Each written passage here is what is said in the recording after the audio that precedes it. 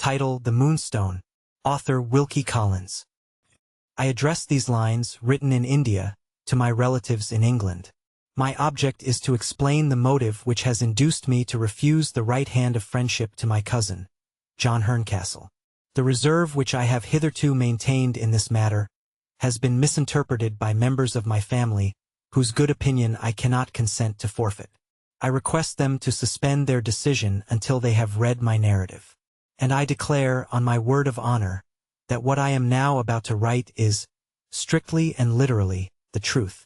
The private difference between my cousin and me took its rise in a great public event in which we were both concerned, the storming of Seringapatam under General Baird on the 4th of May, 1799.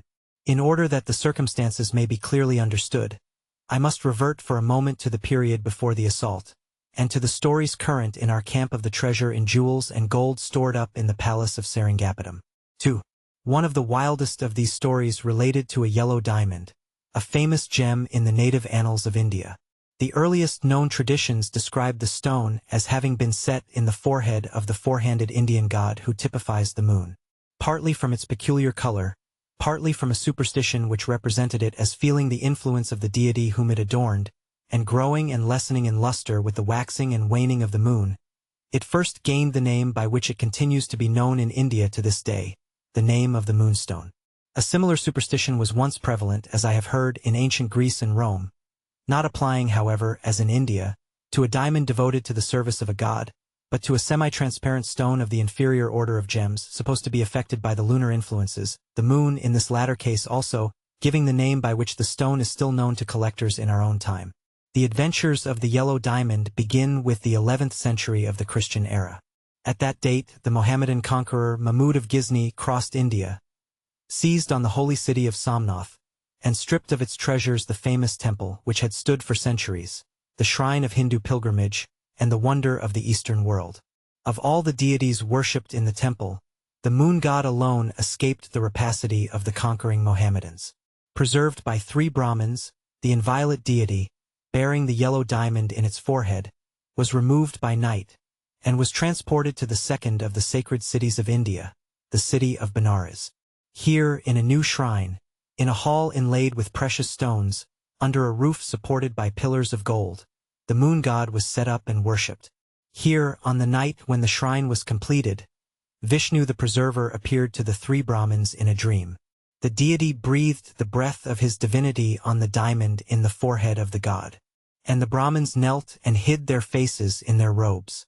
The deity commanded that the moonstone should be watched, from that time forth, by 3 priests in turn, night and day, to the end of the generations of men.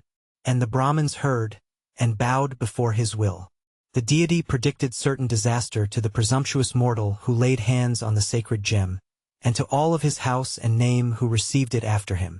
And the Brahmins caused the prophecy to be written over the gates of the shrine in letters of gold. One age followed another, and still, generation after generation, the successors of the 3 Brahmins watched their priceless moonstone, night and day. One age followed another until the first years of the 18th Christian century saw the reign of Aurangzeb, emperor of the Mughals. At his command, havoc and rapine were let loose once more among the temples of the worship of Brahma. The shrine of the four-handed god was polluted by the slaughter of sacred animals. The images of the deities were broken in pieces, and the moonstone was seized by an officer of rank in the army of Aurangzeb. Powerless to recover their lost treasure by open force, the 3 guardian priests followed and watched it in disguise. The generations succeeded each other. The warrior who had committed the sacrilege perished miserably. The moonstone passed, carrying its curse with it, from one lawless Mohammedan hand to another, and still, through all chances and changes, the successors of the 3 guardian priests kept their watch, waiting the day when the will of Vishnu the Preserver should restore to them their sacred gem. Time rolled on from the first to the last years of the 18th Christian century. The diamond fell into the possession of Tipu, Sultan of Seringapatam, who caused it to be placed as an ornament in the handle of a dagger, and who commanded it to be kept among the choicest treasures of his armory. Even then, in the palace of the Sultan himself, the 3 guardian priests still kept their watch in secret.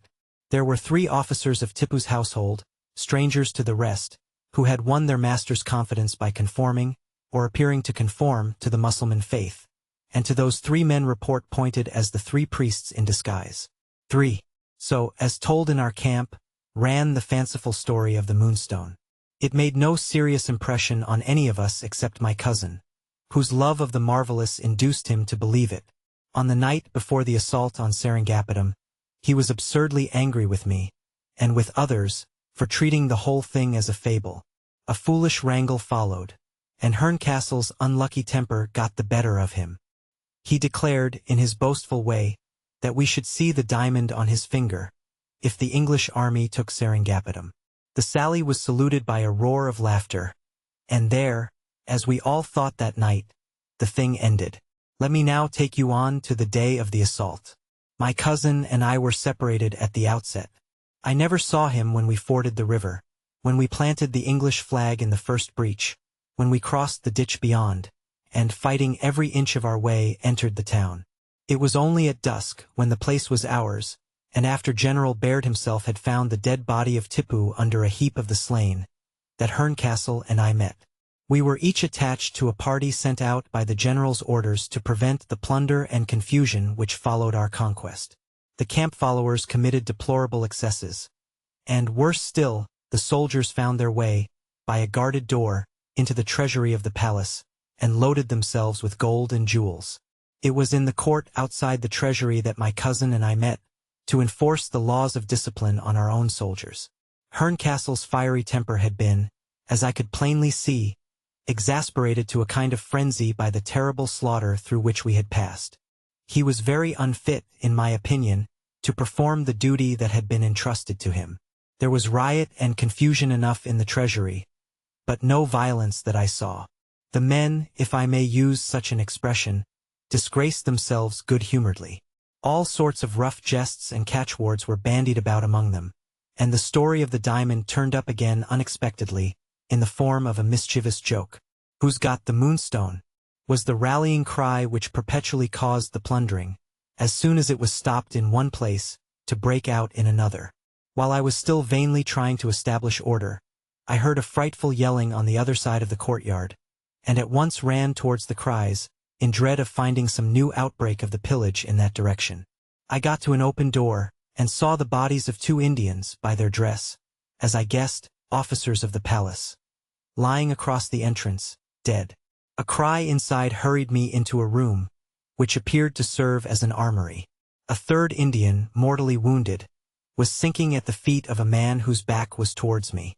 The man turned at the instant when I came in, and I saw John Herncastle, with a torch in one hand, and a dagger dripping with blood in the other. A stone, set like a pommel, in the end of the dagger's handle, flashed in the torchlight, as he turned on me, like a gleam of fire. The dying Indian sank to his knees, pointed to the dagger in Herncastle's hand, and said, in his native language, "The Moonstone will have its vengeance yet on you and yours." He spoke those words and fell dead on the floor.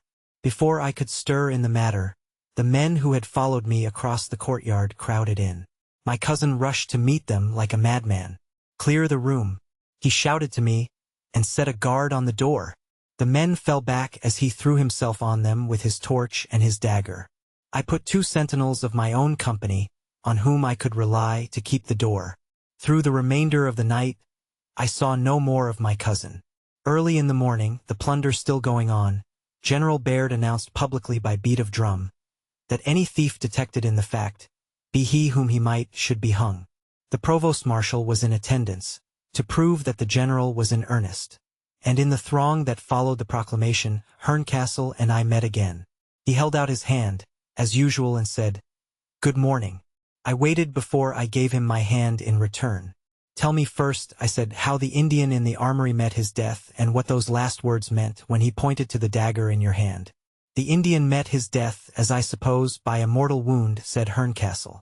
"What his last words meant I know no more than you do." I looked at him narrowly. His frenzy of the previous day had all calmed down. I determined to give him another chance. "Is that all you have to tell me?" I asked. He answered, "That is all." I turned my back on him, and we have not spoken since. For I beg it to be understood that what I write here about my cousin, unless some necessity should arise for making it public, is for the information of the family only. Herncastle has said nothing that can justify me in speaking to our commanding officer. He has been taunted more than once about the diamond, by those who recollect his angry outbreak before the assault. But, as may easily be imagined, his own remembrance of the circumstances under which I surprised him in the armory has been enough to keep him silent. It is reported that he means to exchange into another regiment, avowedly for the purpose of separating himself from me. Whether this be true or not, I cannot prevail upon myself to become his accuser, and I think with good reason. If I made the matter public, I have no evidence but moral evidence to bring forward. I have not only no proof that he killed the 2 men at the door, I cannot even declare that he killed the 3rd man inside, for I cannot say that my own eyes saw the deed committed. It is true that I heard the dying Indian's words, but if those words were pronounced to be the ravings of delirium, how could I contradict the assertion from my own knowledge? Let our relatives, on either side, form their own opinion on what I have written, and decide for themselves whether the aversion I now feel towards this man is well or ill-founded. Although I attach no sort of credit to the fantastic Indian legend of the gem, I must acknowledge, before I conclude, that I am influenced by a certain superstition of my own in this matter. It is my conviction or my delusion, no matter which, that crime brings its own fatality with it.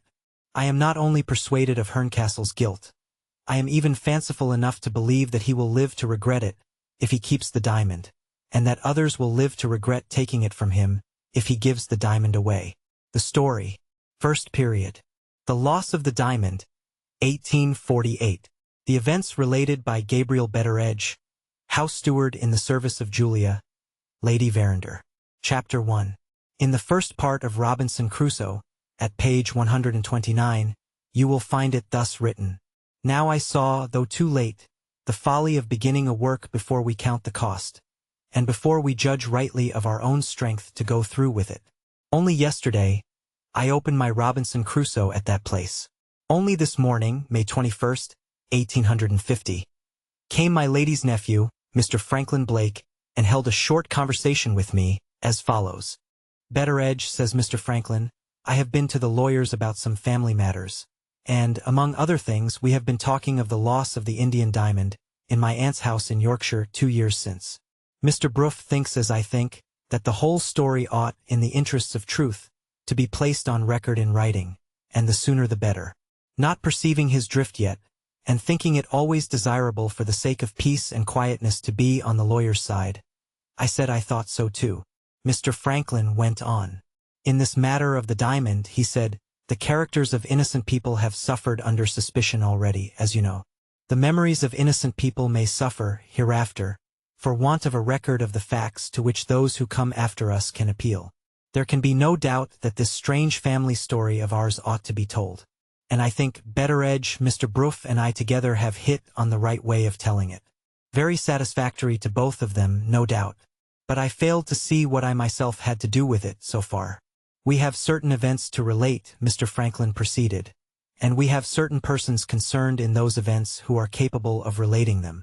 Starting from these plain facts, the idea is that we should all write the story of the Moonstone in turn, as far as our own personal experience extends, and no farther. We must begin by showing how the diamond first fell into the hands of my uncle Herncastle, when he was serving in India 50 years since.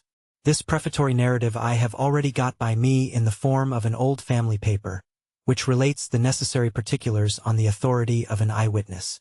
The next thing to do is to tell how the diamond found its way into my aunt's house in Yorkshire, 2 years ago, and how it came to be lost in little more than 12 hours afterwards.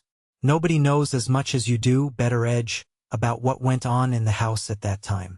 So you must take the pen in hand and start the story. In those terms I was informed of what my personal concern was with the matter of the diamond.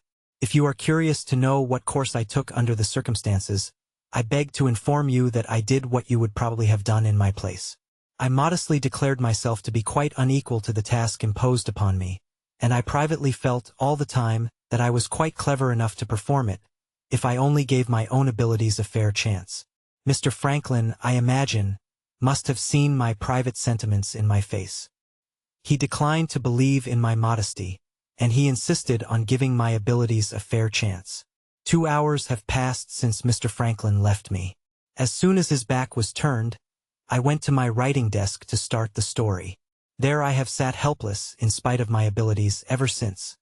Seeing what Robinson Crusoe saw as quoted above, namely, the folly of beginning a work before we count the cost, and before we judge rightly of our own strength to go through with it. Please to remember, I opened the book by accident at that bit, only the day before I rashly undertook the business now in hand. And, allow me to ask, if that isn't prophecy, what is? I am not superstitious. I have read a heap of books in my time. I am a scholar in my own way. Though turned 70, I possess an active memory, and legs to correspond. You are not to take it, if you please, as the saying of an ignorant man, when I express my opinion that such a book as Robinson Crusoe never was written, and never will be written again. I have tried that book for years, generally in combination with a pipe of tobacco, and I have found it my friend in need in all the necessities of this mortal life.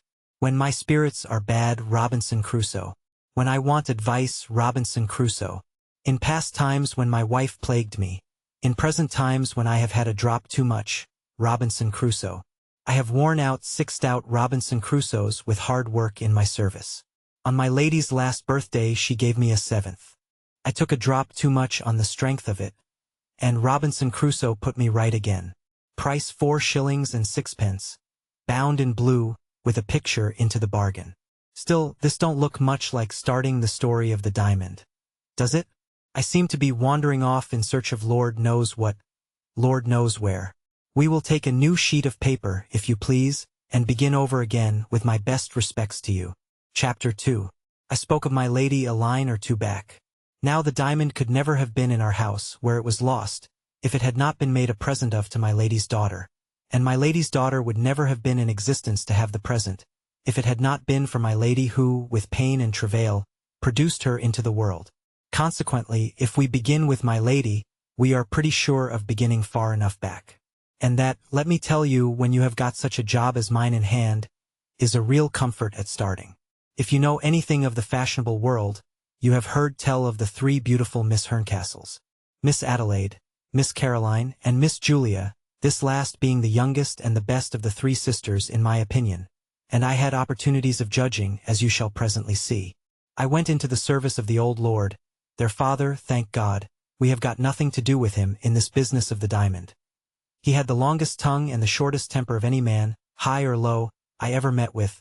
I say, I went into the service of the old lord, as page boy in waiting on the 3 honorable young ladies, at the age of 15 years. There I lived till Miss Julia married the late Sir John Verinder, an excellent man who only wanted somebody to manage him, and, between ourselves, he found somebody to do it. And what is more, he throve on it and grew fat on it, and lived happy and died easy on it, dating from the day when my lady took him to church to be married, to the day when she relieved him of his last breath and closed his eyes forever. I have omitted to state that I went with the bride to the bride's husband's house and lands down here. Sir John, she says, I can't do without Gabriel Betteredge. My lady, says Sir John, I can't do without him either. That was his way with her, and that was how I went into his service. It was all one to me where I went, so long as my mistress and I were together. Seeing that my lady took an interest in the out-of-door work and the farms and such like, I took an interest in them too, with all the more reason that I was a small farmer's 7th son myself. My lady got me put under the bailiff, and I did my best and gave satisfaction and got promotion accordingly. Some years later, on the Monday as it might be, my lady says, Sir John, your bailiff is a stupid old man. Pension him liberally, and let Gabriel Betteredge have his place. On the Tuesday as it might be, Sir John says, my lady, the bailiff is pensioned liberally, and Gabriel Betteredge has got his place. You hear more than enough of married people living together miserably. Here is an example to the contrary. Let it be a warning to some of you, and an encouragement to others. In the meantime, I will go on with my story. Well, there I was in clover, you will say, placed in a position of trust and honor, with a little cottage of my own to live in, with my rounds on the estate to occupy me in the morning, and my accounts in the afternoon, and my pipe and my Robinson Crusoe in the evening. What more could I possibly want to make me happy? Remember what Adam wanted when he was alone in the Garden of Eden, and if you don't blame it in Adam, don't blame it in me. The woman I fixed my eye on was the woman who kept house for me at my cottage. Her name was Selina Goby. I agree with the late William Cobbett about picking a wife. See that she chews her food well and sets her foot down firmly on the ground when she walks, and you're all right. Selina Goby was all right in both these respects, which was one reason for marrying her. I had another reason, likewise, entirely of my own discovering. Selina, being a single woman, made me pay so much a week for her board and services. Selina, being my wife, couldn't charge for her board, and would have to give me her services for nothing. That was the point of view I looked at it from. Economy with a dash of love. I put it to my mistress as in duty bound, just as I had put it to myself. I have been turning Selina Goby over in my mind, I said, and I think, my lady, it will be cheaper to marry her than to keep her. My lady burst out laughing, and said she didn't know which to be most shocked at, my language or my principles. Some joke tickled her, I suppose, of the sort that you can't take unless you are a person of quality. Understanding nothing myself but that I was free to put it next to Selina, I went and put it accordingly. And what did Selina say? Lord, how little you must know of women if you ask that. Of course she said, yes. As my time drew nearer, and there got to be talk of my having a new coat for the ceremony, my mind began to misgive me. I have compared notes with other men as to what they felt while they were in my interesting situation, and they have all acknowledged that, about a week before it happened, they privately wished themselves out of it. I went a trifle further than that myself. I actually rose up, as it were, and tried to get out of it. Not for nothing. I was too just a man to expect she would let me off for nothing. Compensation to the woman when the man gets out of it is one of the laws of England. In obedience to the laws, and after turning it over carefully in my mind, I offered Selina Goby a feather bed and 50 shillings to be off the bargain. You will hardly believe it, but it is nevertheless true. She was fool enough to refuse. After that it was all over with me, of course. I got the new coat as cheap as I could, and I went through all the rest of it as cheap as I could. We were not a happy couple and not a miserable couple. We were 6 of one and half a dozen of the other. How it was I don't understand, but we always seemed to be getting, with the best of motives, in one another's way. When I wanted to go upstairs, there was my wife coming down. Or when my wife wanted to go down, there was I coming up. That is married life according to my experience of it. After 5 years of misunderstandings on the stairs, it pleased an all-wise Providence to relieve us of each other by taking my wife. I was left with my little girl Penelope, and with no other child. Shortly afterwards Sir John died, and my lady was left with her little girl, Miss Rachel, and no other child. I have written to very poor purpose of my lady, if you require to be told that my little Penelope was taken care of, under my good mistress's own eye, and was sent to school and taught, and made a sharp girl and promoted, when old enough, to be Miss Rachel's own maid. As for me, I went on with my business as bailiff year after year up to Christmas 1847, when there came a change in my life. On that day, my lady invited herself to a cup of tea alone with me in my cottage. She remarked that, reckoning from the year when I started as page boy in the time of the old lord, I had been more than 50 years in her service, and she put into my hands a beautiful waistcoat of wool that she had worked herself, to keep me warm in the bitter winter weather. I received this magnificent present quite at a loss to find words to thank my mistress with for the honor she had done me. To my great astonishment, it turned out, however, that the waistcoat was not an honor, but a bribe. My lady had discovered that I was getting old before I had discovered it myself, and she had come to my cottage to wheedle me, if I may use such an expression, into giving up my hard out-of-door work as bailiff, and taking my ease for the rest of my days as steward in the house. I made as good a fight of it against the indignity of taking my ease as I could. But my mistress knew the weak side of me. She put it as a favor to herself. The dispute between us ended, after that, in my wiping my eyes like an old fool, with my new woolen waistcoat, and saying I would think about it. The perturbation in my mind, in regard to thinking about it, being truly dreadful after my lady had gone away, I applied the remedy which I have never yet found to fail me in cases of doubt and emergency. I smoked a pipe and took a turn at Robinson Crusoe. Before I had occupied myself with that extraordinary book 5 minutes, I came on a comforting bit, page 158, as follows: Today we love, what tomorrow we hate.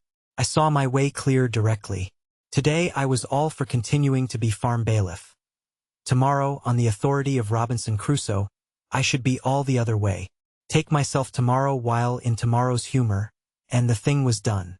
My mind being relieved in this manner, I went to sleep that night in the character of Lady Verander's farm bailiff, and I woke up the next morning in the character of Lady Verander's house steward. All quite comfortable, and all through Robinson Crusoe. My daughter Penelope has just looked over my shoulder to see what I have done so far. She remarks that it is beautifully written, and every word of it true. But she points out one objection. She says what I have done so far isn't in the least what I was wanted to do. I am asked to tell the story of the diamond and, instead of that, I have been telling the story of my own self. Curious and quite beyond me to account for. I wonder whether the gentlemen who make a business and a living out of writing books ever find their own selves getting in the way of their subjects, like me? If they do, I can feel for them. In the meantime, here is another false start, and more waste of good writing paper. What's to be done now? Nothing that I know of, except for you to keep your temper, and for me to begin it all over again for the third time. Chapter 3. The question of how I am to start the story properly I have tried to settle in two ways. First, by scratching my head, which led to nothing. Second, by consulting my daughter Penelope, which has resulted in an entirely new idea. Penelope's notion is that I should set down what happened, regularly day by day, beginning with the day when we got the news that Mr. Franklin Blake was expected on a visit to the house. When you come to fix your memory with a date in this way, it is wonderful what your memory will pick up for you upon that compulsion. The only difficulty is to fetch out the dates in the first place. This Penelope offers to do for me by looking into her own diary, which she was taught to keep when she was at school, and which she has gone on keeping ever since. In answer to an improvement on this notion, devised by myself, namely, that she should tell the story instead of me, out of her own diary, Penelope observes, with a fierce look and a red face, that her journal is for her own private eye, and that no living creature shall ever know what is in it but herself. When I inquire what this means, Penelope says, "Fiddlesticks." I say, "Sweethearts." Beginning, then, on Penelope's plan, I beg to mention that I was specially called one Wednesday morning into my lady's own sitting room, the date being the 24th of May, 1848. "Gabriel," says my lady, "here's news that will surprise you. Franklin Blake has come back from abroad. He has been staying with his father in London, and he is coming to us tomorrow to stop till next month, and keep Rachel's birthday." If I had had a hat in my hand, nothing but respect would have prevented me from throwing that hat up to the ceiling. I had not seen Mr. Franklin since he was a boy, living along with us in this house. He was out of all sight as I remember him, the nicest boy that ever spun a top or broke a window. Miss Rachel, who was present, and to whom I made that remark, observed, in return, that she remembered him as the most atrocious tyrant that ever tortured a doll, and the hardest driver of an exhausted little girl in string harness that England could produce. "I burn with indignation, and I ache with fatigue," was the way Miss Rachel summed it up, "when I think of Franklin Blake." Hearing what I now tell you, you will naturally ask how it was that Mr. Franklin should have passed all the years, from the time when he was a boy to the time when he was a man, out of his own country. I answer, because his father had the misfortune to be next heir to a dukedom, and not to be able to prove it. In 2 words, this was how the thing happened. My lady's eldest sister married the celebrated Mr. Blake, equally famous for his great riches, and his great suit at law. How many years he went on worrying the tribunals of his country to turn out the Duke in possession, and to put himself in the Duke's place.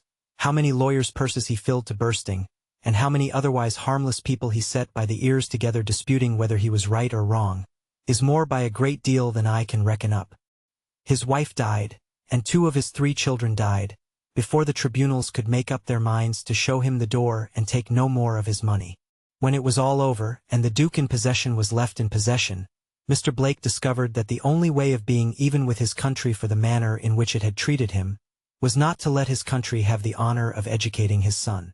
"How can I trust my native institutions?" was the form in which he put it, after the way in which my native institutions have behaved to me. Add to this that Mr. Blake disliked all boys, his own included, and you will admit that it could only end in one way. Master Franklin was taken from us in England, and was sent to institutions which his father could trust, in that superior country, Germany. Mr. Blake himself, you will observe, remaining snug in England, to improve his fellow countrymen in the Parliament House, and to publish a statement on the subject of the Duke in possession, which has remained an unfinished statement from that day to this. There. Thank God. That's told. Neither you nor I need trouble our heads any more about Mr. Blake Sr. Leave him to the dukedom, and let you and I stick to the diamond. The diamond takes us back to Mr. Franklin, who was the innocent means of bringing that unlucky jewel into the house. Our nice boy didn't forget us after he went abroad. He wrote every now and then, sometimes to my lady, sometimes to Miss Rachel, and sometimes to me. We had had a transaction together before he left, which consisted in his borrowing of me a ball of string, a 4-bladed knife, and 7 and 6pence in money, the color of which last I have not seen, and never expect to see again. His letters to me chiefly related to borrowing more. I heard, however, from my lady, how he got on abroad, as he grew in years and stature. After he had learnt what the institutions of Germany could teach him, he gave the French a turn next, and the Italians a turn after that. They made him among them a sort of universal genius, as well as I could understand it. He wrote a little, he painted a little, he sang and played and composed a little, borrowing, as I suspect, in all these cases just as he had borrowed from me. His mother's fortune, 700 a year, fell to him when he came of age, and ran through him as it might be through a sieve. The more money he had, the more he wanted. There was a hole in Mr. Franklin's pocket that nothing would sew up. Wherever he went, the lively, easy way of him made him welcome. He lived here, there, and everywhere. His address, as he used to put it himself, being Post Office, Europe, to be left till called for. Twice over, he made up his mind to come back to England and see us. And twice over, saving your presence, some unmentionable woman stood in the way and stopped him. His third attempt succeeded, as you know already from what my lady told me. On Thursday the 25th of May, we were to see for the first time what our nice boy had grown to be as a man. He came of good blood. He had a high courage, and he was 25 years of age by our reckoning. Now you know as much of Mr. Franklin Blake as I did, before Mr. Franklin Blake came down to our house. The Thursday was as fine a summer's day as ever you saw, and my lady and Miss Rachel, not expecting Mr. Franklin till dinner-time, drove out to lunch with some friends in the neighborhood. When they were gone, I went and had a look at the bedroom which had been got ready for our guest, and saw that all was straight. Then, being butler in my lady's establishment, as well as steward, at my own particular request, mind, and because it vexed me to see anybody but myself in possession of the key of the late Sir John's cellar. Then, I say, I fetched up some of our famous Latour claret, and set it in the warm summer air to take off the chill before dinner, concluding to set myself in the warm summer air next. Seeing that what is good for old claret is equally good for old age, I took up my beehive chair to go out into the back court, when I was stopped by hearing a sound like the soft beating of a drum, on the terrace in front of my lady's residence. Going round to the terrace, I found 3 mahogany-colored Indians, in white linen frocks and trousers, looking up at the house. The Indians, as I saw on looking closer, had small hand drums slung in front of them. Behind them stood a little delicate-looking light-haired English boy carrying a bag. I judged the fellows to be strolling conjurers, and the boy with the bag to be carrying the tools of their trade. One of the 3, who spoke English and who exhibited, I must own, the most elegant manners, presently informed me that my judgment was right. He requested permission to show his tricks in the presence of the lady of the house. Now I am not a sour old man. I am generally all for amusement, and the last person in the world to distrust another person because he happens to be a few shades darker than myself. But the best of us have our weaknesses, and my weakness, when I know a family plate basket to be out on a pantry table, is to be instantly reminded of that basket by the sight of a strolling stranger whose manners are superior to my own. I accordingly informed the Indian that the lady of the house was out, and I warned him and his party off the premises. He made me a beautiful bow in return, and he and his party went off the premises. On my side, I returned to my beehive chair, and set myself down on the sunny side of the court, and fell, if the truth must be owned, not exactly into a sleep, but into the next best thing to it. I was roused up by my daughter Penelope running out at me as if the house was on fire. What do you think she wanted? She wanted to have the 3 Indian jugglers instantly taken up. For this reason, namely, that they knew who was coming from London to visit us, and that they meant some mischief to Mr. Franklin Blake. Mr. Franklin's name roused me. I opened my eyes, and made my girl explain herself. It appeared that Penelope had just come from our lodge, where she had been having a gossip with the lodgekeeper's daughter.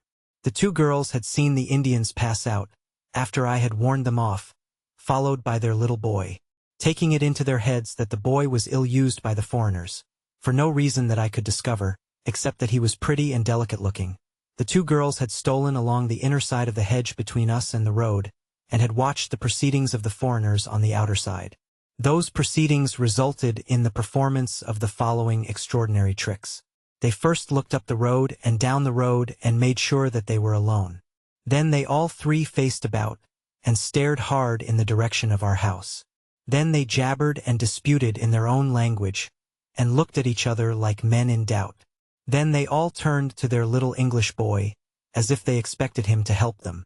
And then the chief Indian, who spoke English, said to the boy, "Hold out your hand." On hearing those dreadful words, my daughter Penelope said she didn't know what prevented her heart from flying straight out of her. I thought privately that it might have been her stays. All I said, however, was, "You make my flesh creep." Nota bene. Women like these little compliments. Well, when the Indian said, "Hold out your hand," the boy shrunk back and shook his head and said he didn't like it. The Indian thereupon asked him, not at all unkindly, whether he would like to be sent back to London, and left where they had found him, sleeping in an empty basket in a market, a hungry, ragged, and forsaken little boy. This, it seems, ended the difficulty. The little chap unwillingly held out his hand. Upon that, the Indian took a bottle from his bosom, and poured out of it some black stuff, like ink, into the palm of the boy's hand. The Indian, first touching the boy's head, and making signs over it in the air, then said, "Look." The boy became quite stiff, and stood like a statue, looking into the ink in the hollow of his hand. So far, it seemed to me to be juggling, accompanied by a foolish waste of ink. I was beginning to feel sleepy again, when Penelope's next words stirred me up. The Indians looked up the road and down the road once more, and then the chief Indian said these words to the boy, "See the English gentleman from foreign parts." The boy said, "I see him." The Indian said, "Is it on the road to this house, and on no other, that the English gentleman will travel today?" The boy said, "It is on the road to this house, and on no other, that the English gentleman will travel today." The Indian put a second question, after waiting a little first. He said, "Has the English gentleman got it about him?" The boy answered, also after waiting a little first, "Yes." The Indian put a third and last question. "Will the English gentleman come here as he has promised to come at the close of day?" The boy said, "I can't tell." The Indian asked why. The boy said, "I am tired. The mist rises in my head and puzzles me. I can see no more today." With that, the catechism ended. The chief Indian said something in his own language to the other two, pointing to the boy and pointing towards the town, in which, as we afterwards discovered, they were lodged. He then, after making more signs on the boy's head, blew on his forehead, and so woke him up with a start. After that, they all went on their way towards the town, and the girls saw them no more. Most things they say have a moral if you only look for it. What was the moral of this? The moral was, as I thought, first, that the chief juggler had heard Mr. Franklin's arrival talked of among the servants out of doors, and saw his way to making a little money by it. Second, that he and his men and boy, with a view to making the said money, meant to hang about till they saw my lady drive home, and then to come back and foretell Mr. Franklin's arrival by magic. Third, that Penelope had heard them rehearsing their hocus-pocus, like actors rehearsing a play.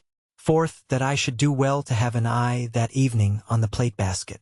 Fifth, that Penelope would do well to cool down, and leave me, her father, to doze off again in the sun.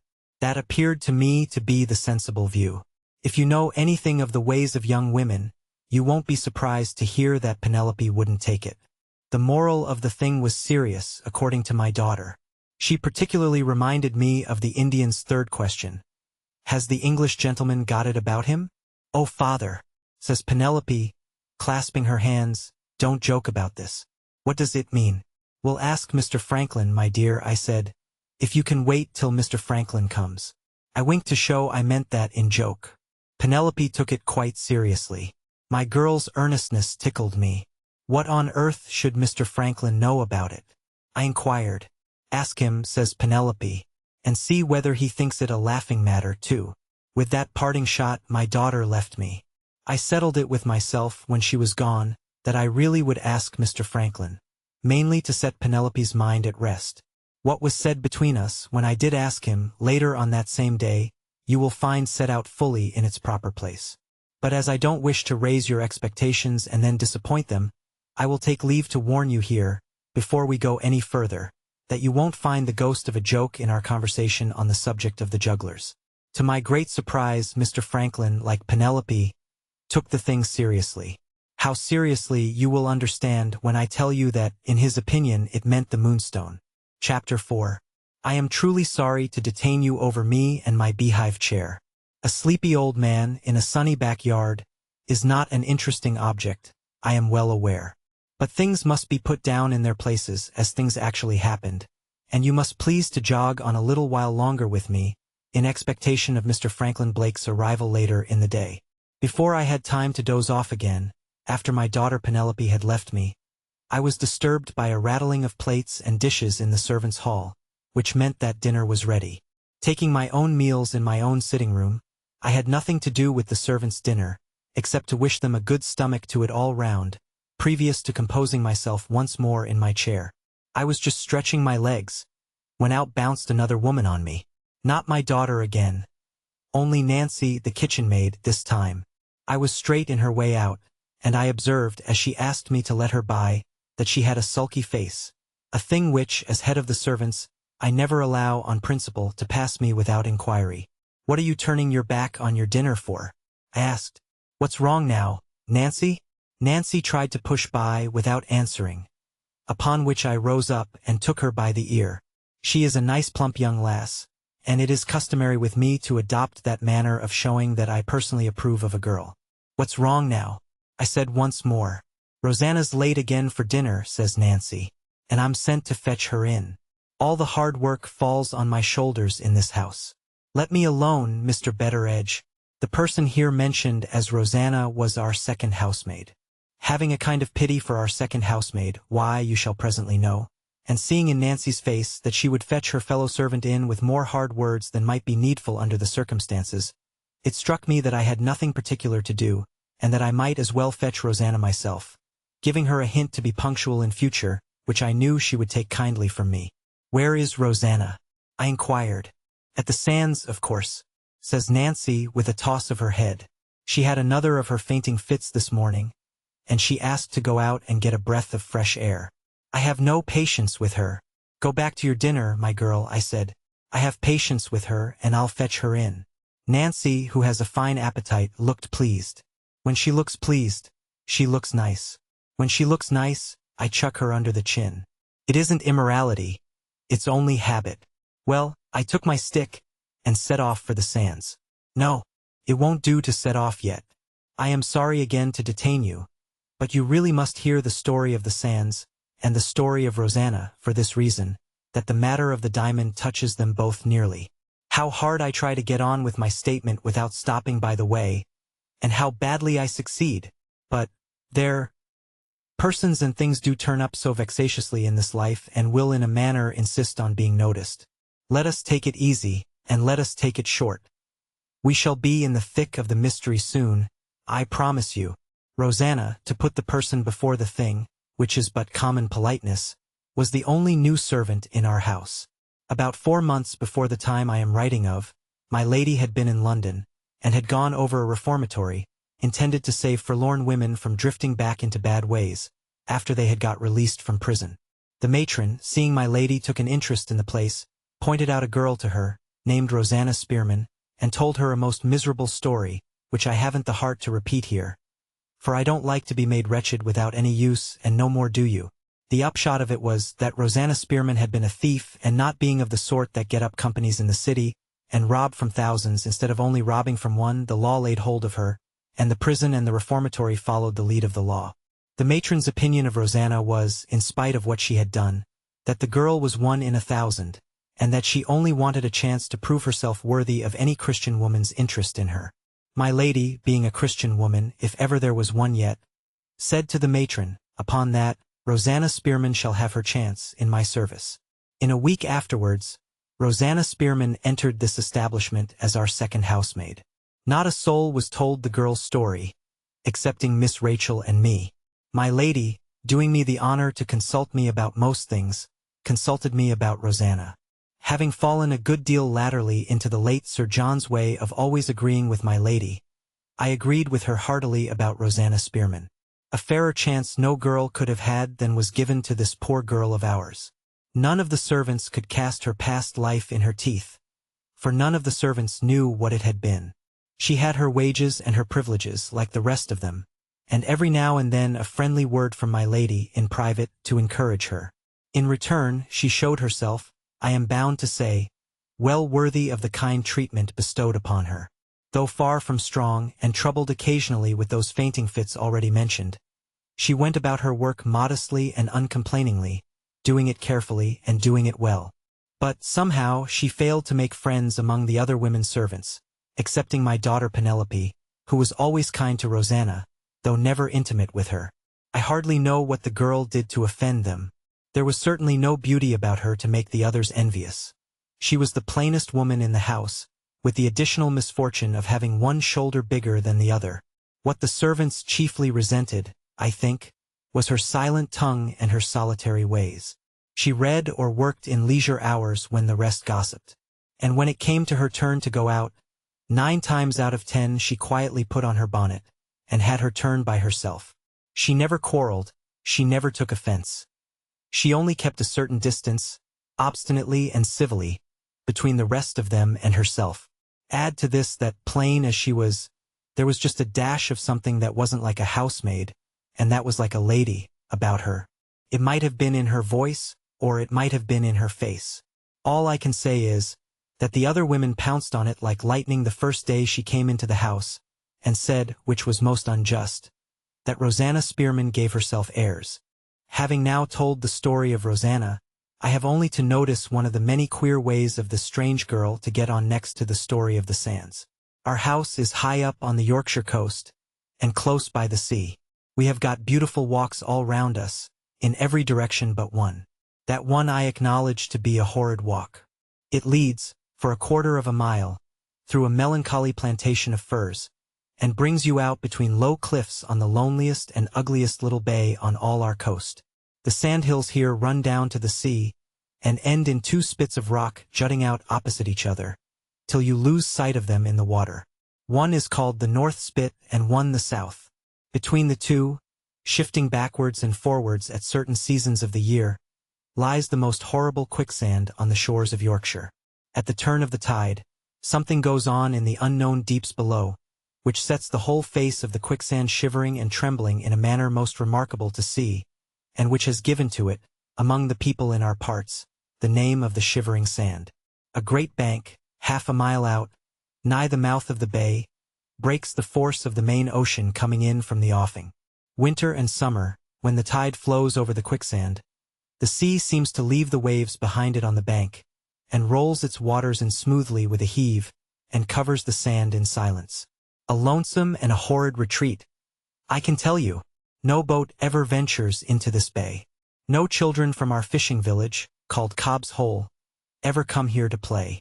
The very birds of the air, as it seems to me, give the shivering sand a wide berth.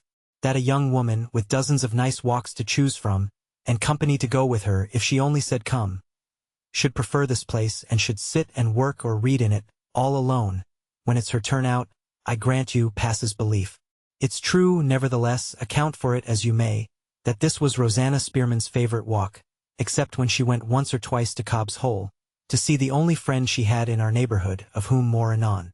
It's also true that I was now setting out for this same place, to fetch the girl in to dinner, which brings us round happily to our former point, and starts us fair again on our way to the sands. I saw no sign of the girl in the plantation. When I got out through the sandhills onto the beach, there she was in her little straw bonnet, and her plain gray cloak that she always wore to hide her deformed shoulder as much as might be. There she was all alone, looking out on the quicksand and the sea. She started when I came up with her, and turned her head away from me, not looking me in the face being another of the proceedings, which, as head of the servants, I never allow on principle to pass without inquiry. I turned her round my way and saw that she was crying. My bandana handkerchief, one of 6 beauties given to me by my lady, was handy in my pocket. I took it out and I said to Rosanna, "Come and sit down, my dear, on the slope of the beach along with me.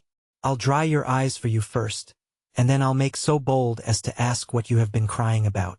When you come to my age, you will find sitting down on the slope of a beach a much longer job than you think it now." By the time I was settled, Rosanna had dried her own eyes with a very inferior handkerchief to mine. Cheap cambric. She looked very quiet and very wretched, but she sat down by me like a good girl when I told her, "When you want to comfort a woman by the shortest way, take her on your knee." I thought of this golden rule. But there, Rosanna wasn't Nancy, and that's the truth of it. "Now, tell me, my dear," I said, "what are you crying about?" "About the years that are gone, Mr. Betteredge," says Rosanna quietly. "My past life still comes back to me sometimes." Come, my girl," I said, "your past life is all sponged out. Why can't you forget it?" She took me by one of the lappets of my coat. "I am a slovenly old man, and a good deal of my meat and drink gets splashed about on my clothes. Sometimes one of the women, and sometimes another, cleans me of my grease." The day before, Rosanna had taken out a spot for me on the lappet of my coat, with a new composition, warranted to remove anything. The grease was gone, but there was a little dull place left on the nap of the cloth where the grease had been. The girl pointed to that place, and shook her head. "The stain is taken off," she said. "But the place shows, Mr. Betteredge. The place shows." A remark which takes a man unawares by means of his own coat is not an easy remark to answer. Something in the girl herself, too, made me particularly sorry for her just then. She had nice brown eyes, plain as she was in other ways, and she looked at me with a sort of respect for my happy old age and my good character, as things forever out of her own reach, which made my heart heavy for our second housemaid. Not feeling myself able to comfort her, there was only one other thing to do. That thing was to take her in to dinner. "Help me up," I said. "You're late for dinner, Rosanna, and I have come to fetch you in." "You, Mr. Betteredge," says she. "They told Nancy to fetch you," I said. "But I thought you might like your scolding better, my dear, if it came from me." Instead of helping me up, the poor thing stole her hand into mine and gave it a little squeeze. She tried hard to keep from crying again and succeeded, for which I respected her. "You're very kind, Mr. Betteredge," she said. "I don't want any dinner today. Let me bide a little longer here." "What makes you like to be here?" I asked. "What is it that brings you everlastingly to this miserable place?" "Something draws me to it," says the girl, making images with her finger in the sand. "I try to keep away from it and I can't. Sometimes," says she in a low voice, as if she was frightened at her own fancy, "sometimes, Mr. Betteredge, I think that my grave is waiting for me here." "There's roast mutton and suet pudding waiting for you," says I. "Go in to dinner directly." This is what comes, Rosanna, of thinking on an empty stomach. I spoke severely, being naturally indignant at my time of life. To hear a young woman of 25 talking about her latter end. She didn't seem to hear me. She put her hand on my shoulder, and kept me where I was, sitting by her side. "I think the place has laid a spell on me," she said. "I dream of it night after night. I think of it when I sit stitching at my work. You know I am grateful, Mr. Betteredge. You know I try to deserve your kindness, and my lady's confidence in me. But I wonder sometimes whether the life here is too quiet and too good for such a woman as I am. After all I have gone through, Mr. Betteredge. After all I have gone through. It's more lonely to me to be among the other servants, knowing I am not what they are, than it is to be here. My lady doesn't know, the matron at the reformatory doesn't know, what a dreadful reproach honest people are in themselves to a woman like me.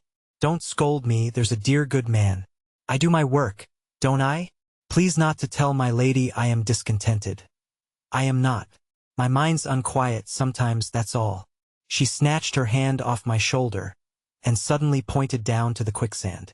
"Look," she said, "isn't it wonderful? Isn't it terrible?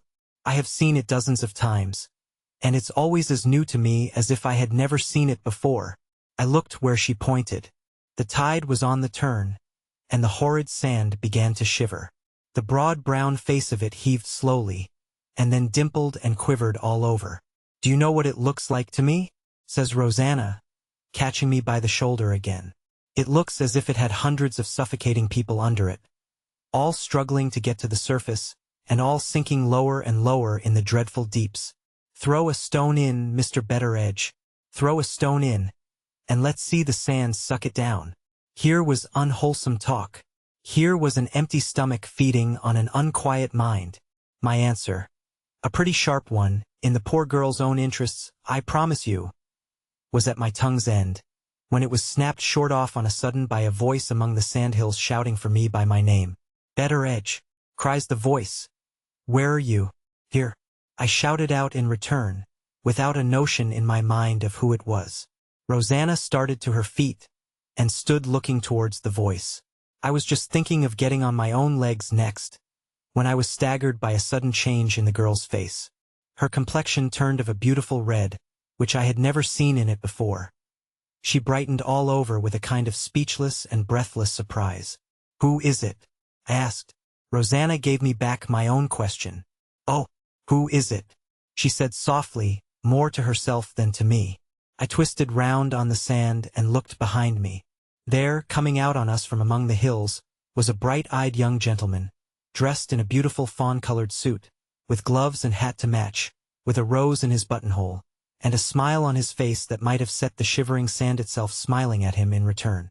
Before I could get on my legs, he plumped down on the sand by the side of me, put his arm round my neck, foreign fashion, and gave me a hug that fairly squeezed the breath out of my body. "Dear old Betteredge," says he, "I owe you 7 and 6pence. Now do you know who I am? Lord bless us and save us." Here, 4 good hours before we expected him, was Mr. Franklin Blake. Before I could say a word, I saw Mr. Franklin, a little surprised to all appearance, look up from me to Rosanna. Following his lead, I looked at the girl too. She was blushing of a deeper red than ever, seemingly at having caught Mr. Franklin's eye, and she turned and left us suddenly, in a confusion quite unaccountable to my mind, without either making her curtsy to the gentleman or saying a word to me. Very unlike her usual self. A civiler and better-behaved servant, in general, you never met with. "That's an odd girl," says Mr. Franklin. "I wonder what she sees in me to surprise her." "I suppose, sir," I answered, drolling on our young gentleman's continental education, "it's the varnish from foreign parts." I set down here Mr. Franklin's careless question, and my foolish answer, as a consolation and encouragement to all stupid people, it being, as I have remarked, a great satisfaction to our inferior fellow creatures to find that their betters are, on occasions, no brighter than they are. Neither Mr. Franklin, with his wonderful foreign training, nor I, with my age, experience, and natural mother-wit, had the ghost of an idea of what Rosanna Spearman's unaccountable behavior really meant. She was out of our thoughts, poor soul, before we had seen the last flutter of her little gray cloak among the sandhills. And what of that? You will ask naturally enough. Read on, good friend, as patiently as you can, and perhaps you will be as sorry for Rosanna Spearman as I was, when I found out the truth. Chapter 5. The first thing I did, after we were left together alone, was to make a third attempt to get up from my seat on the sand.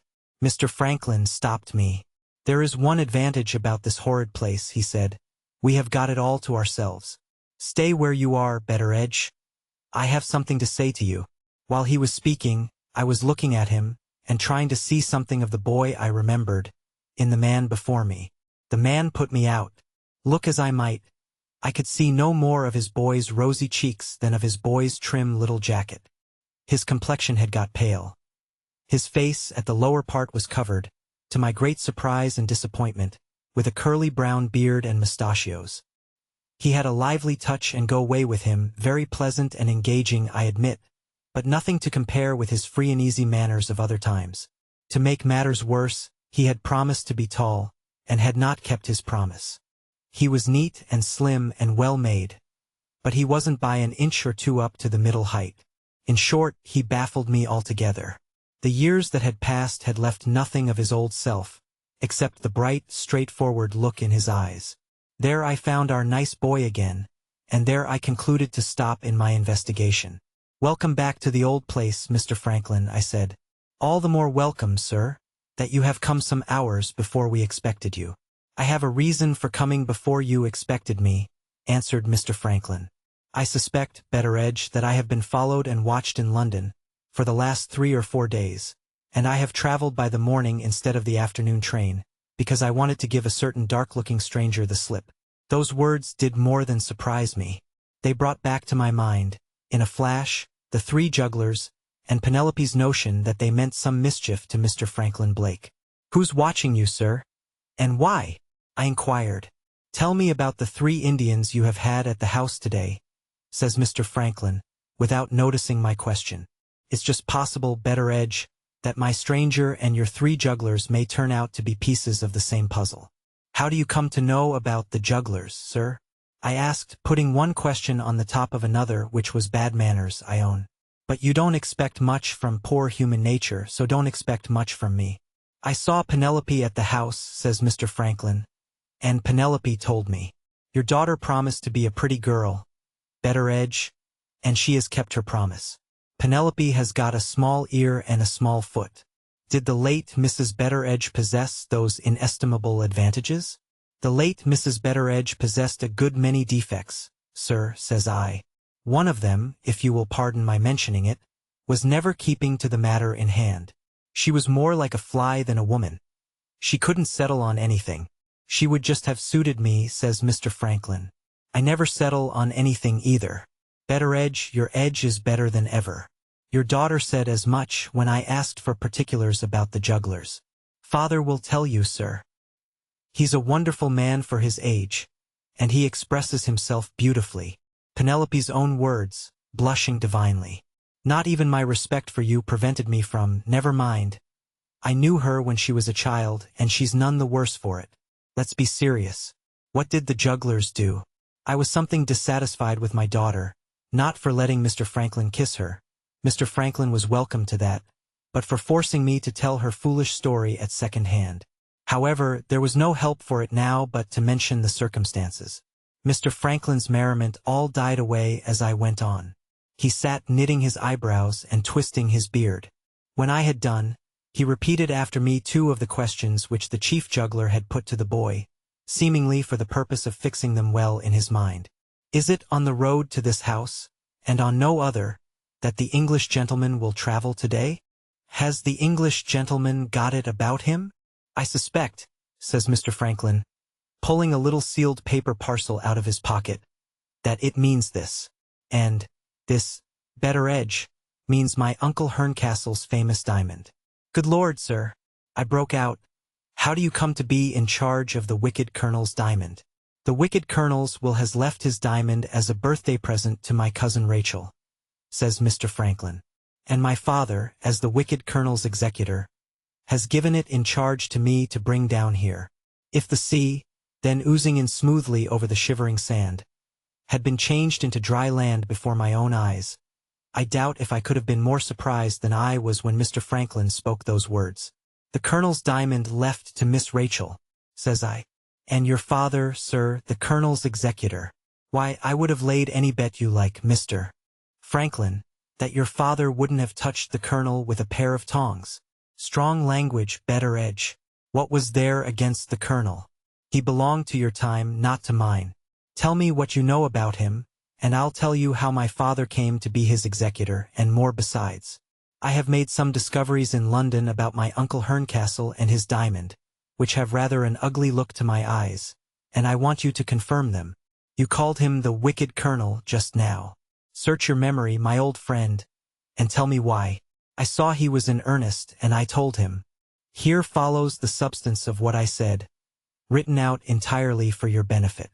Pay attention to it, or you will be all abroad when we get deeper into the story. Clear your mind of the children, or the dinner, or the new bonnet, or what not.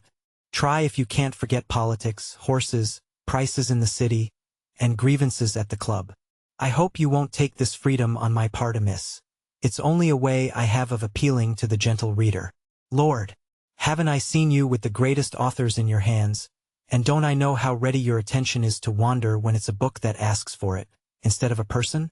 I spoke, a little way back, of my lady's father, the old lord with the short temper and the long tongue. He had 5 children in all. 2 sons to begin with. Then, after a long time, his wife broke out breeding again, and the 3 young ladies came briskly one after the other, as fast as the nature of things would permit. My mistress, as before mentioned, being the youngest and best of the 3. Of the 2 sons, the eldest, Arthur, inherited the title and estates. The second, the Honorable John, got a fine fortune left him by a relative, and went into the army. It's an ill bird, they say, that fouls its own nest.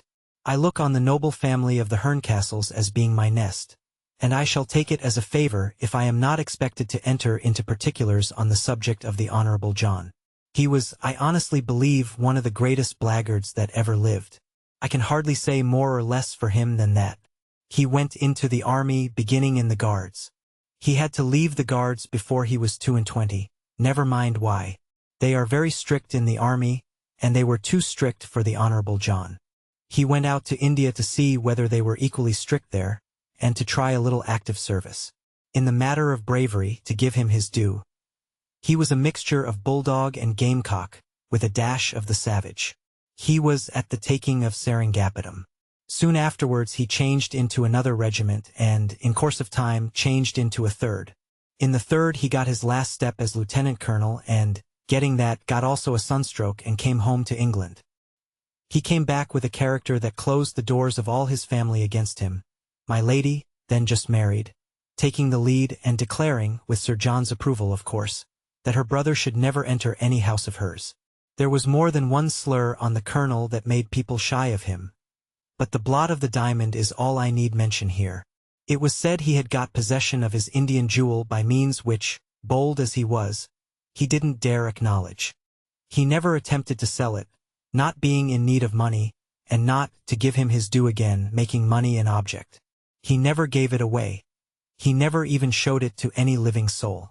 Some said he was afraid of its getting him into a difficulty with the military authorities. Others, very ignorant indeed of the real nature of the man, said he was afraid, if he showed it, of its costing him his life. There was perhaps a grain of truth mixed up with this last report. It was false to say that he was afraid, but it was a fact that his life had been twice threatened in India, and it was firmly believed that the Moonstone was at the bottom of it. When he came back to England, and found himself avoided by everybody, the Moonstone was thought to be at the bottom of it again. The mystery of the colonel's life got in the colonel's way, and outlawed him, as you may say, among his own people. The men wouldn't let him into their clubs. The women, more than one, whom he wanted to marry, refused him. Friends and relations got too nearsighted to see him in the street. Some men in this mess would have tried to set themselves right with the world.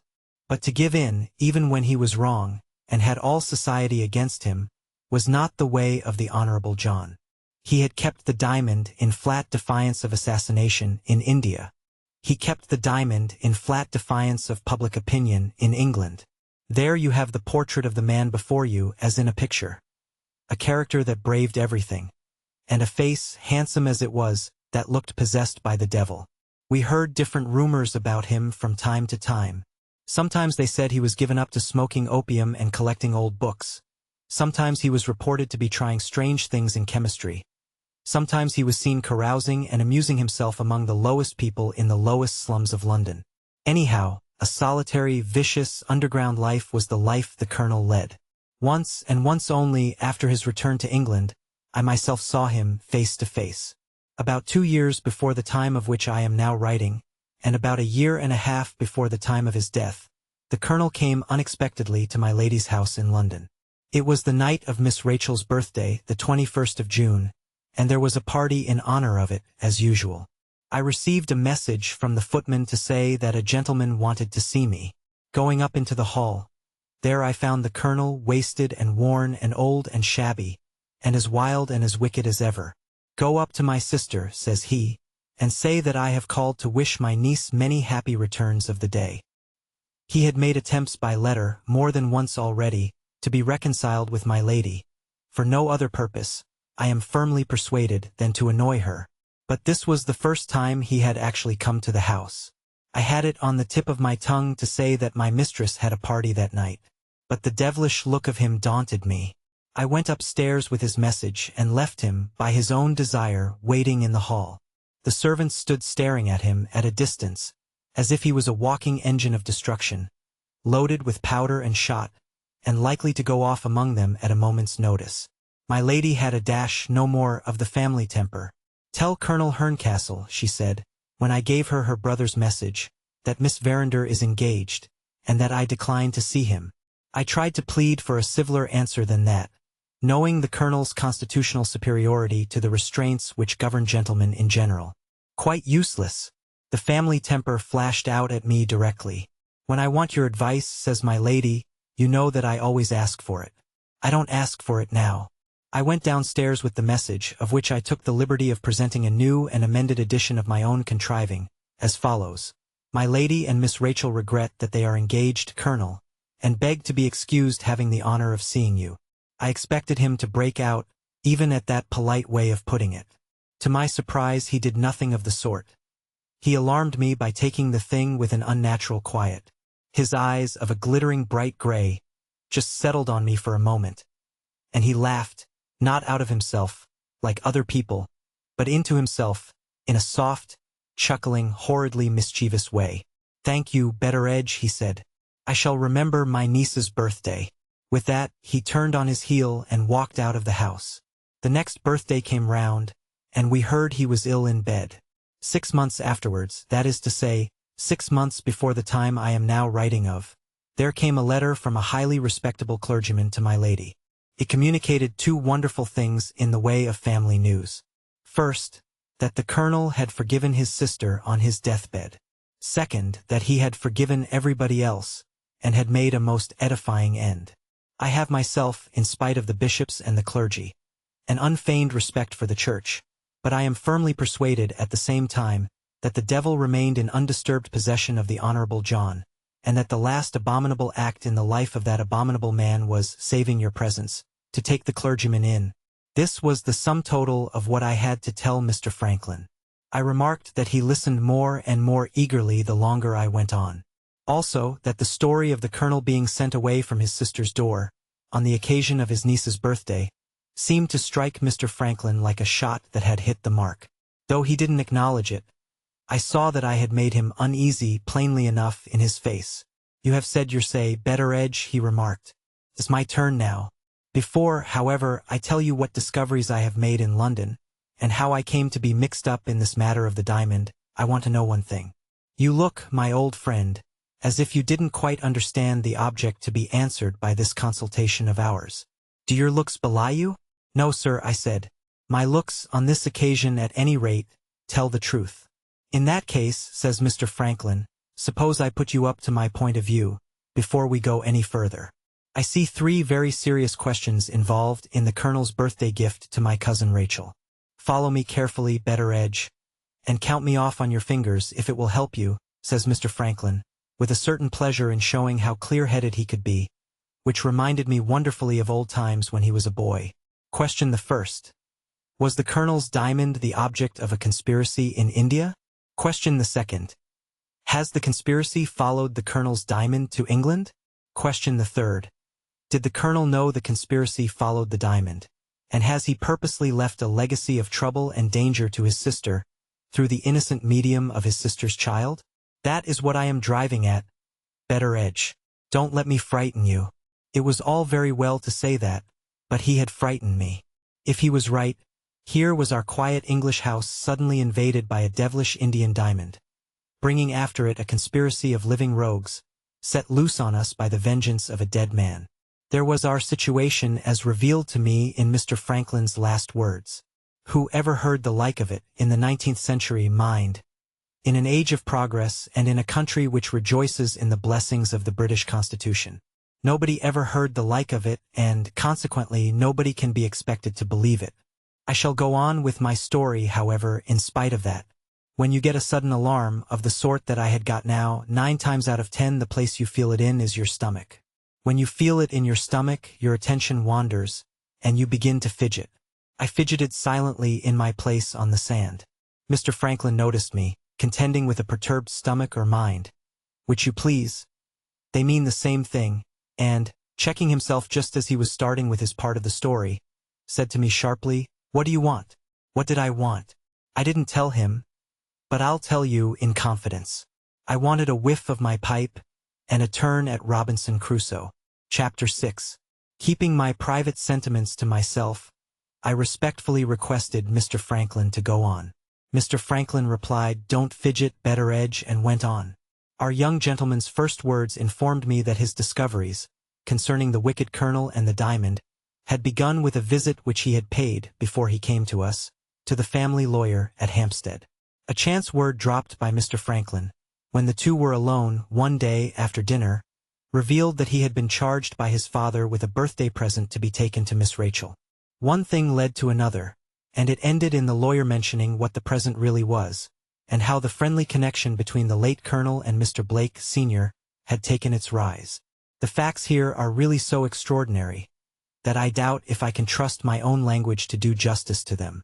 I prefer trying to report Mr. Franklin's discoveries, as nearly as may be, in Mr. Franklin's own words. "You remember the time, Betteredge," he said, "when my father was trying to prove his title to that unlucky dukedom? Well, that was also the time when my uncle Herncastle returned from India. My father discovered that his brother-in-law was in possession of certain papers which were likely to be of service to him in his lawsuit. He called on the colonel, on pretense of welcoming him back to England. The colonel was not to be deluded in that way. "You want something," he said, "or you would never have compromised your reputation by calling on me." My father saw that the one chance for him was to show his hand. He admitted at once that he wanted the papers. The colonel asked for a day to consider his answer. His answer came in the shape of a most extraordinary letter, which my friend the lawyer showed me. The colonel began by saying that he wanted something of my father, and that he begged to propose an exchange of friendly services between them.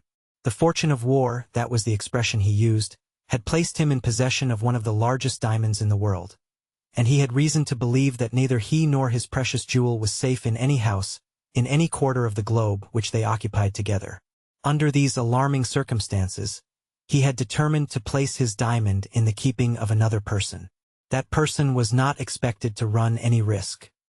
He might deposit the precious stone in any place especially guarded and set apart, like a banker's or jeweler's strong room, for the safe custody of valuables of high price. His main personal responsibility in the matter was to be of the passive kind. He was to undertake either by himself or by a trustworthy representative, to receive at a prearranged address, on certain prearranged days in every year, a note from the colonel, simply stating the fact that he was a living man at that date. In the event of the date passing over without the note being received, the colonel's silence might be taken as a sure token of the colonel's death by murder. In that case, and in no other, certain sealed instructions relating to the disposal of the diamond, and deposited with it, were to be opened and followed implicitly.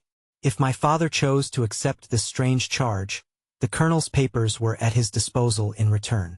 That was the letter. "What did your father do, sir?" I asked. "Do?" says Mr. Franklin. "I'll tell you what he did. He brought the invaluable faculty called common sense to bear on the colonel's letter. The whole thing, he declared, was simply absurd. Somewhere in his Indian wanderings, the colonel had picked up with some wretched crystal which he took for a diamond. As for the danger of his being murdered, and the precautions devised to preserve his life and his piece of crystal, this was the 19th century, and any man in his senses had only to apply to the police. The colonel had been a notorious opium eater for years past, and if the only way of getting at the valuable papers he possessed was by accepting a matter of opium as a matter of fact, my father was quite willing to take the ridiculous responsibility imposed on him, all the more readily that it involved no trouble to himself. The diamond and the sealed instructions went into his banker's strong room, and the colonel's letters, periodically reporting him a living man, were received and opened by our family lawyer, Mr. Bruff, as my father's representative. No sensible person in a similar position could have viewed the matter in any other way. Nothing in this world, Betteredge, is probable unless it appeals to our own trumpery experience, and we only believe in a romance when we see it in a newspaper. It was plain to me from this that Mr. Franklin thought his father's notion about the colonel hasty and wrong. "What is your own private opinion about the matter, sir?" I asked. "Let's finish the story of the colonel first," says Mr. Franklin.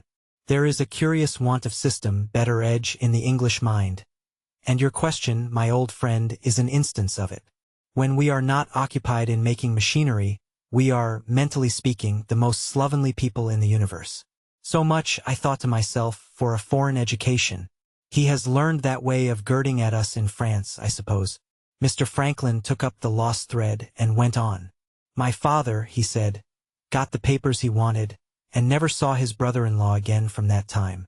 Year after year, on the prearranged days, the prearranged letter came from the Colonel, and was opened by Mr. Bruff. I have seen the letters in a heap, all of them written in the same brief, businesslike form of words. Sir, this is to certify that I am still a living man. Let the diamond be. John Herncastle. That was all he ever wrote, and that came regularly to the day, until some 6 or 8 months since, when the form of the letter varied for the first time. It ran now, Sir, they tell me I am dying. Come to me, and help me to make my will.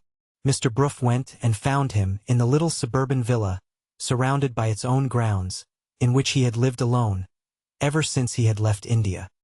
He had dogs, cats, and birds to keep him company, but no human being near him except the person who came daily to do the housework, and the doctor at the bedside. The will was a very simple matter. The Colonel had dissipated the greater part of his fortune in his chemical investigations. His will began and ended in 3 clauses, which he dictated from his bed, in perfect possession of his faculties. The first clause provided for the safekeeping and support of his animals. The second founded a professorship of experimental chemistry at a northern university. The third bequeathed the Moonstone as a birthday present to his niece, on condition that my father would act as executor. My father at first refused to act. On second thoughts, however, he gave way, partly because he was assured that the executorship would involve him in no trouble, partly because Mr. Bruff suggested, in Rachel's interest, that the diamond might be worth something, after all. Did the Colonel give any reason, sir? I inquired, why he left the diamond to Miss Rachel. He not only gave the reason, he had the reason written in his will, said Mr. Franklin. I have got an extract, which you shall see presently. Don't be slovenly minded, better edge.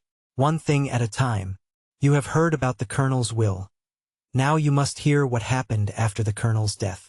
It was formally necessary to have the diamond valued, before the will could be proved. All the jewelers consulted, at once confirmed the Colonel's assertion that he possessed one of the largest diamonds in the world. The question of accurately valuing it presented some serious difficulties. Its size made it a phenomenon in the diamond market.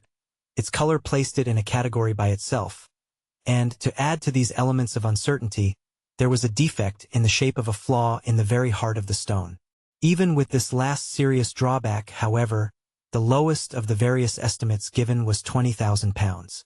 Conceive my father's astonishment. He had been within a hair's breadth of refusing to act as executor, and of allowing this magnificent jewel to be lost to the family. The interest he took in the matter now induced him to open the sealed instructions which had been deposited with the diamond. Mr. Bruff showed this document to me with the other papers, and it suggests, to my mind, a clue to the nature of the conspiracy which threatened the Colonel's life. Then you do believe, sir, I said, that there was a conspiracy? Not possessing my father's excellent common sense, answered Mr. Franklin, I believe the Colonel's life was threatened, exactly as the Colonel said. The sealed instructions, as I think, explain how it was that he died, after all, quietly in his bed. In the event of his death by violence, that is to say, in the absence of the regular letter from him at the appointed date, my father was then directed to send the Moonstone secretly to Amsterdam. It was to be deposited in that city with a famous diamond cutter, and it was to be cut up into from 4 to 6 separate stones. The stones were then to be sold for what they would fetch, and the proceeds were to be applied to the founding of that professorship of experimental chemistry, which the Colonel has since endowed by his will. Now, Betteredge, exert those sharp wits of yours, and observe the conclusion to which the Colonel's instructions point.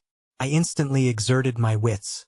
They were of the slovenly English sort, and they consequently muddled it all, until Mr. Franklin took them in hand, and pointed out what they ought to see. Remark, says Mr. Franklin, that the integrity of the diamond, as a whole stone, is here artfully made dependent on the preservation from violence of the Colonel's life. He is not satisfied with saying to the enemies he dreads, "Kill me, and you will be no nearer to the diamond than you are now. It is where you can't get at it, in the guarded strong room of a bank. He says instead, "Kill me, and the diamond will be the diamond no longer. Its identity will be destroyed." What does that mean? Here I had, as I thought, a flash of the wonderful foreign brightness. "I know," I said. "It means lowering the value of the stone, and cheating the rogues in that way." "Nothing of the sort," says Mr. Franklin. "I have inquired about that. The flawed diamond cut up would actually fetch more than the diamond as it now is, for this plain reason that from 4 to 6 perfect brilliants might be cut from it, which would be collectively worth more money than the large but imperfect single stone. If robbery for the purpose of gain was at the bottom of the conspiracy, the colonel's instructions absolutely made the diamond better worth stealing. More money could have been got for it, and the disposal of it in the diamond market would have been infinitely easier if it had passed through the hands of the workmen of Amsterdam." "Lord bless us, sir!" I burst out. "What was the plot, then?" "A plot organized among the Indians who originally owned the jewel," says Mr. Franklin. "A plot with some old Hindu superstition at the bottom of it. That is my opinion, confirmed by a family paper which I have about me at this moment." I saw, now, why the appearance of the 3 Indian jugglers at our house had presented itself to Mr. Franklin in the light of a circumstance worth noting. "I don't want to force my opinion on you," Mr. Franklin went on. "The idea of certain chosen servants of an old Hindu superstition devoting themselves, through all difficulties and dangers, to watching the opportunity of recovering their sacred gem, appears to me to be perfectly consistent with everything that we know of the patience of Oriental races and the influence of Oriental religions. But then I am an imaginative man, and the butcher, the baker, and the tax-gatherer are not the only credible realities in existence to my mind. Let the guess I have made at the truth in this matter go for what it is worth, and let us get on to the only practical question that concerns us.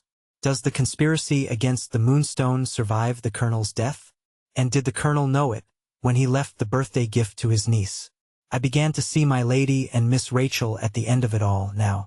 "Not a word," he said, "escaped me. I was not very willing, when I discovered the story of the Moonstone," said Mr. Franklin, "to be the means of bringing it here. But Mr. Bruff reminded me that somebody must put my cousin's legacy into my cousin's hands, and that I might as well do it as anybody else. After taking the diamond out of the bank, I fancied I was followed in the streets by a shabby, dark-complexioned man. I went to my father's house to pick up my luggage, and found a letter there, which unexpectedly detained me in London. I went back to the bank with the diamond, and thought I saw the shabby man again. Taking the diamond once more out of the bank this morning, I saw the man for the 3rd time, gave him the slip and started, before he recovered the trace of me, by the morning instead of the afternoon train. Here I am, with the diamond safe and sound, and what is the first news that meets me? I find that 3 strolling Indians have been at the house, and that my arrival from London, and something which I am expected to have about me, are 2 special objects of investigation to them when they believe themselves to be alone. I don't waste time and words on their pouring the ink into the boy's hand, and telling him to look in it for a man at a distance, and for something in that man's pocket. The thing, which I have often seen done in the East, is hocus-pocus in my opinion, as it is in yours. The present question for us to decide is, whether I am wrongly attaching a meaning to a mere accident, or whether we really have evidence of the Indians being on the track of the Moonstone the moment it is removed from the safekeeping of the bank. Neither he nor I seem to fancy dealing with this part of the inquiry. We looked at each other, and then we looked at the tide, oozing in smoothly, higher and higher, over the shivering sand. "What are you thinking of?" says Mr. Franklin suddenly. "I was thinking, sir," I answered, "that I should like to shy the diamond into the quicksand, and settle the question in that way." "If you have got the value of the stone in your pocket," answered Mr. Franklin, "say so, better edge, and in it goes. It's curious to note, when your mind's anxious, how very far in the way of relief a very small joke will go. We found a fund of merriment, at the time, in the notion of making away with Miss Rachel's lawful property, and getting Mr. Blake as executor into dreadful trouble, though where the merriment was, I am quite at a loss to discover now."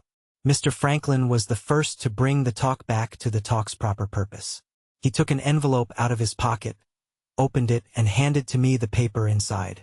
"Betteredge," he said, "we must face the question of the colonel's motive in leaving this legacy to his niece, for my aunt's sake. Bear in mind how Lady Verinder treated her brother from the time when he returned to England, to the time when he told you he should remember his niece's birthday. And read that. He gave me the extract from the Colonel's will. I have got it by me while I write these words, and I copy it as follows, for your benefit.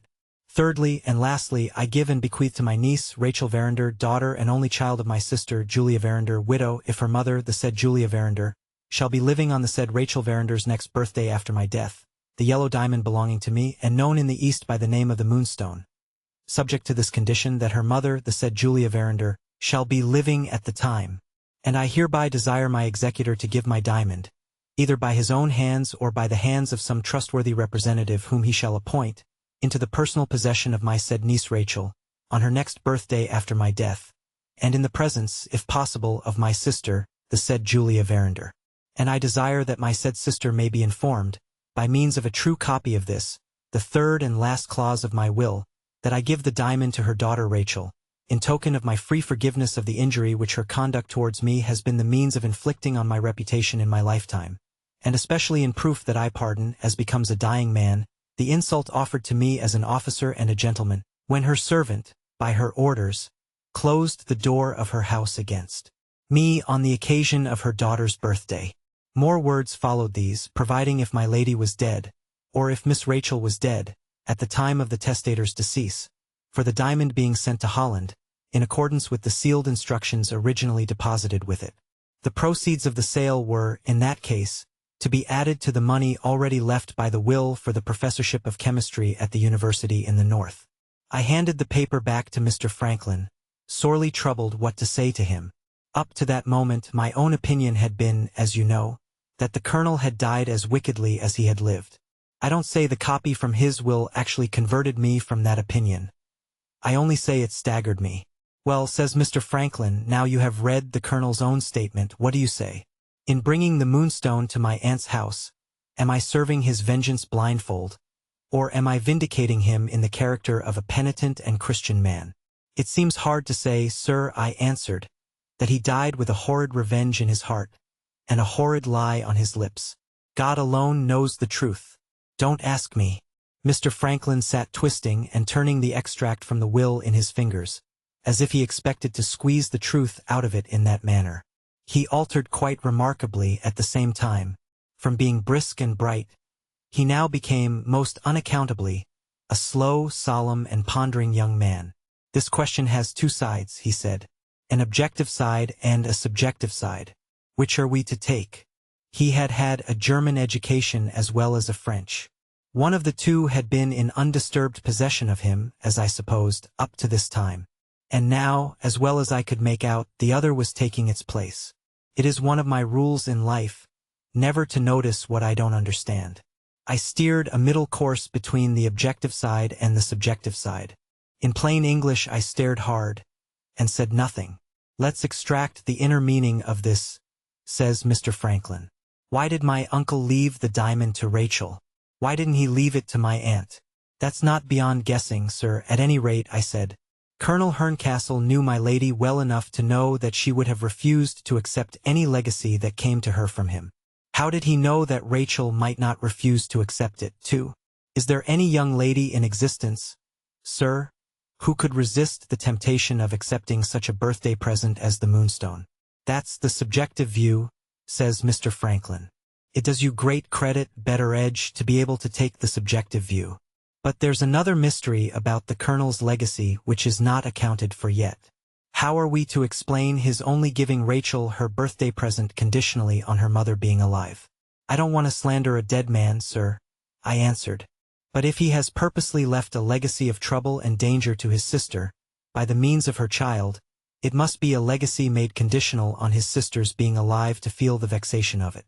Oh, that's your interpretation of his motive, is it? The subjective interpretation again. Have you ever been in Germany, Betteredge? No, sir. What's your interpretation, if you please? I can see, says Mr. Franklin, that the Colonel's object may, quite possibly, have been, not to benefit his niece, whom he had never even seen, but to prove to his sister that he had died forgiving her, and to prove it very prettily by means of a present made to her child. There is a totally different explanation from yours, Betteredge, taking its rise in a subjective objective point of view. From all I can see, one interpretation is just as likely to be right as the other. Having brought matters to this pleasant and comforting issue, Mr. Franklin appeared to think that he had completed all that was required of him. He laid down flat on his back on the sand, and asked what was to be done next. He had been so clever and clear-headed before he began to talk the foreign gibberish, and had so completely taken the lead in the business up to the present time, that I was quite unprepared for such a sudden change as he now exhibited in this helpless leaning upon me. It was not till later that I learned, by assistance of Miss Rachel, who was the first to make the discovery, that these puzzling shifts and transformations in Mr. Franklin were due to the effect on him of his foreign training. At the age when we are all of us most apt to take our coloring, in the form of a reflection from the coloring of other people, he had been sent abroad, and had been passed on from one nation to another, before there was time for anyone coloring more than another to settle itself on him firmly.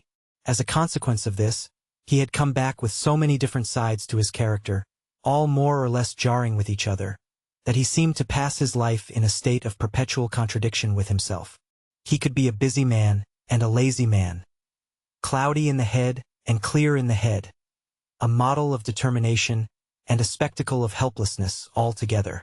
He had his French side and his German side and his Italian side, the original English foundation showing through every now and then, as much as to say, here I am, sorely transmogrified as you see, but there's something of me left at the bottom of him still. Miss Rachel used to remark that the Italian side of him was uppermost, on those occasions when he unexpectedly gave in, and asked you in his nice sweet-tempered way to take his own responsibilities on your shoulders. You will do him no injustice, I think, if you conclude that the Italian side of him was uppermost now. Isn't it your business, sir, I asked, to know what to do next? Surely it can't be mine? Mr. Franklin didn't appear to see the force of my question, not being in a position at the time to see anything but the sky over his head. I don't want to alarm my aunt without reason, he said, and I don't want to leave her without what may be a needful warning. If you were in my place, Betteredge, tell me in one word what would you do? In one word, I told him, wait. With all my heart, says Mr. Franklin. How long? I proceeded to explain myself. As I understand it, sir, I said, somebody is bound to put this plaguey diamond into Miss Rachel's hands on her birthday, and you may as well do it as another. Very good. This is the 25th of May, and the birthday is on the 21st of June. We have got close on 4 weeks before us. Let's wait and see what happens in that time, and let's warn my lady or not as the circumstances direct us. Perfect, Betteredge, as far as it goes, says Mr. Franklin. But between this and the birthday, what's to be done with the diamond? What your father did with it, to be sure, sir, I answered. Your father put it in the safekeeping of a bank in London. You put in the safekeeping of the bank at Frizinghall. Frizinghall was our nearest town, and the Bank of England wasn't safer than the bank there. If I were you, sir, I added, I would ride straight away with it to Frizinghall before the ladies come back. The prospect of doing something, and, what is more, of doing that something on a horse, brought Mr. Franklin up like lightning from the flat of his back. He sprang to his feet, and pulled me up, without ceremony, onto mine. Betteredge, you are worth your weight in gold, he said. Come along and saddle the best horse in the stables directly. Here, God bless it, was the original English foundation of him showing through all the foreign varnish at last. Here was the Master Franklin I remembered, coming out again in the good old way at the prospect of a ride, and reminding me of the good old times. Saddle a horse for him? I would have saddled a dozen horses, if he could only have ridden them all. We went back to the house in a hurry. We had the fleetest horse in the stables saddled in a hurry, and Mr. Franklin rattled off in a hurry, to lodge the cursed diamond once more in the strong room of a bank. When I heard the last of his horse's hoofs on the drive, and when I turned about in the yard and found I was alone again, I felt half inclined to ask myself if I hadn't woke up from a dream. Chapter 7. While I was in this bewildered frame of mind, sorely needing a little quiet time by myself to put me right again, my daughter Penelope got in my way, just as her late mother used to get in my way on the stairs, and instantly summoned me to tell her all that had passed at the conference between Mr. Franklin and me. Under present circumstances, the one thing to be done was to clap the extinguisher upon Penelope's curiosity on the spot. I accordingly replied that Mr. Franklin and I had both talked of foreign politics, till we could talk no longer, and had then mutually fallen asleep in the heat of the sun. Try that sort of answer when your wife or your daughter next worries you with an awkward question at an awkward time, and depend on the natural sweetness of women for kissing and making it up again at the next opportunity. The afternoon wore on, and my lady and Miss Rachel came back.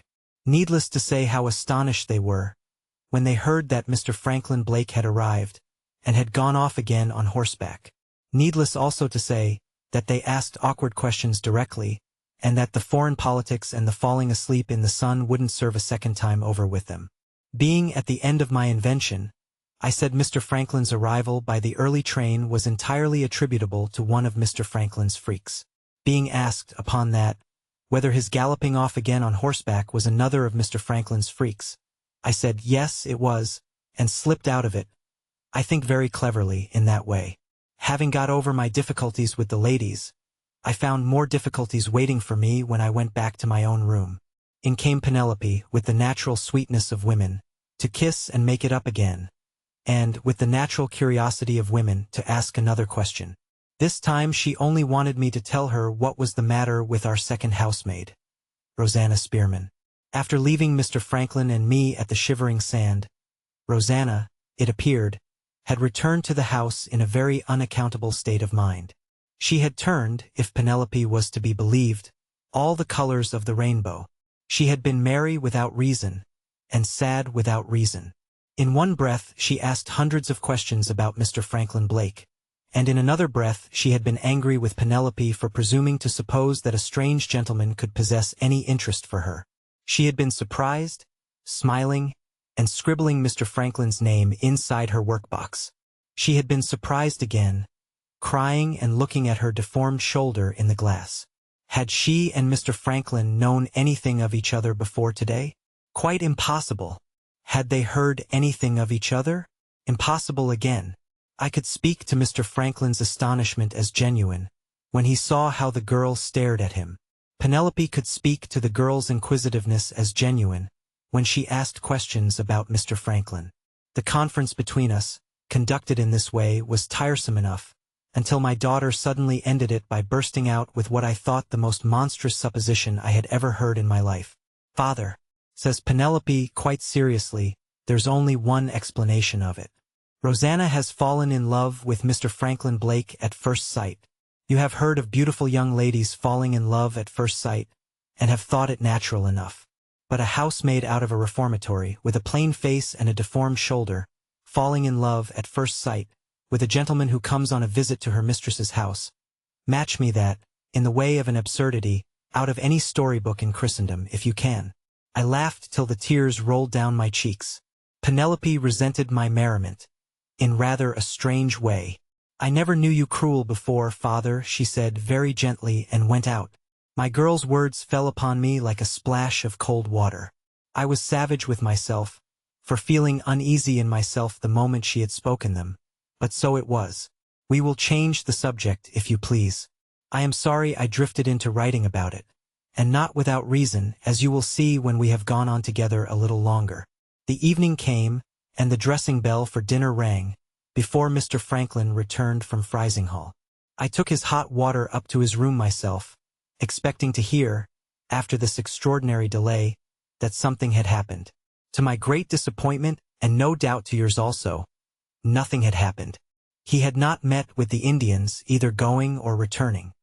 He had deposited the Moonstone in the bank, describing it merely as a valuable of great price, and he had got the receipt for it safe in his pocket. I went downstairs, feeling that this was rather a flat ending, after all our excitement about the diamond earlier in the day. How the meeting between Mr. Franklin and his aunt and cousin went off, is more than I can tell you. I would have given something to have waited at table that day. But, in my position in the household, waiting at dinner, except on high family festivals, was letting down my dignity in the eyes of the other servants, a thing which my lady considered me quite prone enough to do already, without seeking occasions for it. The news brought to me from the upper regions that evening came from Penelope and the footman. Penelope mentioned that she had never known Miss Rachel so particular about the dressing of her hair, and had never seen her look so bright and pretty as she did when she went down to meet Mr. Franklin in the drawing-room. The footman's report was, that the preservation of a respectful composure in the presence of his betters, and the waiting on Mr. Franklin Blake at dinner, were two of the hardest things to reconcile with each other that had ever tried his training in service. Later in the evening, we heard them singing and playing duets, Mr. Franklin piping high, Miss Rachel piping higher, and my lady on the piano, following them as it were over hedge and ditch, and seeing them safe through it in a manner most wonderful and pleasant to hear through the open windows, on the terrace at night. Later still, I went to Mr. Franklin in the smoking room with the soda water and brandy, and found that Miss Rachel had put the diamond clean out of his head. "She's the most charming girl I have seen since I came back to England," was all I could extract from him, when I endeavored to lead the conversation to more serious things. Towards midnight, I went round the house to lock up, accompanied by my second in command, Samuel, the footman, as usual. When all the doors were made fast, except the side door that opened on the terrace, I sent Samuel to bed, and stepped out for a breath of fresh air before I too went to bed in my turn. The night was still and close, and the moon was at the full in the heavens. It was so silent out of doors, that I heard from time to time, very faint and low, the fall of the sea, as the groundswell heaved it in on the sandbank near the mouth of our little bay. As the house stood, the terrace side was the dark side, but the broad moonlight showed fair on the gravel walk that ran along the next side to the terrace. Looking this way, after looking up at the sky, I saw the shadow of a person in the moonlight thrown forward from behind the corner of the house. Being old and sly, I forbore to call out, but being also, unfortunately, old and heavy, my feet betrayed me on the gravel. Before I could steal suddenly round the corner, as I had proposed, I heard lighter feet than mine, and more than one pair of them as I thought, retreating in a hurry. By the time I had got to the corner, the trespassers, whoever they were, had run into the shrubbery at the off-side of the walk, and were hidden from sight among the thick trees and bushes in that part of the grounds. From the shrubbery, they could easily make their way, over our fence into the road.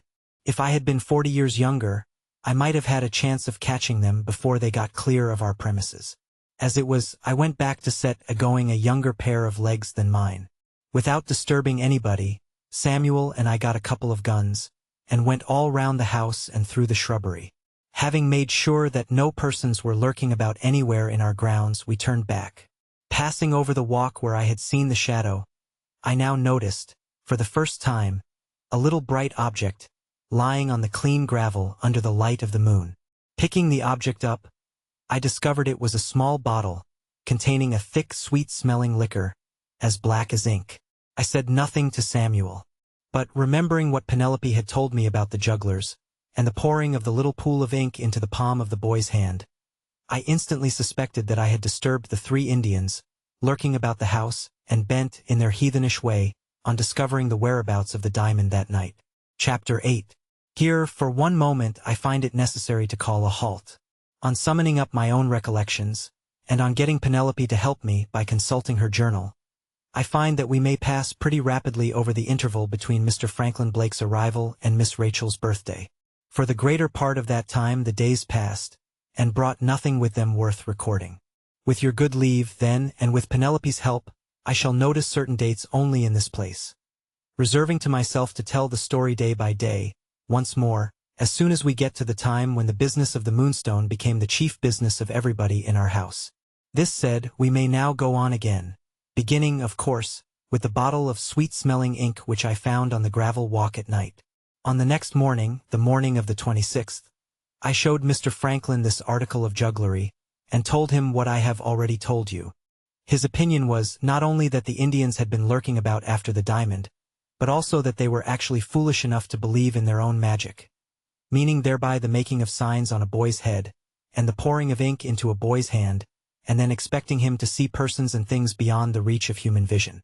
In our country, as well as in the East, Mr. Franklin informed me, there are people who practice this curious hocus-pocus, without the ink, however, and who call it by a French name signifying something like brightness of sight.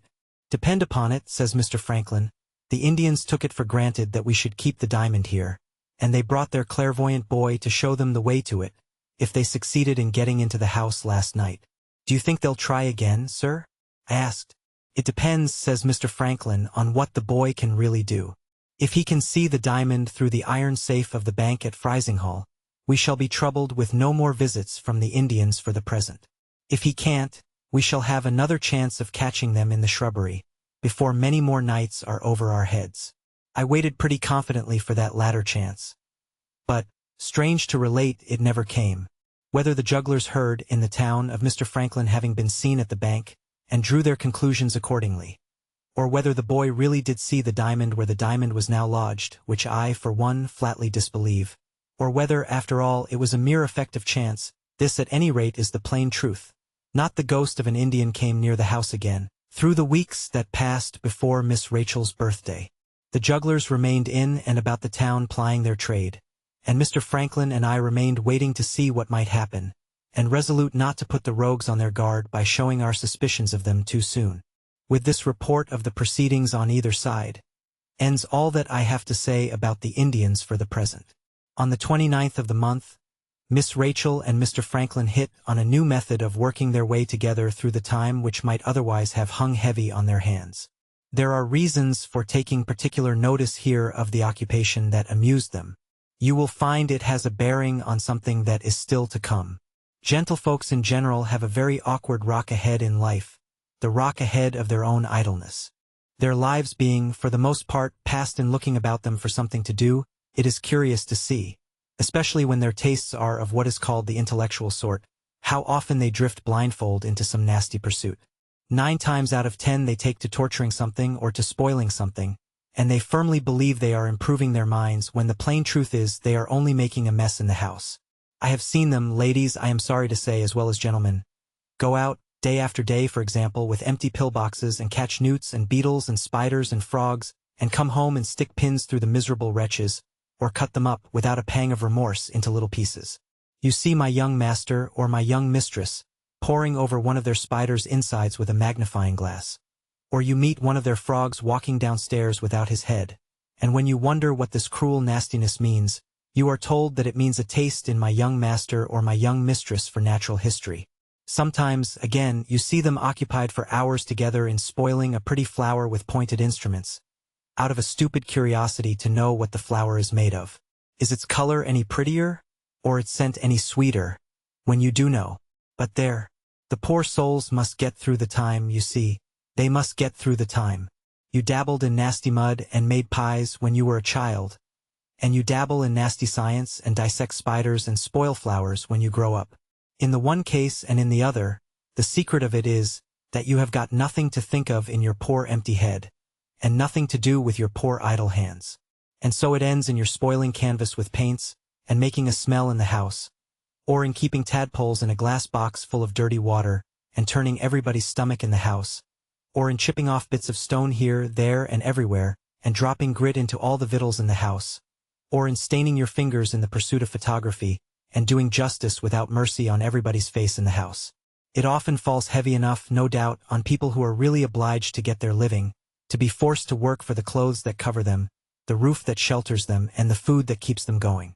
But compare the hardest day's work you ever did with the idleness that splits flowers and pokes its way into spiders' stomachs, and thank your stars that your head has got something it must think of, and your hands something that they must do. As for Mr. Franklin and Miss Rachel, they tortured nothing, I am glad to say. They simply confined themselves to making a mess, and all they spoilt, to do them justice, was the paneling of a door. Mr. Franklin's universal genius, dabbling in everything, dabbled in what he called decorative painting. He had invented, he informed us, a new mixture to moisten paint with, which he described as a vehicle. What it was made of, I don't know. What it did, I can tell you in 2 words, it stank. Miss Rachel being wild to try her hand at the new process, Mr. Franklin sent to London for the materials. Mixed them up, with accompaniment of a smell which made the very dogs sneeze when they came into the room. Put an apron and a bib over Miss Rachel's gown, and set her to work decorating her own little sitting room, called, for want of English to name it in, her boudoir. They began with the inside of the door. Mr. Franklin scraped off all the nice varnish with pumice stone, and made what he described as a surface to work on. Miss Rachel then covered the surface, under his directions and with his help, with patterns and devices, griffins, birds, flowers, cupids, and such like, copied from designs made by a famous Italian painter, whose name escapes me. The one, who stocked the world with Virgin Marys and had a sweetheart at the baker's. Viewed as work, this decoration was slow to do, and dirty to deal with. But our young lady and gentleman never seemed to tire of it. When they were not riding or seeing company, or taking their meals or piping their songs, there they were with their heads together, as busy as bees, spoiling the door. Who was the poet who said that Satan finds some mischief still for idle hands to do? If he had occupied my place in the family, and had seen Miss Rachel with her brush, and Mr. Franklin with his vehicle, he could have written nothing truer of either of them than that. The next date worthy of notice is Sunday the 4th of June. On that evening we, in the servants' hall, debated a domestic question for the first time, which, like the decoration of the door, has its bearing on something that is still to come. Seeing the pleasure which Mr. Franklin and Miss Rachel took in each other's society, and noting what a pretty match they were in all personal respects, we naturally speculated on the chance of their putting their heads together with other objects in view besides the ornamenting of a door. Some of us said there would be a wedding in the house before the summer was over. Others, led by me, admitted it was likely enough Miss Rachel might be married, but we doubted, for reasons which will presently appear, whether her bridegroom would be Mr. Franklin Blake. That Mr. Franklin was in love, on his side, nobody who saw and heard him could doubt. The difficulty was to fathom Miss Rachel. Let me do myself the honor of making you acquainted with her, after which I will leave you to fathom for yourself, if you can. My young lady's 18th birthday was the birthday now coming, on the 21st of June. If you happen to like dark women, who, I am informed, have gone out of fashion latterly in the gay world, and if you have no particular prejudice in favor of size, I answer for Miss Rachel as one of the prettiest girls your eyes ever looked on. She was small and slim, but all in fine proportion from top to toe. To see her sit down, to see her get up, and specially to see her walk, was enough to satisfy any man in his senses that the graces of her figure, if you will pardon me the expression, were in her flesh and not in her clothes. Her hair was the blackest I ever saw. Her eyes matched her hair. Her nose was not quite large enough, I admit. Her mouth and chin were, to quote Mr. Franklin, morsels for the gods. And her complexion, on the same undeniable authority, was as warm as the sun itself, with this great advantage over the sun, that it was always in nice order to look at. Add to the foregoing that she carried her head as upright as a dart, in a dashing, spirited, thoroughbred way, that she had a clear voice, with a ring of the right metal in it, and a smile that began very prettily in her eyes before it got to her lips, and there behold the portrait of her, to the best of my painting, as large as life. And what about her disposition next? Had this charming creature no faults? She had just as many faults as you have, ma'am. Neither more nor less. To put it seriously, my dear pretty Miss Rachel, possessing a host of graces and attractions, had one defect, which strict impartiality compels me to acknowledge. She was unlike most other girls of her age in this, that she had ideas of her own, and was stiff-necked enough to set the fashions themselves at defiance, if the fashions didn't suit her views. In trifles, this independence of hers was all well enough, but in matters of importance it carried her, as my lady thought, and as I thought, too far. She judged for herself as few women of twice her age judge in general. Never asked your advice. Never told you beforehand what she was going to do. Never came with secrets and confidences to anybody, from her mother downwards. In little things and great, with people she loved, and people she hated, and she did both with equal heartiness. Miss Rachel always went on a way of her own, sufficient for herself in the joys and sorrows of her life. Over and over again I have heard my lady say, Rachel's best friend and Rachel's worst enemy are, one and the other, Rachel herself. Add one thing more to this and I have done. With all her secrecy and self-will, there was not so much as the shadow of anything false in her. I never remember her breaking her word. I never remember her saying no, and meaning yes. I can call to mind, in her childhood, more than one occasion when the good little soul took the blame, and suffered the punishment, for some fault committed by a playfellow whom she loved. Nobody ever knew her to confess to it, when the thing was found out, and she was charged with it afterwards. But nobody ever knew her to lie about it, either. She looked you straight in the face, and shook her little saucy head, and said plainly, I won't tell you. Punished again for this, she would own to being sorry for saying won't. But, bread and water notwithstanding, she never told you. Self-willed, devilish self-willed sometimes, I grant. But the finest creature, nevertheless, that ever walked the ways of this lower world. Perhaps you think you see a certain contradiction here? In that case, a word in your ear. Study your wife closely for the next 24 hours. If your good lady doesn't exhibit something in the shape of a contradiction in that time, heaven help you. You have married a monster. I have now brought you acquainted with Miss Rachel, which you will find puts us face to face. Next, with the question of that young lady's matrimonial views.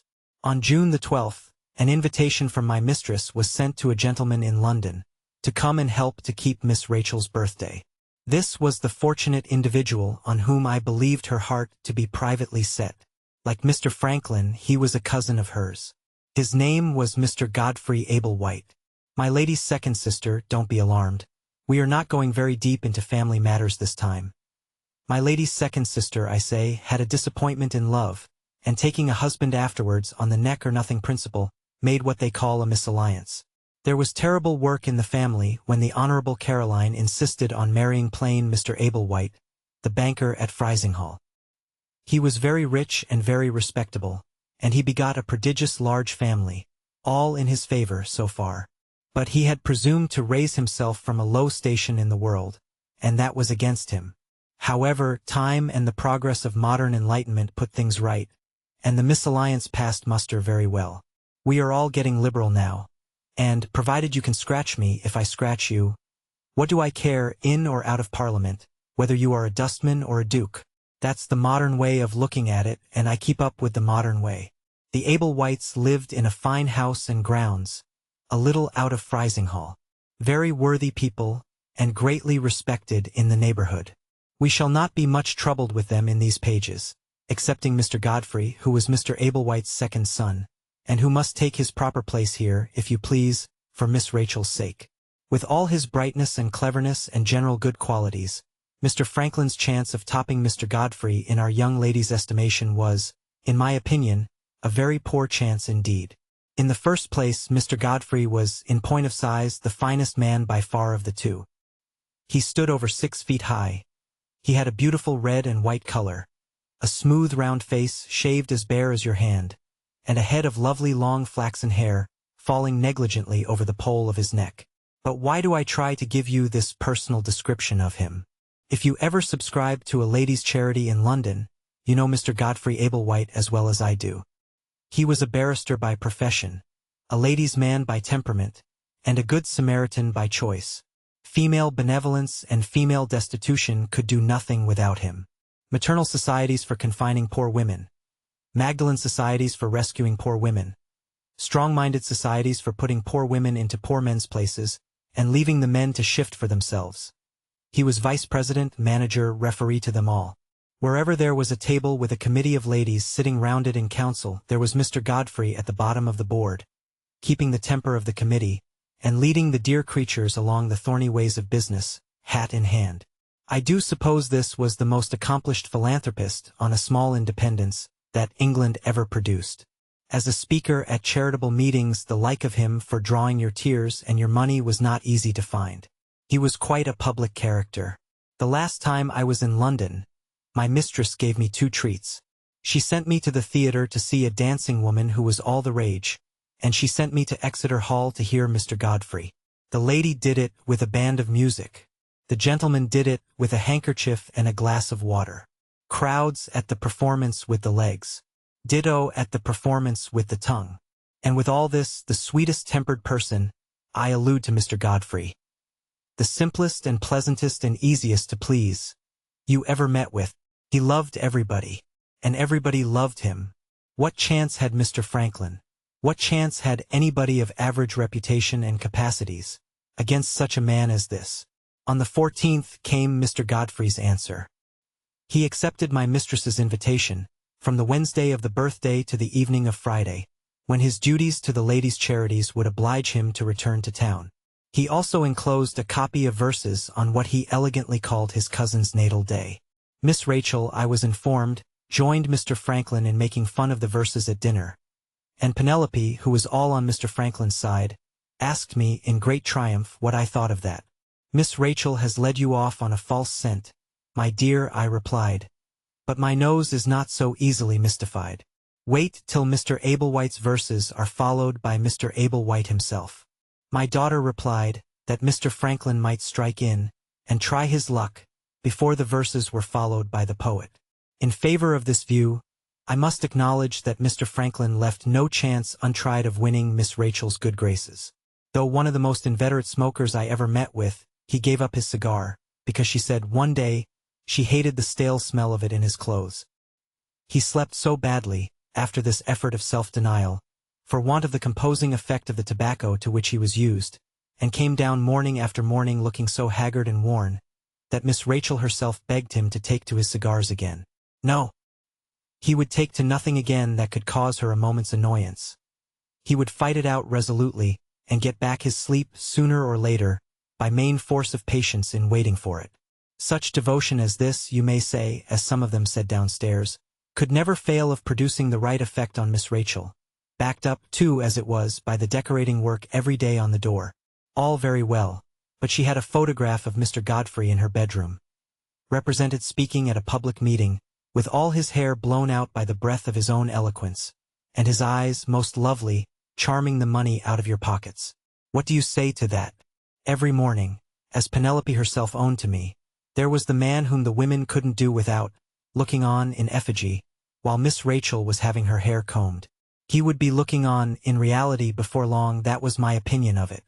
June the 16th brought an event which made Mr. Franklin's chance look, to my mind, a worse chance than ever.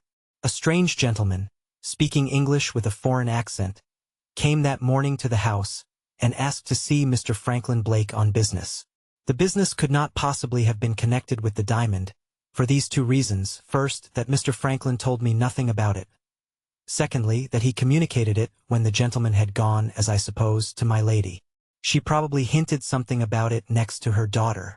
At any rate, Miss Rachel was reported to have said some severe things to Mr. Franklin, at the piano that evening, about the people he had lived among, and the principles he had adopted in foreign parts. The next day, for the first time, nothing was done towards the decoration of the door. I suspect some imprudence of Mr. Franklin's on the continent, with a woman or a debt at the bottom of it, had followed him to England. But that is all guesswork. In this case, not only Mr. Franklin, but my lady too, for a wonder, left me in the dark. On the 17th, to all appearance, the cloud passed away again. They returned to their decorating work on the door, and seemed to be as good friends as ever. If Penelope was to be believed, Mr. Franklin had seized the opportunity of the reconciliation to make an offer to Miss Rachel, and had neither been accepted nor refused. My girl was sure, from signs and tokens which I need not trouble you with, that her young mistress had fought Mr. Franklin off by declining to believe that he was in earnest, and had then secretly regretted treating him in that way afterwards. Though Penelope was admitted to more familiarity with her young mistress than maids generally are, for the two had been almost brought up together as children, still I knew Miss Rachel's reserved character too well to believe that she would show her mind to anybody in this way. What my daughter told me on the present occasion was, as I suspected, more what she wished than what she really knew. On the 19th another event happened. We had the doctor in the house professionally. He was summoned to prescribe for a person whom I have had occasion to present to you in these pages, our second housemaid, Rosanna Spearman. This poor girl, who had puzzled me, as you know already, at the Shivering Sand, puzzled me more than once again in the interval time of which I am now writing. Penelope's notion that her fellow servant was in love with Mr. Franklin, which my daughter, by my orders, kept strictly secret, seemed to be just as absurd as ever. But I must own that what I myself saw, and what my daughter saw also, of our second housemaid's conduct, began to look mysterious, to say the least of it. For example, the girl constantly put herself in Mr. Franklin's way, very slyly and quietly, but she did it. He took about as much notice of her as he took of the cat. It never seemed to occur to him to waste a look on Rosanna's plain face. The poor thing's appetite, never much, fell away dreadfully, and her eyes in the morning showed plain signs of waking and crying at night. One day Penelope made an awkward discovery, which we hushed up on the spot. She caught Rosanna at Mr. Franklin's dressing table, secretly removing a rose which Miss Rachel had given him to wear in his buttonhole, and putting another rose like it, of her own picking, in its place. She was, after that, once or twice impudent to me, when I gave her a well-meant general hint to be careful in her conduct. And worse still, she was not over-respectful now, on the few occasions when Miss Rachel accidentally spoke to her. My lady noticed the change and asked me what I thought about it. I tried to screen the girl by answering that I thought she was out of health, and it ended in the doctor being sent for, as already mentioned, on the 19th. He said it was her nerves, and doubted if she was fit for service. My lady offered to remove her for change of air to one of our farms, inland. She begged and prayed, with the tears in her eyes, to be let to stop, and in an evil hour, I advised my lady to try her for a little longer. As the event proved, and as you will soon see, this was the worst advice I could have given. If I could only have looked a little way into the future, I would have taken Rosanna Spearman out of the house, then and there with my own hand. On the 20th, there came a note from Mr. Godfrey. He had arranged to stop at Frizinghall that night, having occasion to consult his father on business. On the afternoon of the next day, he and his 2 eldest sisters would ride over to us on horseback, in good time before dinner. An elegant little casket in china accompanied the note, presented to Miss Rachel, with her cousin's love and best wishes. Mr. Franklin had only given her a plain locket not worth half the money. My daughter Penelope, nevertheless, such is the obstinacy of women, still backed him to win. Thanks be to heaven, we have arrived at the eve of the birthday at last. You will own, I think, that I have got you over the ground this time, without much loitering by the way. Cheer up. I'll ease you with another new chapter here, and, what is more, that chapter shall take you straight into the thick of the story. Chapter 9. June 21st, the day of the birthday, was cloudy and unsettled at sunrise, but towards noon it cleared up bravely. We, in the servants' hall, began this happy anniversary, as usual, by offering our little presents to Miss Rachel, with the regular speech delivered annually by me as the chief. I follow the plan adopted by the Queen in opening Parliament, namely, the plan of saying much the same thing regularly every year. Before it is delivered, my speech, like the Queen's, is looked for as eagerly as if nothing of the kind had ever been heard before. When it is delivered, and turns out not to be the novelty anticipated, though they grumble a little, they look forward hopefully to something newer next year. An easy people to govern in the Parliament and in the kitchen, that's the moral of it. After breakfast, Mr. Franklin and I had a private conference on the subject of the Moonstone, the time having now come for removing it from the bank at Frizinghall, and placing it in Miss Rachel's own hands.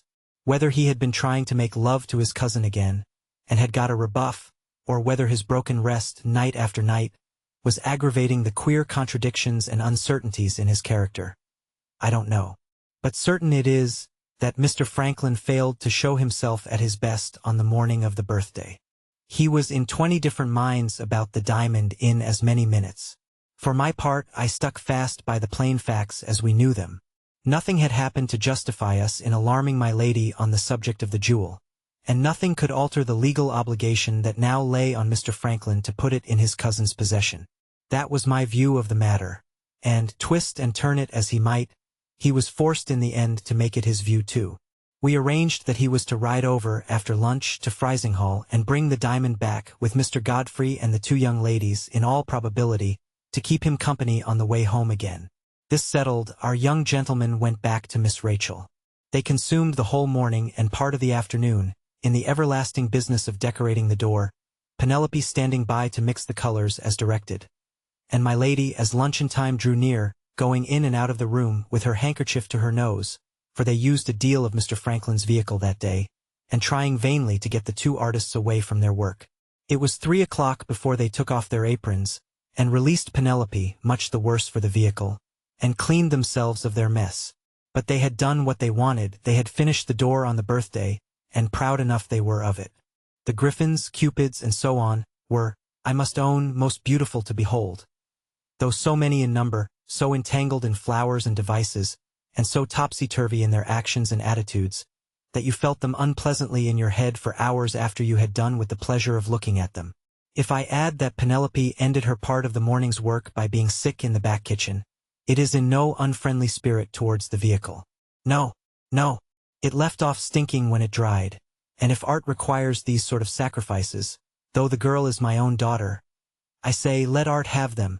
Mr. Franklin snatched a morsel from the luncheon table, and rode off to Frizinghall, to escort his cousins, as he told my lady, to fetch the Moonstone, as was privately known to himself and to me. This being one of the high festivals on which I took my place at the sideboard, in command of the attendants at table, I had plenty to occupy my mind while Mr. Franklin was away. Having seen to the wine, and reviewed my men and women who were to wait at dinner, I retired to collect myself before the company came. A whiff of, you know what, and a turn at a certain book which I have had occasion to mention in these pages, composed me body and mind.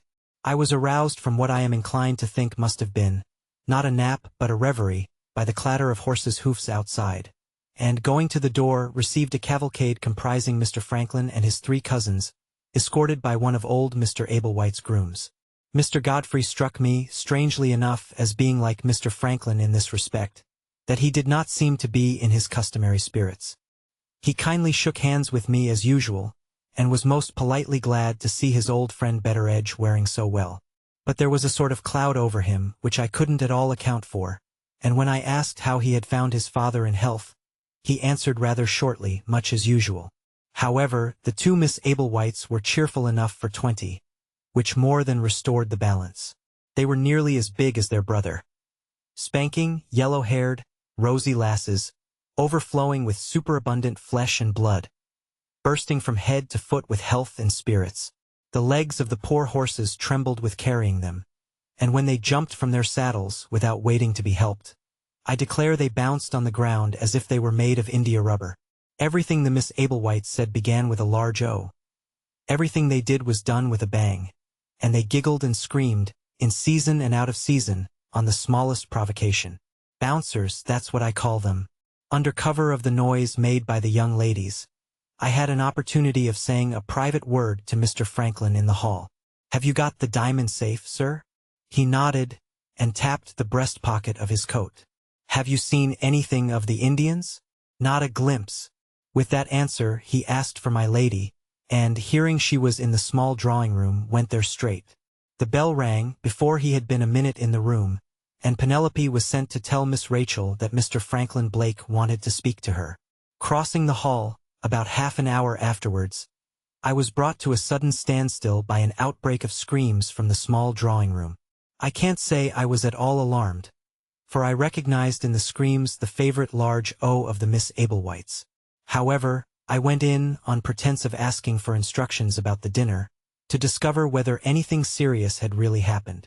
There stood Miss Rachel at the table, like a person fascinated, with the Colonel's unlucky diamond in her hand.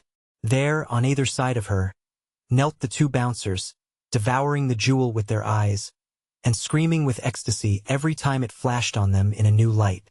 There, at the opposite side of the table, stood Mr. Godfrey, clapping his hands like a large child, and singing out softly, "Exquisite! Exquisite!" There sat Mr. Franklin in a chair by the bookcase, tugging at his beard, and looking anxiously towards the window. And there, at the window, stood the object he was contemplating. My lady, having the extract from the Colonel's will in her hand, and keeping her back turned on the whole of the company. She faced me, when I asked for my instructions, and I saw the family frown gathering over her eyes, and the family temper twitching at the corners of her mouth. "Come to my room in half an hour," she answered. "I shall have something to say to you then." With those words she went out. It was plain enough that she was posed by the same difficulty which had posed Mr. Franklin and me in our conference at the Shivering Sand. Was the legacy of the Moonstone a proof that she had treated her brother with cruel injustice? Or was it a proof that he was worse than the worst she had ever thought of him? Serious questions those for my lady to determine, while her daughter, innocent of all knowledge of the Colonel's character, stood there with the Colonel's birthday gift in her hand. Before I could leave the room in my turn, Miss Rachel, always considerate to the old servant who had been in the house when she was born, stopped me. "Look, Gabriel," she said, and flashed the jewel before my eyes in a ray of sunlight that poured through the window. Lord bless us! It was a diamond, as large, or nearly, as a plover's egg. The light that streamed from it was like the light of the harvest moon. When you looked down into the stone, you looked into a yellow deep that drew your eyes into it so that they saw nothing else. It seemed unfathomable. This jewel that you could hold between your finger and thumb seemed unfathomable as the heavens themselves. We set it in the sun, and then shut the light out of the room, and it shone awfully out of the depths of its own brightness, with a moony gleam in the dark. No wonder Miss Rachel was fascinated. No wonder her cousin screamed. The diamond laid such a hold on me that I burst out with as large an O as the bouncers themselves. The only one of us who kept his senses was Mr. Godfrey. He put an arm round each of his sisters' waists, and, looking compassionately backwards and forwards between the diamond and me, said, "Carbon better edge. Mere carbon, my good friend, after all." His object, I suppose, was to instruct me. All he did, however, was to remind me of the dinner. I hobbled off to my army of waiters downstairs. As I went out, Mr. Godfrey said, "Dear old Betteredge, I have the truest regard for him." He was embracing his sisters and ogling Miss Rachel, while he honored me with that testimony of affection. Something like a stock of love to draw on there. Mr. Franklin was a perfect savage by comparison with him. At the end of half an hour, I presented myself as directed in my lady's room. What passed between my mistress and me on this occasion was, in the main, a repetition of what had passed between Mr. Franklin and me at the Shivering Sand, with this difference, that I took care to keep my own counsel about the jugglers, seeing that nothing had happened to justify me in alarming my lady on this head. When I received my dismissal, I could see that she took the blackest view possible of the Colonel's motives, and that she was bent on getting the Moonstone out of her daughter's possession at the first opportunity. On my way back to my own part of the house, I was encountered by Mr. Franklin. He wanted to know if I had seen anything of his cousin Rachel. I had seen nothing of her. Could I tell him where his cousin Godfrey was? I didn't know, but I began to suspect that cousin Godfrey might not be far away from cousin Rachel. Mr. Franklin's suspicions apparently took the same turn. He tugged hard at his beard, and went and shut himself up in the library with a bang of the door that had a world of meaning in it. I was interrupted no more in the business of preparing for the birthday dinner till it was time for me to smarten myself up for receiving the company. Just as I had got my white waistcoat on, Penelope presented herself at my toilet, on pretense of brushing what little hair I have got left, and improving the tie of my white cravat. My girl was in high spirits, and I saw she had something to say to me. She gave me a kiss on the top of my bald head, and whispered, "News for you, father. Miss Rachel has refused him." "Who's him?" I asked. "The ladies' committee man, father," says Penelope. "A nasty sly fellow. I hate him for trying to supplant Mr. Franklin. If I had had breath enough, I should certainly have protested against this indecent way of speaking of an eminent philanthropic character. But my daughter happened to be improving the tie of my cravat at that moment, and the whole strength of her feelings found its way into her fingers. I never was more nearly strangled in my life. "I saw him take her away alone into the rose garden," says Penelope, "and I waited behind the holly to see how they came back. They had gone out arm in arm, both laughing. They came back, walking separate, as grave could be, and looking straight away from each other in a manner which there was no mistaking. I never was more delighted, father, in my life. There's one woman in the world who can resist Mr. Godfrey Ablewhite at any rate, and if I was a lady I should be another." Here I should have protested again. But my daughter had got the hairbrush by this time, and the whole strength of her feelings had passed into that. If you are bald, you will understand how she sacrificed me. If you are not, skip this bit, and thank God you have got something in the way of a defense between your hairbrush and your head. Just on the other side of the holly, Penelope went on. Mr. Godfrey came to a standstill. "You prefer," says he, "that I should stop here as if nothing had happened?" Miss Rachel turned on him like lightning. "You have accepted my mother's invitation," she said, "and you are here to meet her guests. Unless you wish to make a scandal in the house, you will remain, of course." She went on a few steps, and then seemed to relent a little. "Let us forget what has passed, Godfrey," she said, "and let us remain cousins still." She gave him her hand. He kissed it, which I should have considered taking a liberty, and then she left him. He waited a little by himself with his head down, and his heel grinding a hole slowly in the gravel walk. You never saw a man look more put out in your life. "Awkward," he said between his teeth, when he looked up and went on to the house. "Very awkward." If that was his opinion of himself, he was quite right. Awkward enough, I'm sure.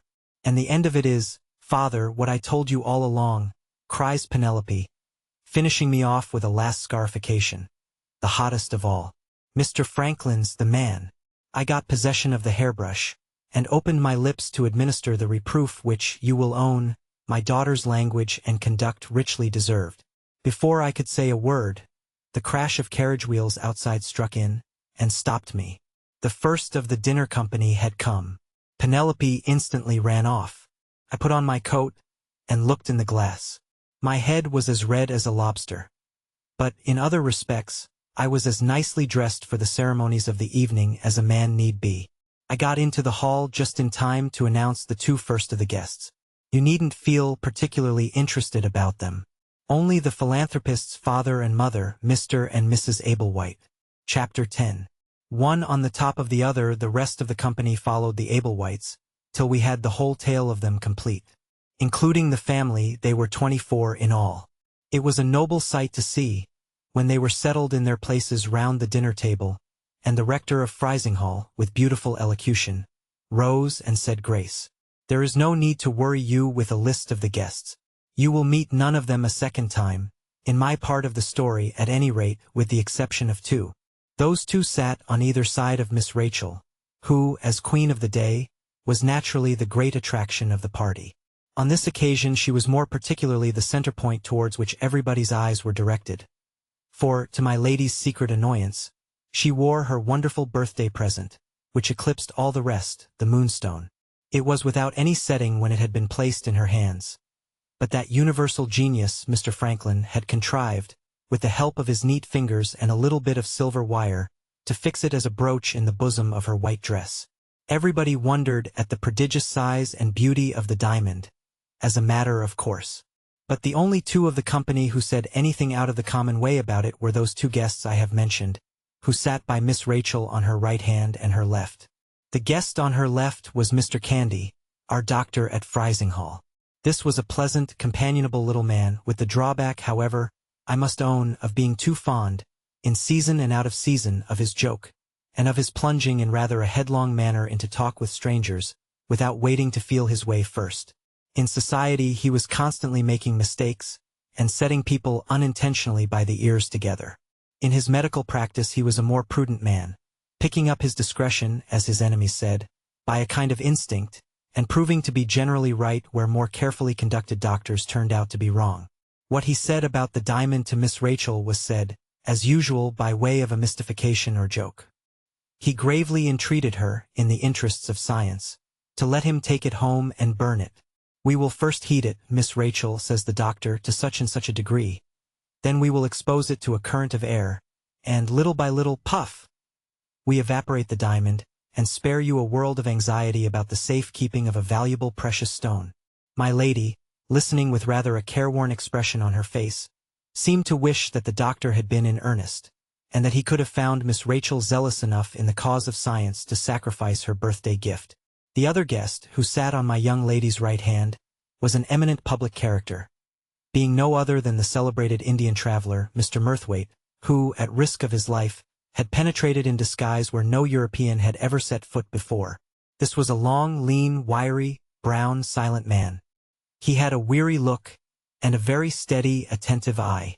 It was rumored that he was tired of the humdrum life among the people in our parts, and longing to go back and wander off on the tramp again in the wild places of the East. Except what he said to Miss Rachel about her jewel, I doubt if he spoke 6 words or drank so much as a single glass of wine, all through the dinner. The Moonstone was the only object that interested him in the smallest degree. The fame of it seemed to have reached him, in some of those perilous Indian places where his wanderings had lain. After looking at it silently for so long a time that Miss Rachel began to get confused, he said to her in his cool, immovable way, "If you ever go to India, Miss Verinder, don't take your uncle's birthday gift with you. A Hindu diamond is sometimes part of a Hindu religion. I know a certain city, and a certain temple in that city, where, dressed as you are now, your life would not be worth 5 minutes' purchase." Miss Rachel, safe in England, was quite delighted to hear of her danger in India. The bouncers were more delighted still. They dropped their knives and forks with a crash, and burst out together vehemently, "Oh, how interesting!" My lady fidgeted in her chair, and changed the subject. As the dinner got on, I became aware, little by little, that this festival was not prospering as other like festivals had prospered before it. Looking back at the birthday now, by the light of what happened afterwards, I am half inclined to think that the cursed diamond must have cast a blight on the whole company. I plied them well with wine, and being a privileged character, followed the unpopular dishes round the table, and whispered to the company confidentially, "Please to change your mind and try it, for I know it will do you good." 9 times out of 10 they changed their minds. Out of regard for their old original betteredge, they were pleased to say, but all to no purpose.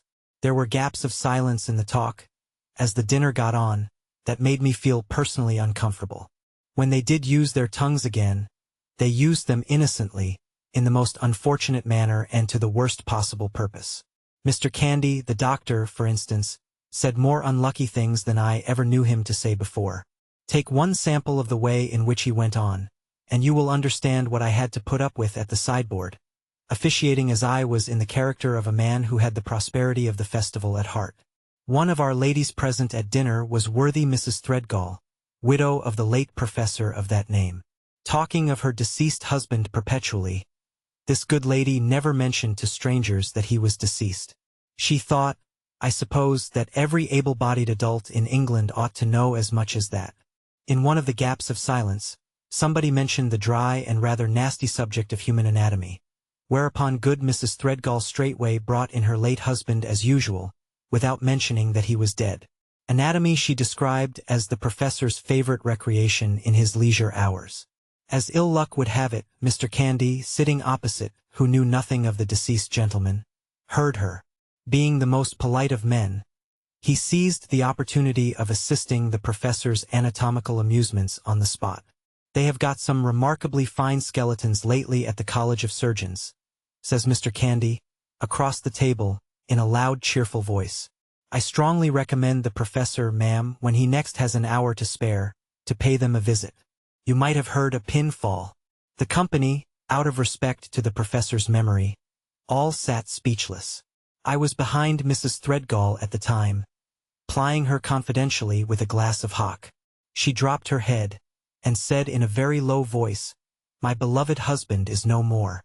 Unluckily Mr. Candy, hearing nothing and miles away from suspecting the truth, went on across the table louder and politer than ever. "The professor may not be aware," says he, "that the card of a member of the college will admit him, on any day but Sunday, between the hours of 10 and 4. Mrs. Threadgall dropped her head right into her tucker, and, in a lower voice still, repeated the solemn words, "My beloved husband is no more."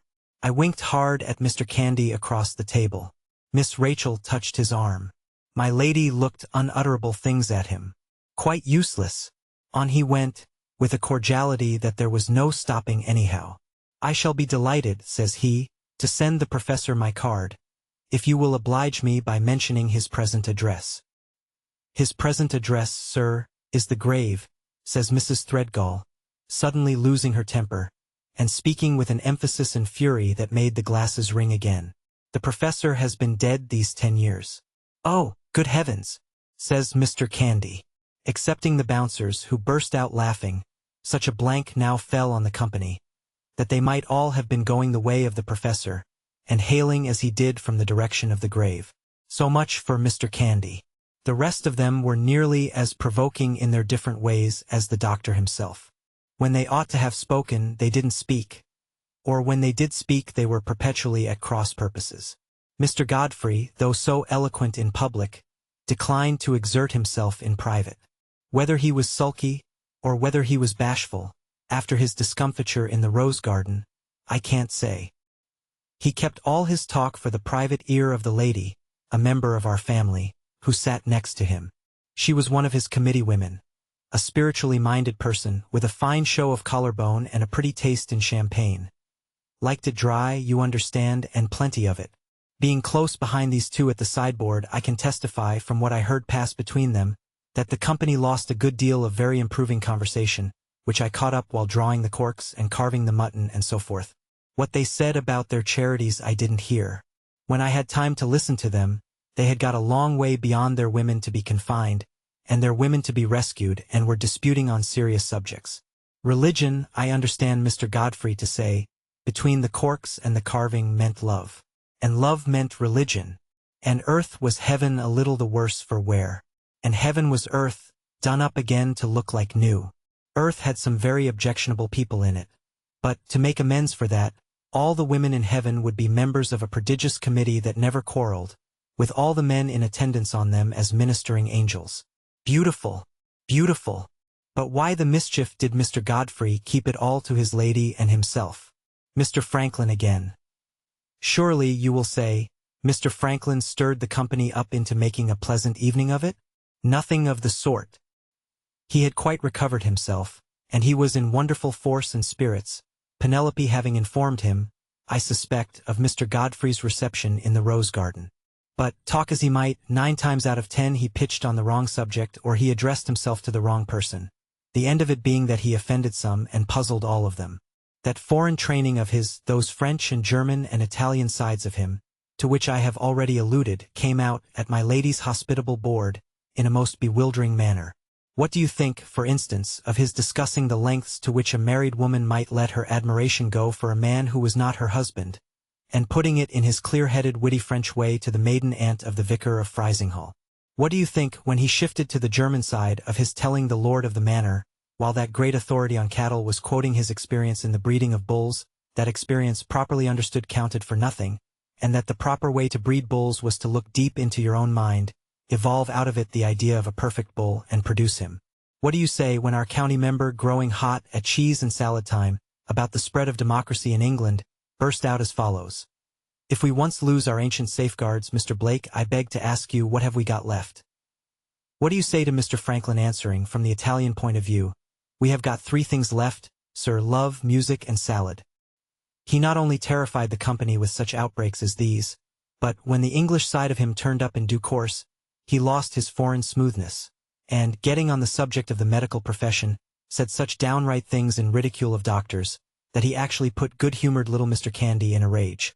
The dispute between them began in Mr. Franklin being led, I forget how, to acknowledge that he had latterly slept very badly at night. Mr. Candy thereupon told him that his nerves were all out of order, and that he ought to go through a course of medicine immediately. Mr. Franklin replied that a course of medicine, and a course of groping in the dark, meant, in his estimation, one and the same thing. Mr. Candy, hitting back smartly, said that Mr. Franklin himself was, constitutionally speaking, groping in the dark after sleep, and that nothing but medicine could help him to find it. Mr. Franklin, keeping the ball up on his side, said he had often heard of the blind leading the blind, and now, for the first time, he knew what it meant. In this way they kept it going briskly, cut and thrust, till they both of them got hot. Mr. Candy, in particular, so completely losing his self-control in defense of his profession, that my lady was obliged to interfere, and forbid the dispute to go on. This necessary act of authority put the last extinguisher on the spirits of the company. The talk spurted up again here and there, for a minute or 2 at a time, but there was a miserable lack of life and sparkle in it. The devil, or the diamond, possessed that dinner party, and it was a relief to everybody when my mistress rose, and gave the ladies the signal to leave the gentlemen over their wine. I had just ranged the decanters in a row before old Mr. Ablewhite, who represented the master of the house, when there came a sound from the terrace which startled me out of my company manners on the instant. Mr. Franklin and I looked at each other. It was the sound of the Indian drum. As I live by bread, here were the jugglers returning to us with the return of the Moonstone to the house. As they rounded the corner of the terrace, and came in sight, I hobbled out to warn them off. But, as ill luck would have it, the 2 bouncers were beforehand with me. They whizzed out on to the terrace like a couple of skyrockets, wild to see the Indians exhibit their tricks. The other ladies followed. The gentlemen came out on their side. Before you could say, Lord bless us, the rogues were making their salaams, and the bouncers were kissing the pretty little boy. Mr. Franklin got on one side of Miss Rachel, and I put myself behind her. If our suspicions were right, there she stood, innocent of all knowledge of the truth, showing the Indians the diamond in the bosom of her dress. I can't tell you what tricks they performed, or how they did it. What with the vexation about the dinner, and what with the provocation of the rogues coming back just in the nick of time to see the jewel with their own eyes, I own I lost my head. The first thing that I remember noticing was the sudden appearance on the scene of the Indian traveler, Mr. Murthwaite. Skirting the half-circle in which the gentlefolks stood or sat, he came quietly behind the jugglers and spoke to them on a sudden in the language of their own country. If he had pricked them with a bayonet, I doubt if the Indians could have started and turned on him with a more tigerish quickness than they did, on hearing the first words that passed his lips. The next moment they were bowing and salaaming to him in their most polite and snaky way. After a few words in the unknown tongue had passed on either side, Mr. Murthwaite withdrew as quietly as he had approached. The chief Indian, who acted as interpreter, thereupon wheeled about again towards the gentlefolks. I noticed that the fellow's coffee-colored face had turned gray since Mr. Murthwaite had spoken to him. He bowed to my lady, and informed her that the exhibition was over. The bouncers, indescribably disappointed, burst out with a loud "Oh!" directed against Mr. Murthwaite for stopping the performance. The chief Indian laid his hand humbly on his breast, and said a second time that the juggling was over. The little boy went round with the hat. The ladies withdrew to the drawing-room, and the gentlemen, excepting Mr. Franklin and Mr. Murthwaite, returned to their wine. I and the footman followed the Indians, and saw them safe off the premises. Going back by way of the shrubbery, I smelt tobacco, and found Mr. Franklin and Mr. Murthwaite, the latter smoking a cheroot, walking slowly up and down among the trees. Mr. Franklin beckoned to me to join them. "This," says Mr. Franklin, presenting me to the great traveler, "is Gabriel Betteredge, the old servant and friend of our family of whom I spoke to you just now.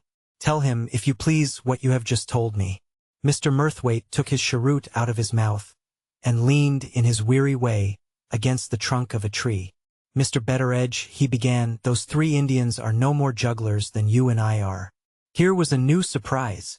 I naturally asked the traveler if he had ever met with the Indians before. "Never," says Mr. Murthwaite, "but I know what Indian juggling really is. All you have seen tonight is a very bad and clumsy imitation of it. Unless, after long experience, I am utterly mistaken, those men are high-caste Brahmins. I charged them with being disguised, and you saw how it told on them, clever as the Hindu people are in concealing their feelings. There is a mystery about their conduct that I can't explain. They have doubly sacrificed their caste. First, in crossing the sea. Secondly, in disguising themselves as jugglers. In the land they live in that is a tremendous sacrifice to make. There must be some very serious motive at the bottom of it, and some justification of no ordinary kind to plead for them, in recovery of their caste, when they return to their own country." I was struck dumb. Mr. Murthwaite went on with his cheroot. Mr. Franklin, after what looked to me like a little private veering about between the different sides of his character, broke the silence as follows. "I feel some hesitation, Mr. Murthwaite, in troubling you with family matters, in which you can have no interest and which I am not very willing to speak of out of our own circle. But, after what you have said, I feel bound, in the interests of Lady Verinder and her daughter, to tell you something which may possibly put the clue into your hands. I speak to you in confidence. You will oblige me, I am sure, by not forgetting that?" With this preface, he told the Indian traveler all that he had told me at the Shivering Sand. Even the immovable Mr. Murthwaite was so interested in what he heard, that he let his cheroot go out. "Now," says Mr. Franklin, when he had done, "what does your experience say?"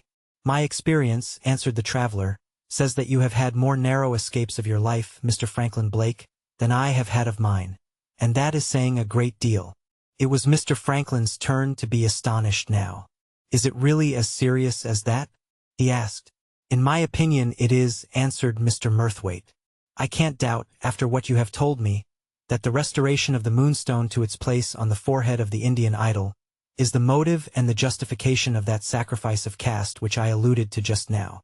Those men will wait their opportunity with the patience of cats, and will use it with the ferocity of tigers. How you have escaped them I can't imagine," says the eminent traveler, lighting his cheroot again, and staring hard at Mr. Franklin. "You have been carrying the diamond backwards and forwards, here and in London, and you are still a living man. Let us try and account for it. It was daylight both times, I suppose, when you took the jewel out of the bank in London?" "Broad daylight," says Mr. Franklin. "And plenty of people in the streets?" "Plenty." "You settled, of course, To arrive at Lady Verander's house at a certain time? It's a lonely country between this and the station. Did you keep your appointment? No. I arrived 4 hours earlier than my appointment. I beg to congratulate you on that proceeding. When did you take the diamond to the bank at the town here? I took it an hour after I had brought it to this house, and 3 hours before anybody was prepared for seeing me in these parts. I beg to congratulate you again. Did you bring it back here alone? No. I happened to ride back with my cousins and the groom. I beg to congratulate you for the 3rd time. If you ever feel inclined to travel beyond the civilized limits, Mr. Blake, let me know, and I will go with you. You are a lucky man. Here I struck in. This sort of thing didn't at all square with my English ideas. You don't really mean to say, sir, I asked, that they would have taken Mr. Franklin's life to get their diamond, if he had given them the chance? Do you smoke, Mr. Betteredge? Says the traveler. Yes, sir. Do you care much for the ashes left in your pipe when you empty it? No, sir. In the country those men came from, they care just as much about killing a man as you care about emptying the ashes out of your pipe. If 1,000 lives stood between them and the getting back of their diamond, and if they thought they could destroy those lives without discovery, they would take them all. The sacrifice of caste is a serious thing in India, if you like. The sacrifice of life is nothing at all. I expressed my opinion upon this, that they were a set of murdering thieves.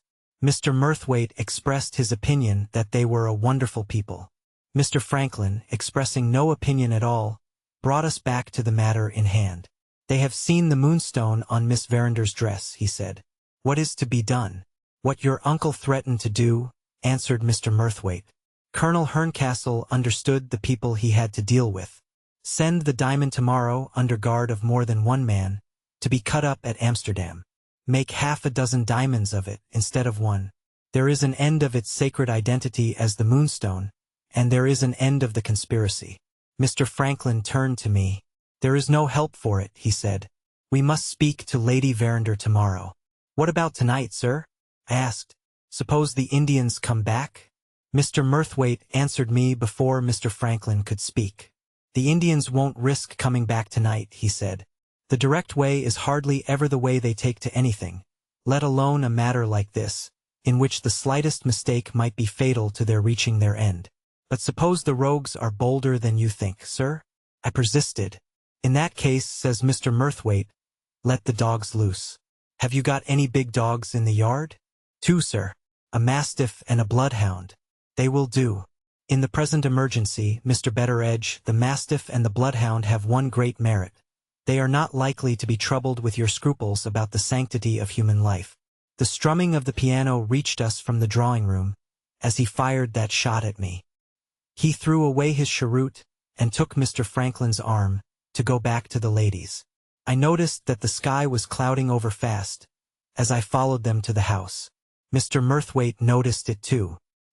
He looked round at me, in his dry, droning way, and said, The Indians will want their umbrellas.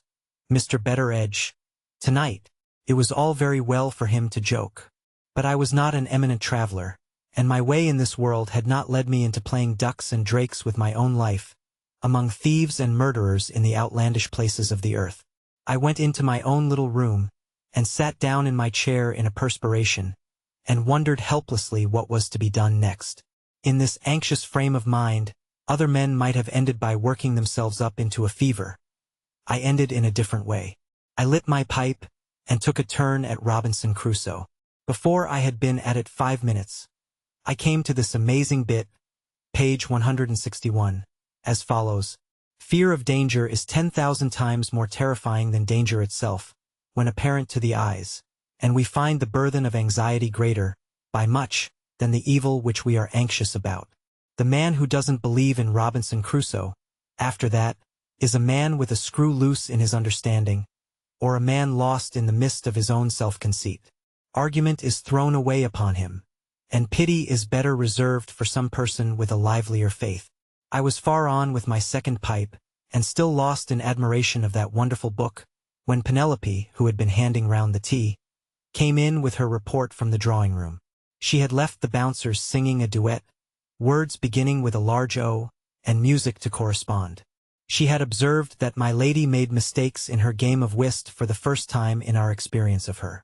She had seen the great traveler asleep in a corner. She had overheard Mr. Franklin sharpening his wits on Mr. Godfrey, at the expense of ladies' charities in general, and she had noticed that Mr. Godfrey hit him back again rather more smartly than became a gentleman of his benevolent character. She had detected Miss Rachel, apparently engaged in appeasing Mrs. Threadgall by showing her some photographs, and really occupied in stealing looks at Mr. Franklin, which no intelligent lady's maid could misinterpret for a single instant. Finally, she had missed Mr. Candy, the doctor, who had mysteriously disappeared from the drawing-room, and had then mysteriously returned, and entered into conversation with Mr. Godfrey. Upon the whole, things were prospering better than the experience of the dinner gave us any right to expect. If we could only hold on for another hour, old Father Time would bring up their carriages, and relieve us of them altogether. Everything wears off in this world, and even the comforting effect of Robinson Crusoe wore off, after Penelope left me. I got fidgety again, and resolved on making a survey of the grounds before the rain came. Instead of taking the footman, whose nose was human, and therefore useless in any emergency, I took the bloodhound with me.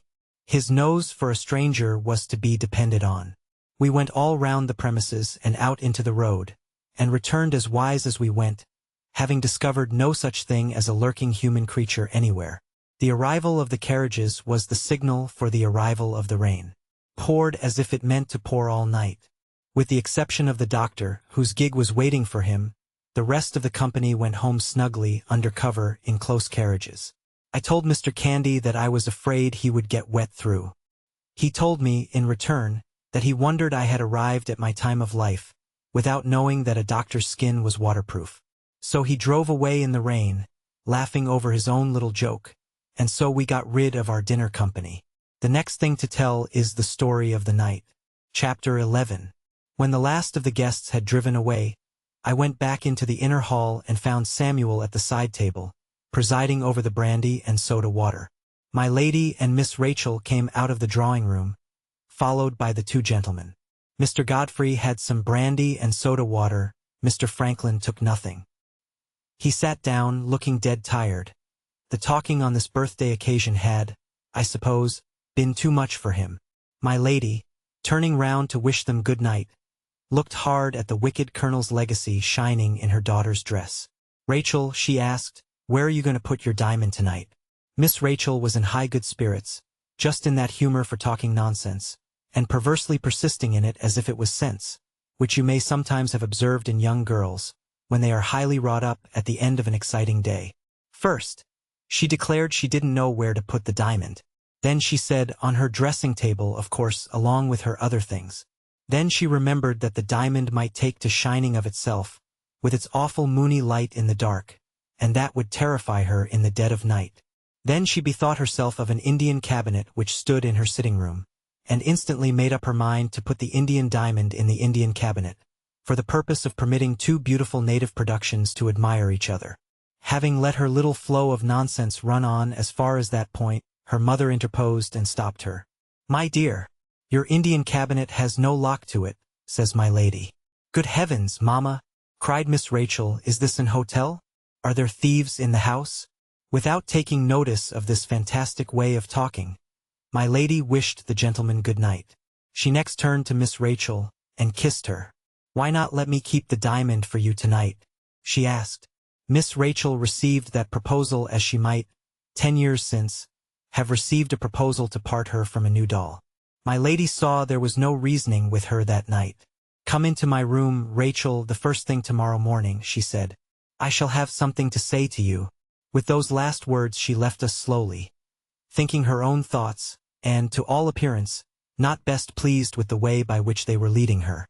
Miss Rachel was the next to say good night. She shook hands first with Mr. Godfrey, who was standing at the other end of the hall, looking at a picture. Then she turned back to Mr. Franklin, still sitting weary and silent in a corner. What words passed between them I can't say. But standing near the old oak frame which holds our large looking-glass, I saw her reflected in it, slyly slipping the locket which Mr. Franklin had given to her, out of the bosom of her dress, and showing it to him for a moment, with a smile which certainly meant something out of the common, before she tripped off to bed. This incident staggered me a little in the reliance I had previously felt on my own judgment. I began to think that Penelope might be right about the state of her young lady's affections, after all. As soon as Miss Rachel left him eyes to see with, Mr. Franklin noticed me. His variable humor, shifting about everything, had shifted about the Indians already. "Betteredge," he said, "I'm half inclined to think I took Mr. Murthwaite too seriously when we had that talk in the shrubbery. I wonder whether he has been trying any of his traveler's tales on us? Do you really mean to let the dogs loose?" "I'll relieve them of their collars, sir," I answered, "and leave them free to take a turn in the night, if they smell a reason for it." "All right," says Mr. Franklin. "We'll see what is to be done tomorrow.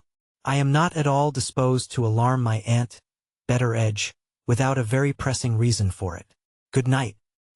He looked so worn and pale as he nodded to me, and took his candle to go upstairs, that I ventured to advise his having a drop of brandy and water, by way of nightcap. Mr. Godfrey, walking towards us from the other end of the hall, backed me. He pressed Mr. Franklin in the friendliest manner to take something before he went to bed. I only note these trifling circumstances, because, after all I had seen and heard that day, it pleased me to observe that our two gentlemen were on just as good terms as ever. Their warfare of words, heard by Penelope in the drawing-room, and their rivalry for the best place in Miss Rachel's good graces, seemed to have set no serious difference between them. But there, they were both good-tempered, and both men of the world. And there is certainly this merit in people of station, that they are not nearly so quarrelsome among each other as people of no station at all. Mr. Franklin declined the brandy and water, and went upstairs with Mr. Godfrey, their rooms being next door to each other. On the landing, however, either his cousin persuaded him, or he veered about and changed his mind as usual. "Perhaps I may want it in the night," he called down to me. "Send up some brandy and water into my room." I sent up Samuel with the brandy and water, and then went out and unbuckled the dogs' collars. They both lost their heads with astonishment on being set loose at that time of night, and jumped upon me like a couple of puppies. However, the rain soon cooled them down again. They lapped a drop of water each and crept back into their kennels. As I went into the house, I noticed signs in the sky which betokened a break in the weather for the better.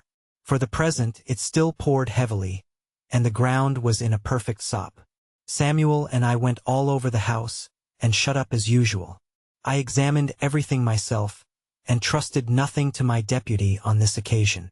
All was safe and fast when I rested my old bones in bed, between midnight and 1 in the morning. The worries of the day had been a little too much for me, I suppose.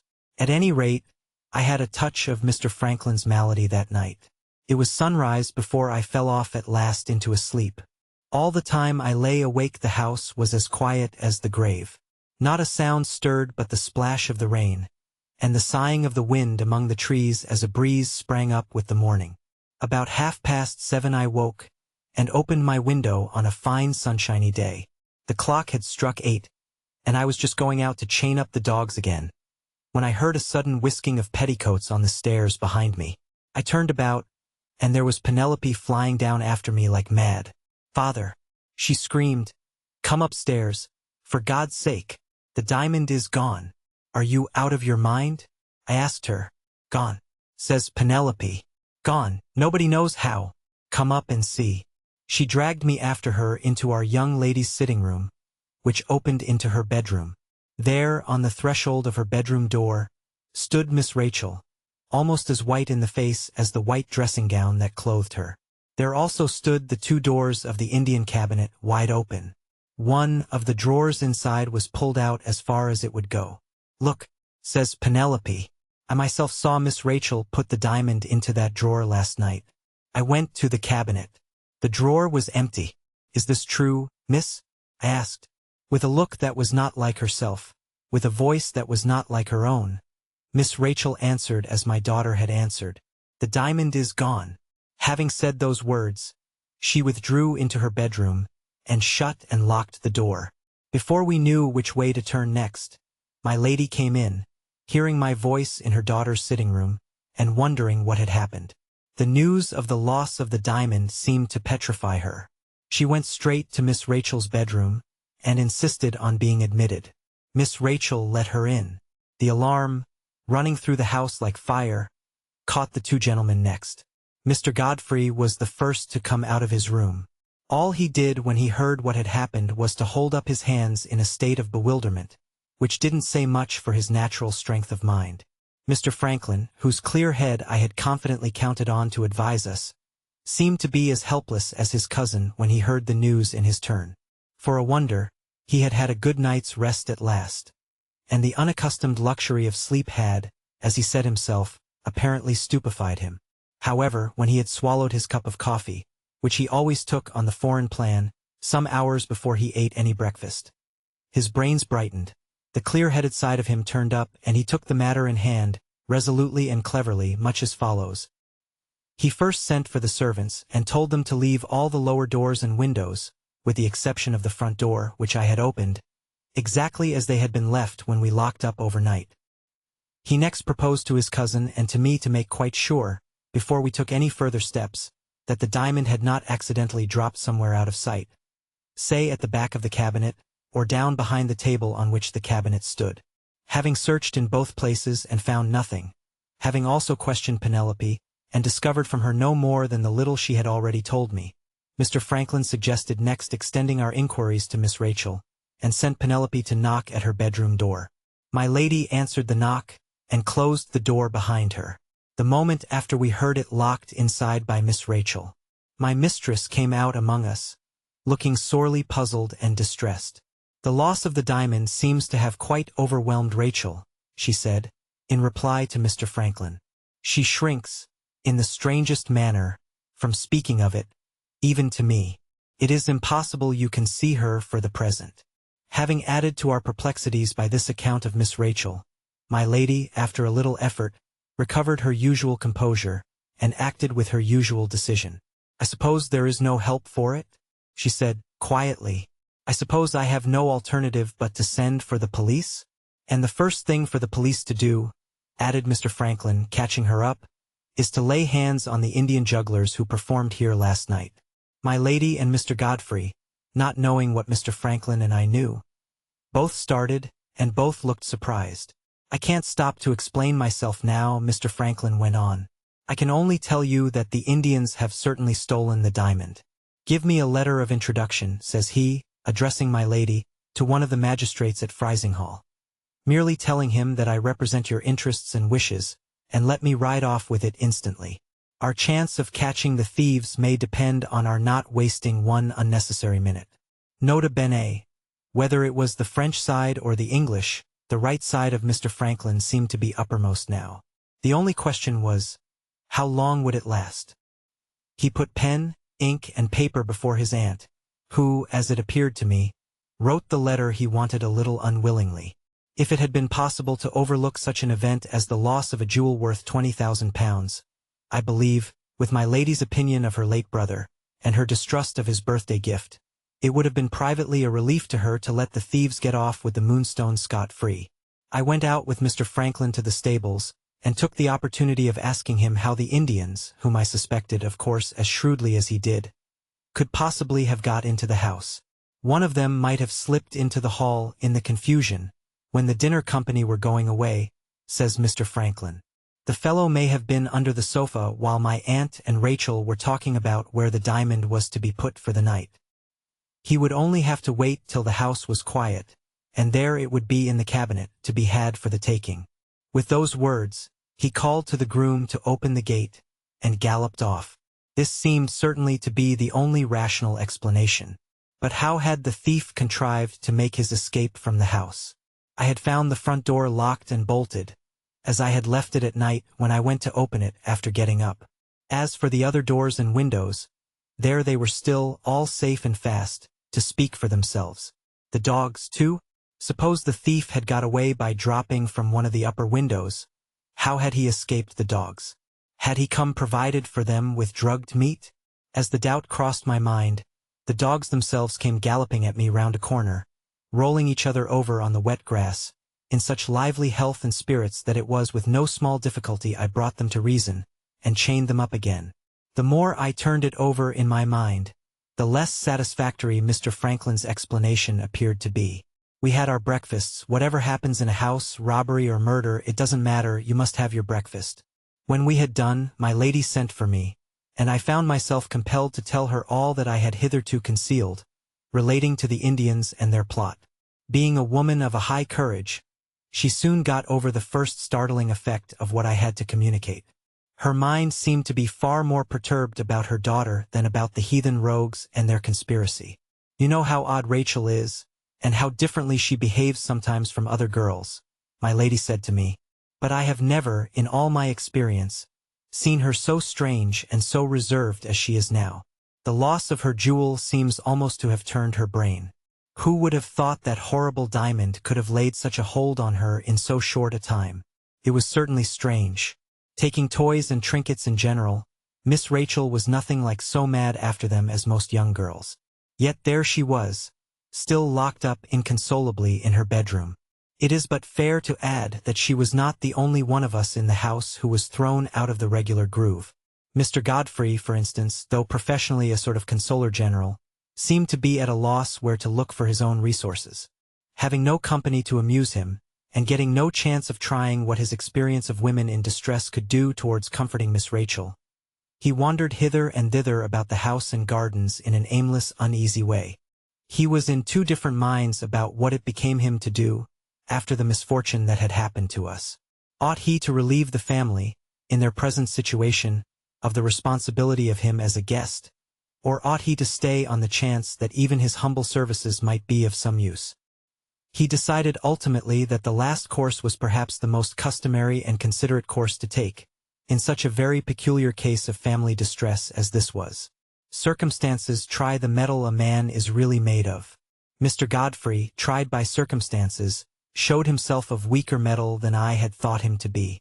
As for the women servants excepting Rosanna Spearman, who kept by herself, they took to whispering together in corners, and staring at nothing suspiciously, as is the manner of that weaker half of the human family, when anything extraordinary happens in a house. I myself acknowledge to have been fidgety and ill-tempered. The cursed Moonstone had turned us all upside down. A little before 11 Mr. Franklin came back. The resolute side of him had, to all appearance, given way, in the interval since his departure, under the stress that had been laid on it. He had left us at a gallop. He came back to us at a walk. When he went away he was made of iron. When he returned he was stuffed with cotton, as limp could be. Well, says my lady, are the police coming? Yes, says Mr. Franklin. They said they would follow me in a fly. Superintendent Seagrave of your local police force, and 2 of his men. A mere form. The case is hopeless. What? Have the Indians escaped, sir? I asked. The poor ill-used Indians have been most unjustly put in prison, says Mr. Franklin. They are as innocent as the babe unborn. My idea that one of them was hidden in the house has ended, like all the rest of my ideas, in smoke. It's been proved, says Mr. Franklin, dwelling with great relish on his own incapacity, to be simply impossible. After astonishing us by announcing this totally new turn in the matter of the Moonstone, our young gentleman, at his aunt's request, took a seat and explained himself. It appeared that the resolute side of him had held out as far as Frizinghall. He had put the whole case plainly before the magistrate, and the magistrate had at once sent for the police. The first inquiries instituted about the Indians showed that they had not so much as attempted to leave the town. Further questions addressed to the police proved that all 3 had been seen returning to Frizinghall with their boy on the previous night between 10 and 11, which, regard being had to hours and distances, also proved that they had walked straight back after performing on our terrace. Later still, at midnight, the police, having occasion to search the common lodging-house where they lived, had seen them all 3 again, and their little boy with them, as usual. Soon after midnight I myself had safely shut up the house. Plainer evidence than this, in favor of the Indians, there could not well be. The magistrate said there was not even a case of suspicion against them so far. But, as it was just possible, when the police came to investigate the matter, that discoveries affecting the jugglers might be made, he would contrive, by committing them as rogues and vagabonds, to keep them at our disposal under lock and key for a week. They had ignorantly done something, I forget what, in the town, which barely brought them within the operation of the law. Every human institution, justice included, will stretch a little if you only pull it the right way. The worthy magistrate was an old friend of my lady's, and the Indians were committed for a week, as soon as the court opened that morning. Such was Mr. Franklin's narrative of events at Frizinghall.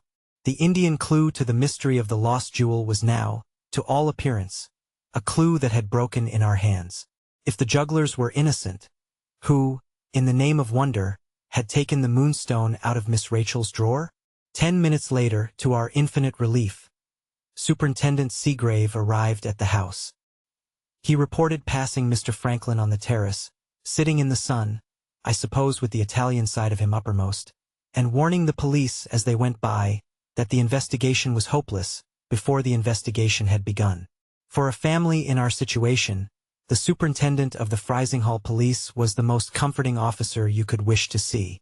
Mr. Seagrave was tall and portly, and military in his manners. He had a fine commanding voice, and a mighty resolute eye, and a grand frock-coat which buttoned beautifully up to his leather stock. "I'm the man you want," was written all over his face, and he ordered his 2 inferior policemen about with a severity which convinced us all that there was no trifling with him. He began by going round the premises outside and in, the result of that investigation proving to him that no thieves had broken in upon us from outside, and that the robbery, consequently, must have been committed by some person in the house. I leave you to imagine the state the servants were in when this official announcement first reached their ears. The superintendent decided to begin by examining the boudoir, and, that done, to examine the servants next.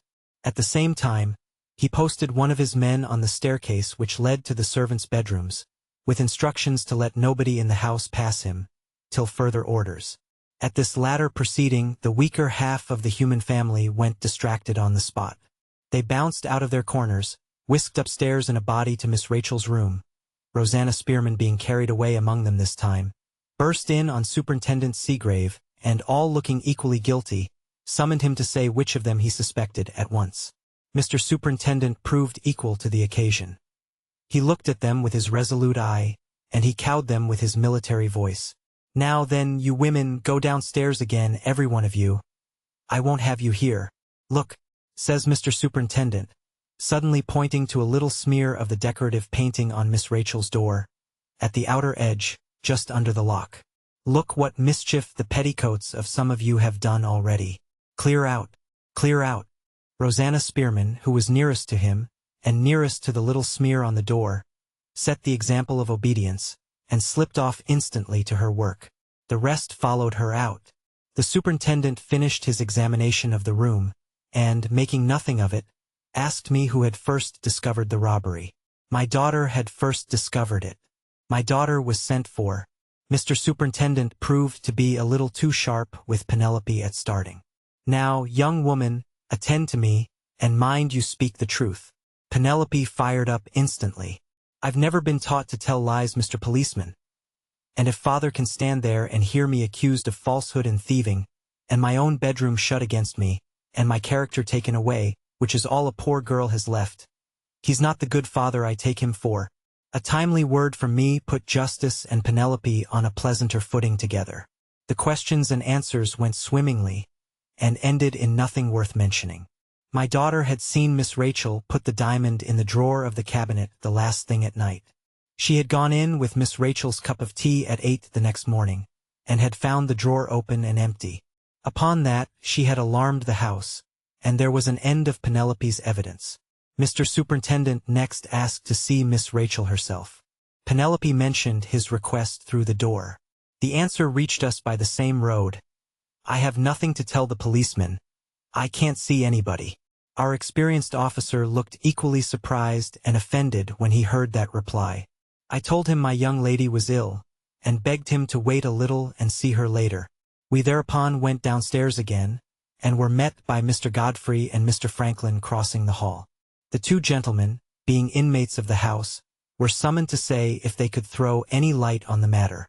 Neither of them knew anything about it. Had they heard any suspicious noises during the previous night? They had heard nothing but the pattering of the rain. Had I, lying awake longer than either of them, heard nothing either? Nothing. Released from examination, Mr. Franklin, still sticking to the helpless view of our difficulty, whispered to me, "That man will be of no earthly use to us. Superintendent Seagrave is an S." Released in his turn, Mr. Godfrey whispered to me, "Evidently a most competent person. Better edge. I have the greatest faith in him. Many men, many opinions, as one of the ancients said before my time."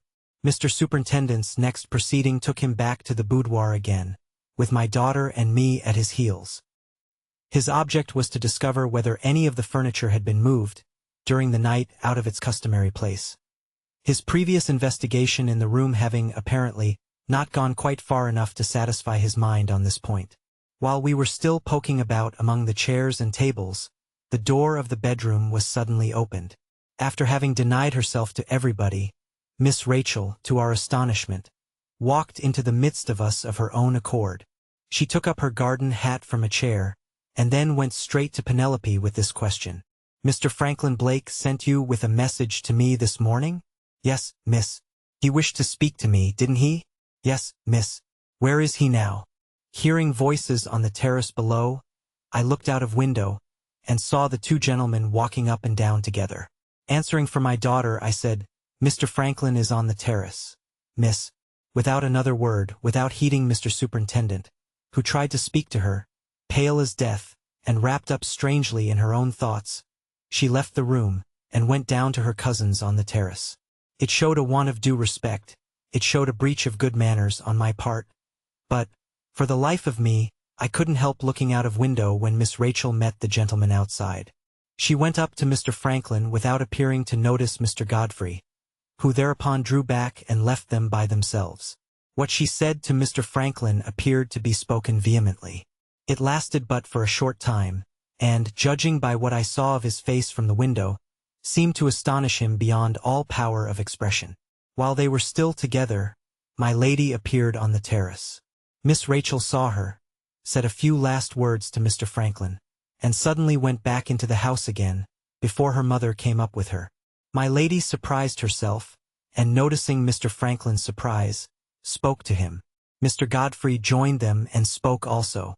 Mr. Franklin walked away a little between the two, telling them what had happened, I suppose, for they both stopped short, after taking a few steps, like persons struck with amazement. I had just seen as much as this, when the door of the sitting room was opened violently. Miss Rachel walked swiftly through to her bedroom, wild and angry, with fierce eyes and flaming cheeks. Mr. Superintendent once more attempted to question her. She turned round on him at her bedroom door. "I have not sent for you," she cried out vehemently. "I don't want you. My diamond is lost. Neither you nor anybody else will ever find it." With those words she went in, and locked the door in our faces. Penelope, standing nearest to it, heard her burst out crying the moment she was alone again. In a rage, one moment. In tears, the next. What did it mean? I told the superintendent it meant that Miss Rachel's temper was upset by the loss of her jewel. Being anxious for the honor of the family, it distressed me to see my young lady forget herself, even with a police officer, and I made the best excuse I could, accordingly. In my own private mind, I was more puzzled by Miss Rachel's extraordinary language and conduct than words can tell. Taking what she had said at her bedroom door as a guide to guess by, I could only conclude that she was mortally offended by our sending for the police, and that Mr. Franklin's astonishment on the terrace was caused by her having expressed herself to him, as the person chiefly instrumental in fetching the police, to that effect. If this guess was right, why, having lost her diamond, should she object to the presence in the house of the very people whose business it was to recover it for her? And how, in heaven's name, could she know that the moonstone would never be found again? As things stood at present, no answer to those questions was to be hoped for from anybody in the house. Mr. Franklin appeared to think it a point of honor to forbear repeating to a servant, even to so old a servant as I was, what Miss Rachel had said to him on the terrace. Mr. Godfrey, who, as a gentleman and a relative, had been probably admitted into Mr. Franklin's confidence, respected that confidence as he was bound to do. My lady, who was also in the secret no doubt, and who alone had access to Miss Rachel, owned openly that she could make nothing of her. "You madden me when you talk of the diamond."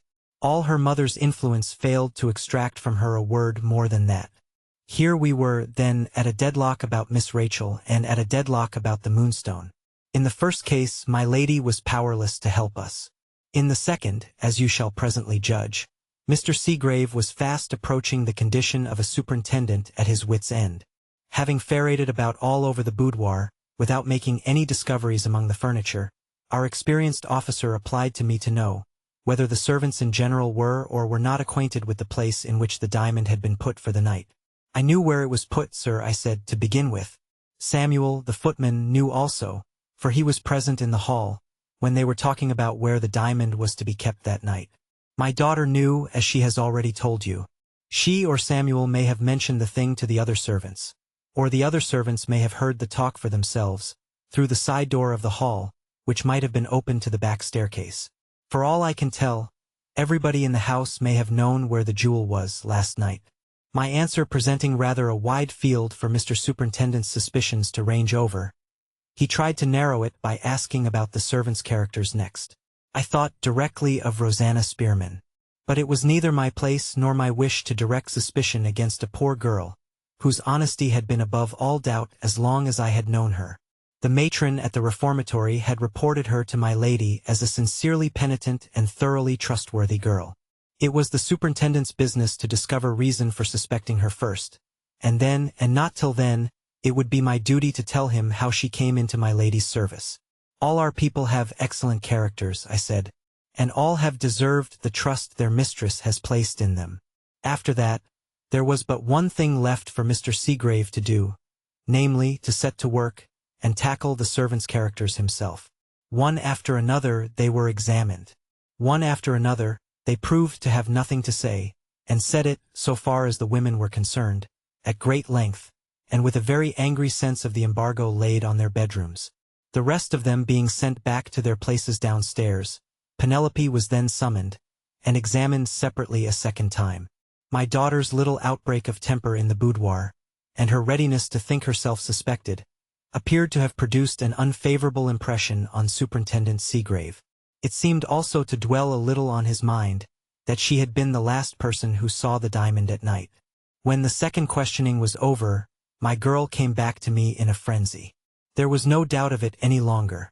The police officer had almost as good as told her she was the thief. I could scarcely believe him, taking Mr. Franklin's view, to be quite such an ass as that. But, though he said nothing, the eye with which he looked at my daughter was not a very pleasant eye to see. I laughed it off with poor Penelope as something too ridiculous to be treated seriously, which it certainly was. Secretly, I am afraid I was foolish enough to be angry too. It was a little trying, it was indeed. My girl sat down in a corner, with her apron over her head, quite broken-hearted. Foolish of her, you will say. She might have waited till he openly accused her. Well, being a man of just an equal temper, I admit that. Still, Mr. Superintendent might have remembered. Never mind what he might have remembered. The devil take him. The next and last step in the investigation brought matters, as they say, to a crisis. The officer had an interview, at which I was present, with my lady. After informing her that the diamond must have been taken by somebody in the house, he requested permission for himself and his men to search the servants' rooms and boxes on the spot.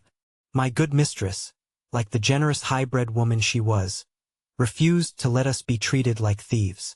I will never consent to make such a return as that, she said, for all I owe to the faithful servants who are employed in my house. Mr. Superintendent made his bow, with a look in my direction, which said plainly, why employ me, if you are to tie my hands in this way? As head of the servants, I felt directly that we were bound, in justice to all parties, not to profit by our mistress's generosity. We gratefully thank your ladyship, I said, but we ask your permission to do what is right in this matter by giving up our keys. When Gabriel Betteredge sets the example, says I, stopping Superintendent Seagrave at the door, the rest of the servants will follow, I promise you. There are my keys to begin with. My lady took me by the hand, and thanked me with the tears in her eyes. Lord, what would I not have given, at that moment, for the privilege of knocking Superintendent Seagrave down. As I had promised for them, the other servants followed my lead, sorely against the grain, of course, but all taking the view that I took. The women were a sight to see. while the police officers were rummaging among their things. The cook looked as if she could grill Mr. Superintendent alive on a furnace, and the other women looked as if they could eat him when he was done. The search over, and no diamond or sign of a diamond being found, of course, anywhere, Superintendent Seagrave retired to my little room to consider with himself what he was to do next. He and his men had now been hours in the house, and had not advanced us 1 inch towards a discovery of how the Moonstone had been taken, or of whom we were to suspect as the thief. While the police officer was still pondering in solitude, I was sent for to see Mr. Franklin in the library. To my unutterable astonishment, just as my hand was on the door, it was suddenly opened from the inside, and out walked Rosanna Spearman, after the library had been swept and cleaned in the morning. Neither first nor second housemaid had any business in that room at any later period of the day. I stopped Rosanna Spearman, and charged her with a breach of domestic discipline on the spot. "What might you want in the library at this time of day?" I inquired. "Mr. Franklin Blake dropped one of his rings upstairs," says Rosanna, "and I have been into the library to give it to him." The girl's face was all in a flush as she made me that answer, and she walked away with a toss of her head and a look of self-importance which I was quite at a loss to account for. The proceedings in the house had doubtless upset all the women servants more or less, but none of them had gone clean out of their natural characters, as Rosanna, to all appearance, had now gone out of hers. I found Mr. Franklin writing at the library table. He asked for a conveyance to the railway station the moment I entered the room.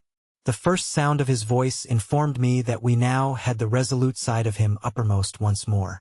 The man made of cotton had disappeared, and the man made of iron sat before me again.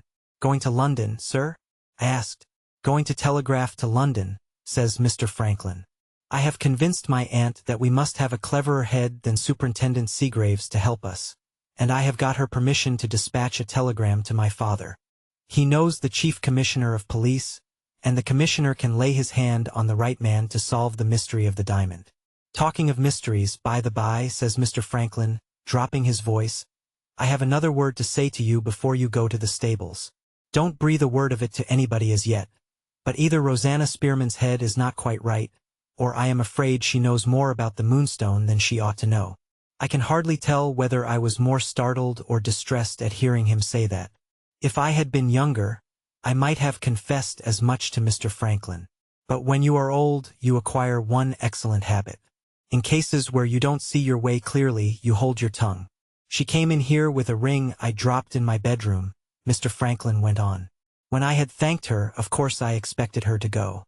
Instead of that, she stood opposite to me at the table, looking at me in the oddest manner, half frightened and half familiar. I couldn't make it out. 'This is a strange thing about the diamond, sir,' she said, in a curiously sudden, headlong way. I said, yes, it was, and wondered what was coming next. 'Upon my honor, Betteredge, I think she must be wrong in the head,' she said. 'They will never find the diamond, sir, will they?' 'No, nor the person who took it. I'll answer for that.' She actually nodded and smiled at me. Before I could ask her what she meant, we heard your step outside. I suppose she was afraid of your catching her here. At any rate, she changed color and left the room. What on earth does it mean?' I could not bring myself to tell him the girl's story. Even then, it would have been almost as good as telling him that she was the thief. Besides, even if I had made a clean breast of it, and even supposing she was the thief, the reason why she should let out her secret to Mr. Franklin, of all the people in the world, would have been still as far to seek as ever. I can't bear the idea of getting the poor girl into a scrape, merely because she has a flighty way with her, and talks very strangely, Mr. Franklin went on. And yet if she had said to the superintendent what she said to me, fool as he is, I'm afraid. He stopped there and left the rest unspoken. The best way, sir, I said, will be for me to say 2 words privately to my mistress about it at the first opportunity. My lady has a very friendly interest in Rosanna, and the girl may only have been forward and foolish after all. When there's a mess of any kind in a house, sir, the women servants like to look at the gloomy side. It gives the poor wretches a kind of importance in their own eyes. If there's anybody ill, trust the women for prophesying that the person will die. If it's a jewel lost, trust them for prophesying that it will never be found again. This view, which I am bound to say, I thought a probable view myself, on reflection, seemed to relieve Mr. Franklin mightily. He folded up his telegram and dismissed the subject. On my way to the stables to order the pony chaise, I looked in at the servants' hall, where they were at dinner. Rosanna Spearman was not among them. On inquiry, I found that she had been suddenly taken ill, and had gone upstairs to her own room to lie down. Curious. She looked well enough when I saw her last, I remarked. Penelope followed me out. Don't talk in that way before the rest of them, father, she said. You only make them harder on Rosanna than ever. The poor thing is breaking her heart about Mr. Franklin Blake. Here was another view of the girl's conduct. If it was possible for Penelope to be right, the explanation of Rosanna's strange language and behavior might have been all in this, that she didn't care what she said, so long as she could surprise Mr. Franklin into speaking to her. Granting that to be the right reading of the riddle, it accounted, perhaps, for her flighty, self-conceited manner when she passed me in the hall. Though he had only said 3 words, still she had carried her point, and Mr. Franklin had spoken to her. I saw the pony harnessed myself. In the infernal network of mysteries and uncertainties that now surrounded us, I declare it was a relief to observe how well the buckles and straps understood each other. When you had seen the pony backed into the shafts of the chaise, you had seen something there was no doubt about, and that, let me tell you, was becoming a treat of the rarest kind in our household. Going round with the chaise to the front door, I found not only Mr. Franklin, but Mr. Godfrey and Superintendent Seagrave also waiting for me on the steps. Mr. Superintendent's reflections, after failing to find the diamond in the servants' rooms or boxes, had led him, it appeared, to an entirely new conclusion.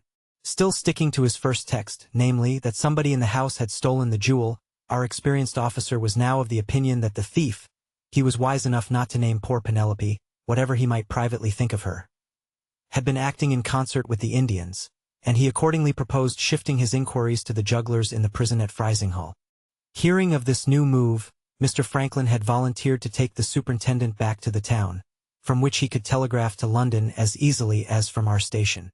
Mr. Godfrey, still devoutly believing in Mr. Seagrave, and greatly interested in witnessing the examination of the Indians, had begged leave to accompany the officer to Frizinghall. One of the 2 inferior policemen was to be left at the house, in case anything happened.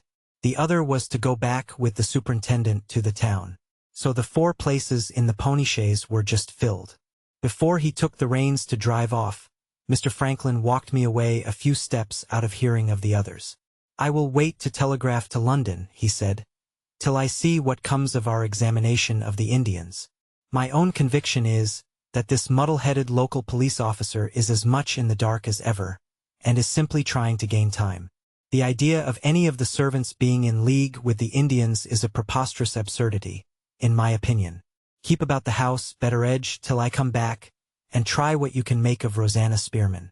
I don't ask you to do anything degrading to your own self-respect, or anything cruel towards the girl.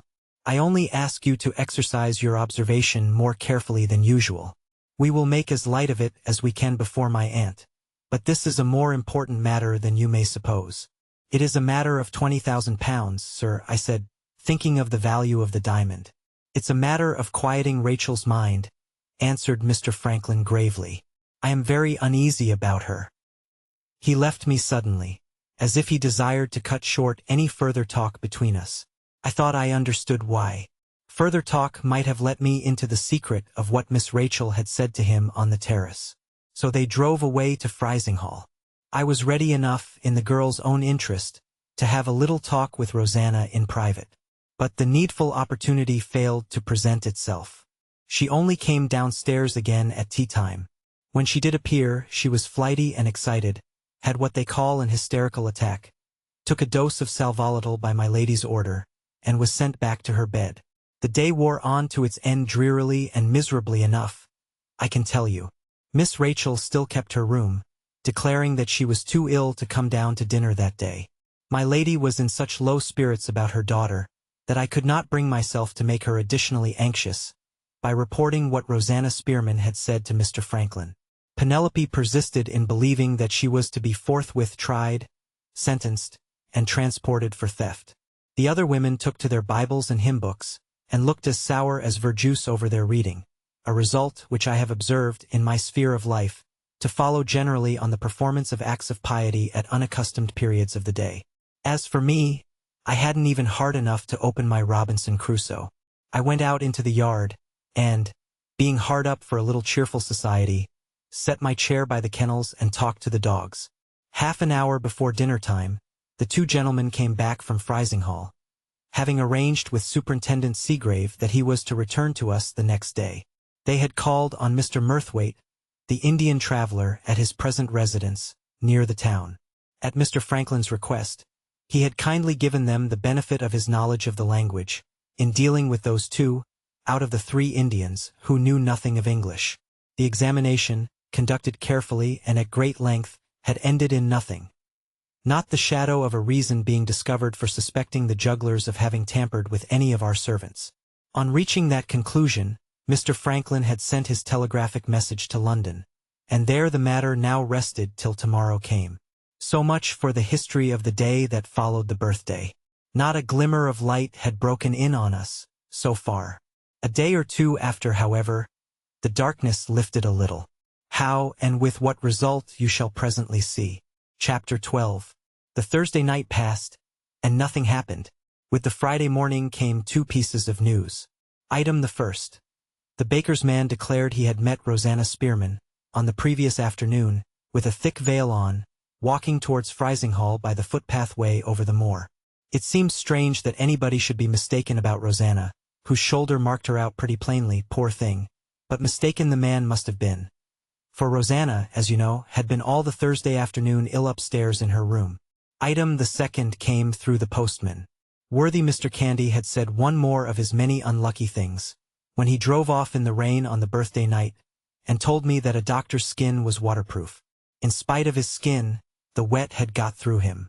He had caught a chill that night, and was now down with a fever. The last accounts, brought by the postman, represented him to be light-headed, talking nonsense as glibly, poor man, in his delirium as he often talked it in his sober senses. We were all sorry for the little doctor, but Mr. Franklin appeared to regret his illness, chiefly on Miss Rachel's account. From what he said to my lady while I was in the room at breakfast time, he appeared to think that Miss Rachel, if the suspense about the Moonstone was not soon set at rest, might stand in urgent need of the best medical advice at our disposal.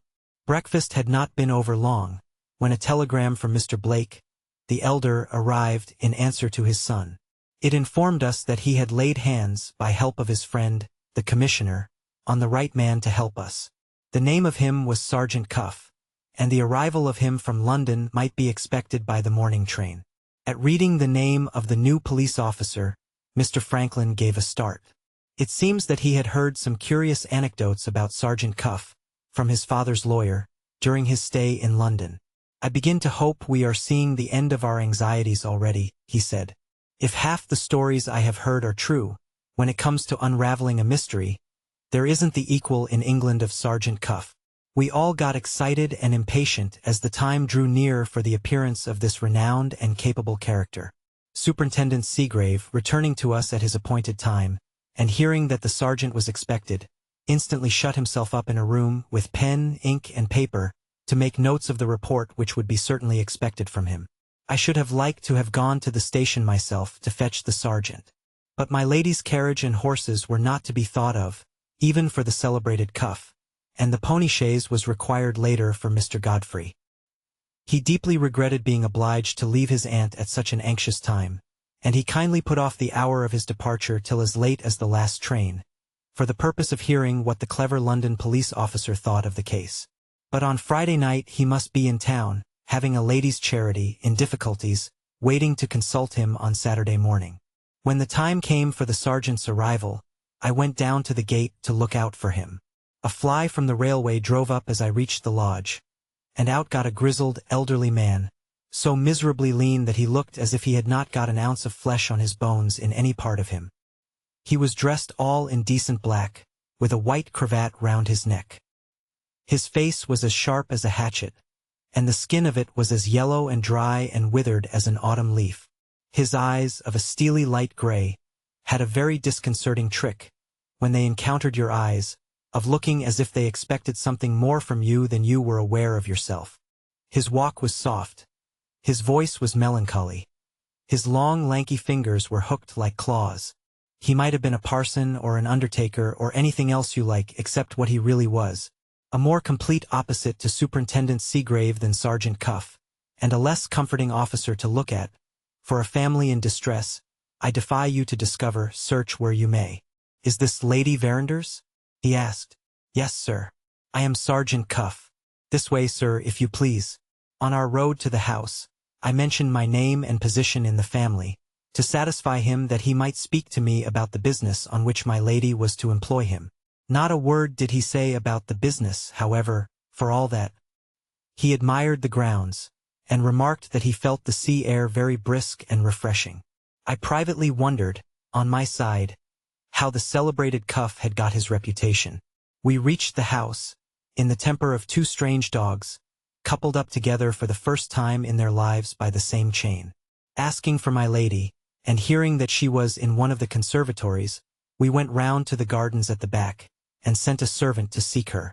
While we were waiting, Sergeant Cuff looked through the evergreen arch on our left, spied out our rosary, and walked straight in, with the first appearance of anything like interest that he had shown yet. To the gardener's astonishment, and to my disgust, this celebrated policeman proved to be quite a mine of learning on the trumpery subject of rose gardens. "Ah, you've got the right exposure here to the south and so west," says the sergeant, with a wag of his grizzled head, and a streak of pleasure in his melancholy voice. "This is the shape for a rosary, nothing like a circle set in a square.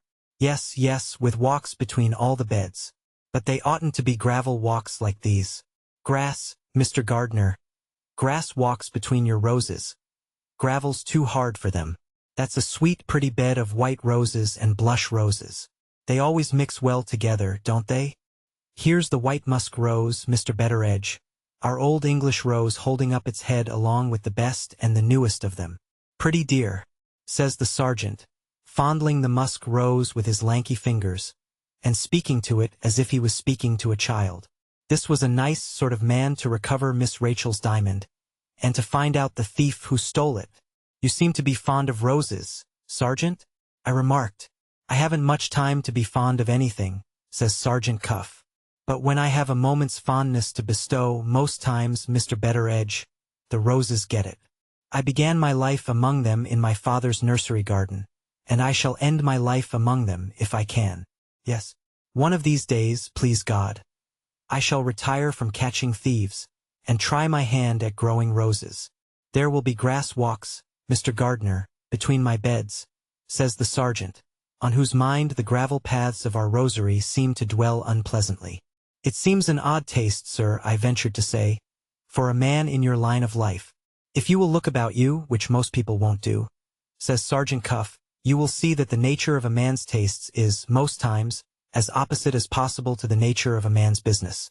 Show me any two things more opposite one from the other than a rose and a thief, and I'll correct my tastes accordingly, if it isn't too late at my time of life. You find the damask rose a goodish stock for most of the tender sorts, don't you, Mr. Gardener? Ah, I thought so. Here's a lady coming. Is it Lady Verinder?" He had seen her before either I or the gardener had seen her, though we knew which way to look, and he didn't. I began to think him rather a quicker man than he appeared to be at first sight. The sergeant's appearance or the sergeant's errand, one or both, seemed to cause my lady some little embarrassment. She was, for the first time in all my experience of her, at a loss what to say at an interview with a stranger. Sergeant Cuff put her at her ease directly. He asked if any other person had been employed about the robbery before we sent for him, and hearing that another person had been called in, and was now in the house, begged leave to speak to him before anything else was done. My lady led the way back. Before he followed her, the sergeant relieved his mind on the subject of the gravel walks by a parting word to the gardener. "Get her ladyship to try grass," he said, with a sour look at the paths. "No gravel! No gravel!" Why Superintendent Seagrave should have appeared to be several sizes smaller than life, on being presented to Sergeant Cuff, I can't undertake to explain. I can only state the fact. They retired together, and remained a weary long time shut up from all mortal intrusion. When they came out, Mr. Superintendent was excited, and Mr. Sergeant was yawning. "The sergeant wishes to see Miss Verander's sitting room," says Mr. Seagrave, addressing me with great pomp and eagerness. "The sergeant may have some questions to ask." "Attend the sergeant, if you please." While I was being ordered about in this way, I looked at the great Cuff. The great Cuff, on his side, looked at Superintendent Seagrave in that quietly expecting way which I have already noticed. I can't affirm that he was on the watch for his brother officer's speedy appearance in the character of an ass. I can only say that I strongly suspected it. I led the way upstairs. The sergeant went softly all over the Indian cabinet and all round the boudoir, asking questions, occasionally only of Mr. Superintendent and continually of me, the drift of which I believe to have been equally unintelligible to both of us. In due time his course brought him to the door, and put him face to face with the decorative painting that you know of. He laid one lean, inquiring finger on the small smear, just under the lock, which Superintendent Seagrave had already noticed, when he reproved the women servants for all crowding together into the room. "That's a pity," says Sergeant Cuff. "How did it happen?" He put the question to me. I answered that the women servants had crowded into the room on the previous morning, and that some of their petticoats had done the mischief. Superintendent Seagrave ordered them out. "Sir," I added, "before they did any more harm." "Right," says Mr. Superintendent in his military way. "I ordered them out. The petticoats did it, Sergeant, the petticoats did it." "Did you notice which petticoat did it?" asked Sergeant Cuff, still addressing himself, not to his brother officer, but to me. "No, sir." He turned to Superintendent Seagrave upon that, and said, "You noticed, I suppose?" Mr. Superintendent looked a little taken aback, but he made the best of it. "I can't charge my memory, Sergeant," he said, "a mere trifle, a mere trifle." Sergeant Cuff looked at Mr. Seagrave, as he had looked at the gravel walks in the Rosary, and gave us, in his melancholy way, the first taste of his quality which we had had yet. "I made a private inquiry last week, Mr. Superintendent," he said. "At one end of the inquiry there was a murder, and at the other end there was a spot of ink on a tablecloth that nobody could account for. In all my experience along the dirtiest ways of this dirty little world, I have never met with such a thing as a trifle yet. Before we go a step further in this business we must see the petticoat that made the smear, and we must know for certain when that paint was wet." Mr. Superintendent, taking his set down rather sulkily, asked if he should summon the women. Sergeant Cuff, after considering a minute, sighed, and shook his head. "No," he said, "we'll take the matter of the paint first. It's a question of yes or no with the paint, which is short. It's a question of petticoats with the women, which is long. What o'clock was it when the servants were in this room yesterday morning?" 11 o'clock. "Eh? Is there anybody in the house who knows whether that paint was wet or dry at 11 yesterday morning?" "Her ladyship's nephew, Mr. Franklin Blake, knows," I said. "Is the gentleman in the house?" Mr. Franklin was as close at hand as could be, waiting for his first chance of being introduced to the great Cuff. In half a minute he was in the room, and was giving his evidence as follows. "That door, Sergeant," he said, "has been painted by Miss Verander, under my inspection, with my help, and in a vehicle of my own composition. The vehicle dries whatever colors may be used with it in 12 hours. "Do you remember when the smeared bit was done, sir?" asked the sergeant. "Perfectly," answered Mr. Franklin. "That was the last morsel of the door to be finished. We wanted to get it done on Wednesday last, and I myself completed it by 3 in the afternoon or soon after." "Today is Friday," said Sergeant Cuff, addressing himself to Superintendent Seagrave. "Let us reckon back, sir. At 3 on the Wednesday afternoon, that bit of the painting was completed. The vehicle dried it in 12 hours, that is to say, dried it by 3 o'clock on Thursday morning. At 11 on Thursday morning you held your inquiry here. Take 3 from 11 and 8 remains. That paint had been 8 hours dry, Mr. Superintendent, when you supposed that the women servants' petticoats smeared it. First knock-down blow for Mr. Seagrave. If he had not suspected poor Penelope, I should have pitied him. Having settled the question of the paint, Sergeant Cuff, from that moment, gave his brother officer up as a bad job, and addressed himself to Mr. Franklin, as the more promising assistant of the two. "It's quite on the cards, sir," he said, "that you have put the clue into our hands." As the words passed his lips, the bedroom door opened, and Miss Rachel came out among us suddenly. She addressed herself to the sergeant, without appearing to notice or to heed that he was a perfect stranger to her. "Did you say," she asked, pointing to Mr. Franklin, "that he had put the clue into your hands?" "This is Miss Verinder," I whispered, behind the sergeant. "That gentleman, miss," says the sergeant, with his steely gray eyes carefully studying my young lady's face, "has possibly put the clue into our hands." She turned for one moment and tried to look at Mr. Franklin. I say tried, for she suddenly looked away again before their eyes met. There seemed to be some strange disturbance in her mind. She colored up, and then she turned pale again. With the paleness there came a new look into her face, a look which it startled me to see. "Having answered your question, miss," says the sergeant, "I beg leave to make an inquiry in my turn. There is a smear on the painting of your door here. Do you happen to know when it was done, or who did it?" Instead of making any reply, Miss Rachel went on with her questions, as if he had not spoken, or as if she had not heard him. "Are you another police officer?" she asked. "I am Sergeant Cuff, miss, of the detective police. Do you think a young lady's advice worth having?" "I shall be glad to hear it, miss. Do your duty by yourself, and don't allow Mr. Franklin Blake to help you." She said those words so spitefully, so savagely, with such an extraordinary outbreak of ill will towards Mr. Franklin, in her voice and in her look, that, though I had known her from a baby, though I loved and honored her next to my lady herself, I was ashamed of Miss Rachel for the first time in my life. Sergeant Cuff's immovable eyes never stirred from off her face. "Thank you, miss," he said. "Do you happen to know anything about the smear? Might you have done it by accident yourself?" "I know nothing about the smear." With that answer, she turned away and shut herself up again in her bedroom. This time I heard her, as Penelope had heard her before, burst out crying as soon as she was alone again. I couldn't bring myself to look at the sergeant. I looked at Mr. Franklin, who stood nearest to me.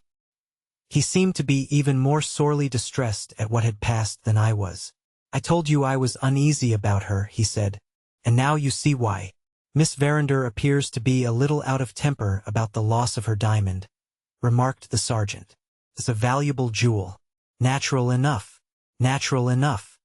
Here was the excuse that I had made for her, when she forgot herself before Superintendent Seagrave on the previous day, being made for her over again, by a man who couldn't have had my interest in making it, for he was a perfect stranger. A kind of cold shudder ran through me, which I couldn't account for at the time. I know now that I must have got my first suspicion at that moment of a new light and horrid light, having suddenly fallen on the case in the mind of Sergeant Cuff, purely and entirely in consequence of what he had seen in Miss Rachel, and heard from Miss Rachel at that first interview between them. "A young lady's tongue is a privileged member, sir," says the sergeant to Mr. Franklin. "Let us forget what has passed, and go straight on with this business. Thanks to you, we know when the paint was dry. The next thing to discover is when the paint was last seen without that smear. You have got a head on your shoulders, and you understand what I mean." Mr. Franklin composed himself, and came back with an effort from Miss Rachel to the matter in hand. "I think I do understand," he said. "The more we narrow the question of time, the more we also narrow the field of inquiry." "That's it, sir," said the sergeant. "Did you notice your work here on the Wednesday afternoon after you had done it?" Mr. Franklin shook his head, and answered, "I can't say I did." "Did you?" inquired Sergeant Cuff, turning to me. "I can't say I did either, sir." "Who was the last person in the room the last thing on Wednesday night?" "Miss Rachel, I suppose, sir. Mr. Franklin struck in there, or possibly your daughter, Betteredge." He turned to Sergeant Cuff, and explained that my daughter was Miss Verinder's maid. "Mr. Betteredge, ask your daughter to step up." "Stop," says the sergeant, taking me away to the window out of earshot. "Your superintendent here," he went on in a whisper, "has made a pretty full report to me of the manner in which he has managed this case. Among other things, he has, by his own confession, set the servants' backs up. It's very important to smooth them down again. Tell your daughter, and tell the rest of them, these two things with my compliments. First, that I have no evidence before me, yet that the diamond has been stolen. I only know that the diamond has been lost. Second, that my business here with the servants is simply to ask them to lay their heads together and help me to find it. My experience of the women servants, when Superintendent Seagrave laid his embargo on their rooms, came in handy here. "May I make so bold, Sergeant, as to tell the women a third thing?" I asked. "Are they free, with your compliments, to fidget up and down stairs and whisk in and out of their bedrooms, if the fit takes them?" "Perfectly free," said the sergeant. "That will smooth them down, sir," I remarked, from the cook to the scullion.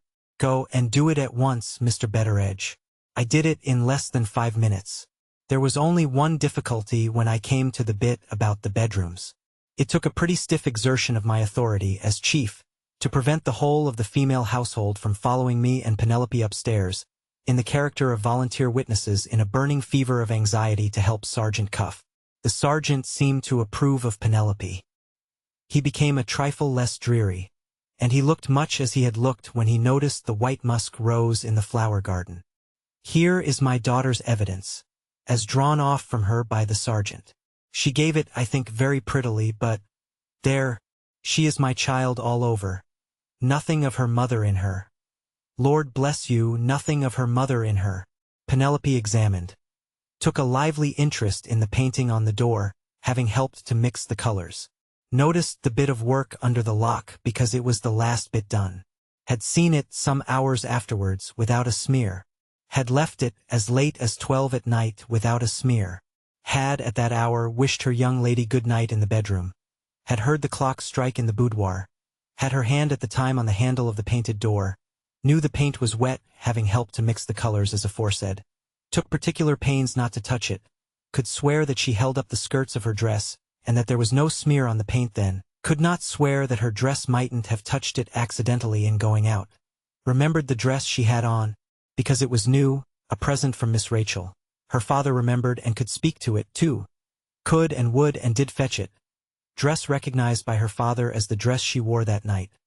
Skirts examined, a long job from the size of them. Not the ghost of a paint stain discovered anywhere. End of Penelope's evidence, and very pretty and convincing, too. Signed, Gabriel Betteredge. The sergeant's next proceeding was to question me about any large dogs in the house who might have got into the room, and done the mischief with a whisk of their tails. Hearing that this was impossible, he next sent for a magnifying glass, and tried how the smear looked seen that way. No skin mark as of a human hand, printed off on the paint. All the signs visible, signs which told that the paint had been smeared by some loose article of somebody's dress touching it in going by. That somebody, putting together Penelope's evidence and Mr. Franklin's evidence, must have been in the room, and done the mischief, between midnight and 3 o'clock on the Thursday morning. Having brought his investigation to this point, Sergeant Cuff discovered that such a person as Superintendent Seagrave was still left in the room, upon which he summed up the proceedings for his brother officer's benefit, as follows. "This trifle of yours, Mr. Superintendent," says the sergeant, pointing to the place on the door, "has grown a little in importance since you noticed it last. At the present stage of the inquiry there are, as I take it, 3 discoveries to make, starting from that smear. Find out, first, whether there is any article of dress in this house with the smear of the paint on it. Find out, second, who that dress belongs to. Find out, third, how the person can account for having been in this room and smeared the paint between midnight and 3 in the morning. If the person can't satisfy you, you haven't far to look for the hand that has got the diamond. I'll work this by myself, if you please, and detain you no longer from your regular business in the town. You have got one of your men here, I see. Leave him here at my disposal in case I want him, and allow me to wish you good morning." Superintendent Seagrave's respect for the sergeant was great, but his respect for himself was greater still. Hit hard by the celebrated Cuff, he hit back smartly, to the best of his ability, on leaving the room. "I have abstained from expressing any opinion, so far," says Mr. Superintendent, with his military voice still in good working order. "I have now only one remark to offer on leaving this case in your hands. There is such a thing, Sergeant, as making a mountain out of a molehill. Good morning. There is also such a thing as making nothing out of a molehill, in consequence of your head being too high to see it." Having returned his brother officer's compliments in those terms, Sergeant Cuff wheeled about, and walked away to the window by himself. Mr. Franklin and I waited to see what was coming next. The sergeant stood at the window with his hands in his pockets, looking out, and whistling the tune of the last rose of summer softly to himself. Later in the proceedings, I discovered that he only forgot his manners so far as to whistle, when his mind was hard at work, seeing its way inch by inch to its own private ends, on which occasions the last rose of summer evidently helped and encouraged him. I suppose it fitted in somehow with his character. It reminded him, you see, of his favorite roses, and, as he whistled it, it was the most melancholy tune going. Turning from the window after a minute or two, the sergeant walked into the middle of the room, and stopped there, deep in thought, with his eyes on Miss Rachel's bedroom door. After a little he roused himself, nodded his head as much as to say, "That will do," and, addressing me, asked for 10 minutes' conversation with my mistress, at her ladyship's earliest convenience. Leaving the room with this message, I heard Mr. Franklin ask the sergeant a question, and stopped to hear the answer also at the threshold of the door. "Can you guess yet," inquired Mr. Franklin, "who has stolen the diamond?" "Nobody has stolen the diamond," answered Sergeant Cuff. We both started at that extraordinary view of the case, and both earnestly begged him to tell us what he meant. "Wait a little," said the sergeant. "The pieces of the puzzle are not all put together yet." Chapter 13. I found my lady in her own sitting room. She started and looked annoyed when I mentioned that Sergeant Cuff wished to speak to her. "Must I see him?" she asked. "Can't you represent me, Gabriel?" I felt at a loss to understand this, and showed it plainly, I suppose, in my face. My lady was so good as to explain herself. "I am afraid my nerves are a little shaken," she said. "There is something in that police officer from London which I recoil from. I don't know why. I have a presentiment that he is bringing trouble and misery with him into the house. Very foolish and very unlike me, but so it is." I hardly knew what to say to this. The more I saw of Sergeant Cuff, the better I liked him. My lady rallied a little after having opened her heart to me, being, naturally, a woman of a high courage, as I have already told you. "If I must see him, I must," she said. "But I can't prevail on myself to see him alone. Bring him in, Gabriel, and stay here as long as he stays." This was the first attack of the megrims that I remembered in my mistress since the time when she was a young girl. I went back to the boudoir. Mr. Franklin strolled out into the garden, and joined Mr. Godfrey, whose time for departure was now drawing near. Sergeant Cuff and I went straight to my mistress's room. I declare my lady turned a shade paler at the sight of him.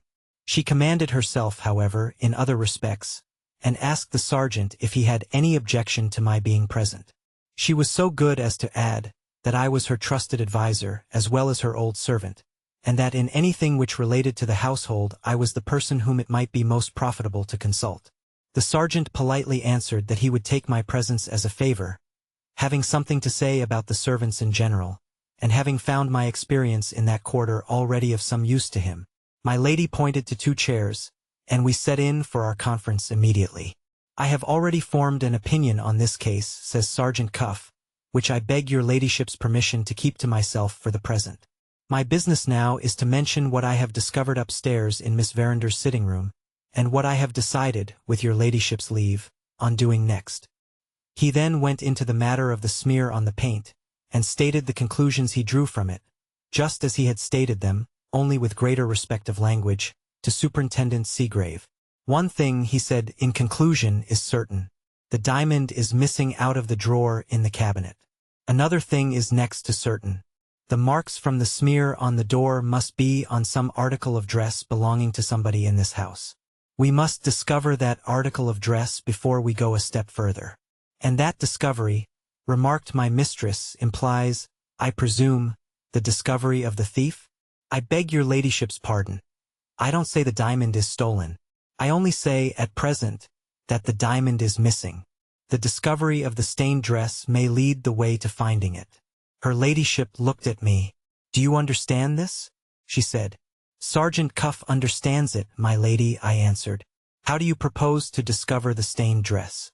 inquired my mistress, addressing herself once more to the sergeant. "My good servants, who have been with me for years, have, I am ashamed to say, had their boxes and rooms searched already by the other officer. I can't and won't permit them to be insulted in that way a second time. There was a mistress to serve. There was a woman in 10,000, if you like." "That is the very point I was about to put to your ladyship," said the sergeant. "The other officer has done a world of harm to this inquiry, by letting the servants see that he suspected them. If I give them cause to think themselves suspected a second time, there's no knowing what obstacles they may not throw in my way, the women especially. At the same time, their boxes must be searched again, for this plain reason, that the first investigation only looked for the diamond, and that the second investigation must look for the stained dress. I quite agree with you, my lady, that the servants' feelings ought to be consulted. But I am equally clear that the servants' wardrobes ought to be searched. This looked very like a deadlock. My lady said so in choicer language than mine. I have got a plan to meet the difficulty, said Sergeant Cuff, if your ladyship will consent to it. I propose explaining the case to the servants. The women will think themselves suspected directly, I said, interrupting him. The women won't, Mr. Betteredge, answered the sergeant, if I can tell them I am going to examine the wardrobes of everybody, from her ladyship downwards, who slept in the house on Wednesday night. It's a mere formality, he added, with a side look at my mistress, but the servants will accept it as even dealing between them and their betters, and, instead of hindering the investigation, they will make a point of honor of assisting it. I saw the truth of that. My lady, after her first surprise was over, saw the truth of it also.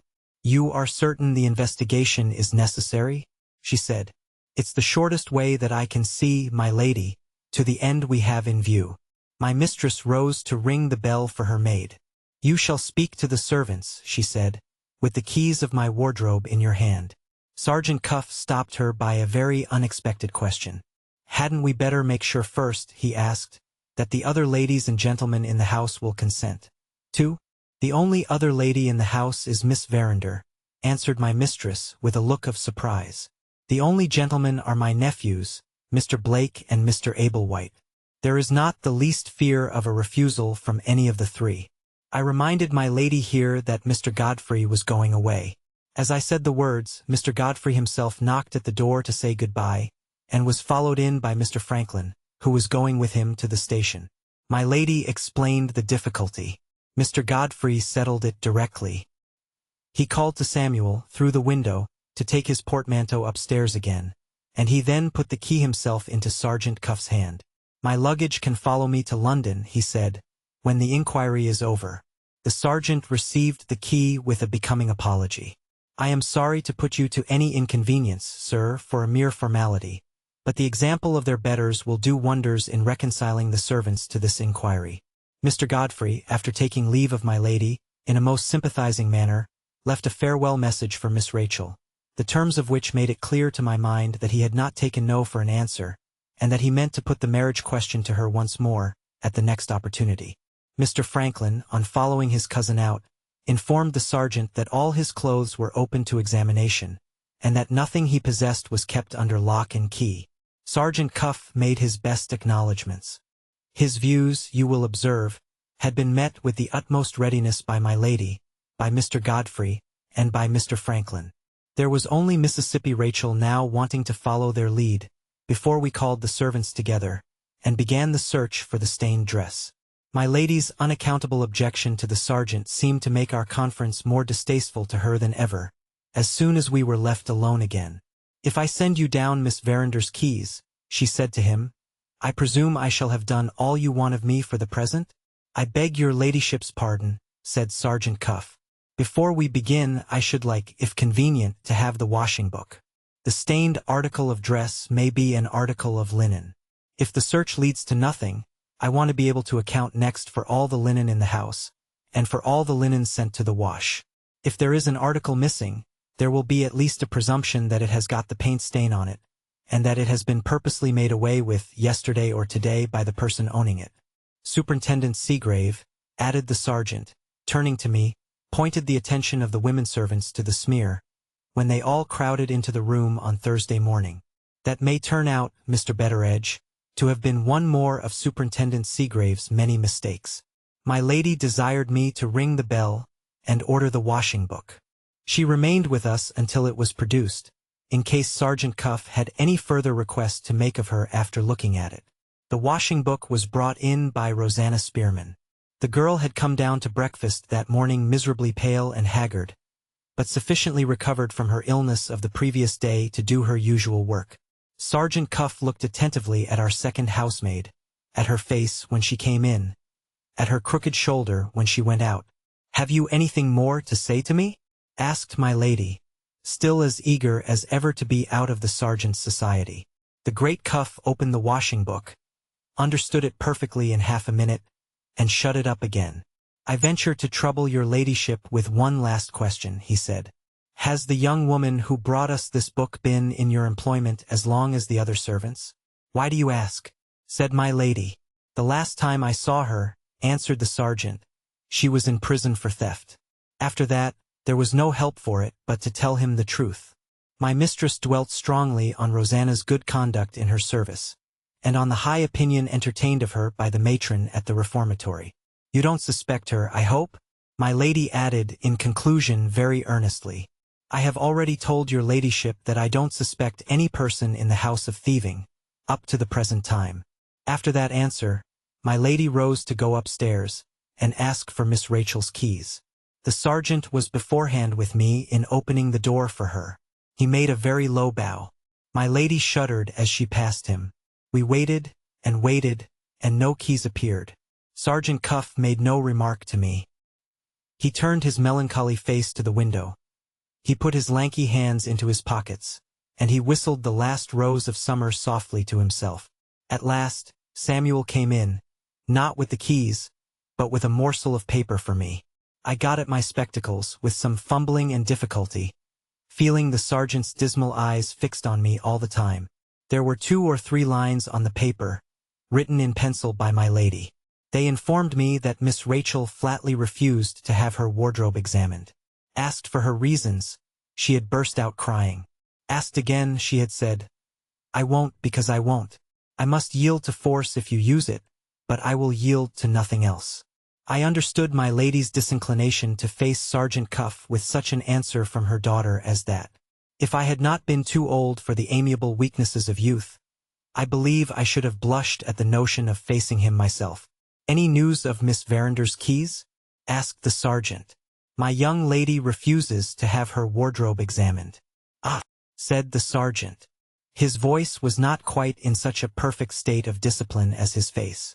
When he said "ah," he said it in the tone of a man who had heard something which he expected to hear. He half angered and half frightened me. Why, I couldn't tell, but he did it. "Must the search be given up?" I asked. "Yes," said the sergeant, "the search must be given up, because your young lady refuses to submit to it like the rest. We must examine all the wardrobes in the house or none. Send Mr. Ablewhite's portmanteau to London by the next train, and return the washing book, with my compliments and thanks, to the young woman who brought it in." He laid the washing book on the table, and taking out his penknife, began to trim his nails. "You don't seem to be much disappointed," I said. "No," said Sergeant Cuff. "I am not much disappointed." I tried to make him explain himself. "Why should Miss Rachel put an obstacle in your way?" I inquired. "Isn't it her interest to help you?" "Wait a little, Mr. Betteredge, wait a little. Cleverer heads than mine might have seen his drift. Or a person less fond of Miss Rachel than I was, might have seen his drift. My lady's horror of him might, as I have since thought, have meant that she saw his drift, as the scripture says, in a glass darkly. I didn't see it yet. That's all I know. What's to be done next?" I asked. Sergeant Cuff finished the nail on which he was then at work, looked at it for a moment with a melancholy interest, and put up his penknife. "Come out into the garden," he said, "and let's have a look at the roses." Chapter 14. The nearest way to the garden, on going out of my lady's sitting room, was by the shrubbery path, which you already know of. For the sake of your better understanding of what is now to come, I may add to this, that the shrubbery path was Mr. Franklin's favorite walk. When he was out in the grounds, and when we failed to find him anywhere else, we generally found him here. I am afraid I must own that I am rather an obstinate old man. The more firmly Sergeant Cuff kept his thoughts shut up from me, the more firmly I persisted in trying to look in at them. As we turned into the shrubbery path, I attempted to circumvent him in another way. "As things are now," I said, "if I was in your place, I should be at my wit's end." "If you were in my place," answered the sergeant, "you would have formed an opinion, and, as things are now, any doubt you might previously have felt about your own conclusions would be completely set at rest. Never mind for the present what those conclusions are, Mr. Betteredge. I haven't brought you out here to draw me like a badger. I have brought you out here to ask for some information. You might have given it to me, no doubt, in the house instead of out of it. But doors and listeners have a knack of getting together. And, in my line of life, we cultivate a healthy taste for the open air.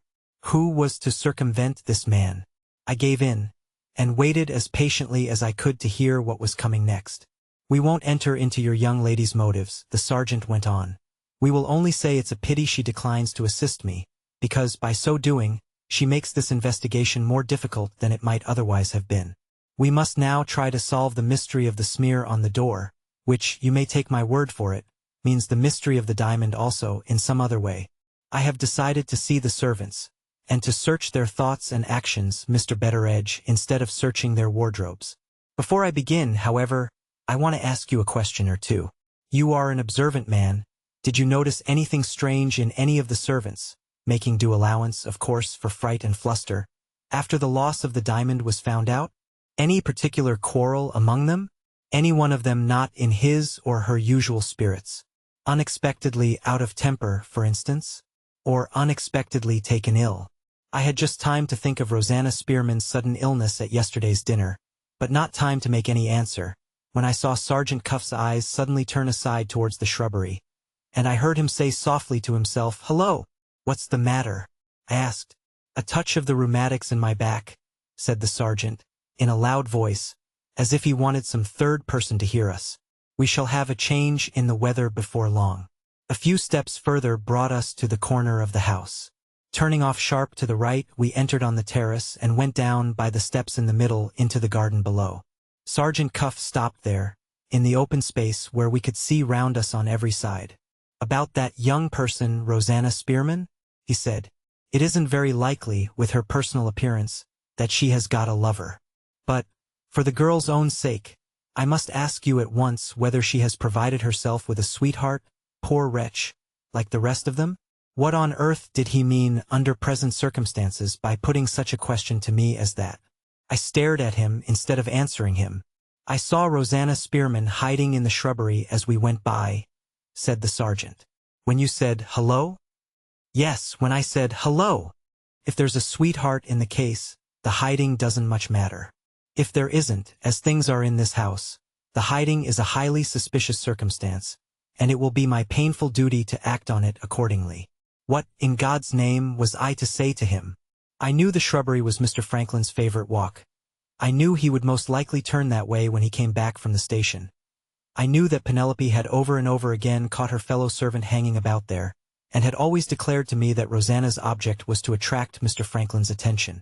If my daughter was right, she might well have been lying in wait for Mr. Franklin's return when the sergeant noticed her. I was put between the two difficulties of mentioning Penelope's fanciful notion as if it was mine, or of leaving an unfortunate creature to suffer the consequences, the very serious consequences, of exciting the suspicion of Sergeant Cuff. Out of pure pity for the girl, on my soul and my character, out of pure pity for the girl, I gave the sergeant the necessary explanations, and told him that Rosanna had been mad enough to set her heart on Mr. Franklin Blake. Sergeant Cuff never laughed. On the few occasions when anything amused him, he curled up a little at the corners of the lips, nothing more. He curled up now. "Hadn't you better say she's mad enough to be an ugly girl and only a servant?" he asked. "The falling in love with a gentleman of Mr. Franklin Blake's manners and appearance doesn't seem to me to be the maddest part of her conduct by any means. However, I'm glad the thing is cleared up. It relieves one's mind to have things cleared up. Yes, I'll keep it a secret, Mr. Betteredge. I like to be tender to human infirmity, though I don't get many chances of exercising that virtue in my line of life. You think Mr. Franklin Blake hasn't got a suspicion of the girl's fancy for him? Ah! He would have found it out fast enough if she had been nice-looking. The ugly women have a bad time of it in this world. Let's hope it will be made up to them in another. You have got a nice garden here, and a well-kept lawn. See for yourself how much better the flowers look with grass about them instead of gravel. No, thank you. I won't take a rose. It goes to my heart to break them off the stem. Just as it goes to your heart, when there's something wrong in the servants' hall. Did you notice anything you couldn't account for in any of the servants when the loss of the diamond was first found out? I had got on very fairly well with Sergeant Cuff so far. but the slyness with which he slipped in that last question put me on my guard.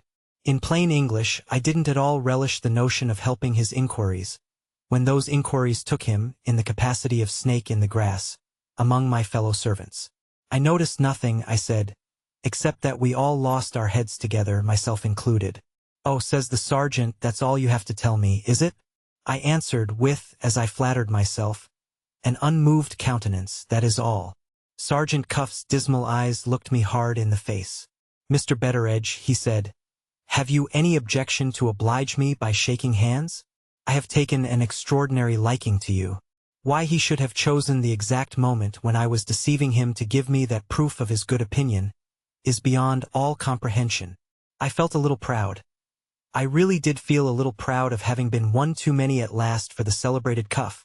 We went back to the house, the sergeant requesting that I would give him a room to himself, and then send in the servants, the indoor servants only, one after another in the order of their rank from first to last.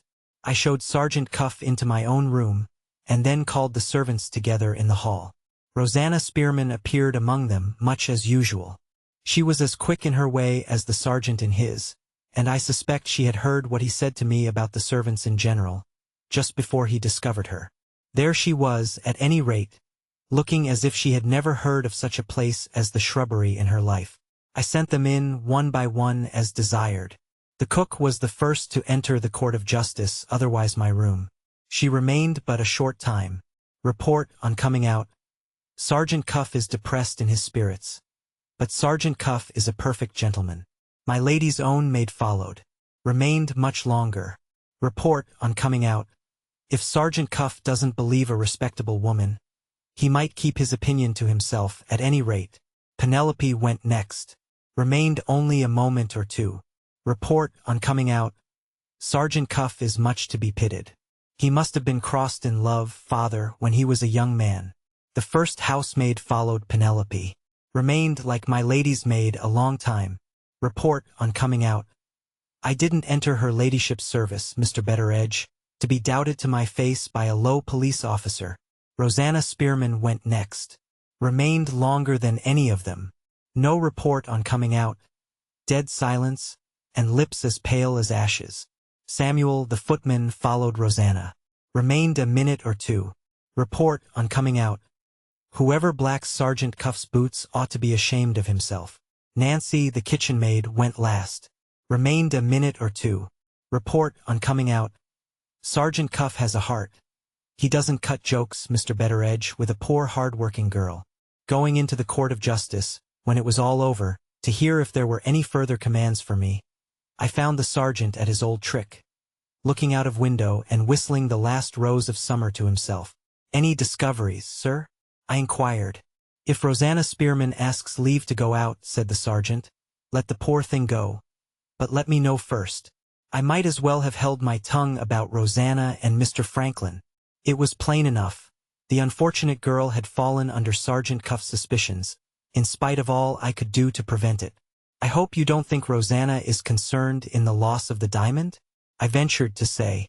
The corners of the sergeant's melancholy mouth curled up, and he looked hard in my face, just as he had looked in the garden. I think I had better not tell you, Mr. Betteredge, he said. You might lose your head, you know, for the second time. I began to doubt whether I had been one too many for the celebrated Cuff, after all. It was rather a relief to me that we were interrupted here by a knock at the door, and a message from the cook. Rosanna Spearman had asked to go out for the usual reason, that her head was bad, and she wanted a breath of fresh air. At a sign from the sergeant I said, yes. Which is the servant's way out? He asked when the messenger had gone. I showed him the servant's way out. Lock the door of your room, says the sergeant. And if anybody asks for me, say I'm in there, composing my mind. He curled up again at the corners of the lips, and disappeared. Left alone, under those circumstances, a devouring curiosity pushed me on to make some discoveries for myself.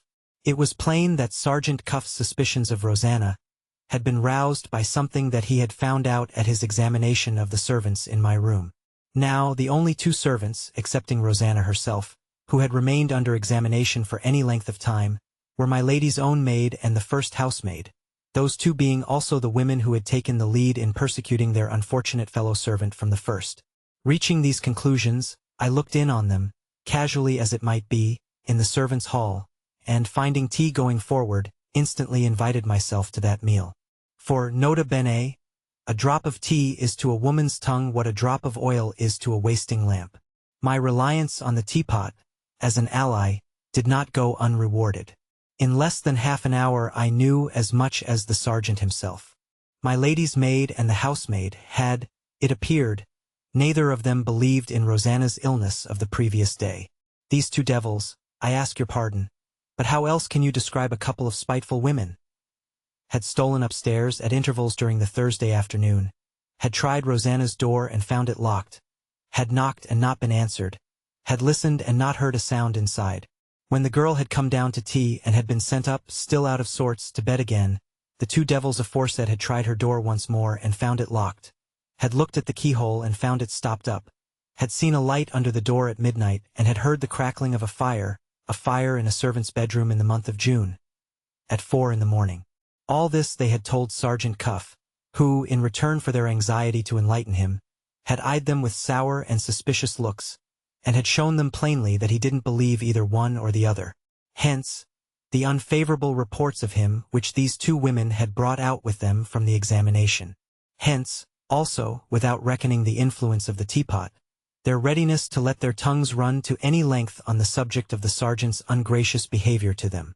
Having had some experience of the great Cuff's roundabout ways, and having last seen him evidently bent on following Rosanna privately when she went out for her walk, it seemed clear to me that he had thought it unadvisable to let the lady's maid and the housemaid know how materially they had helped him.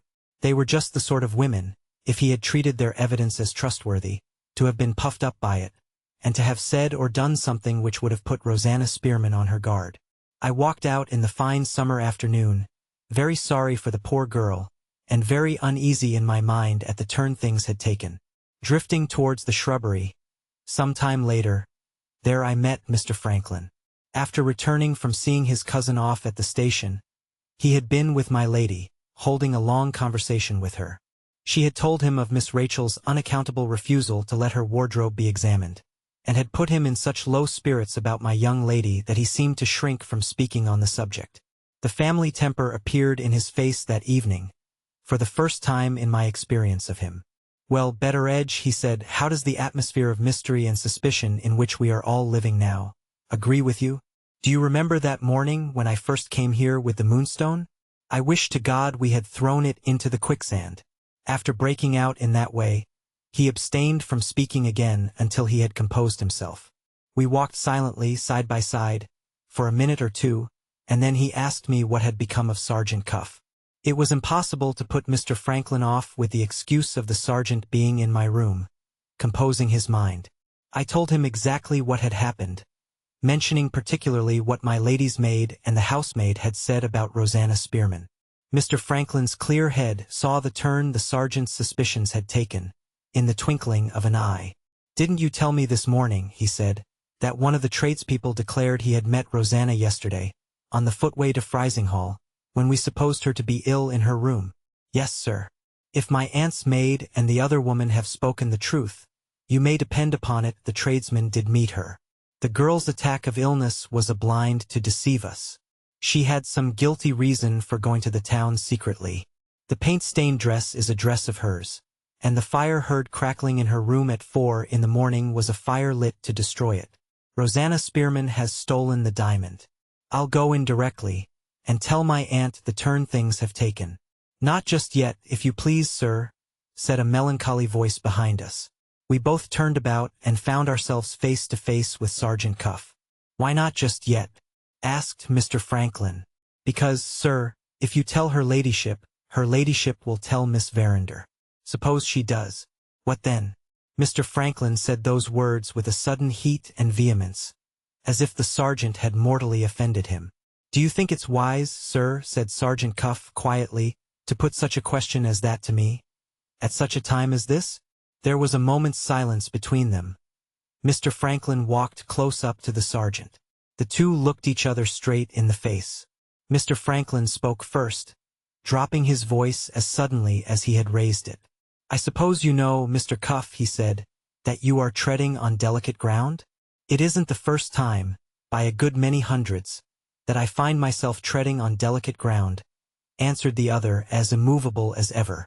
"I am to understand that you forbid me to tell my aunt what has happened?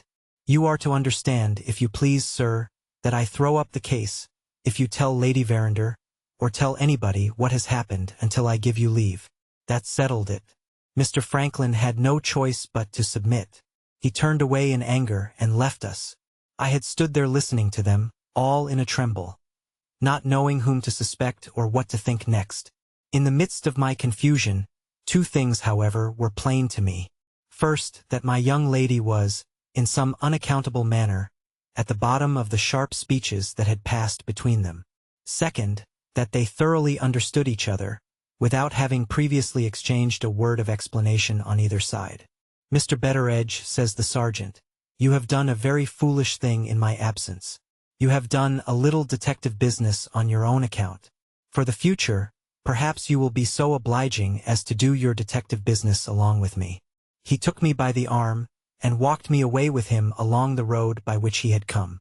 I dare say I had deserved his reproof, but I was not going to help him to set traps for Rosanna Spearman. For all that. Thief or no thief, legal or not legal, I don't care. I pitied her. "What do you want of me?" I asked, shaking him off and stopping short. "Only a little information about the country round here," said the sergeant. I couldn't well object to improve Sergeant Cuff in his geography. "Is there any path in that direction leading to the sea beach from this house?" asked the sergeant.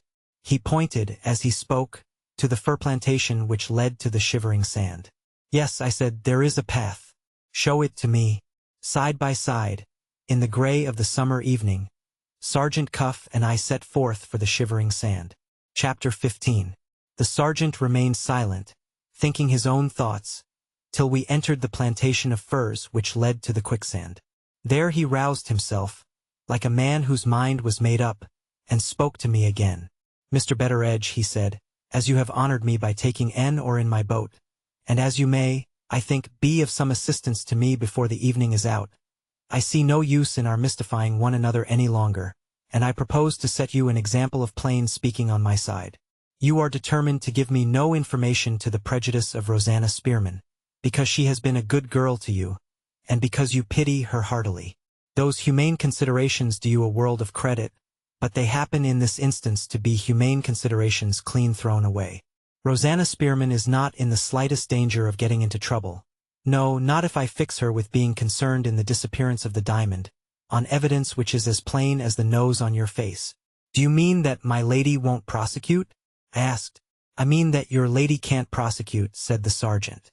"Rosanna Spearman is simply an instrument in the hands of another person, and Rosanna Spearman will be held harmless for that other person's sake." He spoke like a man in earnest. There was no denying that. Still, I felt something stirring uneasily against him in my mind. "Can't you give that other person a name?" I said. "Can't you, Mr. Betteredge?" "No." Sergeant Cuff stood stock-still, and surveyed me with a look of melancholy interest. "It's always a pleasure to me to be tender towards human infirmity," he said. "I feel particularly tender at the present moment, Mr. Betteredge, towards you. And you, with the same excellent motive, feel particularly tender towards Rosanna Spearman, don't you? Do you happen to know whether she has had a new outfit of linen lately?" What he meant by slipping in this extraordinary question unawares, I was at a total loss to imagine. Seeing no possible injury to Rosanna if I owned the truth, I answered that the girl had come to us rather sparely provided with linen, and that my lady, in recompense for her good conduct, I laid a stress on her good conduct, had given her a new outfit not a fortnight since. "This is a miserable world," says the sergeant. "Human life, Mr. Betteredge, is a sort of target. Misfortune is always firing at it and always hitting the mark. But for that outfit we should have discovered a new nightgown or petticoat among Rosanna's things, and have nailed her in that way. You're not at a loss to follow me, are you? You have examined the servants yourself, and you know what discoveries two of them made outside Rosanna's door. Surely you know what the girl was about yesterday, after she was taken ill? You can't guess? Oh dear me, it's as plain as that strip of light there, at the end of the trees. At 11 on Thursday morning, Superintendent Seagrave, who is a mass of human infirmity, points out to all the women servants the smear on the door. Rosanna has her own reasons for suspecting her own things. She takes the first opportunity of getting to her room, finds the paint stain on her nightgown or petticoat or whatnot, shams ill and slips away to the town, gets the materials for making a new petticoat or nightgown, makes it alone in her room on the Thursday night, lights a fire not to destroy it. 2 of her fellow servants are prying outside her door, and she knows better than to make a smell of burning, and to have a lot of tinder to get rid of. Lights a fire, I say, to dry and iron the substitute dress after wringing it out, keeps the stained dress hidden, probably on her, and is at this moment occupied in making away with it in some convenient place on that lonely bit of beach ahead of us. I have traced her this evening to your fishing village, and to one particular cottage which we may possibly have to visit before we go back. She stopped in the cottage for some time, and she came out with, as I believe, something hidden under her cloak. A cloak on a woman's back is an emblem of charity. It covers a multitude of sins. I saw her set off northwards along the coast, after leaving the cottage. Is your seashore here considered a fine specimen of marine landscape, Mr. Betteredge? I answered yes as shortly as might be. Tastes differ, says Sergeant Cuff. Looking at it from my point of view, I never saw a marine landscape that I admired less. If you happen to be following another person along your seacoast, and if that person happens to look round, there isn't a scrap of cover to hide you anywhere. I had to choose between taking Rosanna in custody on suspicion, or leaving her, for the time being, with her little game in her own hands. For reasons which I won't trouble you with, I decided on making any sacrifice rather than give the alarm as soon as tonight to a certain person who shall be nameless between us. I came back to the house to ask you to take me to the north end of the beach by another way. Sand, in respect of its printing off people's footsteps, is one of the best detective officers I know. If we don't meet with Rosanna Spearman by coming round on her in this way, the sand may tell us what she has been at, if the light only lasts long enough. Here is the sand. If you will excuse my suggesting it, suppose you hold your tongue, and let me go first? If there is such a thing known at the doctor's shop as a detective fever, that disease had now got fast hold of your humble servant. Sergeant Cuff went on between the hillocks of sand, down to the beach. I followed him, with my heart in my mouth, and waited at a little distance for what was to happen next. As it turned out, I found myself standing nearly in the same place where Rosanna Spearman and I had been talking together when Mr. Franklin suddenly appeared before us, on arriving at our house from London. While my eyes were watching the sergeant, my mind wandered away in spite of me to what had passed, on that former occasion, between Rosanna and me. I declare I almost felt the poor thing slip her hand again into mine, and give it a little grateful squeeze to thank me for speaking kindly to her. I declare I almost heard her voice telling me again that the shivering sand seemed to draw her to it against her own will, whenever she went out, almost saw her face brighten again, as it brightened when she first set eyes upon Mr. Franklin coming briskly out on us from among the hillocks. My spirits fell lower and lower as I thought of these things, and the view of the lonesome little bay, when I looked about to rouse myself, only served to make me feel more uneasy still. The last of the evening light was fading away, and over all the desolate place there hung a still and awful calm. The heave of the main ocean on the great sandbank out in the bay was a heave that made no sound. The inner sea lay lost and dim, without a breath of wind to stir it. Patches of nasty ooze floated, yellow-white, on the dead surface of the water. Scum and slime shone faintly in certain places, where the last of the light still caught them on the 2 great spits of rock jutting out, north and south, into the sea. It was now the time of the turn of the tide, and even as I stood there waiting, the broad brown face of the quicksand began to dimple and quiver, the only moving thing in all the horrid place. I saw the sergeant start as the shiver of the sand caught his eye. After looking at it for a minute or so, he turned and came back to me. "A treacherous place, Mr. Betteredge," he said, "and no signs of Rosanna Spearman anywhere on the beach, look where you may." He took me down lower on the shore, and I saw for myself that his footsteps and mine were the only footsteps printed off on the sand. "How does the fishing village bear, standing where we are now?" asked Sergeant Cuff. "Cobb's Hole," I answered, that being the name of the place, "bears as near as may be, due south. I saw the girl this evening, walking northward along the shore, from Cobb's Hole, said the sergeant. Consequently, she must have been walking towards this place. Is Cobb's Hole on the other side of that point of land there? And can we get to it now it's low water by the beach? I answered yes to both those questions. If you'll excuse my suggesting it, we'll step out briskly, said the sergeant. I want to find the place where she left the shore, before it gets dark. We had walked, I should say, a couple of 100 yards towards Cobb's Hole, when Sergeant Cuff suddenly went down on his knees on the beach, to all appearance seized with a sudden frenzy for saying his prayers. There's something to be said for your marine landscape here, after all, remarked the sergeant. Here are a woman's footsteps, Mr. Betteredge. Let us call them Rosanna's footsteps, until we find evidence to the contrary that we can't resist. Very confused footsteps, you will please to observe, purposely confused, I should say. Ah, poor soul. She understands the detective virtues of sand as well as I do. But hasn't she been in rather too great a hurry to tread out the marks thoroughly? I think she has. Here's one footstep going from Cobb's Hole, and here is another going back to it. Isn't that the toe of her shoe pointing straight to the water's edge? And don't I see 2 heel marks further down the beach, close at the water's edge also? I don't want to hurt your feelings, but I'm afraid Rosanna is sly. It looks as if she had determined to get to that place you and I have just come from, without leaving any marks on the sand to trace her by. Shall we say that she walked through the water from this point till she got to that ledge of rocks behind us, and came back the same way, and then took to the beach again where those 2 heel marks are still left? Yes, we'll say that. It seems to fit in with my notion that she had something under her cloak when she left the cottage. No, not something to destroy, for, in that case, where would have been the need of all these precautions to prevent my tracing the place at which her walk ended? Something to hide is, I think, the better guess of the two. Perhaps, if we go on to the cottage, we may find out what that something is. At this proposal, my detective fever suddenly cooled. You don't want me, I said. What good can I do? The longer I know you, Mr. Betteredge, said the sergeant, the more virtues I discover. Modesty. Oh dear me, how rare modesty is in this world, and how much of that rarity you possess. If I go alone to the cottage, the people's tongues will be tied at the first question I put to them. If I go with you, I go introduced by a justly respected neighbor, and a flow of conversation is the necessary result. Strikes me in that light. How does it strike you?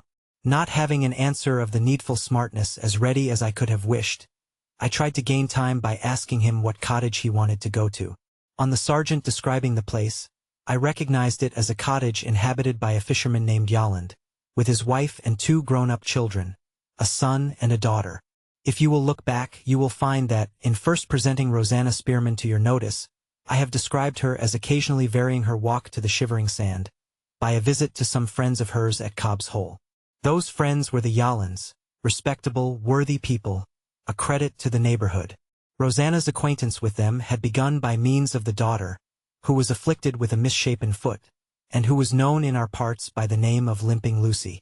The 2 deformed girls had, I suppose, a kind of fellow-feeling for each other. Anyway, the Yollands and Rosanna always appeared to get on together, at the few chances they had of meeting, in a pleasant and friendly manner. The fact of Sergeant Cuff having traced the girl to their cottage set the matter of my helping his inquiries in quite a new light. Rosanna had merely gone where she was in the habit of going, and to show that she had been in company with the fisherman and his family was as good as to prove that she had been innocently occupied so far, at any rate. It would be doing the girl a service, therefore, instead of an injury, if I allowed myself to be convinced by Sergeant Cuff's logic. I professed myself convinced by it accordingly. We went on to Cobb's Hole, seeing the footsteps on the sand, as long as the light lasted.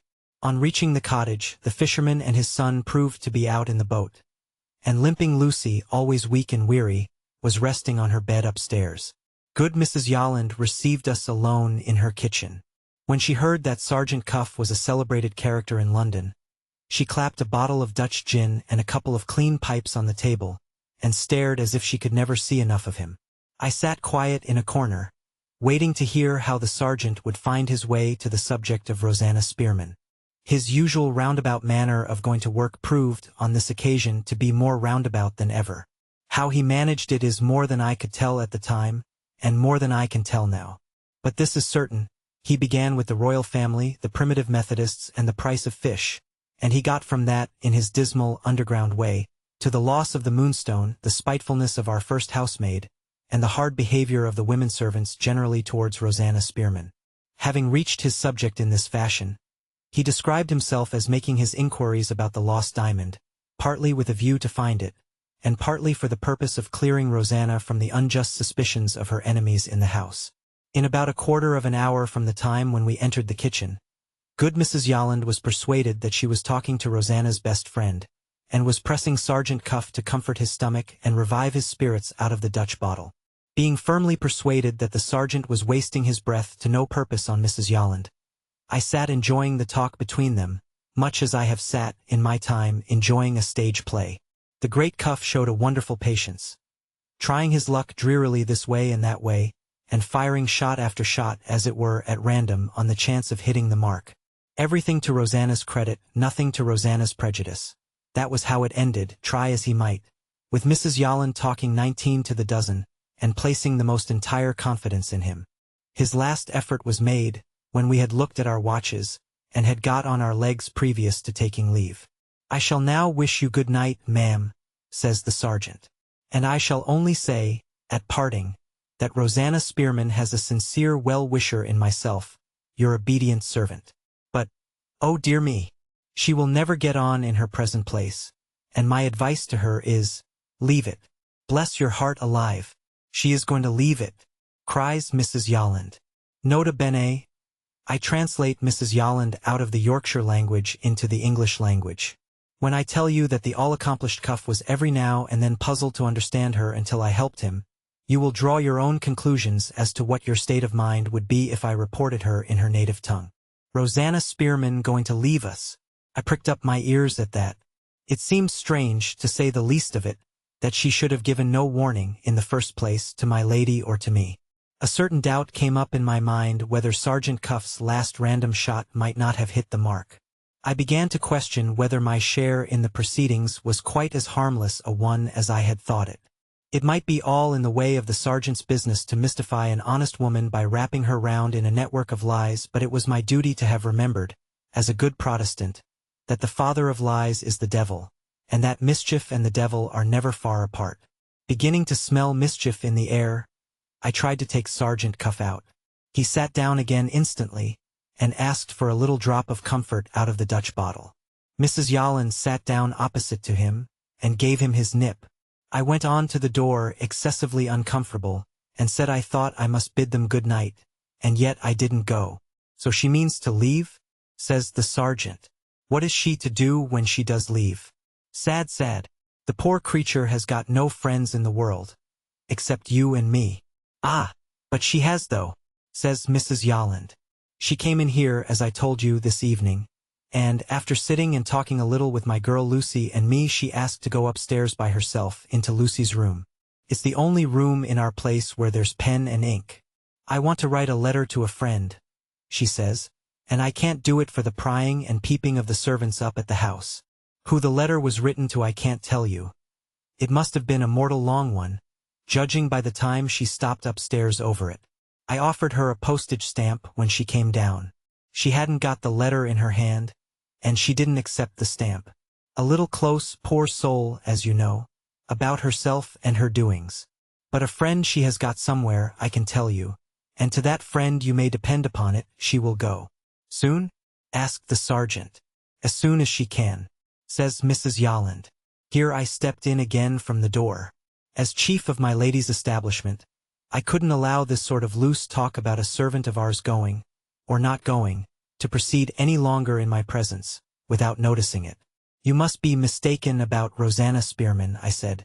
"If she had been going to leave her present situation, she would have mentioned it, in the first place, to me." "Mistaken?" cries Mrs. Yolland. "Why, only an hour ago she bought some things she wanted for traveling, of my own self, Mr. Betteredge, in this very room.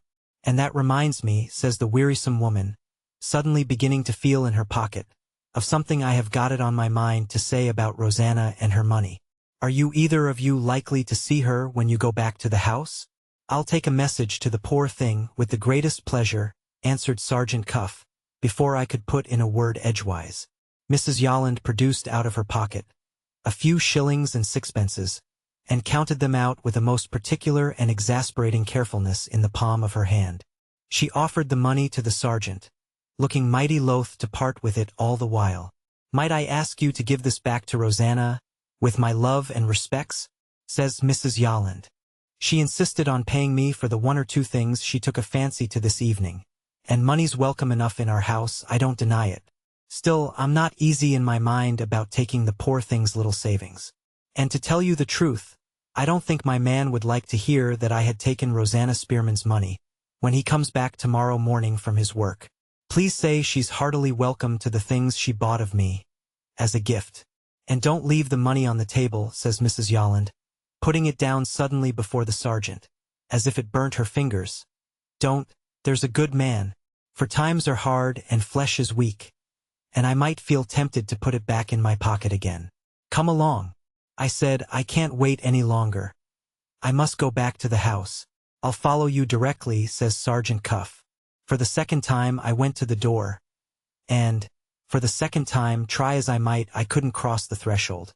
"It's a delicate matter, ma'am," I heard the sergeant say, giving money back. "You charged her cheap for the things, I'm sure?" "Cheap," says Mrs. Yolland. "Come and judge for yourself." She took up the candle and led the sergeant to a corner of the kitchen. For the life of me, I couldn't help following them. Shaken down in the corner was a heap of odds and ends, mostly old metal, which the fisherman had picked up at different times from wrecked ships, and which he hadn't found a market for yet, to his own mind. Mrs. Yolland dived into this rubbish and brought up an old Japan tin case with a cover to it and a hasp to hang it up by, the sort of thing they use on board ship for keeping their maps and charts and such like from the wet. "There," says she. "When Rosanna came in this evening, she bought the fellow to that. It will just do," she says, "to put my cuffs and collars in, and keep them from being crumpled in my box. 1 and 9 pence, Mr. Cuff. As I live by bread, not a halfpenny more." "Dirt cheap," says the sergeant with a heavy sigh. He weighed the case in his hand. I thought I heard a note or two of the last rose of summer as he looked at it. There was no doubt now. He had made another discovery to the prejudice of Rosanna Spearman, in the place of all others where I thought her character was safest, and all through me. I leave you to imagine what I felt, and how sincerely I repented having been the medium of introduction between Mrs. Yolland and Sergeant Cuff. "That will do," I said. "We really must go." Without paying the least attention to me, Mrs. Yolland took another dive into the rubbish, and came up out of it, this time with a dog chain. "Weigh it in your hand, sir," she said to the sergeant. "We had 3 of these, and Rosanna has taken 2 of them. What can you want, my dear, with a couple of dogs' chains?" says I. "If I join them together they'll do round my box nicely," says she. "Rope's cheapest," says I. "Chain's surest," says she. "Who ever heard of a box corded with chain?" says I.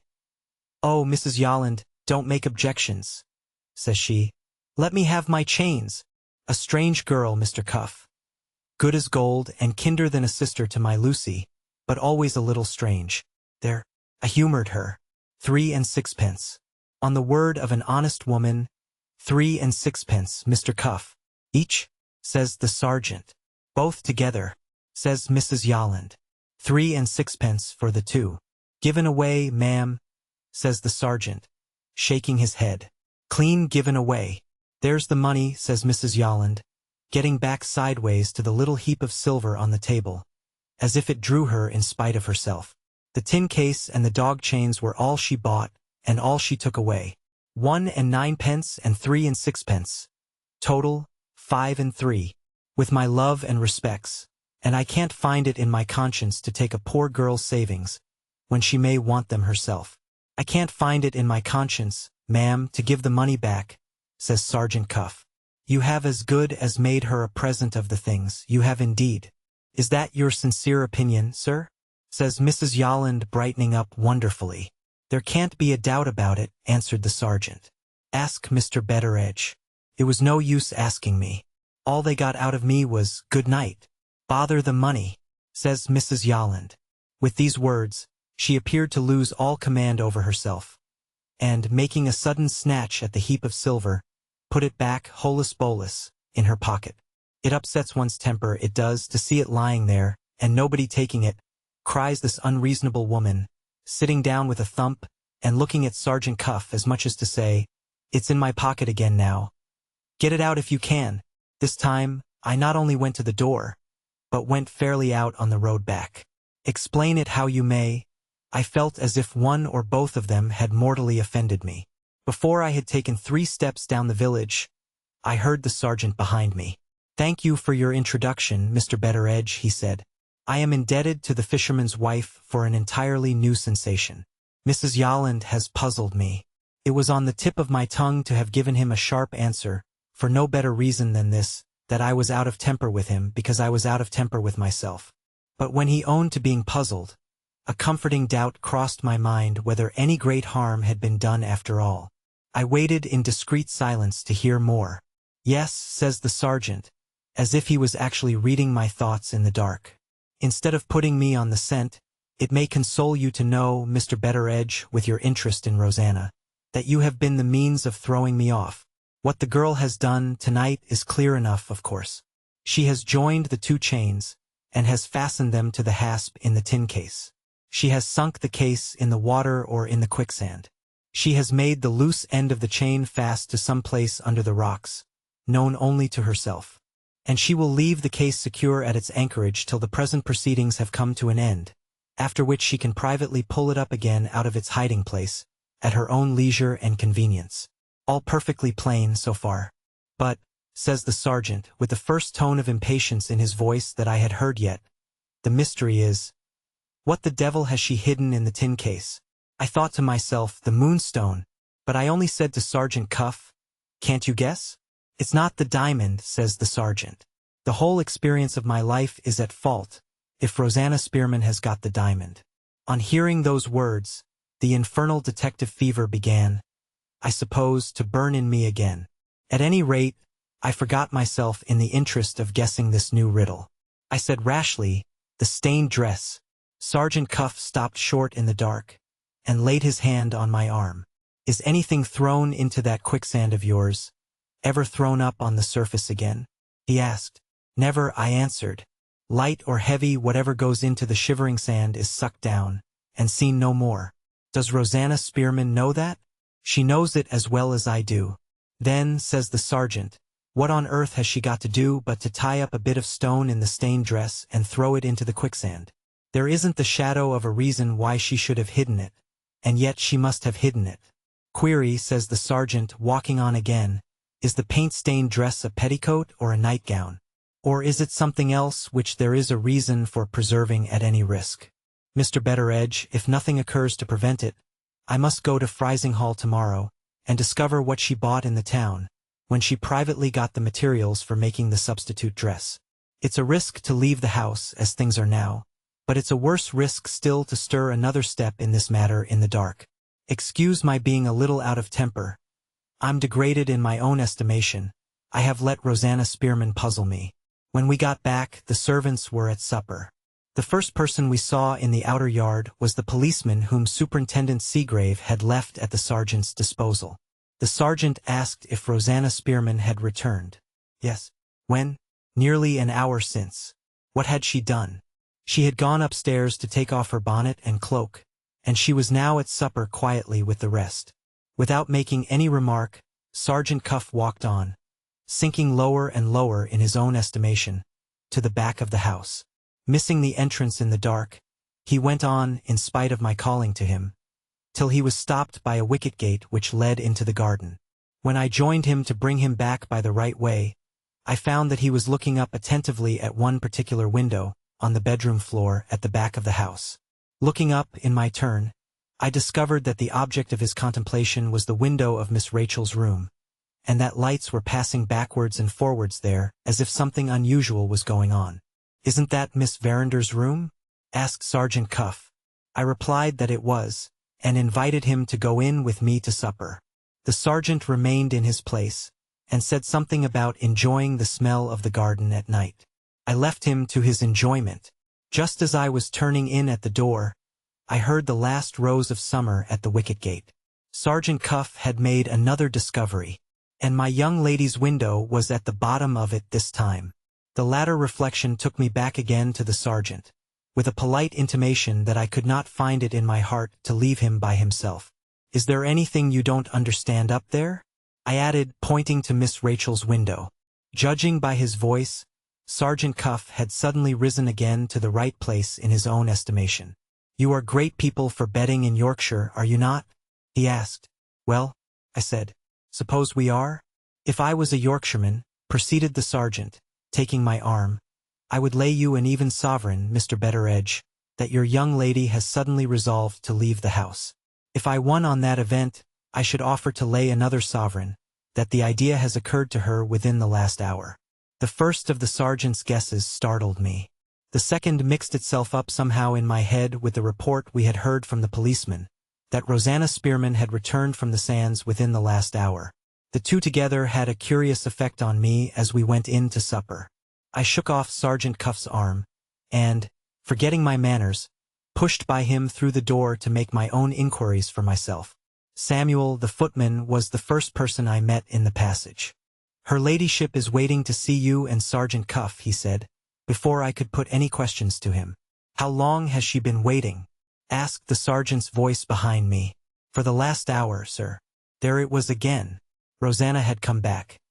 Miss Rachel had taken some resolution out of the common, and my lady had been waiting to see the sergeant. All within the last hour. It was not pleasant to find these very different persons and things linking themselves together in this way. I went on upstairs without looking at Sergeant Cuff or speaking to him. My hand took a sudden fit of trembling as I lifted it to knock at my mistress's door. "I shouldn't be surprised," whispered the sergeant over my shoulder, "if a scandal was to burst up in the house tonight. Don't be alarmed. I have put the muzzle on worse family difficulties than this in my time." As he said the words, I heard my mistress's voice calling to us to come in. Chapter 16. We found my lady with no light in the room but the reading lamp. The shade was screwed down so as to overshadow her face. Instead of looking up at us in her usual straightforward way, she sat close at the table, and kept her eyes fixed obstinately on an open book. "Officer," she said, "is it important to the inquiry you are conducting, to know beforehand if any person now in this house wishes to leave it?" "Most important, my lady." "I have to tell you, then, that Miss Verinder proposes going to stay with her aunt, Mrs. Ablewhite of Frizinghall. She has arranged to leave us the first thing tomorrow morning." Sergeant Cuff looked at me. I made a step forward to speak to my mistress, and, feeling my heart fail me, if I must own it, took a step back again and said nothing. "May I ask your ladyship when Miss Verinder informed you that she was going to her aunt's?" inquired the sergeant. "About an hour since," answered my mistress. Sergeant Cuff looked at me once more. They say old people's hearts are not very easily moved. My heart couldn't have thumped much harder than it did now, if I had been 25 again. "I have no claim, my lady," says the sergeant, "to control Miss Verinder's actions. All I can ask you to do is to put off her departure, if possible, till later in the day.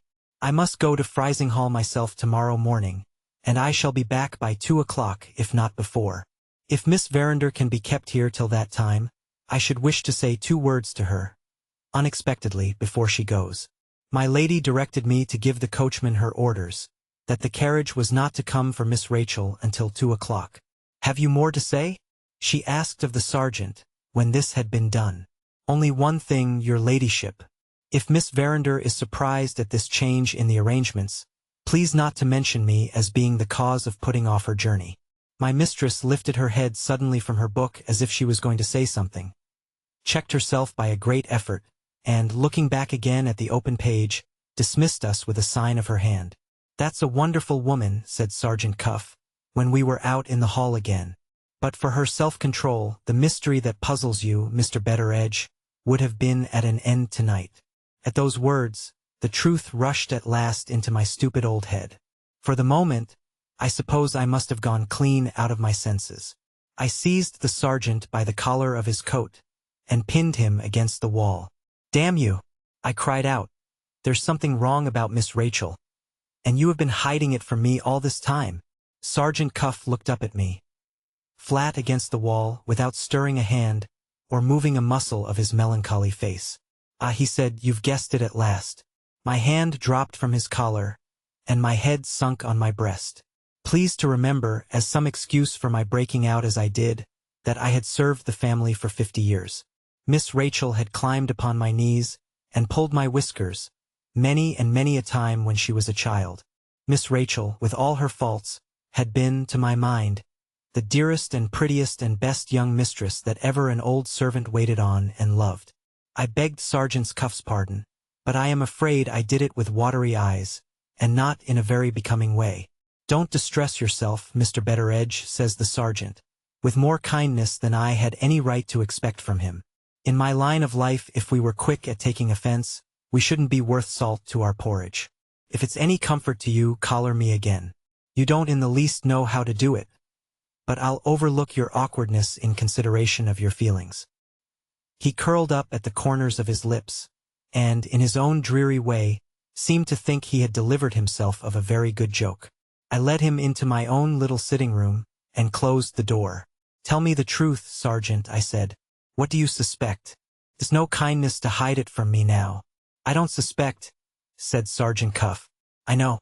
My unlucky temper began to get the better of me again. "Do you mean to tell me, in plain English," I said, "that Miss Rachel has stolen her own diamond?" "Yes," says the sergeant. "That is what I mean to tell you in so many words. Miss Verinder has been in secret possession of the Moonstone from first to last, and she has taken Rosanna Spearman into her confidence, because she has calculated on our suspecting Rosanna Spearman of the theft. There is the whole case in a nutshell. Collar me again, Mr. Betteredge. If it's any vent to your feelings, collar me again." God help me! My feelings were not to be relieved in that way. "Give me your reasons." That was all I could say to him. "You shall hear my reasons tomorrow," said the sergeant.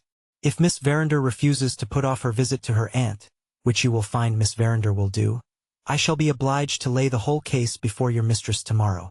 And, as I don't know what may come of it, I shall request you to be present, and to hear what passes on both sides. Let the matter rest for tonight. No, Mr. Betteredge, you don't get a word more on the subject of the Moonstone out of me.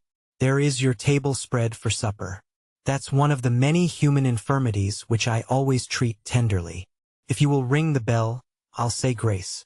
For what we are going to receive. I wish you a good appetite to it, Sergeant," I said. "My appetite is gone.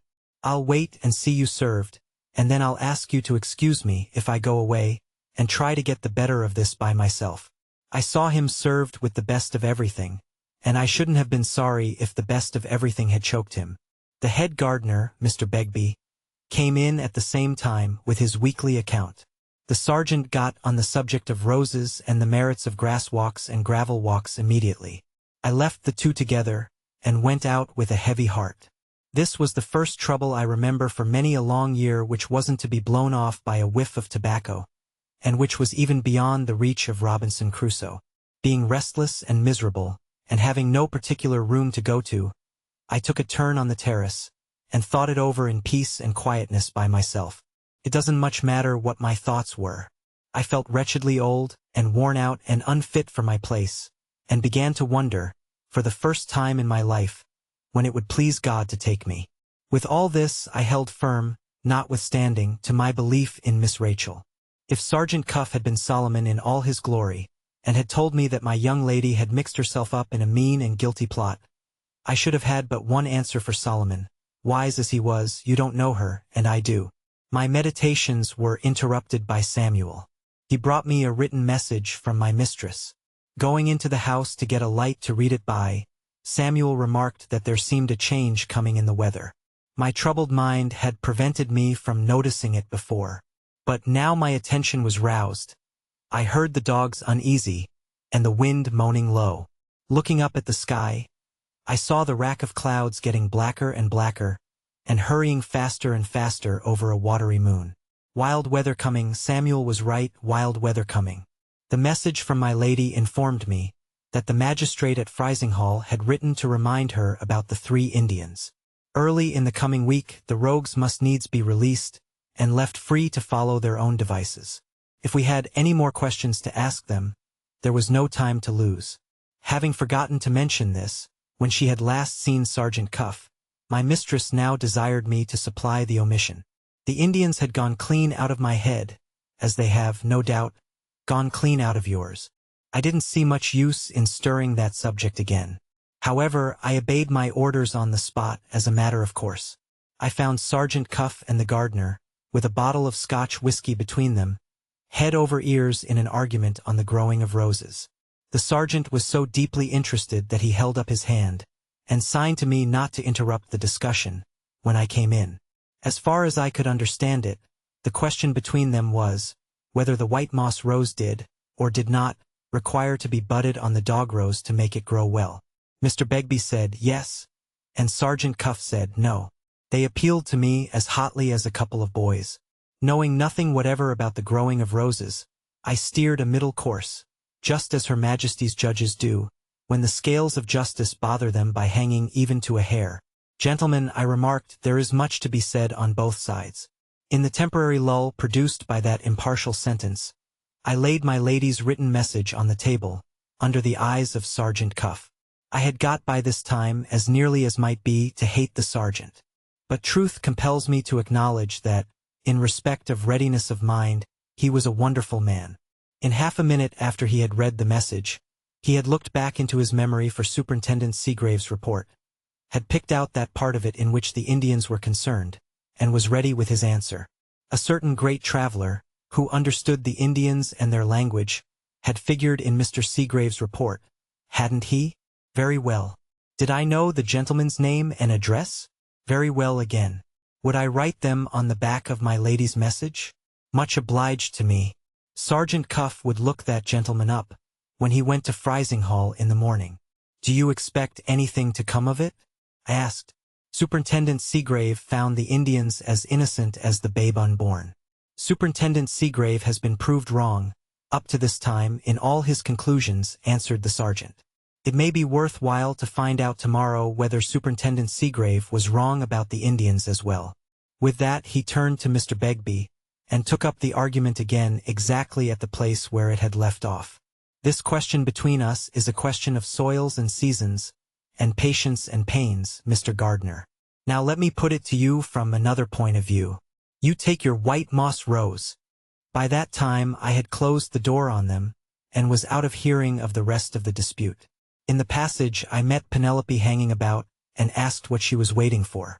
She was waiting for her young lady's bell, when her young lady chose to call her back to go on with the packing for the next day's journey. Further inquiry revealed to me that Miss Rachel had given it as a reason for wanting to go to her aunt at Frizinghall, that the house was unendurable to her, and that she could bear the odious presence of a policeman under the same roof with herself no longer. On being informed, half an hour since, that her departure would be delayed till 2 in the afternoon, she had flown into a violent passion.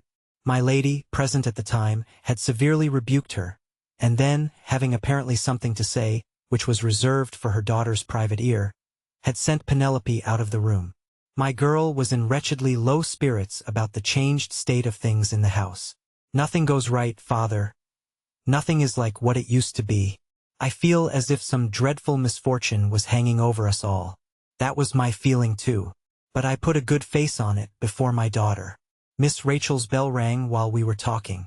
Penelope ran up the back stairs to go on with the packing. I went by the other way to the hall, to see what the glass said about the change in the weather. Just as I approached the swing door leading into the hall from the servants' offices, it was violently opened from the other side, and Rosanna Spearman ran by me, with a miserable look of pain in her face, and one of her hands pressed hard over her heart, as if the pang was in that quarter. "What's the matter, my girl?" I asked, stopping her. "Are you ill? For God's sake, don't speak to me," she answered, and twisted herself out of my hands, and ran on towards the servants' staircase. I called to the cook, who was within hearing, to look after the poor girl. 2 other persons proved to be within hearing, as well as the cook. Sergeant Cuff darted softly out of my room, and asked what was the matter. I answered, nothing. Mr. Franklin, on the other side, pulled open the swing door, and beckoning me into the hall, inquired if I had seen anything of Rosanna Spearman. "She has just passed me, sir, with a very disturbed face, and in a very odd manner. I am afraid I am innocently the cause of that disturbance. Betteredge." "You, sir." "I can't explain it," says Mr. Franklin. But if the girl is concerned in the loss of the diamond, I do really believe she was on the point of confessing everything, to me of all the people in the world, not 2 minutes since. Looking towards the swing door as he said those last words, I fancied I saw it opened a little way from the inner side. Was there anybody listening?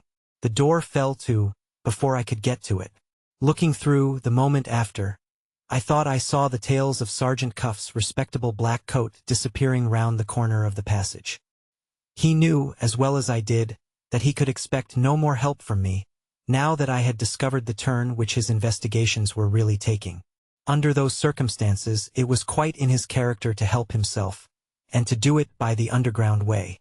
Not feeling sure that I had really seen the sergeant, and not desiring to make needless mischief where, heaven knows, there was mischief enough going on already, I told Mr. Franklin that I thought one of the dogs had got into the house, and then begged him to describe what had happened between Rosanna and himself. "Were you passing through the hall, sir?" I asked. "Did you meet her accidentally, when she spoke to you?" Mr. Franklin pointed to the billiard table. "I was knocking the balls about," he said, "and trying to get this miserable business of the diamond out of my mind. I happened to look up, and there stood Rosanna Spearman at the side of me, like a ghost. Her stealing on me in that way was so strange that I hardly knew what to do at first. Seeing a very anxious expression in her face, I asked her if she wished to speak to me. She answered, 'Yes, if I dare.' Knowing what suspicion attached to her, I could only put one construction on such language as that. I confess it made me uncomfortable. I had no wish to invite the girl's confidence. At the same time, in the difficulties that now beset us, I could hardly feel justified in refusing to listen to her, if she was really bent on speaking to me. It was an awkward position, and I dare say I got out of it awkwardly enough. I said to her, 'I don't quite understand you. Is there anything you want me to do?'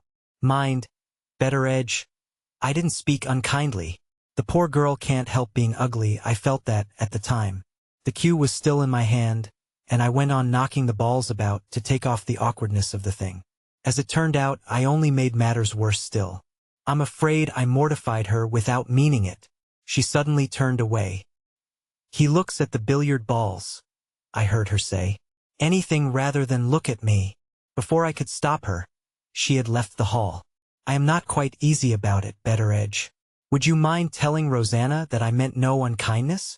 I have been a little hard on her, perhaps, in my own thoughts. I have almost hoped that the loss of the diamond might be traced to her. Not from any ill will to the poor girl, but—" He stopped there, and going back to the billiard table, began to knock the balls about once more. After what had passed between the sergeant and me, I knew what it was that he had left unspoken as well as he knew it himself. Nothing but the tracing of the Moonstone to our second housemaid could now raise Miss Rachel above the infamous suspicion that rested on her in the mind of Sergeant Cuff. It was no longer a question of quieting my young lady's nervous excitement. It was a question of proving her innocence. If Rosanna had done nothing to compromise herself, the hope which Mr. Franklin confessed to having felt would have been hard enough on her in all conscience. But this was not the case. She had pretended to be ill, and had gone secretly to Frizinghall. She had been up all night making something or destroying something, in private. And she had been at the Shivering Sand, that evening, under circumstances which were highly suspicious, to say the least of them. For all these reasons, sorry as I was for Rosanna, I could not but think that Mr. Franklin's way of looking at the matter was neither unnatural nor unreasonable, in Mr. Franklin's position.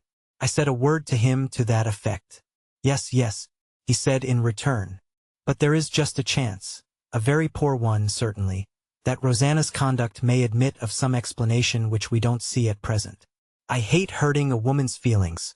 Betteredge, tell the poor creature what I told you to tell her. And if she wants to speak to me, I don't care whether I get into a scrape or not. Send her to me in the library." With those kind words he laid down the cue and left me. Inquiry at the servants' offices informed me that Rosanna had retired to her own room. She had declined all offers of assistance with thanks, and had only asked to be left to rest in quiet. Here, therefore, was an end of any confession on her part, supposing she really had a confession to make, for that night. I reported the result to Mr. Franklin, who, thereupon, left the library and went up to bed. I was putting the lights out and making the windows fast, when Samuel came in with news of the 2 guests whom I had left in my room. The argument about the white moss rose had apparently come to an end at last. The gardener had gone home, and Sergeant Cuff was nowhere to be found in the lower regions of the house. I looked into my room. Quite true. Nothing was to be discovered there but a couple of empty tumblers and a strong smell of hot grog. Had the sergeant gone of his own accord to the bedchamber that was prepared for him? I went upstairs to see. After reaching the second landing, I thought I heard a sound of quiet and regular breathing on my left-hand side. My left-hand side led to the corridor which communicated with Miss Rachel's room. I looked in, and there, coiled up on 3 chairs placed right across the passage, there, with a red handkerchief tied round his grizzled head, and his respectable black coat rolled up for a pillow, lay and slept Sergeant Cuff. He woke, instantly and quietly, like a dog, the moment I approached him. "Good night, Mr. Betteredge," he said. "And mind, if you ever take to growing roses, the white moss rose is all the better for not being budded on the dog rose, whatever the gardener may say to the contrary." "What are you doing here?" I asked. "Why are you not in your proper bed?" "I am not in my proper bed," answered the sergeant, "because I am one of the many people in this miserable world who can't earn their money honestly and easily at the same time. There was a coincidence, this evening, between the period of Rosanna Spearman's return from the sands and the period when Miss Verinder stated her resolution to leave the house. Whatever Rosanna may have hidden, it's clear to my mind that your young lady couldn't go away until she knew that it was hidden. The 2 must have communicated privately once already tonight. If they try to communicate again when the house is quiet, I want to be in the way and stop it. Don't blame me for upsetting your sleeping arrangements, Mr. Betteredge. Blame the diamond. I wish to God the diamond had never found its way into this house," I broke out. Sergeant Cuff looked with a rueful face at the 3 chairs on which he had condemned himself to pass the night. "So do I," he said gravely. Chapter 17. Nothing happened in the night, and, I am happy to add, no attempt at communication between Miss Rachel and Rosanna rewarded the vigilance of Sergeant Cuff. I had expected the sergeant to set off for Frizinghall the first thing in the morning. He waited about, however, as if he had something else to do first. I left him to his own devices, and going into the grounds shortly after, met Mr. Franklin on his favorite walk by the shrubbery side. Before we had exchanged 2 words, the sergeant unexpectedly joined us. He made up to Mr. Franklin, who received him, I must own, haughtily enough. "Have you anything to say to me?" was all the return he got for politely wishing Mr. Franklin good morning. "I have something to say to you, sir," answered the sergeant, "on the subject of the inquiry I am conducting here. You detected the turn that inquiry was really taking yesterday. Naturally enough, in your position you are shocked and distressed. Naturally enough, also, you visit your own angry sense of your own family scandal upon me. What do you want?" Mr. Franklin broke in sharply enough. "I want to remind you, sir, that I have at any rate, thus far, not been proved to be wrong. Bearing that in mind, be pleased to remember, at the same time, that I am an officer of the law acting here under the sanction of the mistress of the house. Under these circumstances, is it, or is it not, your duty as a good citizen, to assist me with any special information which you may happen to possess?" "I possess no special information," says Mr. Franklin. Sergeant Cuff put that answer by him, as if no answer had been made. "You may save my time, sir, from being wasted on an inquiry at a distance," he went on, "if you choose to understand me and speak out." "I don't understand you," answered Mr. Franklin, "and I have nothing to say. One of the female servants, I won't mention names, spoke to you privately, sir, last night." Once more Mr. Franklin cut him short. Once more Mr. Franklin answered, "I have nothing to say." Standing by in silence, I thought of the movement in the swing door on the previous evening, and of the coat-tails which I had seen disappearing down the passage. Sergeant Cuff had, no doubt, just heard enough, before I interrupted him, to make him suspect that Rosanna had relieved her mind by confessing something to Mr. Franklin Blake. This notion had barely struck me, when who should appear at the end of the shrubbery walk but Rosanna Spearman in her own proper person. She was followed by Penelope, who was evidently trying to make her retrace her steps to the house.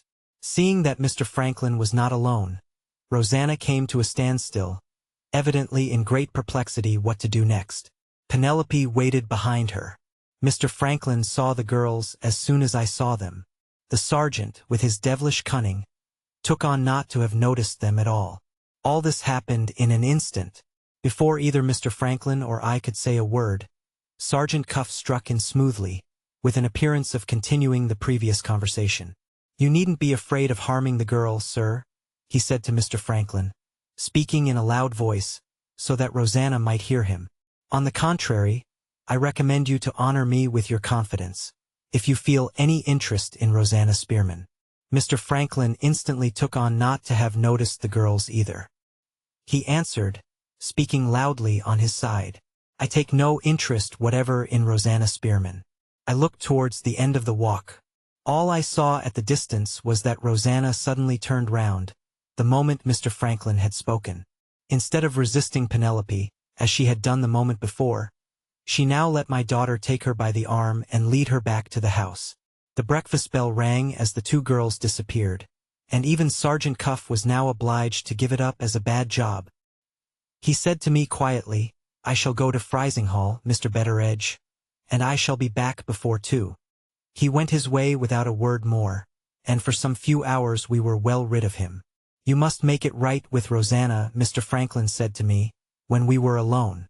"I seemed to be fated to say or do something awkward before that unlucky girl. You must have seen yourself that Sergeant Cuff laid a trap for both of us. If he could confuse me, or irritate her into breaking out, either she or I might have said something which would answer his purpose. On the spur of the moment, I saw no better way out of it than the way I took. It stopped the girl from saying anything, and it showed the sergeant that I saw through him. He was evidently listening, Betteredge, when I was speaking to you last night. He had done worse than listen, as I privately thought to myself.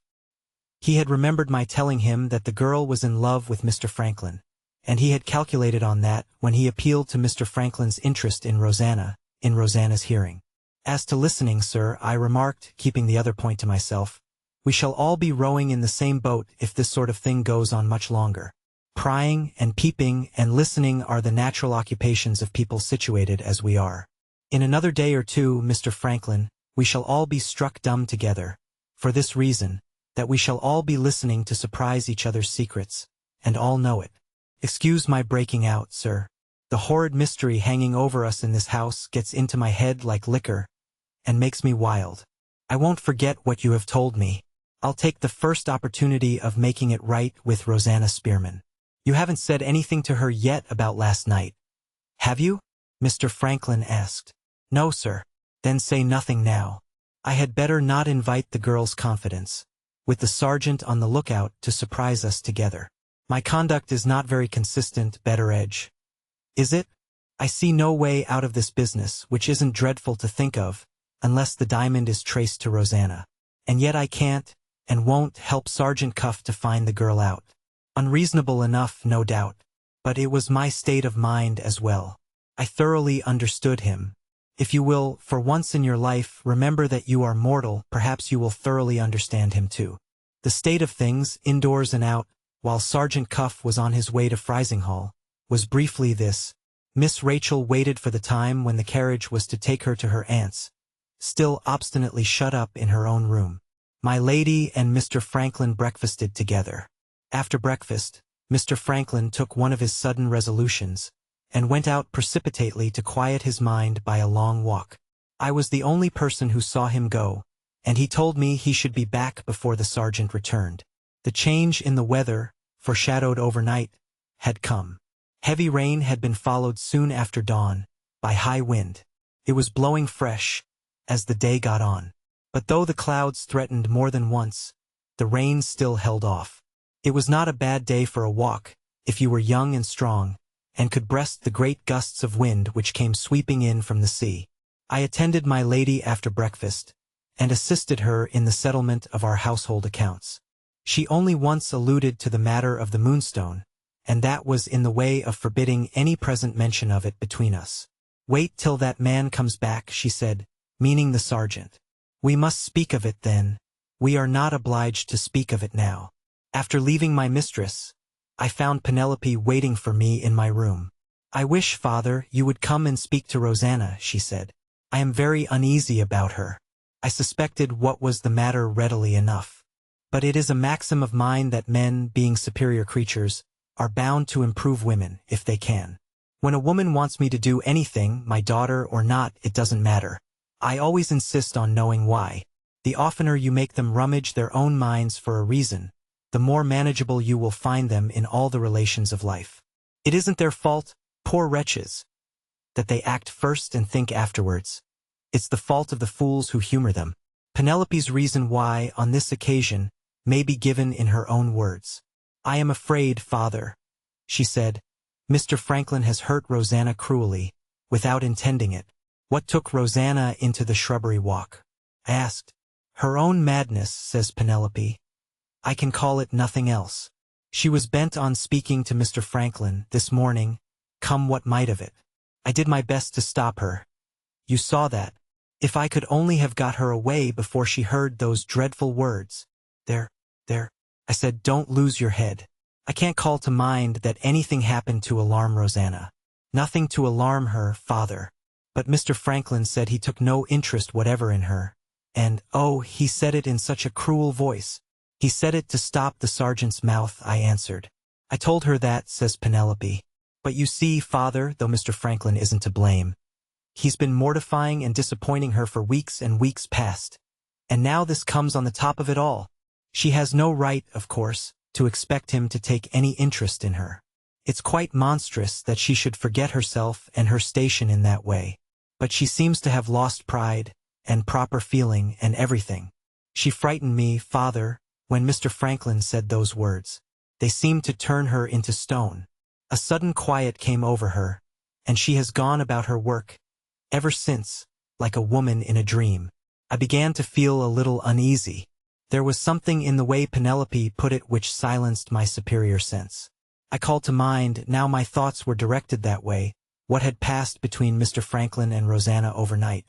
She looked cut to the heart on that occasion. And now, as ill luck would have it, she had been unavoidably stung again, poor soul, on the tender place. Sad. Sad. All the more sad because the girl had no reason to justify her, and no right to feel it. I had promised Mr. Franklin to speak to Rosanna, and this seemed the fittest time for keeping my word. We found the girl sweeping the corridor outside the bedrooms, pale and composed, and neat as ever in her modest print dress. I noticed a curious dimness and dullness in her eyes, not as if she had been crying but as if she had been looking at something too long. Possibly it was a misty something raised by her own thoughts. There was certainly no object about her to look at which she had not seen already hundreds on hundreds of times. "Cheer up, Rosanna," I said. "You mustn't fret over your own fancies. I have got something to say to you from Mr. Franklin." I thereupon put the matter in the right view before her, in the friendliest and most comforting words I could find. My principles in regard to the other sex are, as you may have noticed, very severe. But somehow or other, when I come face to face with the women, my practice, I own, is not conformable. Mr. Franklin is very kind and considerate. Pleased to thank him. That was all the answer she made me. My daughter had already noticed that Rosanna went about her work like a woman in a dream. I now added to this observation that she also listened and spoke like a woman in a dream. I doubted if her mind was in a fit condition to take in what I had said to her. "Are you quite sure, Rosanna, that you understand me?" I asked. "Quite sure." She echoed me, not like a living woman, but like a creature moved by machinery. She went on sweeping all the time. I took away the broom as gently and as kindly as I could. Come, my girl," I said, "this is not like yourself. You have got something on your mind. I'm your friend, and I'll stand your friend, even if you have done wrong. Make a clean breast of it, Rosanna. Make a clean breast of it." The time had been when my speaking to her in that way would have brought the tears into her eyes. I could see no change in them now. "Yes," she said, "I'll make a clean breast of it." "To my lady?" I asked. "No." "To Mr. Franklin?" "Yes, to Mr. Franklin." I hardly knew what to say to that. She was in no condition to understand the caution against speaking to him in private, which Mr. Franklin had directed me to give her. Feeling my way, little by little, I only told her Mr. Franklin had gone out for a walk. It doesn't matter, she answered. I shan't trouble Mr. Franklin today. Why not speak to my lady? I said. The way to relieve your mind is to speak to the merciful and Christian mistress who has always been kind to you. She looked at me for a moment with a grave and steady attention, as if she was fixing what I said in her mind. Then she took the broom out of my hands and moved off with it slowly, a little way down the corridor. No, she said, going on with her sweeping and speaking to herself. I know a better way of relieving my mind than that. What is it? Please to let me go on with my work. Penelope followed her and offered to help her. She answered, No, I want to do my work. Thank you, Penelope. She looked round at me.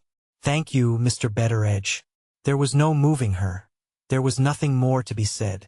I signed to Penelope to come away with me. We left her, as we had found her, sweeping the corridor, like a woman in a dream. This is a matter for the doctor to look into, I said. It's beyond me. My daughter reminded me of Mr. Candy's illness, owing, as you may remember, to the chill he had caught on the night of the dinner party. His assistant, a certain Mr. Ezra Jennings, was at our disposal, to be sure, but nobody knew much about him in our parts. He had been engaged by Mr. Candy under rather peculiar circumstances, and, right or wrong, we none of us liked him or trusted him.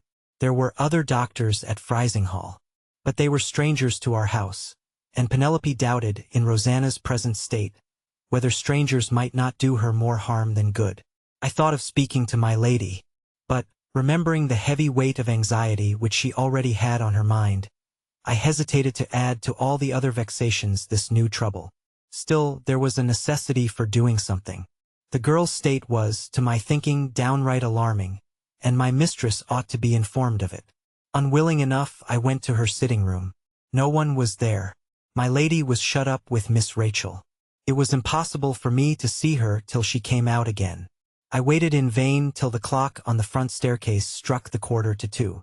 5 minutes afterwards, I heard my name called, from the drive outside the house. I knew the voice directly. Sergeant Cuff had returned from Frizinghall. Chapter 18. Going down to the front door, I met the sergeant on the steps. It went against the grain with me, after what had passed between us, to show him that I felt any sort of interest in his proceedings.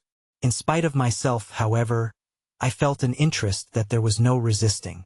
My sense of dignity sank from under me, and out came the words, "What news from Frizinghall?" "I have seen the Indians," answered Sergeant Cuff, "and I have found out what Rosanna bought privately in the town, on Thursday last. The Indians will be set free on Wednesday in next week. There isn't a doubt on my mind, and there isn't a doubt on Mr. Murthwaite's mind, that they came to this place to steal the Moonstone. Their calculations were all thrown out, of course, by what happened in the house on Wednesday night, and they have no more to do with the actual loss of the jewel than you have. But I can tell you one thing, Mr. Betteredge, if we don't find the Moonstone, they will. You have not heard the last of the 3 jugglers yet." Mr. Franklin came back from his walk as the sergeant said those startling words. Governing his curiosity better than I had governed mine, he passed us without a word, and went on into the house.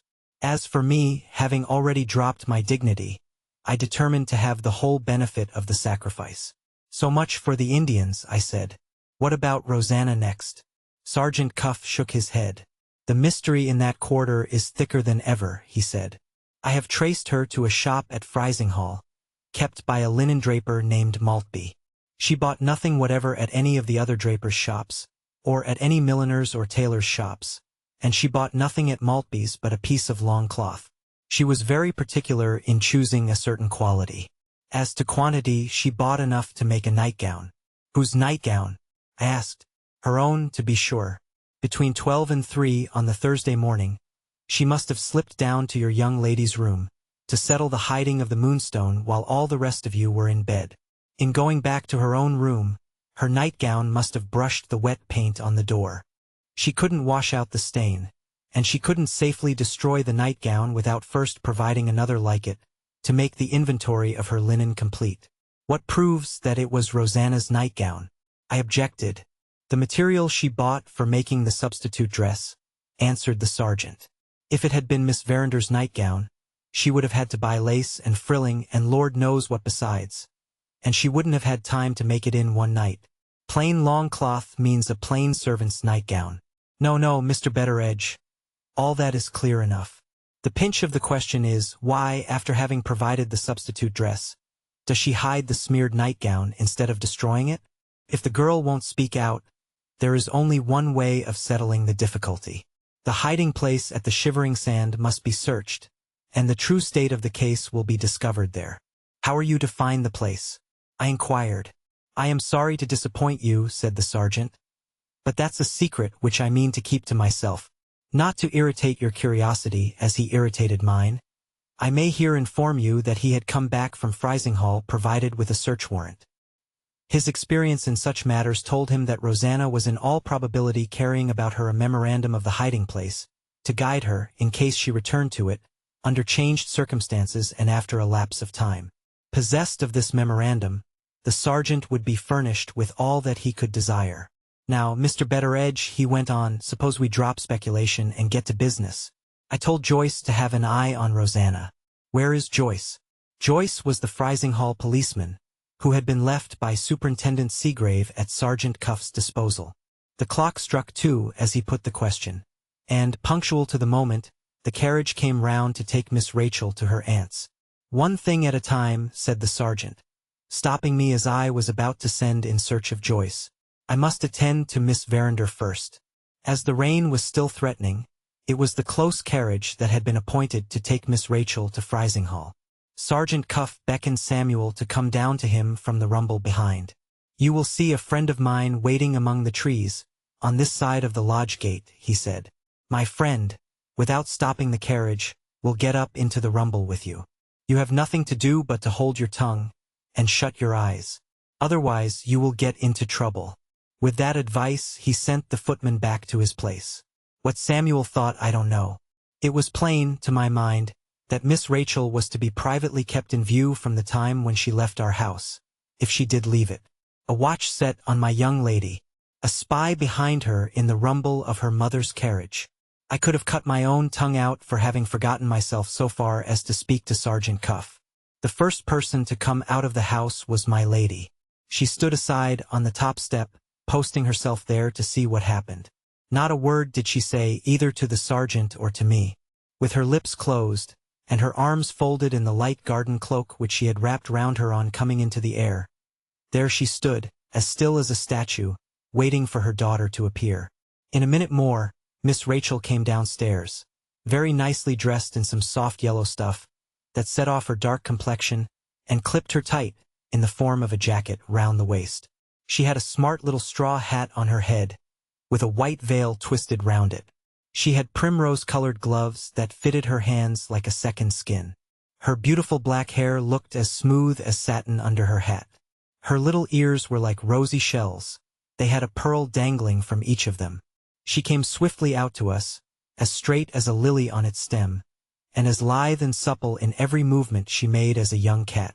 Nothing that I could discover was altered in her pretty face, but her eyes and her lips. Her eyes were brighter and fiercer than I liked to see, and her lips had so completely lost their color and their smile that I hardly knew them again. She kissed her mother in a hasty and sudden manner on the cheek. She said, "Try to forgive me, Mamma," and then pulled down her veil over her face so vehemently that she tore it. In another moment she had run down the steps, and had rushed into the carriage as if it was a hiding place. Sergeant Cuff was just as quick on his side. He put Samuel back and stood before Miss Rachel, with the open carriage door in his hand, at the instant when she settled herself in her place. "What do you want?" says Miss Rachel, from behind her veil. "I want to say one word to you, miss," answered the sergeant, "before you go. I can't presume to stop your paying a visit to your aunt. I can only venture to say that your leaving us, as things are now, puts an obstacle in the way of my recovering your diamond. Please to understand that, and now decide for yourself whether you go or stay." Miss Rachel never even answered him. "Drive on, James," she called out to the coachman. Without another word, the sergeant shut the carriage door. Just as he closed it, Mr. Franklin came running down the steps. "Goodbye, Rachel," he said, holding out his hand. "Drive on," cried Miss Rachel, louder than ever, and taking no more notice of Mr. Franklin than she had taken of Sergeant Cuff. Mr. Franklin stepped back thunderstruck, as well he might be. The coachman, not knowing what to do, looked towards my lady, still standing immovable on the top step.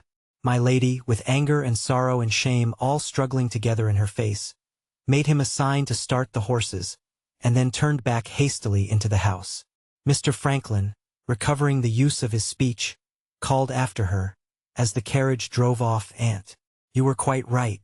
Accept my thanks for all your kindness, and let me go." My lady turned as though to speak to him. Then, as if distrusting herself, waved her hand kindly. "Let me see you before you leave us, Franklin," she said, in a broken voice, and went on to her own room.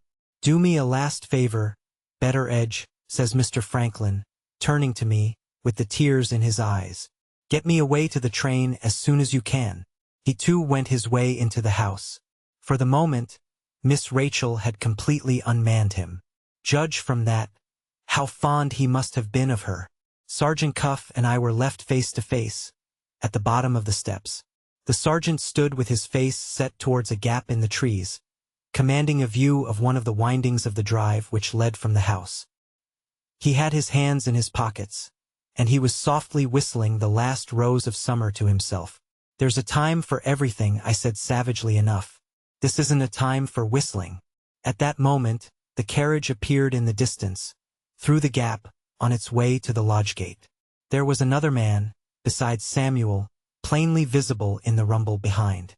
"All right," said the sergeant to himself. He turned round to me. "It's no time for whistling, Mr. Betteredge, as you say. It's time to take this business in hand, now, without sparing anybody. We'll begin with Rosanna Spearman. Where is Joyce?" We both called for Joyce, and received no answer. I sent one of the stable boys to look for him. "You heard what I said to Miss Verinder?" remarked the sergeant while we were waiting. "And you saw how she received it? I tell her plainly that her leaving us will be an obstacle in the way of my recovering her diamond, and she leaves in the face of that statement. Your young lady has got a traveling companion in her mother's carriage, Mr. Betteredge, and the name of it is the Moonstone." I said nothing. I only held on like death to my belief in Miss Rachel. The stable boy came back, followed, very unwillingly as it appeared to me, by Joyce. "Where is Rosanna Spearman?" asked Sergeant Cuff. "I can't account for it, sir," Joyce began, "and I am very sorry. But somehow or other—" "Before I went to Frizinghall," said the sergeant, cutting him short, "I told you to keep your eyes on Rosanna Spearman, without allowing her to discover that she was being watched. Do you mean to tell me that you have let her give you the slip?" "I am afraid, sir," says Joyce, beginning to tremble, "that I was perhaps a little too careful not to let her discover me. There are such a many passages in the lower parts of this house. How long is it since you missed her?" "Nigh on an hour since, sir." "You can go back to your regular business at Frizinghall," said the sergeant, speaking just as composedly as ever, in his usual quiet and dreary way. "I don't think your talents are at all in our line, Mr. Joyce. Your present form of employment is a trifle beyond you. Good morning." The man slunk off. I find it very difficult to describe how I was affected by the discovery that Rosanna Spearman was missing. I seemed to be in 50 different minds about it, all at the same time. In that state I stood staring at Sergeant Cuff, and my powers of language quite failed me.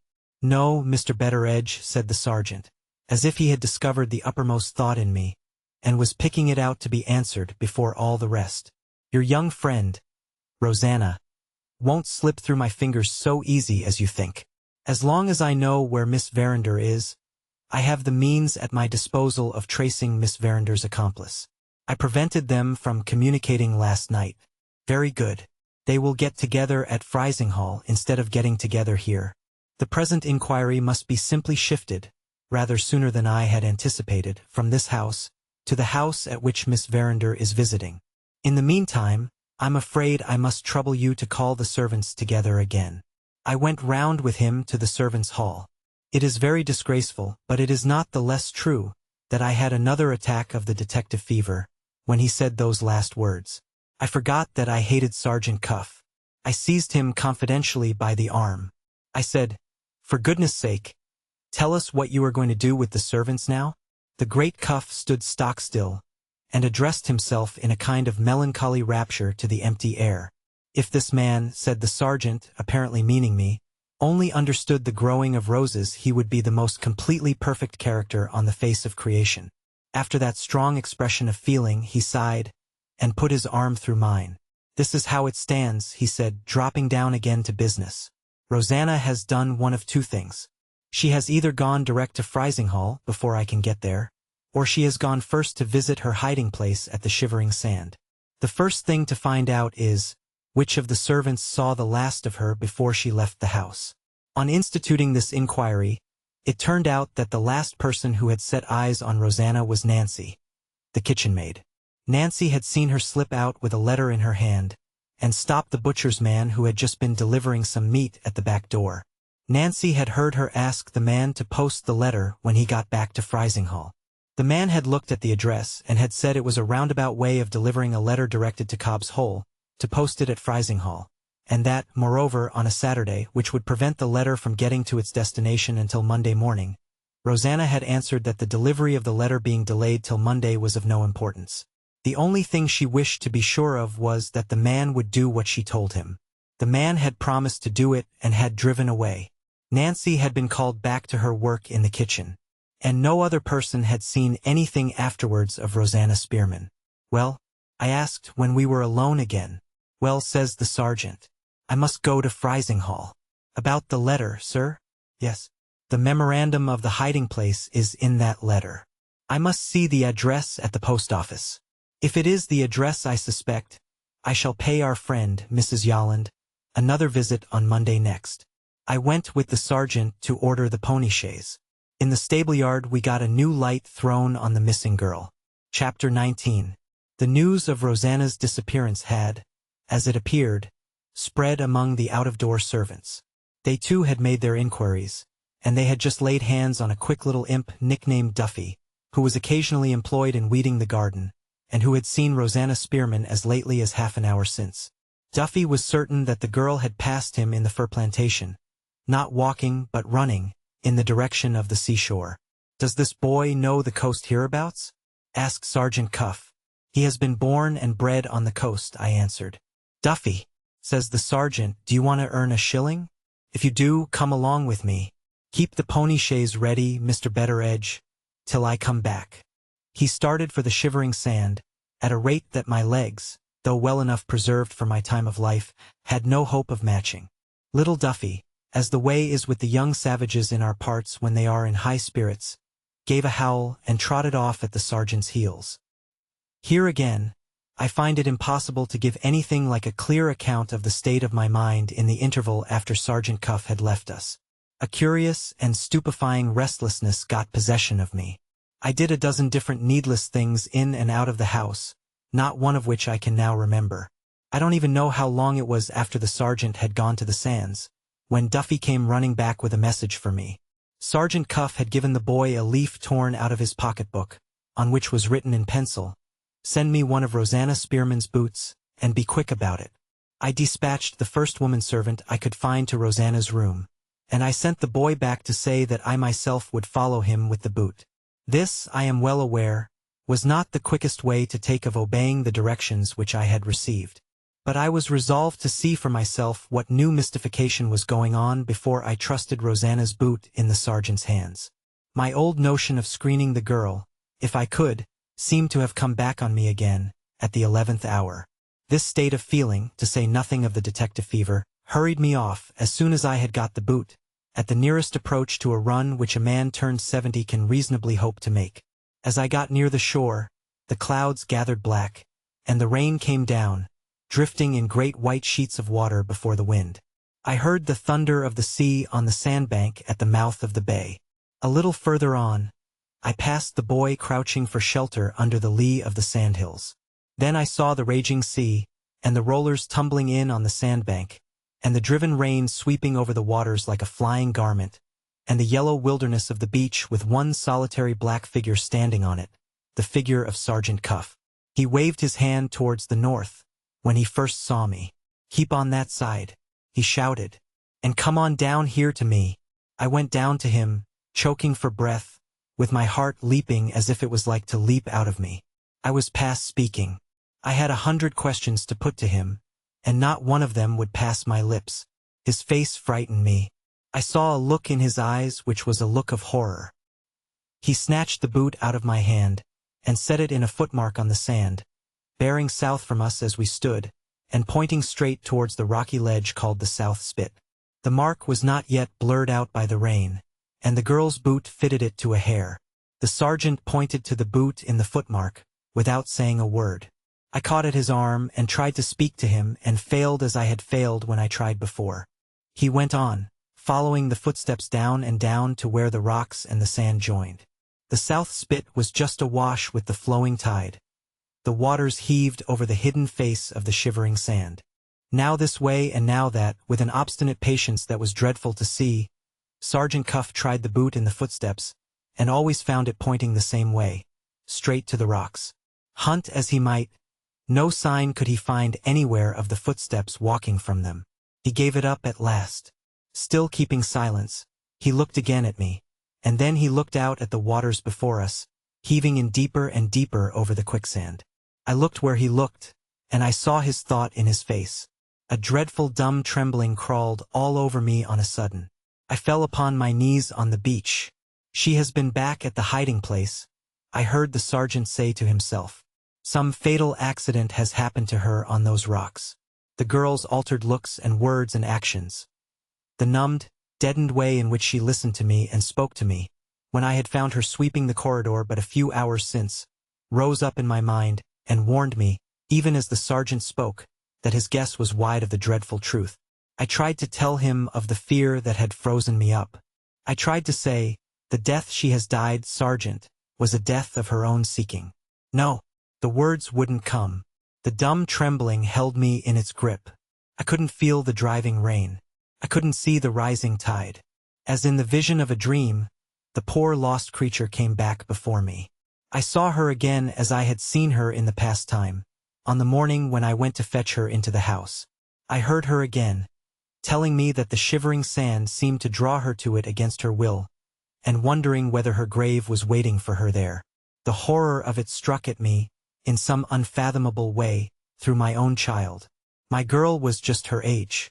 My girl, tried as Rosanna was tried, might have lived that miserable life, and died this dreadful death. The sergeant kindly lifted me up, and turned me away from the sight of the place where she had perished. With that relief, I began to fetch my breath again, and to see things about me as things really were. Looking towards the sandhills, I saw the men servants from out of doors, and the fisherman named Yolland, all running down to us together, and all, having taken the alarm, calling out to know if the girl had been found. In the fewest words, the sergeant showed them the evidence of the footmarks, and told them that a fatal accident must have happened to her. He then picked out the fisherman from the rest, and put a question to him, turning about again towards the sea. Tell me, he said, could a boat have taken her off, in such weather as this, from those rocks where her footmarks stop? The fisherman pointed to the rollers tumbling in on the sandbank, and to the great waves leaping up in clouds of foam against the headlands on either side of us. No boat that ever was built, he answered, could have got to her through that. Sergeant Cuff looked for the last time at the footmarks on the sand, which the rain was now fast blurring out. There, he said, is the evidence that she can't have left this place by land. And here, he went on, looking at the fisherman, is the evidence that she can't have got away by sea. He stopped and considered for a minute. She was seen running towards this place. Half an hour before I got here from the house, he said to Yolland. Some time has passed since then. Call it altogether an hour ago. How high would the water be at that time on this side of the rocks? He pointed to the south side, otherwise the side which was not filled up by the quicksand. As the tide makes today, said the fisherman, there wouldn't have been water enough to drown a kitten on that side of the spit, an hour since. Sergeant Cuff turned about northward, towards the quicksand. How much on this side? He asked. Less still, answered Yolland.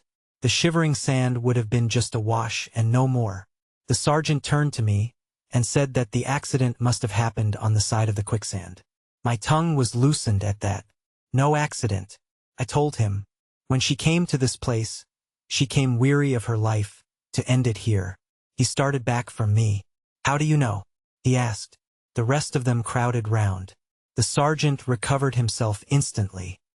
He put them back from me. He said I was an old man. He said the discovery had shaken me. He said, "Let him alone a little." Then he turned to Yolande and asked, "Is there any chance of finding her when the tide ebbs again?" And Yolande answered, "None. What the sand gets, the sand keeps forever." Having said that, the fisherman came a step nearer and addressed himself to me. "Mr. Betteredge," he said, "I have a word to say to you about the young woman's death.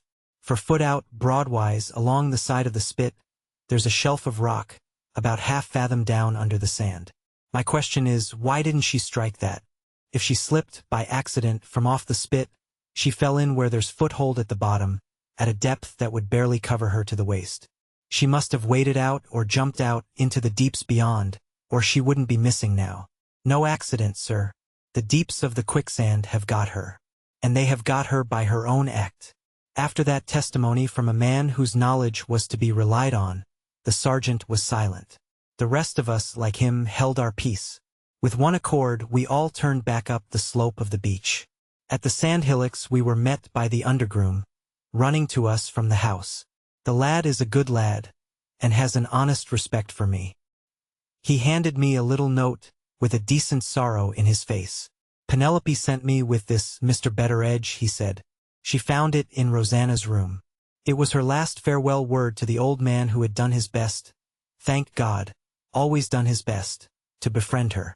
You have often forgiven me, Mr. Betteredge, in past times. When you next see the shivering sand, try to forgive me once more. I have found my grave where my grave was waiting for me. I have lived and died, sir, grateful for your kindness. There was no more than that. Little as it was, I hadn't manhood enough to hold up against it. Your tears come easy when you're young and beginning the world. Your tears come easy when you're old and leaving it." I burst out crying. Sergeant Cuff took a step nearer to me, meaning kindly, I don't doubt. I shrank back from him. "Don't touch me," I said. "It's the dread of you that has driven her to it." "You are wrong, Mr. Betteredge," he answered quietly. "But there will be time enough to speak of it when we are indoors again." I followed the rest of them with the help of the groom's arm. Through the driving rain we went back, to meet the trouble and the terror that were waiting for us at the house. Chapter 20. Those in front had spread the news before us. We found the servants in a state of panic. As we passed my lady's door, it was thrown open violently from the inner side. My mistress came out among us, with Mr. Franklin following, and trying vainly to compose her, quite beside herself with the horror of the thing. "You are answerable for this," she cried out, threatening the sergeant wildly with her hand. "Gabriel, give that wretch his money, and release me from the sight of him." The sergeant was the only one among us who was fit to cope with her, being the only one among us who was in possession of himself. "I am no more answerable for this distressing calamity, my lady, than you are," he said. "If, in half an hour from this, you still insist on my leaving the house, I will accept your ladyship's dismissal, but not your ladyship's money." It was spoken very respectfully but very firmly at the same time, and it had its effect on my mistress as well as on me. She suffered Mr. Franklin to lead her back into the room. As the door closed on the two, the sergeant, looking about among the women servants in his observant way, noticed that while all the rest were merely frightened, Penelope was in tears. "When your father has changed his wet clothes," he said to her, "come and speak to us in your father's room." Before the half-hour was out, I had got my dry clothes on, and had lent Sergeant Cuff such change of dress as he required. Penelope came in to us to hear what the sergeant wanted with her. I don't think I ever felt what a good dutiful daughter I had, so strongly as I felt it at that moment. I took her and sat her on my knee, and I prayed God bless her. She hid her head on my bosom, and put her arms round my neck, and we waited a little while in silence. The poor dead girl must have been at the bottom of it, I think, with my daughter and with me. The sergeant went to the window and stood there looking out. I thought it right to thank him for considering us both in this way, and I did. People in high life have all the luxuries to themselves, among others the luxury of indulging their feelings. People in low life have no such privilege. Necessity, which spares our betters, has no pity on us. We learn to put our feelings back into ourselves, and to jog on with our duties as patiently as may be. I don't complain of this, I only notice it. Penelope and I were ready for the sergeant, as soon as the sergeant was ready on his side.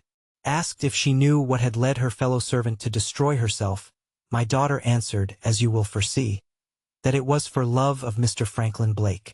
Asked next, if she had mentioned this notion of hers to any other person, Penelope answered, I have not mentioned it for Rosanna's sake. I felt it necessary to add a word to this. I said, and for Mr. Franklin's sake, my dear, as well. If Rosanna has died for love of him, it is not with his knowledge or by his fault. Let him leave the house today, if he does leave it, without the useless pain of knowing the truth. Sergeant Cuff said, quite right, and fell silent again, comparing Penelope's notion, as it seemed to me, with some other notion of his own which he kept to himself. At the end of the half-hour, my mistress's bell rang. On my way to answer it, I met Mr. Franklin coming out of his aunt's sitting-room. He mentioned that her ladyship was ready to see Sergeant Cuff, in my presence as before, and he added that he himself wanted to say 2 words to the sergeant first. On our way back to my room, he stopped and looked at the railway timetable in the hall. Are you really going to leave us, sir? I asked. Miss Rachel will surely come right again, if you only give her time. She will come right again, answered Mr. Franklin, when she hears that I have gone away, and that she will see me no more. I thought he spoke in resentment of my young lady's treatment of him. But it was not so.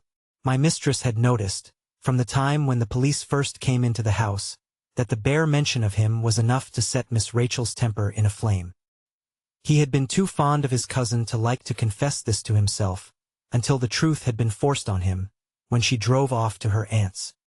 His eyes once opened in that cruel way which you know of, Mr. Franklin had taken his resolution, the one resolution which a man of any spirit could take, to leave the house. What he had to say to the sergeant was spoken in my presence. He described her ladyship as willing to acknowledge that she had spoken over hastily, and he asked if Sergeant Cuff would consent, in that case, to accept his fee, and to leave the matter of the diamond where the matter stood now. The sergeant answered, no, sir. My fee is paid me for doing my duty. I decline to take it until my duty is done. I don't understand you, says Mr. Franklin. I'll explain myself, sir, says the sergeant. When I came here, I undertook to throw the necessary light on the matter of the missing diamond. I am now ready, and waiting to redeem my pledge. When I have stated the case to Lady Verinder as the case now stands, and when I have told her plainly what course of action to take for the recovery of the Moonstone, the responsibility will be off my shoulders. Let her ladyship decide after that whether she does or does not allow me to go on. I shall then have done what I undertook to do, and I'll take my fee. In those words Sergeant Cuff reminded us that, even in the detective police, a man may have a reputation to lose. The view he took was so plainly the right one, that there was no more to be said. As I rose to conduct him to my lady's room, he asked if Mr. Franklin wished to be present. Mr. Franklin answered, not unless Lady Verinder desires it. He added in a whisper to me as I was following the sergeant out, I know what that man is going to say about Rachel, and I am too fond of her to hear it and keep my temper. Leave me by myself. I left him, miserable enough, leaning on the sill of my window, with his face hidden in his hands and Penelope peeping through the door, longing to comfort him. In Mr. Franklin's place, I should have called her in. When you are ill-used by one woman, there is great comfort in telling it to another because 9 times out of 10, the other always takes your side. Perhaps, when my back was turned, he did call her in. In that case, it is only doing my daughter justice to declare that she would stick at nothing, in the way of comforting Mr. Franklin Blake. In the meantime, Sergeant Cuff and I proceeded to my lady's room. At the last conference we had held with her, we had found her not over-willing to lift her eyes from the book which she had on the table. On this occasion there was a change for the better. She met the sergeant's eye with an eye that was as steady as his own. The family spirit showed itself in every line of her face, and I knew that Sergeant Cuff would meet his match, when a woman like my mistress was strung up to hear the worst he could say to her. Chapter 21. The first words, when we had taken our seats, were spoken by my lady. Sergeant Cuff, she said, There was perhaps some excuse for the inconsiderate manner in which I spoke to you half an hour since. I have no wish, however, to claim that excuse. I say, with perfect sincerity, that I regret it, if I wronged you. The grace of voice and manner with which she made him that atonement had its due effect on the sergeant. He requested permission to justify himself, putting his justification as an act of respect to my mistress. It was impossible, he said, that he could be in any way responsible for the calamity, which had shocked us all, for this sufficient reason, that his success in bringing his inquiry to its proper end depended on his neither saying nor doing anything that could alarm Rosanna Spearman. He appealed to me to testify whether he had or had not carried that object out. I could and did bear witness that he had. And there, as I thought, the matter might have been judiciously left to come to an end. Sergeant Cuff, however, took it a step further, evidently, as you shall now judge, with the purpose of forcing the most painful of all possible explanations to take place between her ladyship and himself. I have heard a motive assigned for the young woman's suicide, said the sergeant, which may possibly be the right one. It is a motive quite unconnected with the case which I am conducting here. I am bound to add, however, that my own opinion points the other way. Some unbearable anxiety in connection with the missing diamond has, I believe, driven the poor creature to her own destruction. I don't pretend to know what that unbearable anxiety may have been, but I think, with your ladyship's permission, I can lay my hand on a person who is capable of deciding whether I am right or wrong. Is the person now in the house? My mistress asked after waiting a little. The person has left the house, my lady. That answer pointed as straight to Miss Rachel as straight could be. A silence dropped on us which I thought would never come to an end. Lord, how the wind howled, and how the rain drove at the window, as I sat there waiting for one or other of them to speak again. Be so good as to express yourself plainly, said my lady. Do you refer to my daughter? I do, said Sergeant Cuff in so many words. My mistress had her checkbook on the table when we entered the room, no doubt to pay the sergeant his fee. She now put it back in the drawer. It went to my heart to see how her poor hand trembled. The hand that had loaded her old servant with benefits. The hand that, I pray God, may take mine, when my time comes, and I leave my place forever. I had hoped, said my lady, very slowly and quietly, to have recompensed your services, and to have parted with you without Miss Verander's name having been openly mentioned between us as it has been mentioned now. My nephew has probably said something of this, before you came into my room? Mr. Blake gave his message, my lady. And I gave Mr. Blake a reason. It is needless to tell me your reason. After what you have just said, you know as well as I do that you have gone too far to go back. I owe it to myself and I owe it to my child, to insist on your remaining here, and to insist on your speaking out. The sergeant looked at his watch. If there had been time, my lady, he answered, I should have preferred writing my report, instead of communicating it by word of mouth. But, if this inquiry is to go on, time is of too much importance to be wasted in writing. I am ready to go into the matter at once. It is a very painful matter for me to speak of, and for you to hear. There my mistress stopped him once more. I may possibly make it less painful to you, and to my good servant and friend here, she said, if I set the example of speaking boldly on my side. You suspect Miss Verinder of deceiving us all, by secreting the diamond for some purpose of her own? Is that true? Quite true, my lady. Very well. Now, before you begin, I have to tell you, as Miss Verander's mother, that she is absolutely incapable of doing what you suppose her to have done. Your knowledge of her character dates from a day or two since. My knowledge of her character dates from the beginning of her life. State your suspicion of her as strongly as you please. It is impossible that you can offend me by doing so. I am sure, beforehand, that, with all your experience, the circumstances have fatally misled you in this case. Mind, I am in possession of no private information. I am as absolutely shut out of my daughter's confidence as you are. My one reason for speaking positively is the reason you have heard already. I know my child. She turned to me and gave me her hand. I kissed it in silence. You may go on, she said, facing the sergeant again as steadily as ever. Sergeant Cuff bowed. My mistress had produced but one effect on him. His hatchet face softened for a moment, as if he was sorry for her. As to shaking him in his own conviction, it was plain to see that she had not moved him by a single inch. He settled himself in his chair, and he began his vile attack on Miss Rachel's character in these words. "I must ask your ladyship," he said, "to look this matter in the face, from my point of view as well as from yours. Will you please to suppose yourself coming down here in my place and with my experience? And will you allow me to mention very briefly what that experience has been?" My mistress signed to him that she would do this. The sergeant went on. "For the last 20 years, he said, I have been largely employed in cases of family scandal, acting in the capacity of confidential man.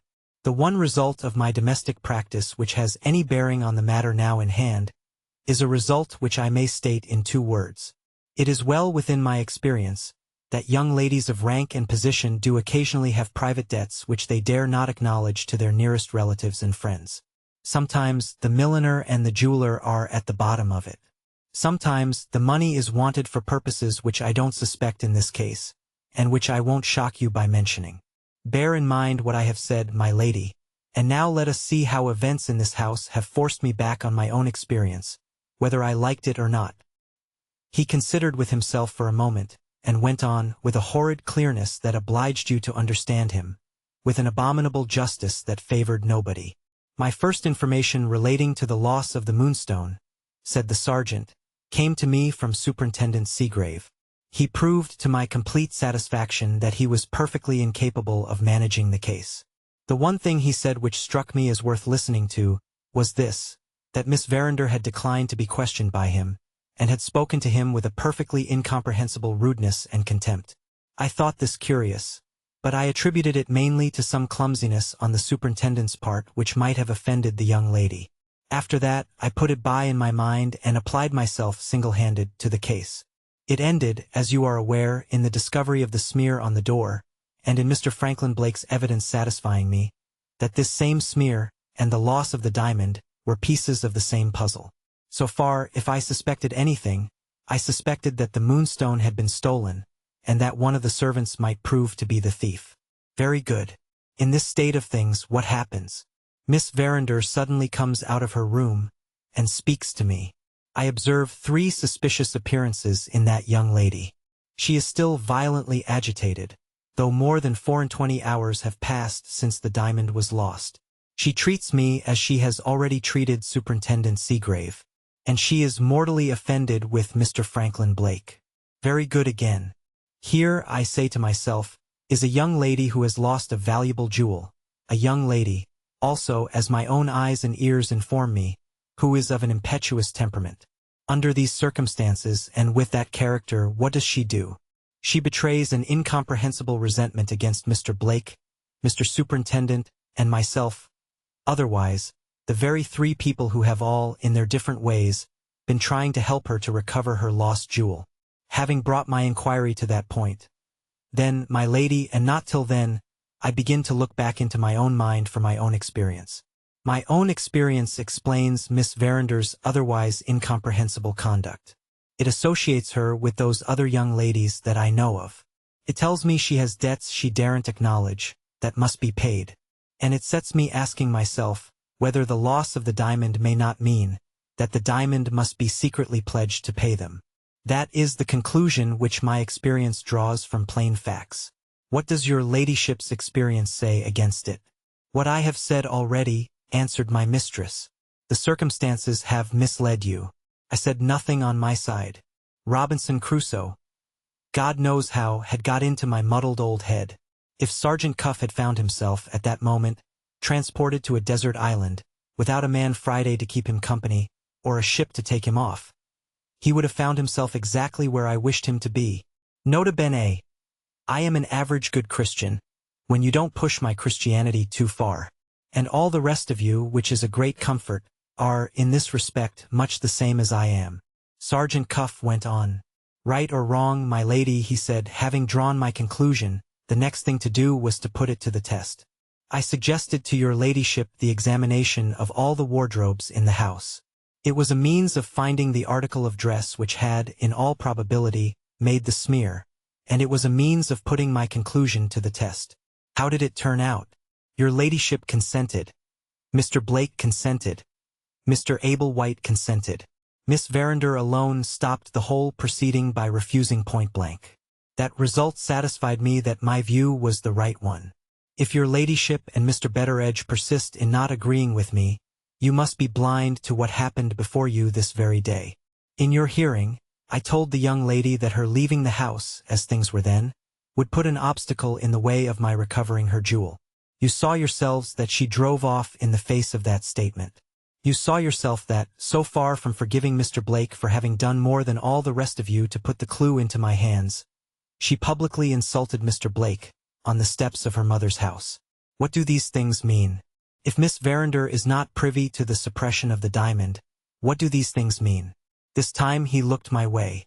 It was downright frightful to hear him piling up proof after proof against Miss Rachel, and to know, while one was longing to defend her, that there was no disputing the truth of what he said. I am, thank God, constitutionally superior to reason. This enabled me to hold firm to my lady's view, which was my view also. This roused my spirit, and made me put a bold face on it before Sergeant Cuff. Profit, good friends, I beseech you, by my example. It will save you from many troubles of the vexing sort. Cultivate a superiority to reason, and see how you pare the claws of all the sensible people when they try to scratch you for your own good. Finding that I made no remark, and that my mistress made no remark, Sergeant Cuff proceeded. Lord, how it did enrage me to notice that he was not in the least put out by our silence. There is the case, my lady, as it stands against Miss Verinder alone, he said. The next thing is to put the case as it stands against Miss Verinder and the deceased Rosanna Spearman taken together. We will go back for a moment, if you please, to your daughter's refusal to let her wardrobe be examined. My mind being made up after that circumstance, I had two questions to consider next. First, as to the right method of conducting my inquiry. Second, as to whether Miss Verinder had an accomplice among the female servants in the house. After carefully thinking it over, I determined to conduct the inquiry in what we should call at our office a highly irregular manner. For this reason, I had a family scandal to deal with which it was my business to keep within the family limits. The less noise made, and the fewer strangers employed to help me, the better. As to the usual course of taking people in custody on suspicion, going before the magistrate and all the rest of it, nothing of the sort was to be thought of when your ladyship's daughter was, as I believed, at the bottom of the whole business. In this case, I felt that a person of Mr. Betteredge's character and position in the house, knowing the servants as he did, and having the honor of the family at heart, would be safer to take as an assistant than any other person whom I could lay my hand on. I should have tried Mr. Blake as well, but for one obstacle in the way. He saw the drift of my proceedings at a very early date, and, with his interest in Miss Verinder, any mutual understanding was impossible between him and me. I trouble your ladyship with these particulars to show you that I have kept the family secret within the family circle. I am the only outsider who knows it, and my professional existence depends on holding my tongue. Here I felt that my professional existence depended on not holding my tongue. To be held up before my mistress in my old age as a sort of deputy policeman was, once again, more than my Christianity was strong enough to bear. I beg to inform your ladyship, I said, that I never, to my knowledge, helped this abominable detective business, in any way from first to last, and I summon Sergeant Cuff to contradict me, if he dares. Having given vent in those words, I felt greatly relieved. Her ladyship honored me by a little friendly pat on the shoulder. I looked with righteous indignation at the sergeant, to see what he thought of such a testimony as that. The sergeant looked back like a lamb, and seemed to like me better than ever. My lady informed him that he might continue his statement. I understand, she said, that you have honestly done your best, in what you believe to be my interest. I am ready to hear what you have to say next. What I have to say next, answered Sergeant Cuff, relates to Rosanna Spearman. I recognized the young woman, as your ladyship may remember, when she brought the washing book into this room. Up to that time I was inclined to doubt whether Miss Verinder had trusted her secret to anyone. When I saw Rosanna, I altered my mind. I suspected her at once of being privy to the suppression of the diamond. The poor creature has met her death by a dreadful end, and I don't want your ladyship to think, now she's gone, that I was unduly hard on her. If this had been a common case of thieving, I should have given Rosanna the benefit of the doubt just as freely as I should have given it to any of the other servants in the house. Our experience of the reformatory woman is that when tried in service, and when kindly and judiciously treated, they prove themselves in the majority of cases to be honestly penitent, and honestly worthy of the pains taken with them. But this was not a common case of thieving. It was a case, in my mind, of a deeply planned fraud with the owner of the diamond at the bottom of it. Holding this view, the first consideration which naturally presented itself to me, in connection with Rosanna, was this: would Miss Verinder be satisfied, begging your ladyship's pardon, with leading us all to think that the Moonstone was merely lost? Or would she go a step further, and delude us into believing that the Moonstone was stolen? In the latter event there was Rosanna Spearman, with the character of a thief, ready to her hand, the person of all others to lead your ladyship off, and to lead me off on a false scent. Was it possible, I asked myself, that he could put his case against Miss Rachel and Rosanna in a more horrid point of view than this? It was possible, as you shall now see. I had another reason for suspecting the deceased woman, he said, which appears to me to have been stronger still. Who would be the very person to help Miss Verinder in raising money privately on the diamond? Rosanna Spearman.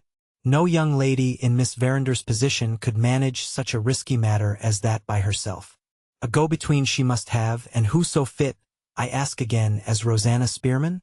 Your ladyship's deceased housemaid was at the top of her profession when she was a thief.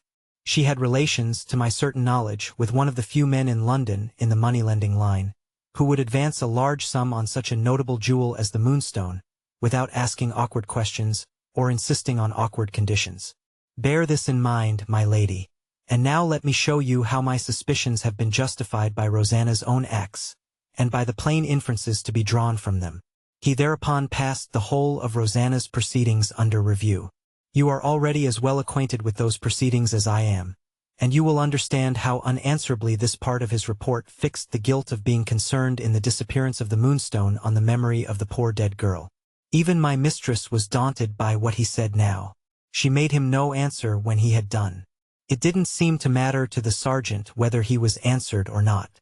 On he went, devil take him, just as steady as ever. Having stated the whole case as I understand it, he said, I have only to tell your ladyship now what I propose to do next. I see two ways of bringing this inquiry successfully to an end. One of those ways I look upon as a certainty. The other, I admit, is a bold experiment and nothing more. Your ladyship shall decide. Shall we take the certainty first? My mistress made him a sign to take his own way, and choose for himself. Thank you, said the sergeant. We'll begin with the certainty, as your ladyship is so good as to leave it to me. Whether Miss Verinder remains at Frizinghall or whether she returns here, I propose, in either case, to keep a careful watch on all her proceedings, on the people she sees, on the rides and walks she may take, and on the letters she may write and receive. What next? Asked my mistress. I shall next, answered the sergeant, request your ladyship's leave to introduce into the house, as a servant in the place of Rosanna Spearman, a woman accustomed to private inquiries of this sort, for whose discretion I can answer. What next? Repeated my mistress. Next, proceeded the sergeant, and last, I propose to send one of my brother officers to make an arrangement with that moneylender in London, whom I mentioned just now as formerly acquainted with Rosanna Spearman, and whose name and address, your ladyship may rely on it, have been communicated by Rosanna to Miss Verinder. I don't deny that the course of action I am now suggesting will cost money, and consume time, but the result is certain. We run a line round the Moonstone, and we draw that line closer and closer till we find it in Miss Verinder's possession, supposing she decides to keep it. If her debts press and she decides on sending it away, then we have our man ready, and we meet the Moonstone on its arrival in London. To hear her own daughter made the subject of such a proposal as this stung my mistress into speaking angrily for the first time. Consider your proposal declined in every particular, she said, and go on to your other way of bringing the inquiry to an end. My other way, said the sergeant, going on as easy as ever, is to try that bold experiment to which I have alluded. I think I have formed a pretty correct estimate of Miss Verinder's temperament. She is quite capable, according to my belief, of committing a daring fraud. But she is too hot and impetuous in temper, and too little accustomed to deceit as a habit, to act the hypocrite in small things, and to restrain herself under all provocations. Her feelings, in this case, have repeatedly got beyond her control, at the very time when it was plainly her interest to conceal them. It is on this peculiarity in her character that I now propose to act. I want to give her a great shock suddenly, under circumstances that will touch her to the quick. In plain English, I want to tell Miss Verinder, without a word of warning, of Rosanna's death, on the chance that her own better feelings will hurry her into making a clean breast of it. Does your ladyship accept that alternative? My mistress astonished me beyond all power of expression.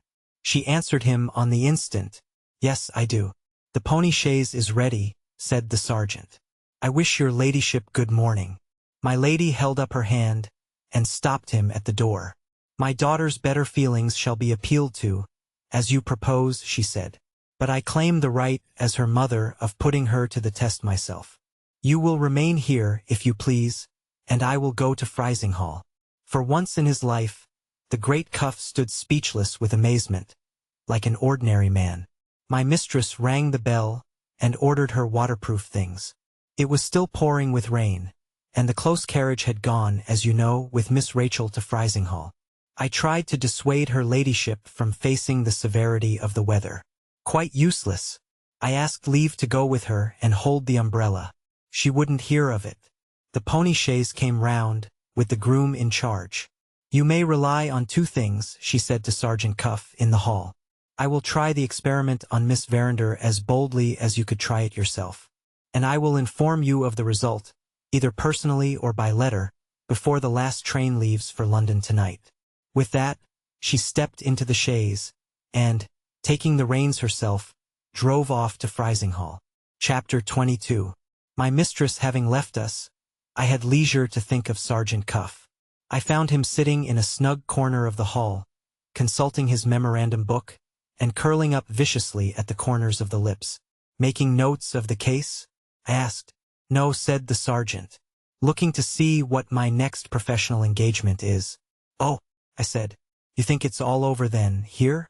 "I think," answered Sergeant Cuff, "that Lady Verinder is one of the cleverest women in England. I also think a rose much better worth looking at than a diamond. Where is the gardener, Mr. Betteredge?" There was no getting a word more out of him on the matter of the Moonstone. He had lost all interest in his own inquiry, and he would persist in looking for the gardener. An hour afterwards, I heard them at high words in the conservatory, with the dog rose once more at the bottom of the dispute. In the meantime, it was my business to find out whether Mr. Franklin persisted in his resolution to leave us by the afternoon train.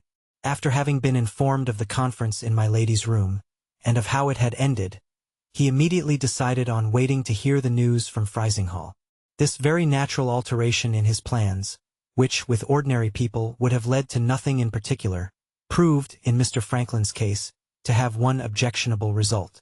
It left him unsettled, with a legacy of idle time on his hands, and, in so doing, it let out all the foreign sides of his character, one on the top of another, like rats out of a bag. Now as an Italian Englishman, now as a German Englishman, and now as a French Englishman, he drifted in and out of all the sitting rooms in the house, with nothing to talk of but Miss Rachel's treatment of him, and with nobody to address himself to but me. I found him, for example, in the library, sitting under the map of modern Italy, and quite unaware of any other method of meeting his troubles, except the method of talking about them. I have several worthy aspirations, Betteredge, but what am I to do with them now? I am full of dormant good qualities, if Rachel would only have helped me to bring them out. He was so eloquent in drawing the picture of his own neglected merits, and so pathetic in lamenting over it when it was done, that I felt quite at my wit's end how to console him, when it suddenly occurred to me that here was a case for the wholesome application of a bit of Robinson Crusoe. I hobbled out to my own room, and hobbled back with that immortal book. Nobody in the library. The map of modern Italy stared at me, and I stared at the map of modern Italy. I tried the drawing room. There was his handkerchief on the floor, to prove that he had drifted in. And there was the empty room to prove that he had drifted out again. I tried the dining room, and discovered Samuel with a biscuit and a glass of sherry, silently investigating the empty air. A minute since, Mr. Franklin had rung furiously for a little light refreshment. On its production, In a Violent Hurry by Samuel. Mr. Franklin had vanished before the bell downstairs had quite done ringing with the pull he had given to it. I tried the morning room and found him at last. There he was at the window, drawing hieroglyphics with his finger in the damp on the glass. "Your sherry is waiting for you, sir," I said to him. I might as well have addressed myself to one of the four walls of the room. He was down in the bottomless deep of his own meditations, past all pulling up. "How do you explain Rachel's conduct, Betteredge?" was the only answer I received.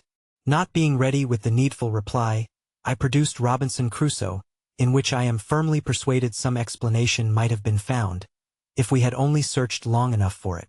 Mr. Franklin shut up Robinson Crusoe, and floundered into his German-English gibberish on the spot. "Why not look into it?" he said, as if I had personally objected to looking into it. "Why the devil lose your patience, Betteredge, when patience is all that's wanted to arrive at the truth? Don't interrupt me.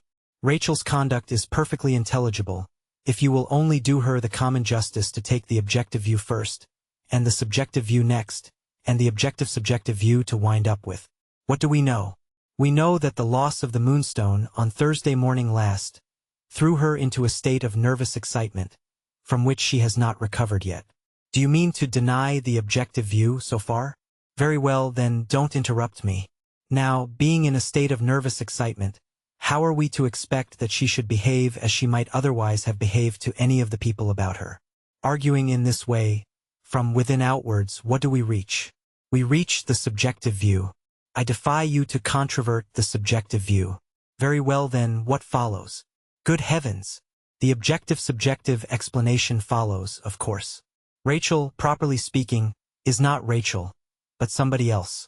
Do I mind being cruelly treated by somebody else? You are unreasonable enough, Betteredge, but you can hardly accuse me of that. Then how does it end? It ends, in spite of your confounded English narrowness and prejudice, in my being perfectly happy and comfortable. Where's the sherry? My head was by this time in such a condition that I was not quite sure whether it was my own head or Mr. Franklin's. In this deplorable state, I contrived to do what I take to have been three objective things. I got Mr. Franklin his sherry. I retired to my own room, and I solaced myself with the most composing pipe of tobacco I ever remember to have smoked in my life. Don't suppose, however, that I was quit of Mr. Franklin on such easy terms as these. Drifting again, out of the morning room into the hall, he found his way to the offices next, smelt my pipe, and was instantly reminded that he had been simple enough to give up smoking for Miss Rachel's sake. In the twinkling of an eye, he burst in on me with his cigar case, and came out strong on the one everlasting subject, in his neat, witty, unbelieving French way. "Give me a light, Betteredge.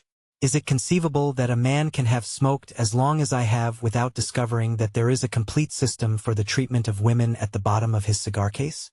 Follow me carefully, and I will prove it in 2 words. You choose a cigar, you try it, and it disappoints you. What do you do upon that? You throw it away and try another. Now observe the application. You choose a woman, you try her, and she breaks your heart. Fool! Take a lesson from your cigar case. Throw her away, and try another." I shook my head at that. Wonderfully clever, I dare say, but my own experience was dead against it. "In the time of the late Mrs. Betteredge," I said, "I felt pretty often inclined to try your philosophy, Mr. Franklin. But the law insists on your smoking your cigar, sir, when you have once chosen it." I pointed that observation with a wink. Mr. Franklin burst out laughing, and we were as merry as crickets, until the next new side of his character turned up in due course. So things went on with my young master and me, and so, while the sergeant and the gardener were wrangling over the roses, we too spent the interval before the news came back from Frizinghall. The pony chaise returned a good half-hour before I had ventured to expect it. My lady had decided to remain for the present at her sister's house. The groom brought 2 letters from his mistress, one addressed to Mr. Franklin, and the other to me. Mr. Franklin's letter I sent to him in the library, into which refuge his driftings had now taken him for the second time. My own letter I read in my own room. A check, which dropped out when I opened it, informed me, before I had mastered the contents, that Sergeant Cuff's dismissal from the inquiry after the Moonstone was now a settled thing. I sent to the conservatory to say that I wished to speak to the sergeant directly. He appeared, with his mind full of the gardener and the dog Rose, declaring that the equal of Mr. Begbie for obstinacy never had existed yet, and never would exist again. I requested him to dismiss such wretched trifling as this from our conversation, and to give his best attention to a really serious matter. Upon that he exerted himself sufficiently to notice the letter in my hand. "Ah," he said in a weary way, "you have heard from her ladyship. Have I anything to do with it, Mr. Betteredge? You shall judge for yourself, Sergeant." I thereupon read him the letter with my best emphasis and discretion, in the following words: "My good Gabriel, I request that you will inform Sergeant Cuff that I have performed the promise I made to him, with this result so far as Rosanna Spearman is concerned. Miss Verinder solemnly declares that she has never spoken a word in private to Rosanna since that unhappy woman first entered my house. They never met, even accidentally, on the night when the diamond was lost, and no communication of any sort whatever took place between them, from the Thursday morning when the alarm was first raised in the house, to this present Saturday afternoon, when Miss Verinder left us. After telling my daughter suddenly, and in so many words, of Rosanna Spearman's suicide, this is what has come of it." Having reached that point, I looked up and asked Sergeant Cuff what he thought of the letter so far. "I should only offend you if I expressed my opinion," answered the sergeant. "Go on, Mr. Betteredge," he said, with the most exasperating resignation, "go on." When I remembered that this man had had the audacity to complain of our gardener's obstinacy, my tongue itched to go on in other words than my mistress's. This time, however, my Christianity held firm. I proceeded steadily with her ladyship's letter. Having appealed to Miss Verinder in the manner which the officer thought most desirable, I spoke to her next in the manner which I myself thought most likely to impress her. On 2 different occasions, before my daughter left my roof, I privately warned her that she was exposing herself to suspicion of the most unendurable and most degrading kind. I have now told her, in the plainest terms, that my apprehensions have been realized. Her answer to this, on her own solemn affirmation, is as plain as words can be. In the first place, she owes no money privately to any living creature. In the second place, the diamond is not now, and never has been, in her possession, since she put it into her cabinet on Wednesday night. The confidence which my daughter has placed in me goes no further than this. She maintains an obstinate silence. When I ask her if she can explain the disappearance of the diamond, she refuses, with tears, when I appeal to her to speak out for my sake. The day will come when you will know why I am careless about being suspected, and why I am silent even to you. I have done much to make my mother pity me, nothing to make my mother blush for me. Those are my daughter's own words. After what has passed between the officer and me, I think, stranger as he is, that he should be made acquainted with what Miss Verinder has said, as well as you. Read my letter to him, and then place in his hands the check which I enclose. In resigning all further claim on his services, I have only to say that I am convinced of his honesty and his intelligence, but I am more firmly persuaded than ever that the circumstances in this case have fatally misled him. There the letter ended. Before presenting the check, I asked Sergeant Cuff if he had any remark to make. "It's no part of my duty, Mr. Betteredge," he answered, "to make remarks on a case, when I have done with it." I tossed the check across the table to him. "Do you believe in that part of her ladyship's letter?"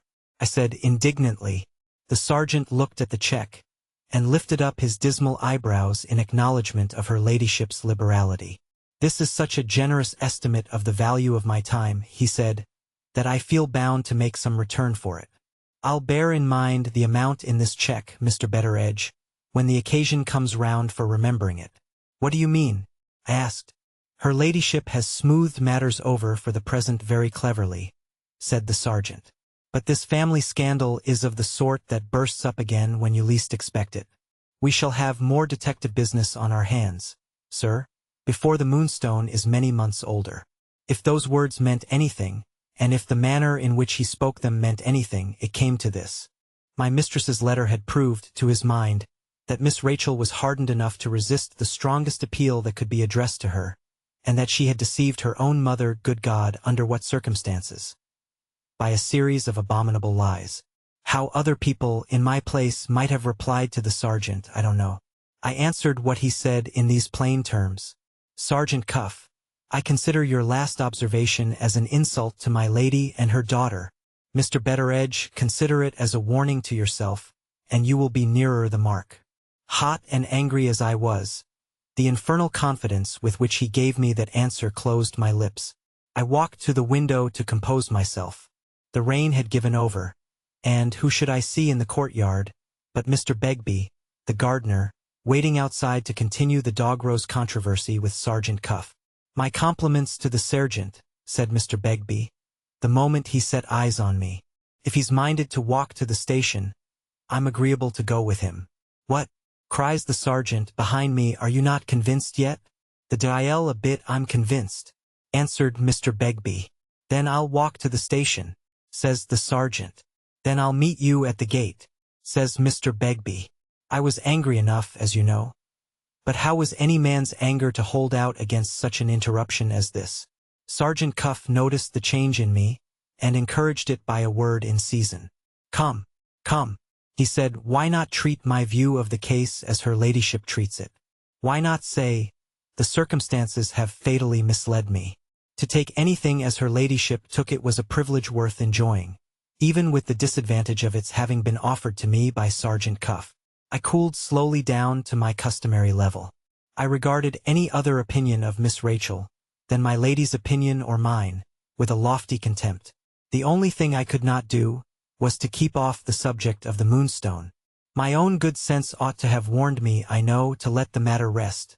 But there, the virtues which distinguish the present generation were not invented in my time. Sergeant Cuff had hit me on the raw, and though I did look down upon him with contempt, the tender place still tingled for all that. The end of it was that I perversely led him back to the subject of her ladyship's letter. I am quite satisfied myself, I said. But never mind that. Go on, as if I was still open to conviction. You think Miss Rachel is not to be believed on her word, and you say we shall hear of the Moonstone again. Back your opinion, Sergeant, I concluded in an airy way. Back your opinion. Instead of taking offense, Sergeant Cuff seized my hand and shook it till my fingers ached again. I declare to heaven, says this strange officer solemnly, I would take to domestic service tomorrow, Mr. Betteredge, if I had a chance of being employed along with you. To say you are as transparent as a child, sir, is to pay the children a compliment which 9 out of 10 of them don't deserve. There, we won't begin to dispute again. You shall have it out of me on easier terms than that. I won't say a word more about her ladyship or about Miss Verinder. I'll only turn prophet, for once in a way and for your sake. I have warned you already that you haven't done with the Moonstone yet. Very well. Now I'll tell you at parting of 3 things which will happen in the future, and which I believe will force themselves on your attention, whether you like it or not. Go on, I said, quite unabashed, and just as airy as ever. First, said the sergeant, you will hear something from the Yollands, when the postman delivers Rosanna's letter at Cobb's Hole on Monday next. If he had thrown a bucket of cold water over me, I doubt if I could have felt it much more unpleasantly than I felt those words. Miss Rachel's assertion of her innocence had left Rosanna's conduct, the making the new nightgown, the hiding the smeared nightgown, and all the rest of it, entirely without explanation. And this had never occurred to me, till Sergeant Cuff forced it on my mind all in a moment. In the second place, proceeded the sergeant, you will hear of the 3 Indians again. You will hear of them in the neighborhood, if Miss Rachel remains in the neighborhood. You will hear of them in London, if Miss Rachel goes to London. Having lost all interest in the 3 jugglers, and having thoroughly convinced myself of my young lady's innocence, I took this second prophecy easily enough. So much for 2 of the 3 things that are going to happen, I said. Now for the third. Third and last, said Sergeant Cuff, you will, sooner or later, hear something of that moneylender in London, whom I have twice taken the liberty of mentioning already. Give me your pocketbook, and I'll make a note for you of his name and address, so that there may be no mistake about it if the thing really happens. He wrote accordingly on a blank leaf, Mr. Septimus Luker, Middlesex Place, Lambeth, London. There, he said, pointing to the address, are the last words on the subject of the Moonstone, which I shall trouble you with for the present. Time will show whether I am right or wrong. In the meanwhile, sir, I carry away with me a sincere personal liking for you, which I think does honor to both of us. If we don't meet again before my professional retirement takes place, I hope you will come and see me in a little house near London, which I have got my eye on. There will be grass walks, Mr. Betteredge, I promise you, in my garden. And as for the white moss rose, the dial a bit ye'll get the white moss rose to grow, unless you bud him on the dog rose first, cried a voice at the window. We both turned round. There was the everlasting Mr. Begbie, too eager for the controversy to wait any longer at the gate. The sergeant wrung my hand, and darted out into the courtyard, hotter still on his side. Ask him about the moss rose, when he comes back, and see if I have left him a leg to stand on, cried the great Cuff, hailing me through the window in his turn. Gentlemen, both, I answered, moderating them again as I had moderated them once already. In the matter of the moss rose there is a great deal to be said on both sides. I might as well, as the Irish say, have whistled jigs to a milestone. Away they went together, fighting the battle of the roses without asking or giving quarter on either side. The last I saw of them, Mr. Begbie was shaking his obstinate head, and Sergeant Cuff had got him by the arm like a prisoner in charge. Ah well, I own I couldn't help liking the sergeant, though I hated him all the time. Explain that state of mind if you can. You will soon be rid, now, of me and my contradictions. When I have reported Mr. Franklin's departure, the history of the Saturday's events will be finished at last. And when I have next described certain strange things that happened in the course of the new week, I shall have done my part of the story, and shall hand over the pen to the person who is appointed to follow my lead. If you are as tired of reading this narrative as I am of writing it, Lord, how we shall enjoy ourselves on both sides a few pages further on. Chapter 23. I had kept the pony chaise ready, in case Mr. Franklin persisted in leaving us by the train that night. The appearance of the luggage, followed downstairs by Mr. Franklin himself, informed me plainly enough that he had held firm to a resolution for once in his life. So you have really made up your mind, sir? I said as we met in the hall. Why not wait a day or two longer, and give Miss Rachel another chance? The foreign varnish appeared to have all worn off Mr. Franklin, now that the time had come for saying goodbye. Instead of replying to me in words, he put the letter which her ladyship had addressed to him into my hand. The greater part of it said over again what had been said already in the other communication received by me. But there was a bit about Miss Rachel added at the end, which will account for the steadiness of Mr. Franklin's determination, if it accounts for nothing else. You will wonder, I dare say, her ladyship wrote, at my allowing my own daughter to keep me perfectly in the dark. A diamond worth £20,000 has been lost, and I am left to infer that the mystery of its disappearance is no mystery to Rachel, and that some incomprehensible obligation of silence has been laid on her, by some person or persons utterly unknown to me, with some object in view at which I cannot even guess. Is it conceivable that I should allow myself to be trifled with in this way? It is quite conceivable in Rachel's present state. She is in a condition of nervous agitation pitiable to see. I dare not approach the subject of the Moonstone again until time has done something to quiet her. To help this end, I have not hesitated to dismiss the police officer. The mystery which baffles us, baffles him too. This is not a matter in which any stranger can help us. He adds to what I have to suffer, and he maddens Rachel if she only hears his name. My plans for the future are as well settled as they can be. My present idea is to take Rachel to London, partly to relieve her mind by a complete change, partly to try what may be done by consulting the best medical advice. Can I ask you to meet us in town? My dear Franklin, you, in your way, must imitate my patience, and wait, as I do, for a fitter time. The valuable assistance which you rendered to the inquiry after the lost jewel is still an unpardoned offense, in the present dreadful state of Rachel's mind. Moving blindfold in this matter, you have added to the burden of anxiety which she has had to bear, by innocently threatening her secret with discovery, through your exertions. It is impossible for me to excuse the perversity that holds you responsible for consequences which neither you nor I could imagine or foresee. She is not to be reasoned with, she can only be pitied. I am grieved to have to say it, but for the present, you and Rachel are better apart. The only advice I can offer you is to give her time.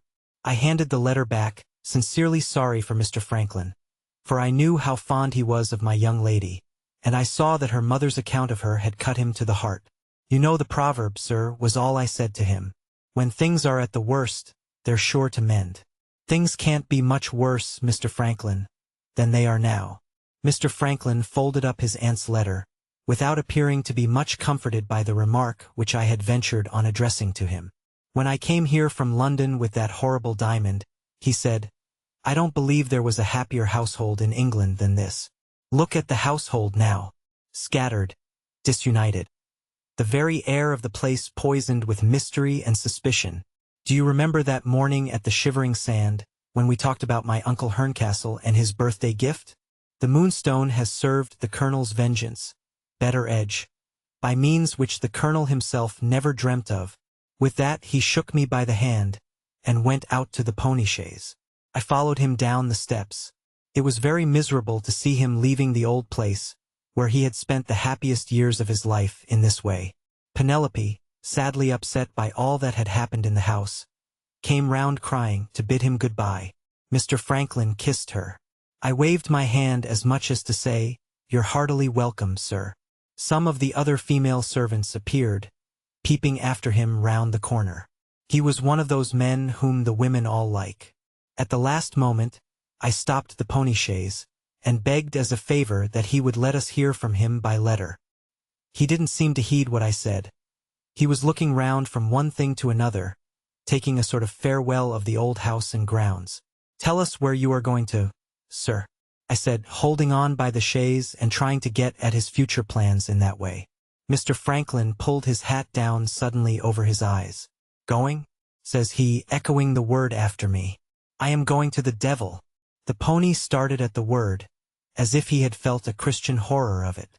God bless you, sir. Go where you may, was all I had time to say, before he was out of sight and hearing. A sweet and pleasant gentleman, with all his faults and follies, a sweet and pleasant gentleman.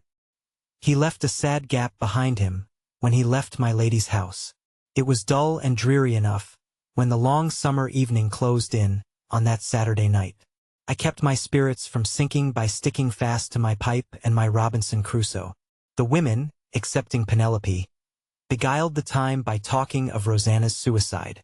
They were all obstinately of opinion that the poor girl had stolen the Moonstone, and that she had destroyed herself in terror of being found out.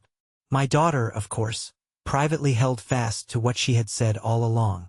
Her notion of the motive which was really at the bottom of the suicide failed, oddly enough, just where my young lady's assertion of her innocence failed also. It left Rosanna's secret journey to Frizinghall, and Rosanna's proceedings in the matter of the nightgown entirely unaccounted for. There was no use in pointing this out to Penelope. The objection made about as much impression on her as a shower of rain on a waterproof coat. The truth is, my daughter inherits my superiority to reason, and, in respect to that accomplishment, has got a long way ahead of her own father. On the next day, Sunday, the close carriage, which had been kept at Mr. Ablewhite's, came back to us empty. The coachman brought a message for me, and written instructions for my lady's own maid and for Penelope. The message informed me that my mistress had determined to take Miss Rachel to her house in London, on the Monday. The written instructions informed the two maids of the clothing that was wanted, and directed them to meet their mistresses in town at a given hour. Most of the other servants were to follow. My lady had found Miss Rachel so unwilling to return to the house, after what had happened in it, that she had decided on going to London direct from Frizinghall. I was to remain in the country, until further orders, to look after things indoors and out. The servants left with me were to be put on board wages. Being reminded, by all this, of what Mr. Franklin had said about our being a scattered and disunited household, my mind was led naturally to Mr. Franklin himself. The more I thought of him, the more uneasy I felt about his future proceedings. It ended in my writing by the Sunday's post to his father's valet, Mr. Jeffco, whom I had known in former years, to beg he would let me know what Mr. Franklin had settled to do, on arriving in London. The Sunday evening was, if possible, duller even than the Saturday evening. We ended the day of rest as hundreds of thousands of people end it regularly, once a week in these islands. That is to say, we all anticipated bedtime and fell asleep in our chairs. How the Monday affected the rest of the household, I don't know. The Monday gave me a good shake-up. The first of Sergeant Cuff's prophecies of what was to happen, namely that I should hear from the Yollands, came true on that day. I had seen Penelope and my ladies made off in the railway with the luggage for London, and was pottering about the grounds, when I heard my name called. Turning round, I found myself face to face with the fisherman's daughter, limping Lucy. Bating her lame foot and her leanness, this last a horrid drawback to a woman, in my opinion, the girl had some pleasing qualities in the eye of a man. A dark, keen, clever face, and a nice clear voice, and a beautiful brown head of hair counted among her merits. A crutch appeared in the list of her misfortunes, and a temper reckoned high in the sum total of her defects. "Well, my dear," I said, "what do you want with me? Where's the man you call Franklin Blake?" says the girl, fixing me with a fierce look, as she rested herself on her crutch. "That's not a respectful way to speak of any gentleman," I answered. "If you wish to inquire for my lady's nephew, you will please to mention him as Mr. Franklin Blake." She limped a step nearer to me, and looked as if she could have eaten me alive. "Mr. Franklin Blake?" she repeated after me. Murderer Franklin Blake would be a fitter name for him. My practice with the late Mrs. Betteredge came in handy here.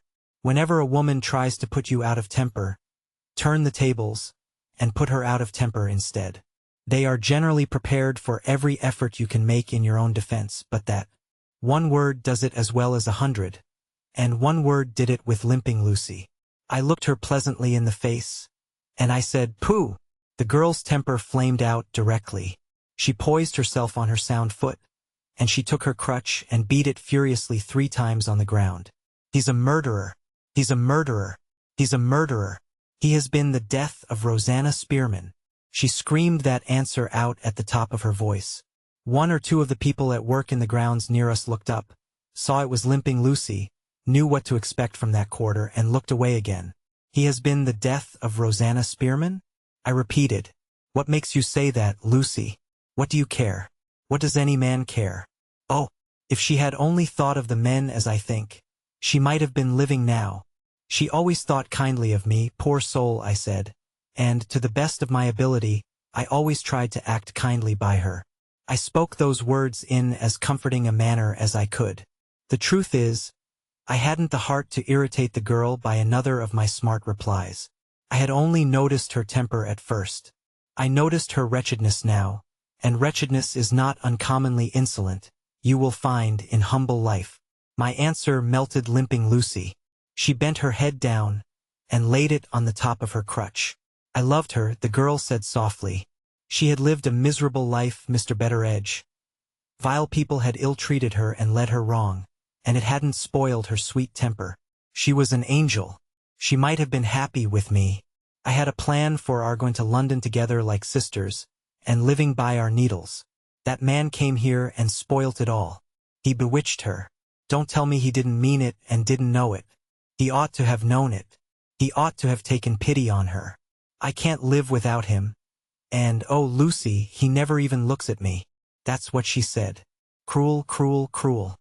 I said, "No man is worth fretting for in that way." And she said, "There are men worth dying for, Lucy, and he is one of them." I had saved up a little money. I had settled things with father and mother. I meant to take her away from the mortification she was suffering here. We should have had a little lodging in London, and lived together like sisters. She had a good education, sir, as you know, and she wrote a good hand. She was quick at her needle. I have a good education and I write a good hand. I am not as quick at my needle as she was, but I could have done. We might have got our living nicely. And oh, what happens this morning? What happens this morning? Her letter comes and tells me that she has done with the burden of her life.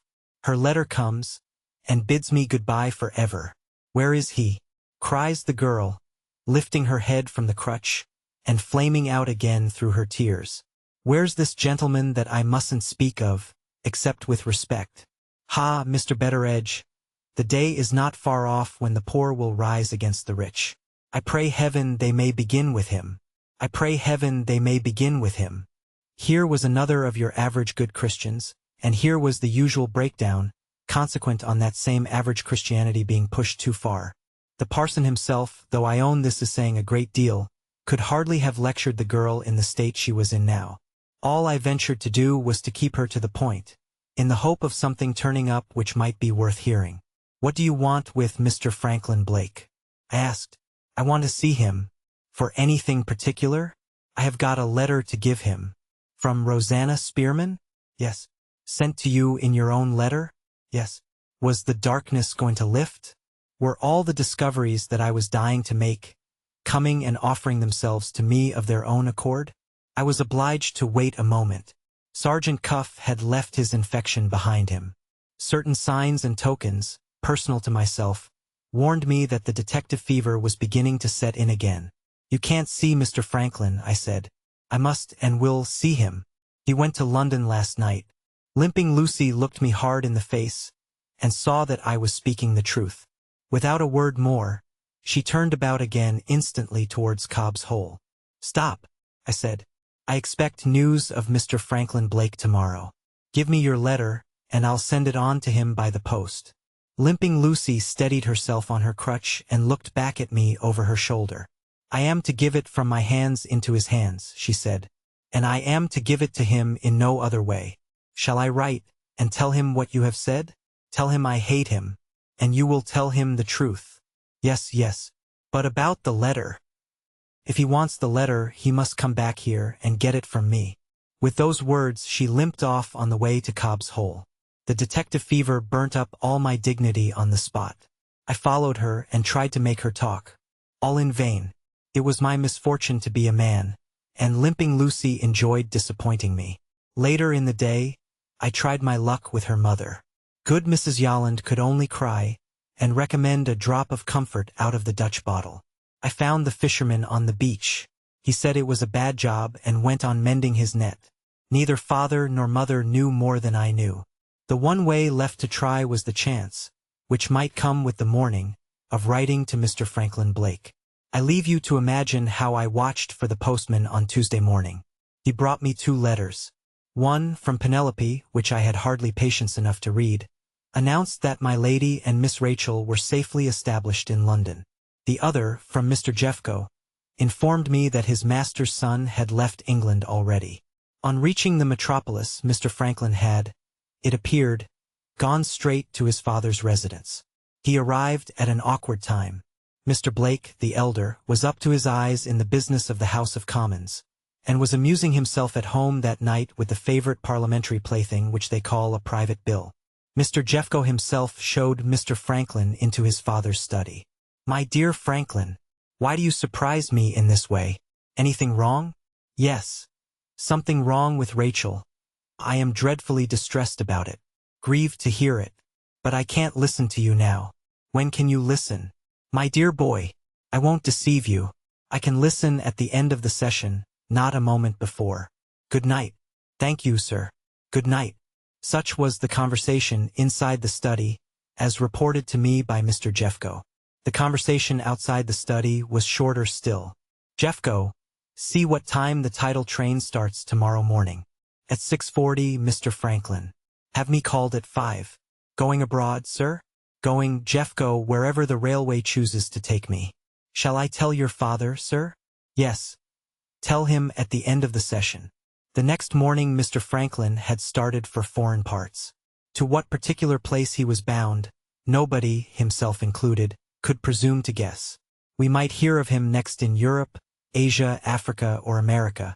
The chances were as equally divided as possible, in Mr. Jeffco's opinion, among the 4 quarters of the globe.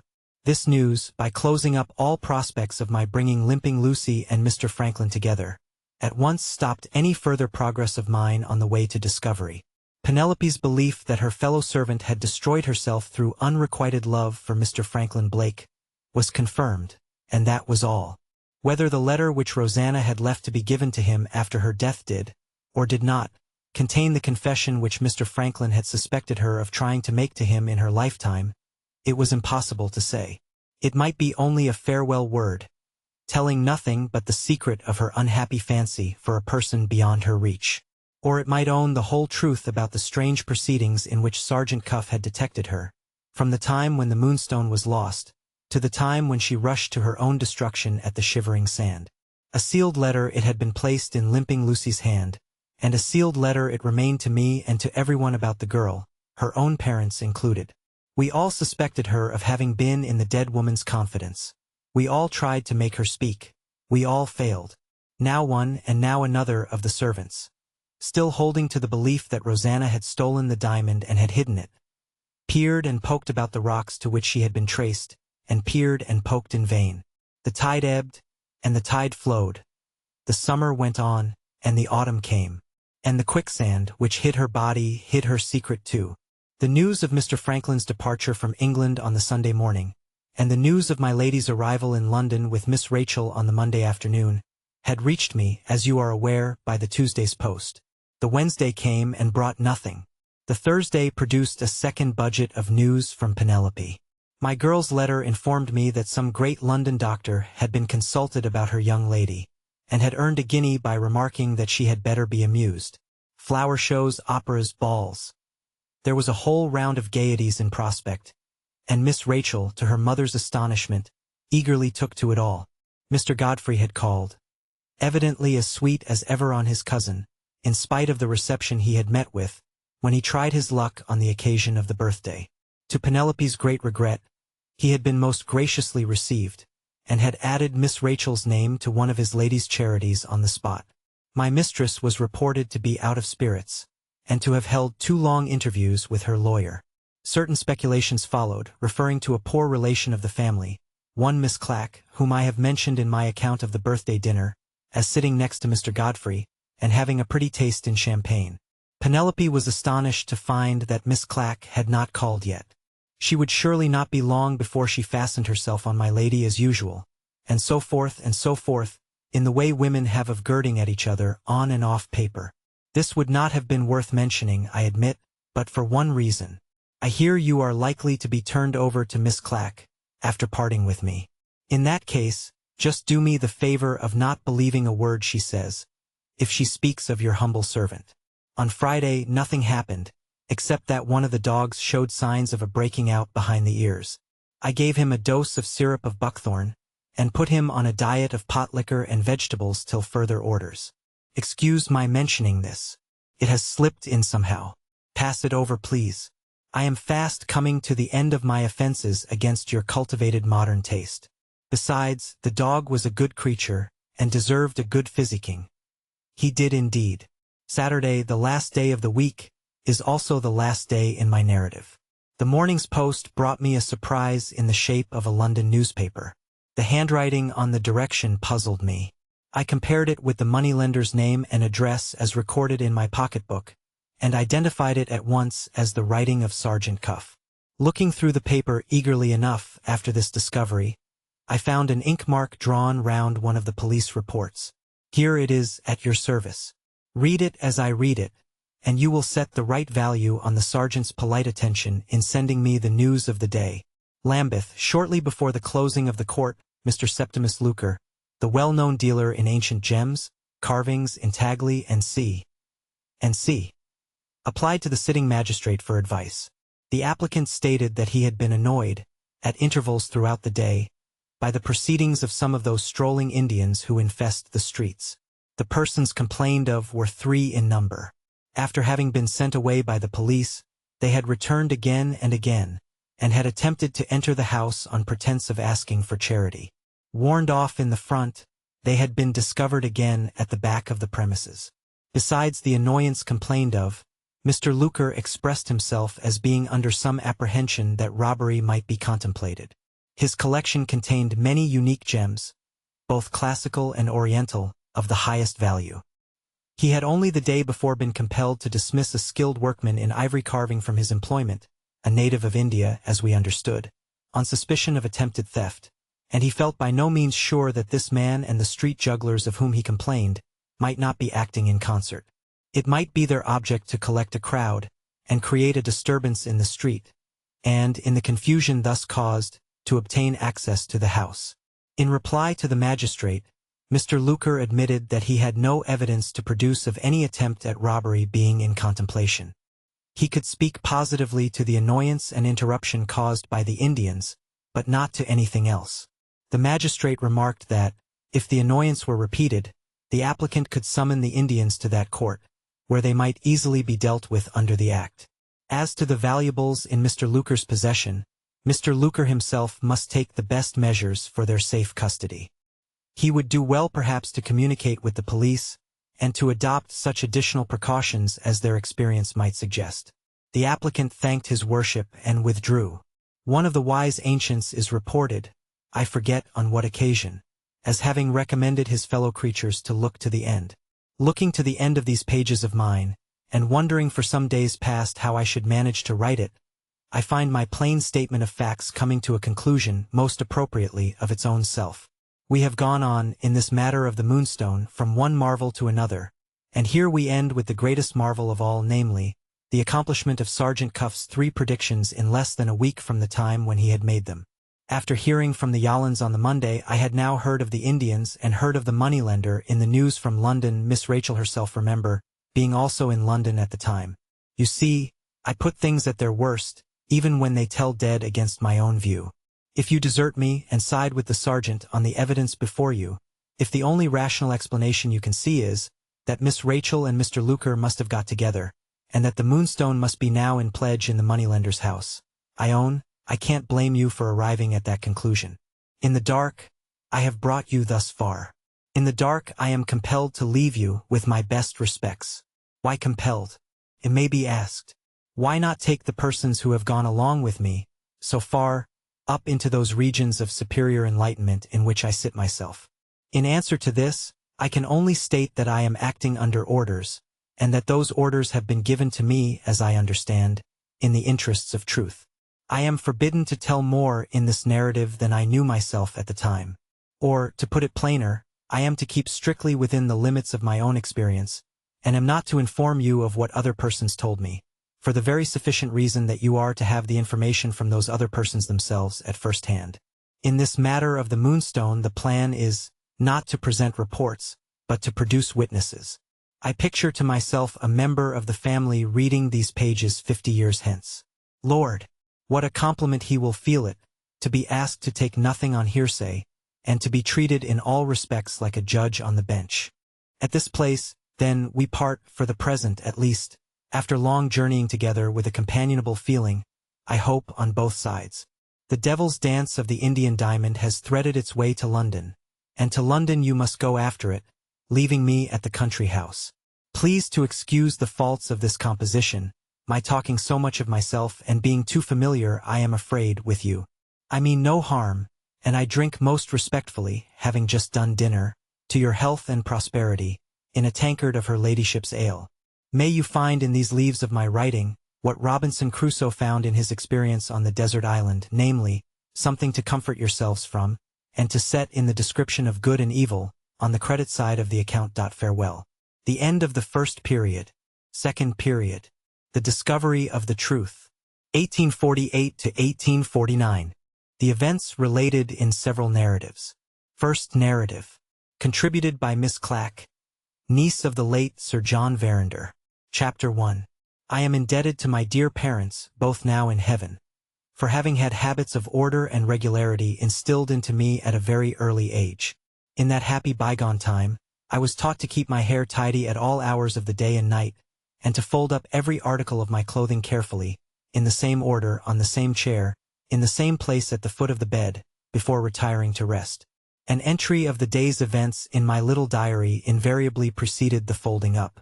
The evening hymn, repeated in bed, invariably followed the folding up. And the sweet sleep of childhood invariably followed the evening hymn. In later life, alas, the hymn has been succeeded by sad and bitter meditations, and the sweet sleep has been but ill exchanged for the broken slumbers which haunt the uneasy pillow of care. On the other hand, I have continued to fold my clothes, and to keep my little diary. The former habit links me to my happy childhood, before Papa was ruined. The latter habit, hitherto mainly useful in helping me to discipline the fallen nature which we all inherit from Adam, has unexpectedly proved important to my humble interests in quite another way. It has enabled poor me to serve the caprice of a wealthy member of the family into which my late uncle married. I am fortunate enough to be useful to Mr. Franklin Blake. I have been cut off from all news of my relatives by marriage for some time past. When we are isolated and poor, we are not infrequently forgotten. I am now living, for economy's sake, in a little town in Brittany, inhabited by a select circle of serious English friends, and possessed of the inestimable advantages of a Protestant clergyman and a cheap market. In this retirement, a Patmos amid the howling ocean of popery that surrounds us, a letter from England has reached me at last. I find my insignificant existence suddenly remembered by Mr. Franklin Blake. My wealthy relative, would that I could add my spiritually wealthy relative, writes, without even an attempt at disguising that he wants something of me. The whim has seized him to stir up the deplorable scandal of the Moonstone, and I am to help him by writing the account of what I myself witnessed while visiting at Aunt Verander's house in London. Pecuniary remuneration is offered to me, with the want of feeling peculiar to the rich. I am to reopen wounds that time has barely closed. I am to recall the most intensely painful remembrances, and this done, I am to feel myself compensated by a new laceration, in the shape of Mr. Blake's check. My nature is weak. It cost me a hard struggle, before Christian humility conquered sinful pride, and self-denial accepted the check. Without my diary, I doubt. Pray let me express it in the grossest terms. If I could have honestly earned my money. With my diary, the poor laborer who forgives Mr. Blake for insulting her, is worthy of her hire. Nothing escaped me at the time I was visiting dear Aunt Verander. Everything was entered, thanks to my early training, day by day as it happened, and everything down to the smallest particular shall be told here. My sacred regard for truth is, thank God, far above my respect for persons. It will be easy for Mr. Blake to suppress what may not prove to be sufficiently flattering in these pages to the person chiefly concerned in them. He has purchased my time, but not even his wealth can purchase my conscience too. Asterisk. Asterisk note. Added by Franklin Blake. Miss Clack may make her mind quite easy on this point. Nothing will be added, altered, or removed, in her manuscript, or in any of the other manuscripts which pass through my hands. Whatever opinions any of the writers may express, whatever peculiarities of treatment may mark, and perhaps in a literary sense, disfigure the narratives which I am now collecting, not a line will be tampered with anywhere from first to last. As genuine documents they are sent to me, and as genuine documents I shall preserve them, endorsed by the attestations of witnesses who can speak to the facts. It only remains to be added that the person chiefly concerned in Miss Clack's narrative is happy enough at the present moment, not only to brave the smartest exercise of Miss Clack's pen, but even to recognize its unquestionable value as an instrument for the exhibition of Miss Clack's character. My diary informs me that I was accidentally passing Aunt Verander's house in Montague Square on Monday, July 3, 1848. Seeing the shutters opened and the blinds drawn up, I felt that it would be an act of polite attention to knock and make inquiries. The person who answered the door informed me that my aunt and her daughter, I really cannot call her my cousin, had arrived from the country a week since and meditated making some stay in London. I sent up a message at once, declining to disturb them, and only begging to know whether I could be of any use. The person who answered the door took my message in insolent silence and left me standing in the hall. She is the daughter of a heathen old man named Betteredge, long, too long, tolerated in my aunt's family. I sat down in the hall to wait for my answer, and, having always a few tracts in my bag, I selected one which proved to be quite providentially applicable to the person who answered the door. The hall was dirty, and the chair was hard, but the blessed consciousness of returning good for evil raised me quite above any trifling considerations of that kind. The tract was one of a series addressed to young women on the sinfulness of dress. In style it was devoutly familiar. Its title was, "A Word with You on Your Cap Ribbons. My lady is much obliged, and begs you will come and lunch tomorrow at 2. I passed over the manner in which she gave her message, and the dreadful boldness of her look. I thanked this young castaway, and I said, in a tone of Christian interest, "Will you favor me by accepting a tract?" She looked at the title. "Is it written by a man or a woman, miss?" "If it's written by a woman, I had rather not read it on that account. If it's written by a man, I beg to inform him that he knows nothing about it." She handed me back the tract, and open the door. We must sow the good seed somehow. I waited till the door was shut on me, and slipped the tract into the letterbox. When I had dropped another tract through the area railings, I felt relieved in some small degree of a heavy responsibility towards others. We had a meeting that evening of the Select Committee of the Mother Small Clothes Conversion Society. The object of this excellent charity is, as all serious people know, to rescue unredeemed father's trousers from the pawnbroker, and to prevent their resumption, on the part of the irreclaimable parent, by abridging them immediately to suit the proportions of the innocent son. I was a member, at that time, of the Select Committee, and I mention the society here because my precious and admirable friend, Mr. Godfrey Ablewhite, was associated with our work of moral and material usefulness. I had expected to see him in the boardroom, on the Monday evening of which I am now writing, and had proposed to tell him, when we met, of dear Aunt Verander's arrival in London. To my great disappointment he never appeared. On my expressing a feeling of surprise at his absence, my sisters of the committee all looked up together from their trousers, we had a great pressure of business that night, and asked in amazement if I had not heard the news. I acknowledged my ignorance and was then told for the first time of an event which forms, so to speak, the starting point of this narrative. On the previous Friday, two gentlemen, occupying widely different positions in society, had been the victims of an outrage which had startled all London. One of the gentlemen was Mr. Septimus Luker, of Lambeth. The other was Mr. Godfrey Ablewhite. Living in my present isolation, I have no means of introducing the newspaper account of the outrage into my narrative. I was also deprived, at the time, of the inestimable advantage of hearing the events related by the fervid eloquence of Mr. Godfrey Ablewhite. All I can do is to state the facts as they were stated on that Monday evening to me, proceeding on the plan which I have been taught from infancy to adopt in folding up my clothes. Everything shall be put neatly, and everything shall be put in its place. These lines are written by a poor weak woman. From a poor weak woman who will be cruel enough to expect more? The date, thanks to my dear parents, no dictionary that ever was written can be more particular than I am about dates, was Friday, June 30th, 1848. Early on that memorable day, our gifted Mr. Godfrey happened to be cashing a check at a banking house in Lombard Street. The name of the firm is accidentally blotted in my diary, and my sacred regard for truth forbids me to hazard a guess in a matter of this kind. Fortunately, the name of the firm doesn't matter. What does matter is a circumstance that occurred when Mr. Godfrey had transacted his business. On gaining the door, he encountered a gentleman, a perfect stranger to him, who was accidentally leaving the office exactly at the same time as himself. A momentary contest of politeness ensued between them as to who should be the first to pass through the door of the bank. The stranger insisted on making Mr. Godfrey precede him. Mr. Godfrey said a few civil words. They bowed and parted in the street. Thoughtless and superficial people may say, "Here is surely a very trumpery little incident related in an absurdly circumstantial manner." Oh, my young friends and fellow sinners, beware of presuming to exercise your poor carnal reason. Oh, be morally tidy. Let your faith be as your stockings, and your stockings as your faith, both ever spotless, and both ready to put on at a moment's notice. I beg 1,000 pardons. I have fallen insensibly into my Sunday school style, most inappropriate in such a record as this. Let me try to be worldly. Let me say that trifles, in this case as in many others, led to terrible results. Merely premising that the polite stranger was Mr. Luker of Lambeth, we will now follow Mr. Godfrey home to his residence at Kilburn.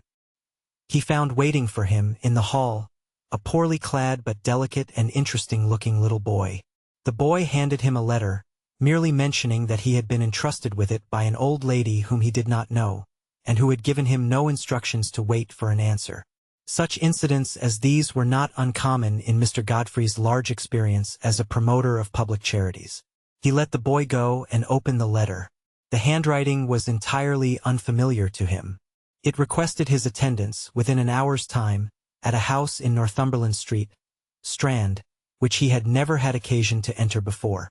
The object sought was to obtain from the worthy manager certain details on the subject of the Mothers' Small Clothes Conversion Society, and the information was wanted by an elderly lady who proposed adding largely to the resources of the charity, if her questions were met by satisfactory replies. She mentioned her name, and she added that the shortness of her stay in London prevented her from giving any longer notice to the eminent philanthropist whom she addressed. Ordinary people might have hesitated before setting aside their own engagements to suit the convenience of a stranger. The Christian hero never hesitates where good is to be done. Mr. Godfrey instantly turned back and proceeded to the house in Northumberland Street. A most respectable though somewhat corpulent man answered the door, and, on hearing Mr. Godfrey's name, immediately conducted him into an empty apartment at the back, on the drawing-room floor. He noticed two unusual things on entering the room. One of them was a faint odor of musk and camphor. The other was an ancient Oriental manuscript, richly illuminated with Indian figures and devices, that lay open to inspection on a table. He was looking at the book, the position of which caused him to stand with his back turned towards the closed folding doors communicating with the front room, when, without the slightest previous noise to warn him, he felt himself suddenly seized round the neck from behind. He had just time to notice that the arm round his neck was naked and of a tawny brown color, before his eyes were bandaged, his mouth was gagged, and he was thrown helpless on the floor by, as he judged, two men. A third rifled his pockets, and if, as a lady, I may venture to use such an expression, searched him, without ceremony, through and through to his skin.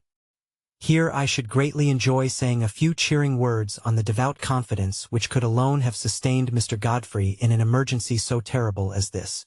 Perhaps, however, the position and appearance of my admirable friend at the culminating period of the outrage, as above described, are hardly within the proper limits of female discussion.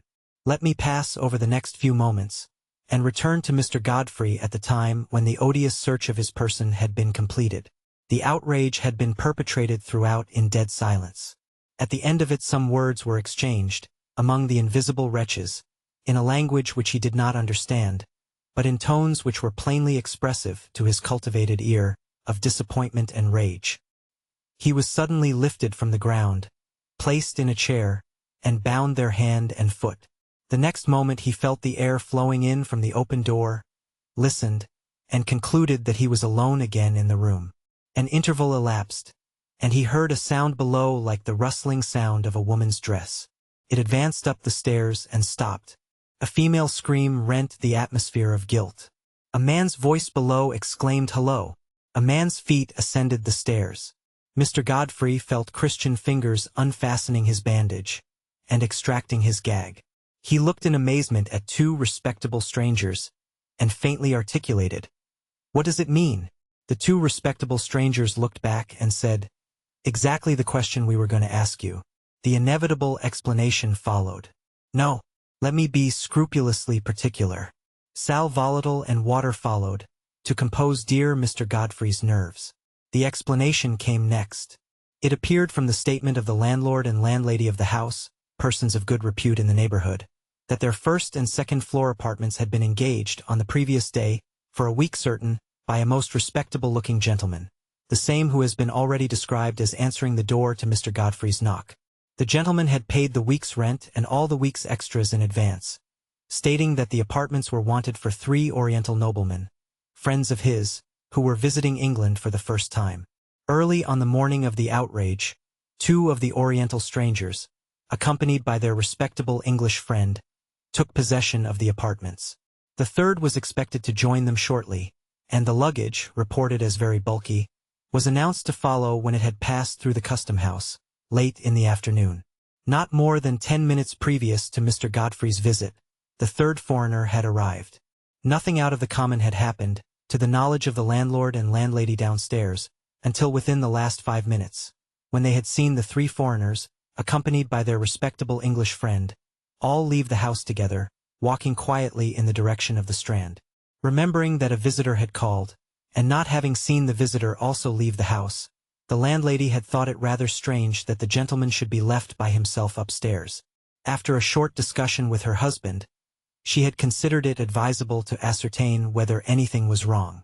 The result had followed, as I have already attempted to describe it, and there the explanation of the landlord and the landlady came to an end. An investigation was next made in the room. Dear Mr. Godfrey's property was found scattered in all directions. When the articles were collected, however, nothing was missing, His watch, chain, purse, keys, pocket handkerchief, notebook, and all his loose papers had been closely examined, and had then been left unharmed to be resumed by the owner. In the same way, not the smallest morsel of property belonging to the proprietors of the house had been abstracted. The Oriental noblemen had removed their own illuminated manuscript, and had removed nothing else. What did it mean? Taking the worldly point of view, it appeared to mean that Mr. Godfrey had been the victim of some incomprehensible error, committed by certain unknown men. A dark conspiracy was on foot in the midst of us, and our beloved and innocent friend had been entangled in its meshes. When the Christian hero of 100 charitable victories plunges into a pitfall that has been dug for him by mistake, oh, what a warning it is to the rest of us to be unceasingly on our guard. How soon may our own evil passions prove to be Oriental noblemen who pounce on us unawares. I could write pages of affectionate warning on this one theme, but, alas, I am not permitted to improve. I am condemned to narrate. My wealthy relatives check, henceforth, the incubus of my existence, warns me that I have not done with this record of violence yet. We must leave Mr. Godfrey to recover in Northumberland Street, and must follow the proceedings of Mr. Luker at a later period of the day. After leaving the bank, Mr. Luker had visited various parts of London on business errands. Returning to his own residence, he found a letter waiting for him, which was described as having been left a short time previously by a boy. In this case, as in Mr. Godfrey's case, the handwriting was strange, but the name mentioned was the name of one of Mr. Luker's customers. His correspondent announced, writing in the third person, apparently by the hand of a deputy, that he had been unexpectedly summoned to London. He had just established himself in lodgings in Alfred Place, Tottenham Court Road, and he desired to see Mr. Luker immediately, on the subject of a purchase which he contemplated making. The gentleman was an enthusiastic collector of Oriental antiquities, and had been for many years a liberal patron of the establishment in Lambeth. Oh, when shall we wean ourselves from the worship of Mammon? Mr. Luker called a cab, and drove off instantly to his liberal patron. Exactly what had happened to Mr. Godfrey in Northumberland Street now happened to Mr. Luker in Alfred Place. Once more the respectable man answered the door, and showed the visitor upstairs into the back drawing-room. There, again, lay the illuminated manuscript on a table. Mr. Luker's attention was absorbed, as Mr. Godfrey's attention had been absorbed, by this beautiful work of Indian art. He too was aroused from his studies by a tawny naked arm round his throat, by a bandage over his eyes, and by a gag in his mouth. He too was thrown prostrate and searched to the skin. A longer interval had then elapsed than had passed in the experience of Mr. Godfrey, but it had ended as before, in the persons of the house suspecting something wrong, and going upstairs to see what had happened. Precisely the same explanation which the landlord in Northumberland Street had given to Mr. Godfrey, the landlord in Alfred Place now gave to Mr. Luker. Both had been imposed on in the same way by the plausible address and well-filled purse of the respectable stranger, who introduced himself as acting for his foreign friends. The one point of difference between the two cases occurred when the scattered contents of Mr. Luker's pockets were being collected from the floor. His watch and purse were safe, but, less fortunate than Mr. Godfrey, one of the loose papers that he carried about him had been taken away. The paper in question acknowledged the receipt of a valuable of great price which Mr. Luker had that day left in the care of his bankers. This document would be useless for purposes of fraud, inasmuch as it provided that the valuable should only be given up on the personal application of the owner. As soon as he recovered himself, Mr. Luker hurried to the bank, on the chance that the thieves who had robbed him might ignorantly present themselves with the receipt. Nothing had been seen of them when he arrived at the establishment, and nothing was seen of them afterwards. Their respectable English friend had, in the opinion of the bankers, looked the receipt over before they attempted to make use of it, and had given them the necessary warning in good time. Information of both outrages was communicated to the police, and the needful investigations were pursued, I believe, with great energy. The authorities held that a robbery had been planned, on insufficient information received by the thieves. They had been plainly not sure whether Mr. Luker had, or had not, trusted the transmission of his precious gem to another person, and poor polite Mr. Godfrey had paid the penalty of having been seen accidentally speaking to him.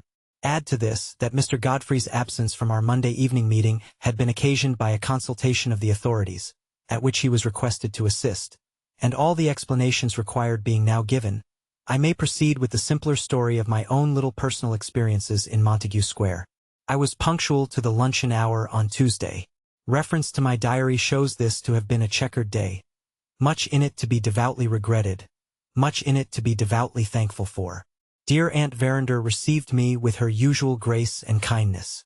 But I noticed, after a little while, that something was wrong. Certain anxious looks escaped my aunt, all of which took the direction of her daughter. I never see Rachel myself without wondering how it can be that so insignificant-looking a person should be the child of such distinguished parents as Sir John and Lady Verinder. On this occasion, however, she not only disappointed, she really shocked me. There was an absence of all ladylike restraint in her language and manner most painful to see. She was possessed by some feverish excitement which made her distressingly loud when she laughed, and sinfully wasteful and capricious in what she ate and drank at lunch.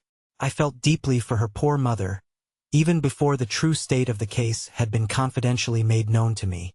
Luncheon over, my aunt said, "Remember what the doctor told you, Rachel, about quieting yourself with a book after taking your meals." "I'll go into the library, Mamma," she answered. "But if Godfrey calls, mind I am told of it. I am dying for more news of him, after his adventure in Northumberland Street." She kissed her mother on the forehead, and looked my way. "Goodbye, Clack," she said carelessly. Her insolence roused no angry feeling in me. I only made a private memorandum to pray for her. When we were left by ourselves, my aunt told me the whole horrible story of the Indian diamond, which, I am happy to know, it is not necessary to repeat here. She did not conceal from me that she would have preferred keeping silence on the subject.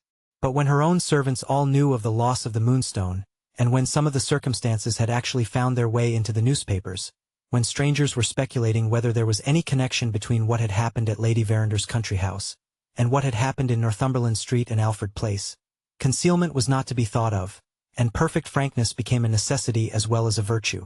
Some persons, hearing what I now heard, would have been probably overwhelmed with astonishment. For my own part, knowing Rachel's spirit to have been essentially unregenerate from her childhood upwards, I was prepared for whatever my aunt could tell me on the subject of her daughter. It might have gone on from bad to worse till it ended in murder, and I should still have said to myself, the natural result. Oh dear, dear, the natural result. The one thing that did shock me was the course my aunt had taken under the circumstances. Here surely was a case for a clergyman, if ever there was one yet. Lady Verinder had thought it a case for a physician. All my poor aunt's early life had been passed in her father's godless household. The natural result again. Oh dear, dear, the natural result again. The doctors recommend plenty of exercise and amusement for Rachel, and strongly urge me to keep her mind as much as possible from dwelling on the past, said Lady Verinder. Oh, what heathen advice! I thought to myself. In this Christian country, what heathen advice! My aunt went on, I do my best to carry out my instructions. But this strange adventure of Godfrey's happens at a most unfortunate time. Rachel has been incessantly restless and excited since she first heard of it. She left me no peace till I had written and asked my nephew Ablewhite to come here. She even feels an interest in the other person who was roughly used, Mr. Luker or some such name, though the man is, of course, a total stranger to her. Your knowledge of the world, dear aunt, is superior to mine, I suggested diffidently. But there must be a reason surely for this extraordinary conduct on Rachel's part. She is keeping a sinful secret from you and from everybody. May there not be something in these recent events which threatens her secret with discovery? Discovery, repeated my aunt. What can you possibly mean? Discovery through Mr. Luker? Discovery through my nephew? As the word passed her lips, a special providence occurred. The servant opened the door and announced Mr. Godfrey Ablewhite. Chapter 2. Mr. Godfrey followed the announcement of his name, as Mr. Godfrey does everything else, exactly at the right time. He was not so close on the servant's heels as to startle us. He was not so far behind as to cause us the double inconvenience of a pause and an open door. It is in the completeness of his daily life that the true Christian appears. This dear man was very complete. "Go to Miss Verinder," said my aunt, addressing the servant, "and tell her Mr. Ablewhite is here." We both inquired after his health. We both asked him together whether he felt like himself again, after his terrible adventure of the past week. With perfect tact, he contrived to answer us at the same moment. Lady Verinder had his reply in words. I had his charming smile. "What," he cried with infinite tenderness, "have I done to deserve all this sympathy? My dear aunt, my dear Miss Clack, I have merely been mistaken for somebody else. I have only been blindfolded. I have only been strangled. I have only been thrown flat on my back, on a very thin carpet, covering a particularly hard floor. Just think how much worse it might have been. I might have been murdered. I might have been robbed. What have I lost?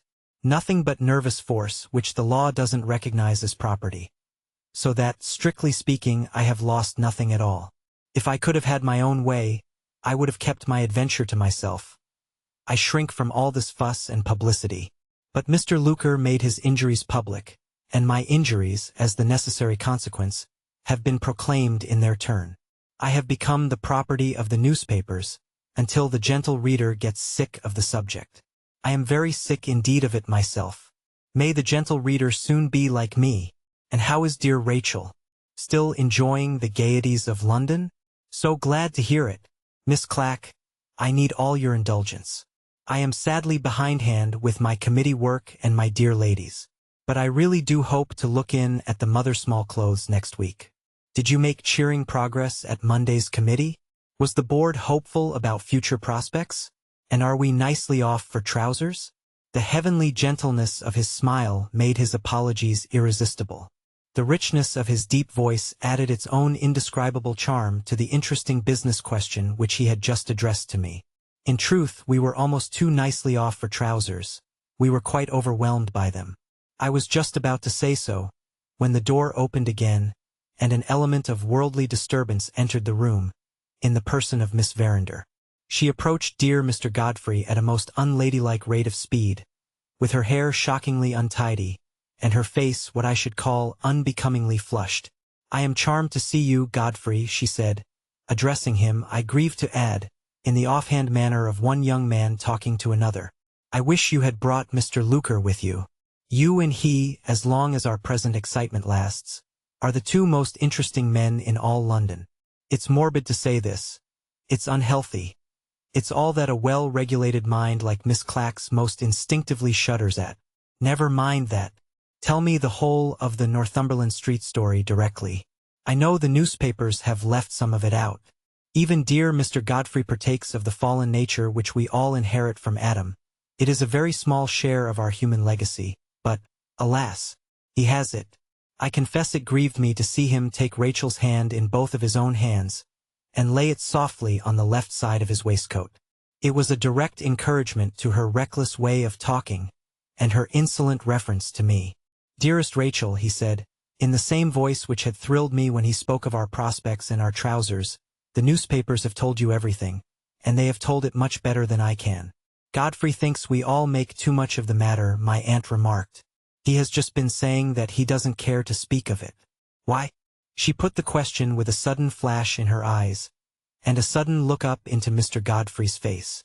On his side, he looked down at her with an indulgence so injudicious and so ill-deserved, that I really felt called on to interfere. "Rachel, darling," I remonstrated gently, "true greatness and true courage are ever modest."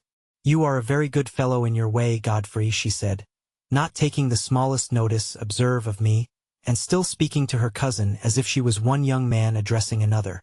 "But I am quite sure you are not great. I don't believe you possess any extraordinary courage, and I am firmly persuaded, if you ever had any modesty, that your lady worshippers relieved you of that virtue a good many years since. You have some private reason for not talking of your adventure in Northumberland Street, and I mean to know it.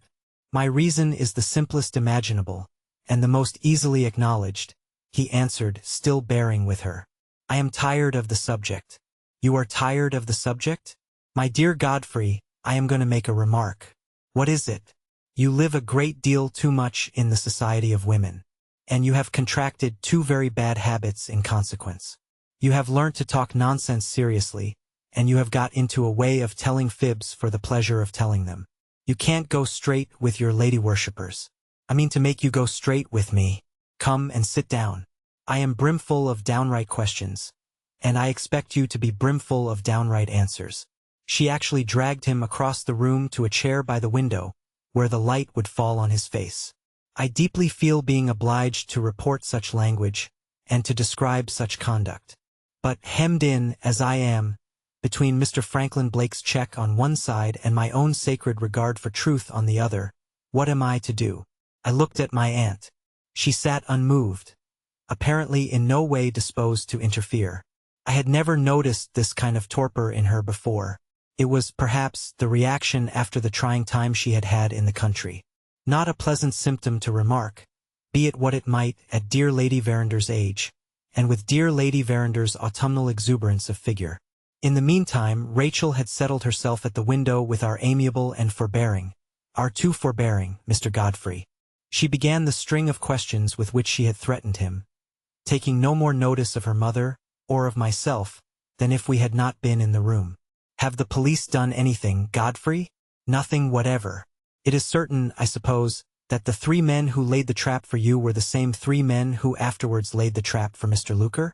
Humanly speaking, my dear Rachel, there can be no doubt of it. And not a trace of them has been discovered? Not a trace. It is thought, is it not, that these 3 men are the 3 Indians who came to our house in the country. Some people think so. Do you think so? My dear Rachel, they blindfolded me before I could see their faces. I know nothing whatever of the matter. How can I offer an opinion on it? Even the angelic gentleness of Mr. Godfrey was, you see, beginning to give way at last under the persecution inflicted on him. Whether unbridled curiosity, or ungovernable dread, dictated Miss Verander's questions I do not presume to inquire. I only report that, on Mr. Godfrey's attempting to rise, after giving her the answer just described, she actually took him by the 2 shoulders, and pushed him back into his chair. Oh, don't say this was immodest. Don't even hint that the recklessness of guilty terror could alone account for such conduct as I have described. We must not judge others. My Christian friends, indeed, we must not judge others. She went on with her questions, unabashed. Earnest biblical students will perhaps be reminded, as I was reminded, of the blinded children of the devil who went on with their orgies, unabashed, in the time before the flood. I want to know something about Mr. Luker, Godfrey. I am again unfortunate, Rachel. No man knows less of Mr. Luker than I do. You never saw him before you and he met accidentally at the bank? Never. You have seen him since? Yes. We have been examined together, as well as separately, to assist the police. Mr. Luker was robbed of a receipt which he had got from his bankers. Was he not? What was the receipt for? For a valuable gem which he had placed in the safe keeping of the bank. That's what the newspapers say. It may be enough for the general reader, but it is not enough for me. The banker's receipt must have mentioned what the gem was?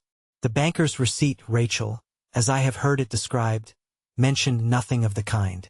A valuable gem, belonging to Mr. Luker, deposited by Mr. Luker, sealed with Mr. Luker's seal, and only to be given up on Mr. Luker's personal application. That was the form, and that is all I know about it. She waited a moment after he had said that. She looked at her mother and sighed. She looked back again at Mr. Godfrey and went on. Some of our private affairs at home, she said, seem to have got into the newspapers. I grieve to say it is so, and some idle people, perfect strangers to us, are trying to trace a connection between what happened at our house in Yorkshire and what has happened since, here in London. The public curiosity in certain quarters is, I fear, taking that turn. The people who say that the 3 unknown men who ill-used you and Mr. Luker are the 3 Indians, also say that the valuable gem. There she stopped. She had become gradually, within the last few moments, whiter and whiter in the face. The extraordinary blackness of her hair made this paleness, by contrast, so ghastly to look at, that we all thought she would faint, at the moment when she checked herself in the middle of her question. Dear Mr. Godfrey made a second attempt to leave his chair. My aunt entreated her to say no more. I followed my aunt with a modest medicinal peace offering, in the shape of a bottle of salts. We none of us produced the slightest effect on her. Godfrey, stay where you are. Mama, there is not the least reason to be alarmed about me. Clack, you're dying to hear the end of it. I won't faint, expressly to oblige you. Those were the exact words she used, taken down in my diary the moment I got home. But, oh, don't let us judge. My Christian friends, don't let us judge. She turned once more to Mr. Godfrey. With an obstinacy dreadful to see, she went back again to the place where she had checked herself, and completed her question in these words. I spoke to you a minute since about what people were saying in certain quarters. Tell me plainly, Godfrey, do they any of them say that Mr. Luker's valuable gem is the Moonstone? As the name of the Indian diamond passed her lips, I saw a change come over my admirable friend. His complexion deepened. He lost the genial suavity of manner which is one of his greatest charms. A noble indignation inspired his reply. They do say it, he answered. There are people who don't hesitate to accuse Mr. Luker of telling a falsehood to serve some private interests of his own. He has over and over again solemnly declared that, until this scandal assailed him, he had never even heard of the Moonstone. And these vile people reply, without a shadow of proof to justify them, he has his reasons for concealment. We decline to believe him on his oath. Shameful! Shameful! Rachel looked at him very strangely. I can't well describe how, while he was speaking. When he had done, she said, considering that Mr. Luker is only a chance acquaintance of yours, you take up his cause, Godfrey, rather warmly. My gifted friend made her one of the most truly evangelical answers I ever heard in my life. I hope, Rachel, I take up the cause of all oppressed people rather warmly, he said. The tone in which those words were spoken might have melted a stone. But, oh dear, what is the hardness of stone? Nothing, compared to the hardness of the unregenerate human heart. She sneered. I blush to record it. She sneered at him to his face. Keep your noble sentiments for your ladies' committees, Godfrey. I am certain that the scandal which has assailed Mr. Luker has not spared you. Even my aunt's torpor was roused by those words. My dear Rachel, she remonstrated, you have really no right to say that. I mean no harm, Mamma. I mean good. Have a moment's patience with me and you will see. She looked back at Mr. Godfrey, with what appeared to be a sudden pity for him. She went the length, the very unladylike length, of taking him by the hand. I am certain, she said, that I have found out the true reason of your unwillingness to speak of this matter before my mother and before me.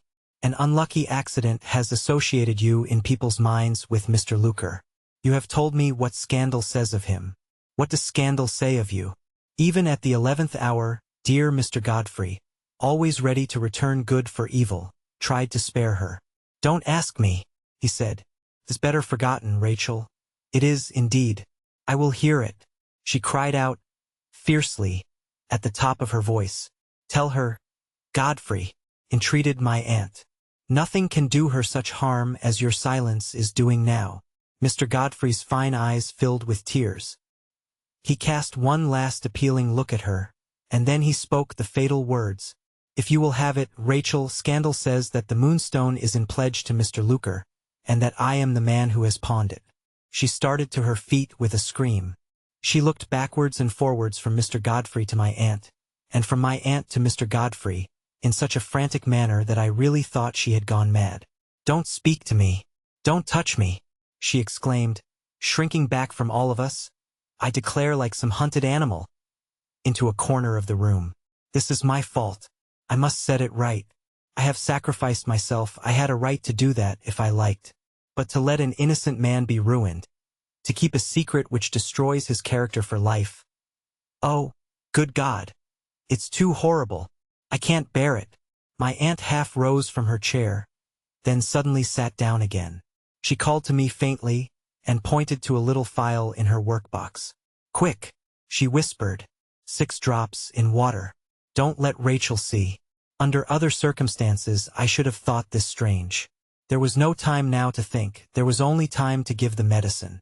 Dear Mr. Godfrey unconsciously assisted me in concealing what I was about from Rachel, by speaking composing words to her at the other end of the room. Indeed, you exaggerate, I heard him say. My reputation stands too high to be destroyed by a miserable passing scandal like this. It will be all forgotten in another week. Let us never speak of it again." She was perfectly inaccessible, even to such generosity as this. She went on from bad to worse. "I must and will stop it," she said. "Mama, hear what I say. Miss Clack, hear what I say. I know the hand that took the moonstone. I know." She laid a strong emphasis on the words. She stamped her foot in the rage that possessed her. "I know that Godfrey Ablewhite is innocent. Take me to the magistrate, Godfrey. Take me to the magistrate, and I will swear it." My aunt caught me by the hand and whispered, "Stand between us for a minute or two. Don't let Rachel see me." I noticed a bluish tinge in her face which alarmed me. She saw I was startled. "The drops will put me right in a minute or two," she said, and so closed her eyes and waited a little.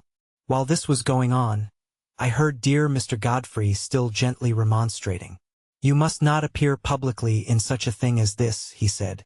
"Your reputation, dearest Rachel, is something too pure and too sacred to be trifled with." "My reputation!" She burst out laughing. "Why, I am accused, Godfrey, as well as you. The best detective officer in England declares that I have stolen my own diamond.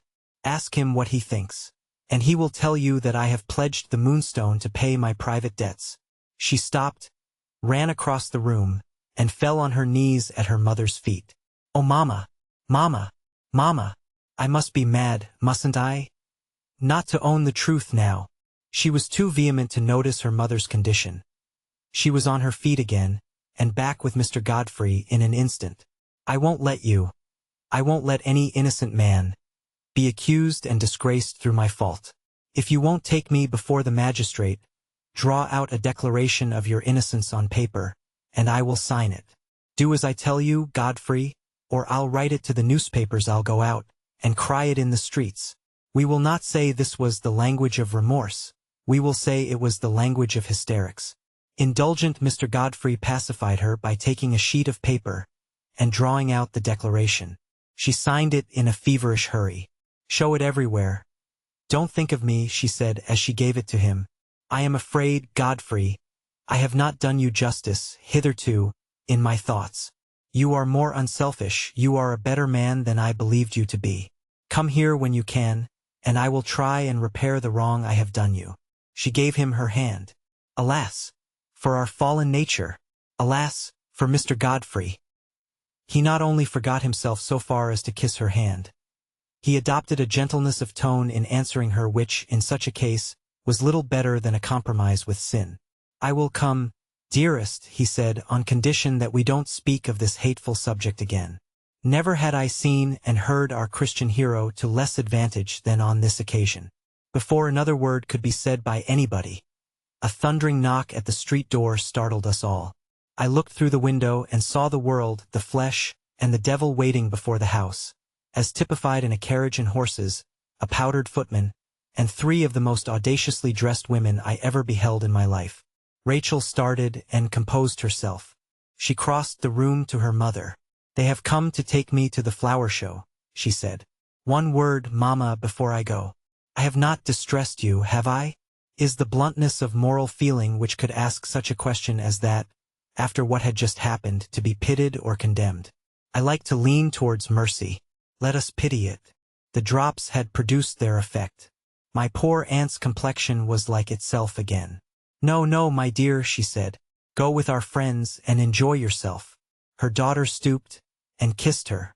I had left the window and was near the door when Rachel approached it to go out. Another change had come over her. She was in tears. I looked with interest at the momentary softening of that obdurate heart. I felt inclined to say a few earnest words. Alas, my well-meant sympathy only gave offense. "What do you mean by pitying me?" she asked in a bitter whisper as she passed to the door. "Don't you see how happy I am? I'm going to the flower show, Clack, and I've got the prettiest bonnet in London." She completed the hollow mockery of that address by blowing me a kiss, and so left the room. I wish I could describe in words the compassion I felt for this miserable and misguided girl. But I am almost as poorly provided with words as with money. Permit me to say, my heart bled for her.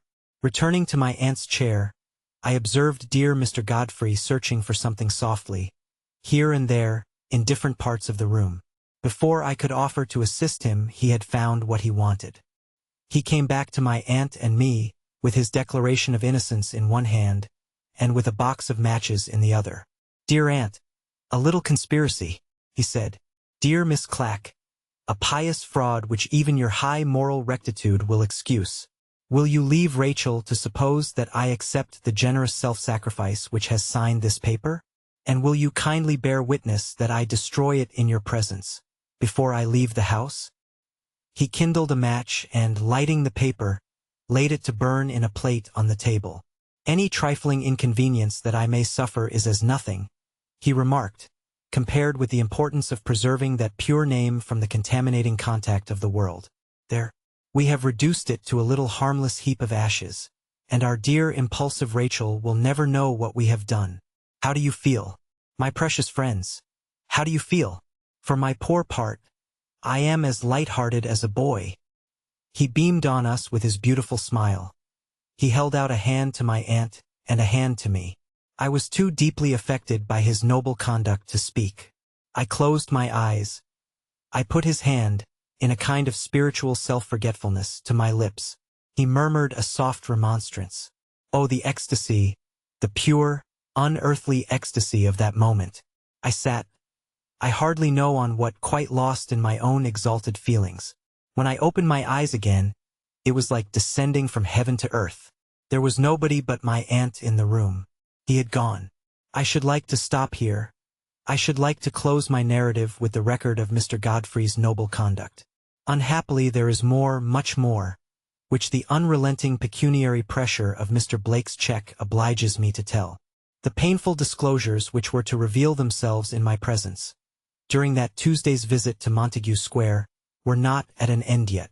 Finding myself alone with Lady Verinder, I turned naturally to the subject of her health, touching delicately on the strange anxiety which she had shown to conceal her indisposition, and the remedy applied to it, from the observation of her daughter. My aunt's reply greatly surprised me. "Drusilla," she said, "if I have not already mentioned that my Christian name is Drusilla, permit me to mention it now. You are touching quite innocently, I know, on a very distressing subject." I rose immediately. Delicacy left me but one alternative, the alternative, after first making my apologies, of taking my leave. Lady Verinder stopped me, and insisted on my sitting down again. "You have surprised a secret," she said, "which I had confided to my sister Mrs. Ablewhite, and to my lawyer Mr. Bruff, and to no one else. I can trust in their discretion, and I am sure, when I tell you the circumstances, I can trust in yours. And I greatly feared that my poor aunt might be one of the number." "Yes, dear," I said sadly. "Yes. I brought Rachel to London, as you know, for medical advice," she went on. "I thought it right to consult two doctors. Two doctors. And, oh me, in Rachel's state, not one clergyman." "Yes, dear?" I said once more. "Yes." "One of the two medical men," proceeded my aunt, "was a stranger to me. The other had been an old friend of my husband's, and had always felt a sincere interest in me for my husband's sake. After prescribing for Rachel, he said he wished to speak to me privately in another room. I expected, of course, to receive some special directions for the management of my daughter's health. To my surprise, he took me gravely by the hand and said, "I have been looking at you, Lady Verinder, with a professional as well as a personal interest. You are, I am afraid, far more urgently in need of medical advice than your daughter." He put some questions to me, which I was at first inclined to treat lightly enough, until I observed that my answers distressed him. It ended in his making an appointment to come and see me, accompanied by a medical friend, on the next day, at an hour when Rachel would not be at home. The result of that visit, most kindly and gently conveyed to me, satisfied both the physicians that there had been precious time lost, which could never be regained, and that my case had now passed beyond the reach of their art. For more than 2 years I have been suffering under an insidious form of heart disease, which, without any symptoms to alarm me, has, by little and little, fatally broken me down. I may live for some months, or I may die before another day has passed over my head. The doctors cannot, and dare not, speak more positively than this. It would be vain to say, my dear, that I have not had some miserable moments since my real situation has been made known to me. But I am more resigned than I was, and I am doing my best to set my worldly affairs in order. My one great anxiety is that Rachel should be kept in ignorance of the truth. If she knew it, she would at once attribute my broken health to anxiety about the diamond, and would reproach herself bitterly, poor child, for what is in no sense her fault. Both the doctors agree that the mischief began 2, if not 3 years since. I am sure you will keep my secret, Drusilla, for I am sure I see sincere sorrow and sympathy for me in your face. Sorrow and sympathy. Oh, what pagan emotions to expect from a Christian Englishwoman anchored firmly on her faith. Little did my poor aunt imagine what a gush of devout thankfulness thrilled through me as she approached the close of her melancholy story. Here was a career of usefulness opened before me. Here was a beloved relative and perishing fellow creature, on the eve of the great change, utterly unprepared, and providentially led, to reveal her situation to me. How can I describe the joy with which I now remembered that the precious clerical friends on whom I could rely were to be counted, not by 1s or 2s, but by 10s and 20s. I took my aunt in my arms. My overflowing tenderness was not to be satisfied, now, with anything less than an embrace. Oh, I said to her, fervently, the indescribable interest with which you inspire me. Oh, the good I mean to do you, dear, before we part. After another word or 2 of earnest prefatory warning, I gave her choice of 3 precious friends, all plying the work of mercy from morning to night in her own neighborhood, all equally inexhaustible in exhortation, all affectionately ready to exercise their gifts at a word from me. Alas, the result was far from encouraging. Poor Lady Verinder looked puzzled and frightened, and met everything I could say to her with the purely worldly objection that she was not strong enough to face strangers. I yielded, for the moment only, of course. My large experience, as reader and visitor, under not less, first and last, than 14 beloved clerical friends, informed me that this was another case for preparation by books. I possessed a little library of works, all suitable to the present emergency, all calculated to arouse, convince, prepare, enlighten, and fortify my aunt. You will read, dear, won't you? I said, in my most winning way. You will read, if I bring you my own precious books? Turned down at all the right places, aunt, and marked in pencil where you are to stop and ask yourself, does this apply to me? Even that simple appeal, so absolutely heathenizing is the influence of the world, appeared to startle my aunt. She said, I will do what I can, Drusilla, to please you, with a look of surprise, which was at once instructive and terrible to see. Not a moment was to be lost. The clock on the mantelpiece informed me that I had just time to hurry home, to provide myself with a first series of selected readings, say a dozen only, and to return in time to meet the lawyer and witness Lady Verinder's will. Promising faithfully to be back by 5 o'clock, I left the house on my errand of mercy. When no interests but my own are involved, I am humbly content to get from place to place by the omnibus. Permit me to give an idea of my devotion to my aunt's interests by recording that, on this occasion, I committed the prodigality of taking a cab. I drove home, selected and marked my first series of readings, and drove back to Montague Square, with a dozen works in a carpet-bag, the like of which I firmly believe are not to be found in the literature of any other country in Europe. I paid the cabman exactly his fare. He received it with an oath, upon which I instantly gave him a tract. If I had presented a pistol at his head, this abandoned wretch could hardly have exhibited greater consternation. He jumped up on his box, and, with profane exclamations of dismay, drove off furiously. Quite useless, I am happy to say. I sowed the good seed, in spite of him, by throwing a second tract in at the window of the cab. The servant who answered the door, not the person with the cap ribbons, to my great relief, but the footman, informed me that the doctor had called, and was still shut up with Lady Verinder. Mr. Bruff, the lawyer, had arrived a minute since and was waiting in the library. I was shown into the library to wait too. Mr. Bruff looked surprised to see me. He is the family solicitor, and we had met more than once, on previous occasions, under Lady Verinder's roof. A man, I grieve to say, grown old and grizzled in the service of the world. A man who, in his hours of business, was the chosen prophet of law and mammon, and who, in his hours of leisure, was equally capable of reading a novel and of tearing up a tract. "Have you come to stay here, Miss Clack?" he asked, with a look at my carpet-bag. To reveal the contents of my precious bag to such a person as this would have been simply to invite an outburst of profanity. I lowered myself to his own level and mentioned my business in the house. "My aunt has informed me that she is about to sign her will," I answered. "She has been so good as to ask me to be one of the witnesses." I? Well, Miss Clack, you will do. You are over 21, and you have not the slightest pecuniary interest in Lady Verander's will. Not the slightest pecuniary interest in Lady Verander's will. Oh, how thankful I felt when I heard that!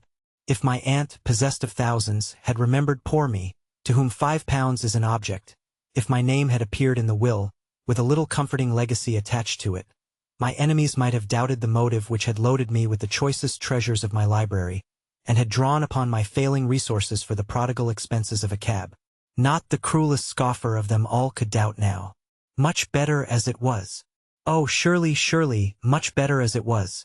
I was aroused from these consoling reflections by the voice of Mr. Bruff. My meditative silence appeared to weigh upon the spirits of this worldling, and to force him, as it were, into talking to me against his own will. "Well, Miss Clack, what's the last news in the charitable circles? How is your friend Mr. Godfrey Ablewhite, after the mauling he got from the rogues in Northumberland Street?" "Egad, they're telling a pretty story about that charitable gentleman at my club." I had passed over the manner in which this person had remarked that I was more than 21, and that I had no pecuniary interest in my aunt's will. But the tone in which he alluded to dear Mr. Godfrey was too much for my forbearance. Feeling bound, after what had passed in my presence that afternoon, to assert the innocence of my admirable friend, whenever I found it called in question, I own to having also felt bound to include in the accomplishment of this righteous purpose a stinging castigation in the case of Mr. Bruff. "I live very much out of the world," I said, "and I don't possess the advantage, sir, of belonging to a club. But I happen to know the story to which you allude, and I also know that a viler falsehood than that story never was told." Yes, Miss Clack, you believe in your friend. Natural enough. Mr. Godfrey Ablewhite won't find the world in general quite so easy to convince as a committee of charitable ladies. Appearances are dead against him. He was in the house when the diamond was lost, and he was the first person in the house to go to London afterwards. Those are ugly circumstances, ma'am, viewed by the light of later events. I ought, I know, to have set him right before he went any farther. I ought to have told him that he was speaking in ignorance of a testimony to Mr. Godfrey's innocence, offered by the only person who was undeniably competent to speak from a positive knowledge of the subject. Alas! The temptation to lead the lawyer artfully on to his own discomfiture was too much for me. I asked what he meant by later events, with an appearance of the utmost innocence. "By later events, Miss Clack, I mean events in which the Indians are concerned," proceeded Mr. Bruff, getting more and more superior to poor me, the longer he went on. "What do the Indians do the moment they are let out of the prison at Frizinghall? They go straight to London and fix on Mr. Luker. What follows? Mr. Luker feels alarmed for the safety of a valuable of great price, which he has got in the house. He lodges it privately under a general description, in his banker's strong room. Wonderfully clever of him. But the Indians are just as clever on their side. They have their suspicions that the valuable of great price is being shifted from one place to another, and they hit on a singularly bold and complete way of clearing those suspicions up. Whom do they seize and search? Not Mr. Luker only, which would be intelligible enough, but Mr. Godfrey Ablewhite as well. Why? Mr. Ablewhite's explanation is that they acted on blind suspicion, after seeing him accidentally speaking to Mr. Luker. Absurd. Half a dozen other people spoke to Mr. Luker that morning. Why were they not followed home too, and decoyed into the trap? No. The plain inference is that Mr. Ablewhite had his private interest in the valuable as well as Mr. Luker, and that the Indians were so uncertain as to which of the two had the disposal of it, that there was no alternative but to search them both. Public opinion says that, Miss Clack, and public opinion on this occasion is not easily refuted. He said those last words, looking so wonderfully wise in his own worldly conceit, that I really, to my shame be it spoken, could not resist leading him a little farther still, before I overwhelmed him with the truth. "I don't presume to argue with a clever lawyer like you," I said. "But is it quite fair, sir, to Mr. Abel White to pass over the opinion of the famous London police officer who investigated this case? Not the shadow of a suspicion rested upon anybody but Miss Verinder, in the mind of Sergeant Cuff. Do you mean to tell me, Miss Clack, that you agree with the sergeant?" "I judge nobody, sir, and I offer no opinion, and I commit both those enormities, ma'am. I judge the sergeant to have been utterly wrong, and I offer the opinion that, if he had known Rachel's character as I know it, he would have suspected everybody in the house but her. I admit that she has her faults. She is secret and self-willed, odd and wild and unlike other girls of her age, but true as steel, and high-minded and generous to a fault. If the plainest evidence in the world pointed one way, and if nothing but Rachel's word of honor pointed the other, I would take her word before the evidence, lawyer as I am. Strong language, Miss Clack. But I mean it. Would you object to illustrate your meaning, Mr. Bruff, so that I may be sure I understand it?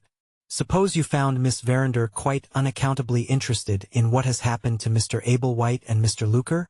Suppose she asked the strangest questions about this dreadful scandal, and displayed the most ungovernable agitation when she found out the turn it was taking? Suppose anything you please, Miss Clack, it wouldn't shake my belief in Rachel Verinder by a hair's breadth.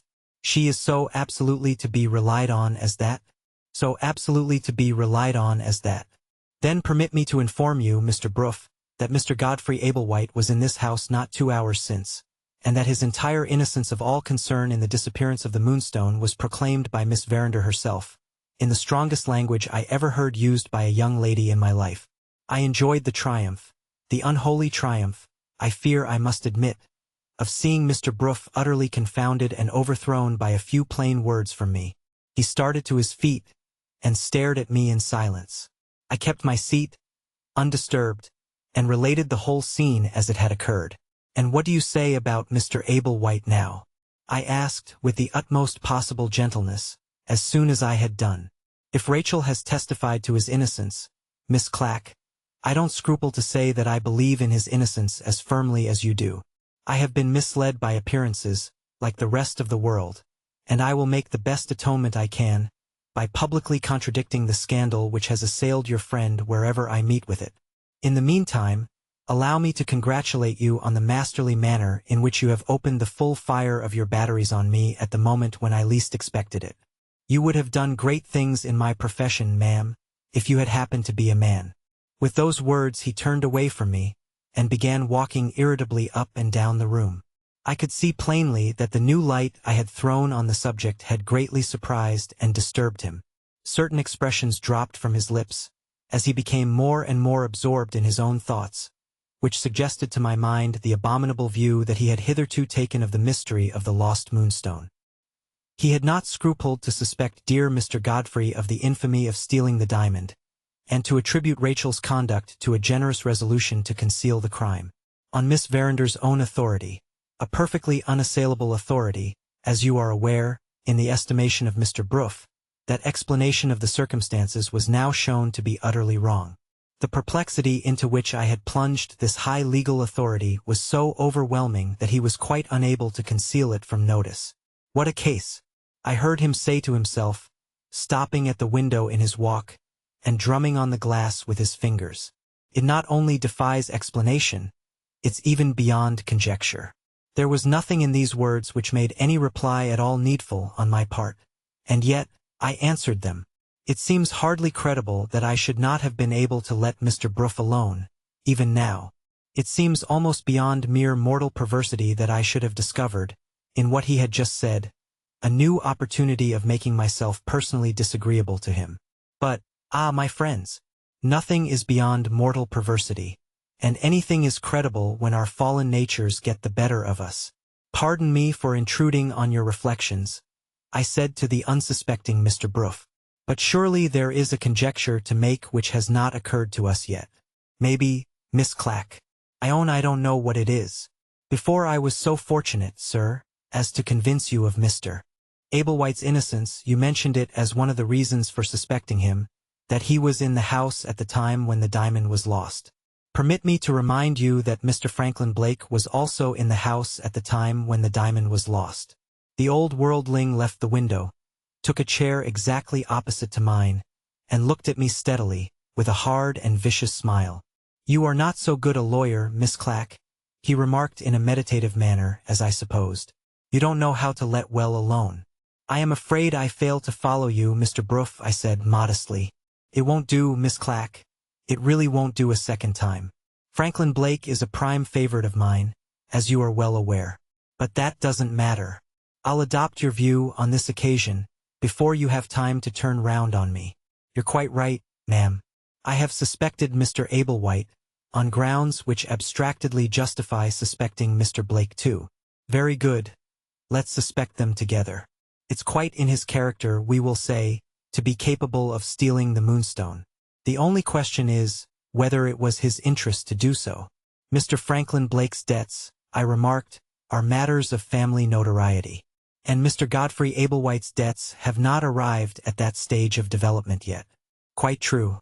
But there happen to be two difficulties in the way of your theory, Miss Clack. I manage Franklin Blake's affairs, and I beg to inform you that the vast majority of his creditors, knowing his father to be a rich man, are quite content to charge interest on their debts, and to wait for their money. There is the first difficulty, which is tough enough. You will find the second tougher still. I have it on the authority of Lady Verinder herself, that her daughter was ready to marry Franklin Blake, before that infernal Indian diamond disappeared from the house. She had drawn him on and put him off again, with the coquetry of a young girl. But she had confessed to her mother that she loved Cousin Franklin, and her mother had trusted Cousin Franklin with the secret. So there he was, Miss Clack, with his creditors content to wait, and with the certain prospect before him of marrying an heiress. By all means consider him a scoundrel. But tell me, if you please, why he should steal the Moonstone. The human heart is unsearchable, I said gently. Who is to fathom it? In other words, ma'am, though he hadn't the shadow of a reason for taking the diamond, he might have taken it, nevertheless, through natural depravity. Very well. Say he did. Why the devil? I beg your pardon, Mr. Bruff. If I hear the devil referred to in that manner, I must leave the room. I beg your pardon, Miss Clack. I'll be more careful in my choice of language for the future. All I meant to ask was this. Why, even supposing he did take the diamond, should Franklin Blake make himself the most prominent person in the house in trying to recover it? You may tell me he cunningly did that to divert suspicion from himself. I answer that he had no need to divert suspicion, because nobody suspected him. He first steals the Moonstone, without the slightest reason, through natural depravity, and he then acts a part in relation to the loss of the jewel, which there is not the slightest necessity to act, and which leads to his mortally offending the young lady who would otherwise have married him. That is the monstrous proposition which you are driven to assert, if you attempt to associate the disappearance of the Moonstone with Franklin Blake. No, no, Miss Clack. After what has passed here today between us two, the deadlock in this case is complete. Rachel's own innocence is, as her mother knows, and as I know, beyond a doubt. Mr. Ablewhite's innocence is equally certain, or Rachel would never have testified to it. And Franklin Blake's innocence, as you have just seen, unanswerably asserts itself. On the one hand, we are morally certain of all these things. And, on the other hand, we are equally sure that somebody has brought the Moonstone to London, and that Mr. Luker or his banker is in private possession of it at this moment. What is the use of my experience, what is the use of any person's experience in such a case as that? It baffles me. It baffles you, it baffles everybody. No, not everybody. It had not baffled Sergeant Cuff. I was about to mention this with all possible mildness, and with every necessary protest against being supposed to cast a slur upon Rachel, when the servant came in to say that the doctor had gone, and that my aunt was waiting to receive us. This stopped the discussion. Mr. Bruff collected his papers, looking a little exhausted by the demands which our conversation had made on him. I took up my bag full of precious publications, feeling as if I could have gone on talking for hours. We proceeded in silence to Lady Verinder's room. Permit me to add here, before my narrative advances to other events, that I have not described what passed between the lawyer and me, without having a definite object in view. I am ordered to include in my contribution to the shocking story of the Moonstone a plain disclosure, not only of the turn which suspicion took, but even of the names of the persons on whom suspicion rested, at the time when the Indian diamond was believed to be in London. A report of my conversation in the library with Mr. Bruff appeared to me to be exactly what was wanted to answer this purpose, while, at the same time, it possessed the great moral advantage of rendering a sacrifice of sinful self-esteem essentially necessary on my part. I have been obliged to acknowledge that my fallen nature got the better of me. In making that humiliating confession, I get the better of my fallen nature. The moral balance is restored. The spiritual atmosphere feels clear once more. Dear friends, we may go on again. Chapter 4. The signing of the will was a much shorter matter than I had anticipated. It was hurried over, to my thinking, in indecent haste. Samuel, the footman, was sent for to act as second witness, and the pen was put at once into my aunt's hand. I felt strongly urged to say a few appropriate words on this solemn occasion. But Mr. Bruff's manner convinced me that it was wisest to check the impulse while he was in the room. In less than 2 minutes it was all over, and Samuel, unbenefited by what I might have said, had gone downstairs again. Mr. Bruff folded up the will and then looked my way, apparently wondering whether I did or did not mean to leave him alone with my aunt. I had my mission of mercy to fulfill, and my bag of precious publications ready on my lap. He might as well have expected to move St. Paul's Cathedral by looking at it, as to move me. There was one merit about him, due no doubt to his worldly training, which I have no wish to deny. He was quick at seeing things. I appeared to produce almost the same impression on him which I had produced on the cabman. He too uttered a profane expression, and withdrew in a violent hurry, and left me mistress of the field.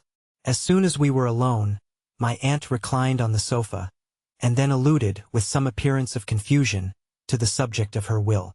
"I hope you won't think yourself neglected, Drusilla," she said. "I mean to give you your little legacy, my dear, with my own hand."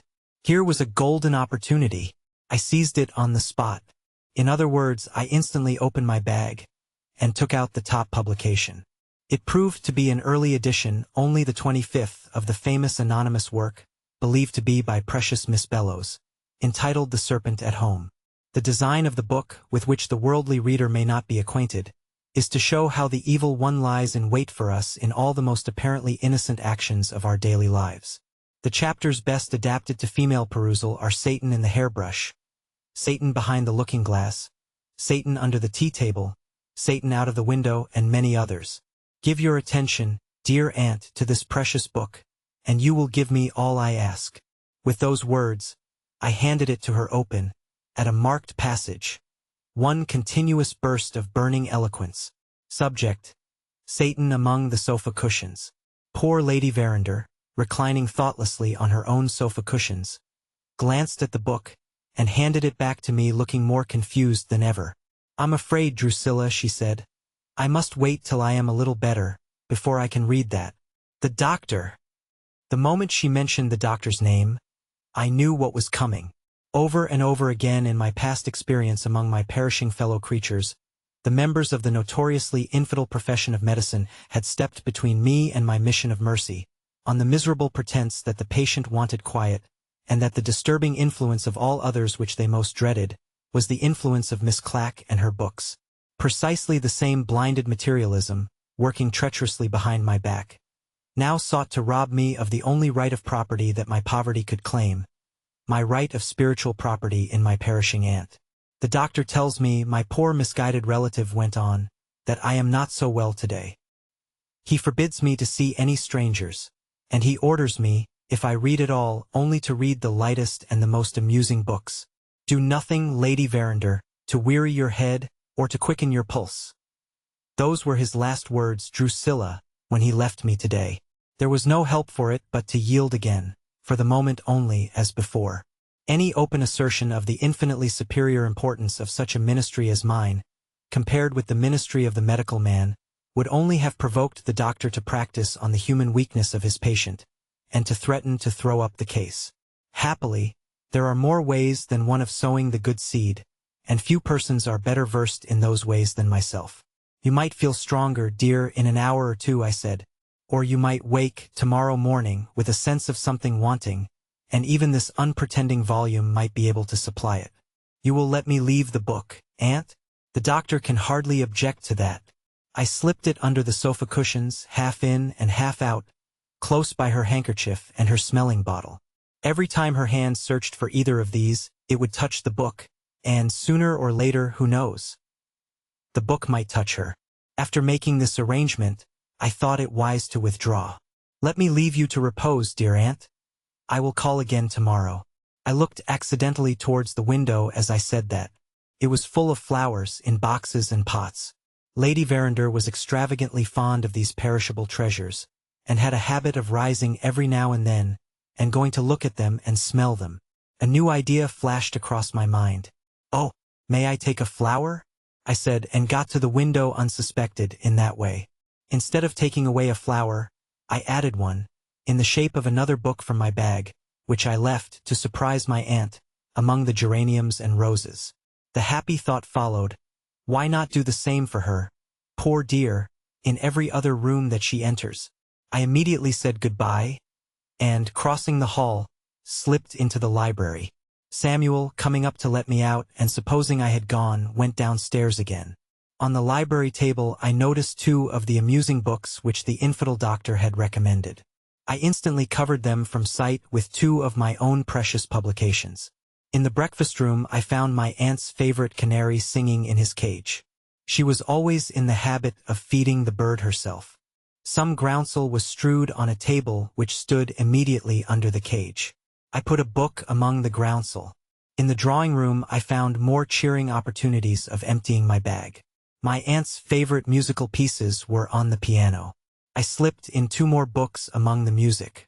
I disposed of another in the back drawing-room, under some unfinished embroidery, which I knew to be of Lady Verinder's working. A third little room opened out of the back drawing-room, from which it was shut off by curtains instead of a door. My aunt's plain old-fashioned fan was on the chimney-piece.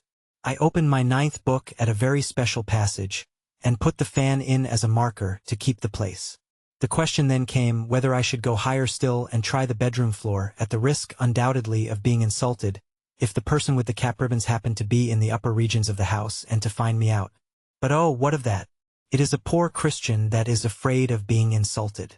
I went upstairs, prepared to bear anything. All was silent and solitary. It was the servants' tea time, I suppose. My aunt's room was in front. The miniature of my late dear uncle, Sir John, hung on the wall opposite the bed. It seemed to smile at me. It seemed to say, Drusilla, deposit a book. There were tables on either side of my aunt's bed. She was a bad sleeper and wanted or thought she wanted many things at night. I put a book near the matches on one side, and a book under the box of chocolate drops on the other. Whether she wanted a light or whether she wanted a drop, there was a precious publication to meet her eye, or to meet her hand, and to say with silent eloquence, in either case, come, try me, try me. But one book was now left at the bottom of my bag, and but one apartment was still unexplored, the bathroom, which opened out of the bedroom. I peeped in, and the holy inner voice that never deceives, whispered to me, you have met her, Drusilla, everywhere else. Meet her at the bath and the work is done. I observed a dressing gown thrown across a chair. It had a pocket in it, and in that pocket I put my last book. Can words express my exquisite sense of duty done? When I had slipped out of the house, unsuspected by any of them, and when I found myself in the street with my empty bag under my arm. Oh, my worldly friends, pursuing the phantom pleasure, through the guilty mazes of dissipation. How easy it is to be happy, if you will only be good. When I folded up my things that night, when I reflected on the true riches which I had scattered with such a lavish hand, from top to bottom of the house of my wealthy aunt, I declare I felt as free from all anxiety as if I had been a child again. I was so light-hearted that I sang a verse of the evening hymn. I was so light-hearted that I fell asleep before I could sing another. Quite like a child again, quite like a child again. So I passed that blissful night. On rising the next morning, how young I felt! I might add, how young I looked, if I were capable of dwelling on the concerns of my own perishable body. But I am not capable, and I add nothing. Towards luncheon time, not for the sake of the creature comforts, but for the certainty of finding dear aunt, I put on my bonnet to go to Montague Square. Just as I was ready, the maid at the lodgings in which I then lived looked in at the door, and said, "Lady Verander's servant, to see Miss Clack." I occupied the parlor floor, at that period of my residence in London. The front parlor was my sitting room. Very small, very low in the ceiling, very poorly furnished. But, oh, so neat! I looked into the passage to see which of Lady Verander's servants had asked for me. It was the young footman Samuel, a civil, fresh-colored person, with a teachable look and a very obliging manner. I had always felt a spiritual interest in Samuel, and a wish to try him with a few serious words. On this occasion, I invited him into my sitting room. He came in with a large parcel under his arm. When he put the parcel down, it appeared to frighten him. "My lady's love, miss, and I was to say that you would find a letter inside." Having given that message, the fresh-colored young footman surprised me by looking as if he would have liked to run away. I detained him to make a few kind inquiries. Could I see my aunt if I called in Montague Square? No, she had gone out for a drive. Miss Rachel had gone with her, and Mr. Ablewhite had taken a seat in the carriage, too. Knowing how sadly dear Mr. Godfrey's charitable work was in arrear, I thought it odd that he should be going out driving like an idle man. I stopped Samuel at the door, and made a few more kind inquiries. Miss Rachel was going to a ball that night, and Mr. Ablewhite had arranged to come to coffee, and go with her. There was a morning concert advertised for tomorrow, and Samuel was ordered to take places for a large party, including a place for Mr. Ablewhite. "All the tickets may be gone, miss," said this innocent youth, "if I don't run and get them at once." He ran as he said the words, and I found myself alone again, with some anxious thoughts to occupy me. We had a special meeting of the Mothers' Small Clothes Conversion Society that night, summoned expressly with a view to obtaining Mr. Godfrey's advice and assistance. Instead of sustaining our sisterhood, under an overwhelming flow of trousers which quite prostrated our little community, he had arranged to take coffee in Montague Square, and to go to a ball afterwards. The afternoon of the next day had been selected for the festival of the British Ladies' Servants' Sunday Sweetheart Supervision Society. Instead of being present, the life and soul of that struggling institution, he had engaged to make one of a party of worldlings at a morning concert. I asked myself, what did it mean? Alas! It meant that our Christian hero was to reveal himself to me in a new character, and to become associated in my mind with one of the most awful backslidings of modern times. To return, however, to the history of the passing day. On finding myself alone in my room, I naturally turned my attention to the parcel which appeared to have so strangely intimidated the fresh-colored young footman. Had my aunt sent me my promised legacy? And had it taken the form of cast-off clothes, or worn-out silver spoons, or unfashionable jewelry, or anything of that sort? Prepared to accept all and to resent nothing, I opened the parcel, and what met my view? The 12 precious publications which I had scattered through the house, on the previous day, all returned to me by the doctor's orders. Well might the youthful Samuel shrink when he brought his parcel into my room. Well might he run when he had performed his miserable errand.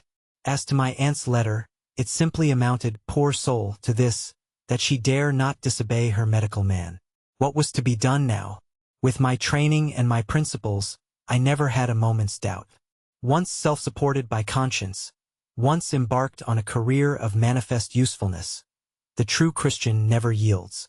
Neither public nor private influences produce the slightest effect on us, when we have once got our mission. Taxation may be the consequence of a mission. Riots may be the consequence of a mission. Wars may be the consequence of a mission. We go on with our work, irrespective of every human consideration which moves the world outside us. We are above reason. We are beyond ridicule. We see with nobody's eyes, we hear with nobody's ears, we feel with nobody's hearts, but our own. Glorious, glorious privilege, and how is it earned? Ah, my friends, you may spare yourselves the useless inquiry. We are the only people who can earn it, for we are the only people who are always right. In the case of my misguided aunt, the form which pious perseverance was next to take revealed itself to me plainly enough. Preparation by clerical friends had failed, owing to Lady Verander's own reluctance. Preparation by books had failed, owing to the doctor's infidel obstinacy. So be it. What was the next thing to try? The next thing to try was preparation by little notes. In other words, the books themselves having been sent back, select extracts from the books, copied by different hands and all addressed as letters to my aunt, were some to be sent by post and some to be distributed about the house on the plan I had adopted on the previous day. As letters they would excite no suspicion. As letters they would be opened, and, once opened, might be read. Some of them I wrote myself. Dear Aunt, may I ask your attention to a few lines? And C. Dear Aunt, I was reading last night, and I chanced on the following passage. And C. Other letters were written for me by my valued fellow workers, the sisterhood at the Mother's Small Clothes. Dear Madam, pardon the interest taken in you by a true, though humble, friend. Dear Madam, may a serious person surprise you by saying a few cheering words? Using these and other similar forms of courteous appeal, we reintroduced all my precious passages under a form which not even the doctor's watchful materialism could suspect. Before the shades of evening had closed around us, I had a dozen awakening letters for my aunt, instead of a dozen awakening books. 6 I made immediate arrangements for sending through the post, and 6 I kept in my pocket for personal distribution in the house the next day. Soon after 2 o'clock I was again on the field of pious conflict, addressing more kind inquiries to Samuel at Lady Verander's door. My aunt had had a bad night. She was again in the room in which I had witnessed her will, resting on the sofa, and trying to get a little sleep. I said I would wait in the library, on the chance of seeing her. In the fervor of my zeal to distribute the letters, it never occurred to me to inquire about Rachel. The house was quiet, and it was past the hour at which the musical performance began.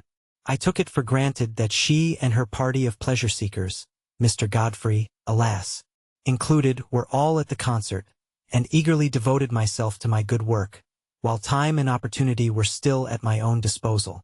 My aunt's correspondence of the morning, including the 6 awakening letters which I had posted overnight, was lying unopened on the library table. She had evidently not felt herself equal to dealing with a large mass of letters, and she might be daunted by the number of them, if she entered the library later in the day. I put one of my second set of 6 letters on the chimney-piece by itself, leaving it to attract her curiosity, by means of its solitary position, apart from the rest. A second letter I put purposely on the floor in the breakfast-room. The first servant who went in after me would conclude that my aunt had dropped it, and would be specially careful to restore it to her. The field thus sown on the basement story, I ran lightly upstairs to scatter my mercies next over the drawing-room floor. Just as I entered the front room, I heard a double knock at the street door. A soft, fluttering, considerate little knock. Before I could think of slipping back to the library, in which I was supposed to be waiting, the active young footman was in the hall answering the door. It mattered little, as I thought. In my aunt's state of health, visitors in general were not admitted. To my horror and amazement, the performer of the soft little knock proved to be an exception to general rules. Samuel's voice below me, after apparently answering some questions which I did not hear, said, unmistakably, "Upstairs, if you please, sir." The next moment I heard footsteps, a man's footsteps, approaching the drawing-room floor. Who could this favored male visitor possibly be? Almost as soon as I asked myself the question, the answer occurred to me. Who could it be but the doctor? In the case of any other visitor, I should have allowed myself to be discovered in the drawing-room. There would have been nothing out of the common in my having got tired of the library, and having gone upstairs for a change. But my own self-respect stood in the way of my meeting the person who had insulted me by sending me back my books. I slipped into the little third room, which I have mentioned as communicating with the back drawing-room, and dropped the curtains which closed the open doorway. If I only waited there for a minute or two, the usual result in such cases would take place. That is to say, the doctor would be conducted to his patient's room. I waited a minute or two, and more than a minute or two. I heard the visitor walking restlessly backwards and forwards. I also heard him talking to himself. I even thought I recognized the voice. Had I made a mistake? Was it not the doctor, but somebody else? Mr. Bruff, for instance? No. An unerring instinct told me it was not Mr. Bruff. Whoever he was still talking to himself. I parted the heavy curtains the least little morsel in the world, and listened. The words I heard were, "I'll do it today." and the voice that spoke them was Mr. Godfrey Ablewhite's. Chapter 5. My hand dropped from the curtain. But don't suppose, oh, don't suppose, that the dreadful embarrassment of my situation was the uppermost idea in my mind. So fervent still was the sisterly interest I felt in Mr. Godfrey, that I never stopped to ask myself why he was not at the concert. No, I thought only of the words, the startling words, which had just fallen from his lips. He would do it today. He had said, in a tone of terrible resolution, he would do it today. What, oh, what would he do? Something even more deplorably unworthy of him than what he had done already? Would he apostatize from the faith? Would he abandon us at the Mother's Small Clothes? Had we seen the last of his angelic smile in the committee room? Had we heard the last of his unrivaled eloquence at Exeter Hall? I was so wrought up by the bare idea of such awful eventualities as these in connection with such a man, that I believe I should have rushed from my place of concealment, and implored him in the name of all the ladies' committees in London to explain himself, when I suddenly heard another voice in the room. It penetrated through the curtains. It was loud, it was bold, it was wanting in every female charm. The voice of Rachel Verinder. "Why have you come up here, Godfrey?" she asked. "Why didn't you go into the library?" He laughed softly and answered, "Miss Clack is in the library." Clack in the library! She instantly seated herself on the ottoman in the back drawing-room. "You are quite right, Godfrey. We had much better stop here." I had been in a burning fever, a moment since, and in some doubt what to do next. I became extremely cold now, and felt no doubt whatever. To show myself after what I had heard was impossible. To retreat, except into the fireplace, was equally out of the question. A martyrdom was before me. In justice to myself, I noiselessly arranged the curtains so that I could both see and hear. And then I met my martyrdom with the spirit of a primitive Christian. "Don't sit on the ottoman," the young lady proceeded. "Bring a chair, Godfrey. I like people to be opposite to me when I talk to them." He took the nearest seat. It was a low chair. He was very tall and many sizes too large for it. I never saw his legs to such disadvantage before. "Well," she went on, "what did you say to them?" "Just what you said, dear Rachel, to me. That Mama was not at all well today, and that I didn't quite like leaving her to go to the concert. Those were the words. They were grieved to lose you at the concert, but they quite understood. All sent their love, and all expressed a cheering belief that Lady Verinder's indisposition would soon pass away. You don't think it's serious, do you, Godfrey?" "Far from it. In a few days I feel quite sure all will be well again." "I think so, too. I was a little frightened at first, but I think so, too. It was very kind to go and make my excuses for me to people who are almost strangers to you. But why not have gone with them to the concert? It seems very hard that you should miss the music, too." "Don't say that, Rachel. If you only knew how much happier I am here with you." He clasped his hands and looked at her. In the position which he occupied when he did that, he turned my way. Can words describe how I sickened when I noticed exactly the same pathetic expression on his face, which had charmed me when he was pleading for destitute millions of his fellow creatures on the platform at Exeter Hall? It's hard to get over one's bad habits, Godfrey. But do try to get over the habit of paying compliments, do, to please me. I never paid you a compliment, Rachel, in my life. Successful love may sometimes use the language of flattery, I admit. But hopeless love, dearest, always speaks the truth. He drew his chair close and took her hand. When he said hopeless love, there was a momentary silence. He who thrilled everybody had doubtless thrilled her. I thought I now understood the words which had dropped from him when he was alone in the drawing-room. "I'll do it today." Alas! The most rigid propriety could hardly have failed to discover that he was doing it now. "Have you forgotten what we agreed on, Godfrey, when you spoke to me in the country? We agreed that we were to be cousins and nothing more. I break the agreement, Rachel, every time I see you. Then don't see me. Quite useless. I break the agreement every time I think of you. Oh, Rachel, how kindly you told me only the other day that my place in your estimation was a higher place than it had ever been yet. Am I mad to build the hopes I do on those dear words? Am I mad to dream of some future day when your heart may soften to me? Don't tell me so if I am. Leave me my delusion, Dearest, I must have that to cherish, and to comfort me, if I have nothing else. His voice trembled, and he put his white handkerchief to his eyes. Exeter Hall again, nothing wanting to complete the parallel but the audience, the cheers, and the glass of water. Even her obdurate nature was touched. I saw her lean a little nearer to him. I heard a new tone of interest in her next words. Are you really sure, Godfrey, that you are so fond of me as that? Sure. You know what I was, Rachel. Let me tell you what I am. I have lost every interest in life, but my interest in you. A transformation has come over me which I can't account for myself. Would you believe it? My charitable business is an unendurable nuisance to me, and when I see a ladies' committee now, I wish myself at the uttermost ends of the earth. If the annals of apostasy offer anything comparable to such a declaration as that, I can only say that the case in point is not producible from the stores of my reading. I thought of the mother's small clothes. I thought of the Sunday sweetheart supervision. I thought of the other societies, too numerous to mention, all built up on this man as on a tower of strength. I thought of the struggling female boards, who, so to speak, drew the breath of their business life through the nostrils of Mr. Godfrey, of that same Mr. Godfrey who had just reviled our good work as a nuisance, and just declared that he wished he was at the uttermost ends of the earth when he found himself in our company. My young female friends will feel encouraged to persevere, when I mention that it tried even my discipline before I could devour my own righteous indignation in silence. At the same time, it is only justice to myself to add that I didn't lose a syllable of the conversation. Rachel was the next to speak. You have made your confession, she said. I wonder whether it would cure you of your unhappy attachment to me, if I made mine? He started. I confess I started too. He thought, and I thought, that she was about to divulge the mystery of the Moonstone.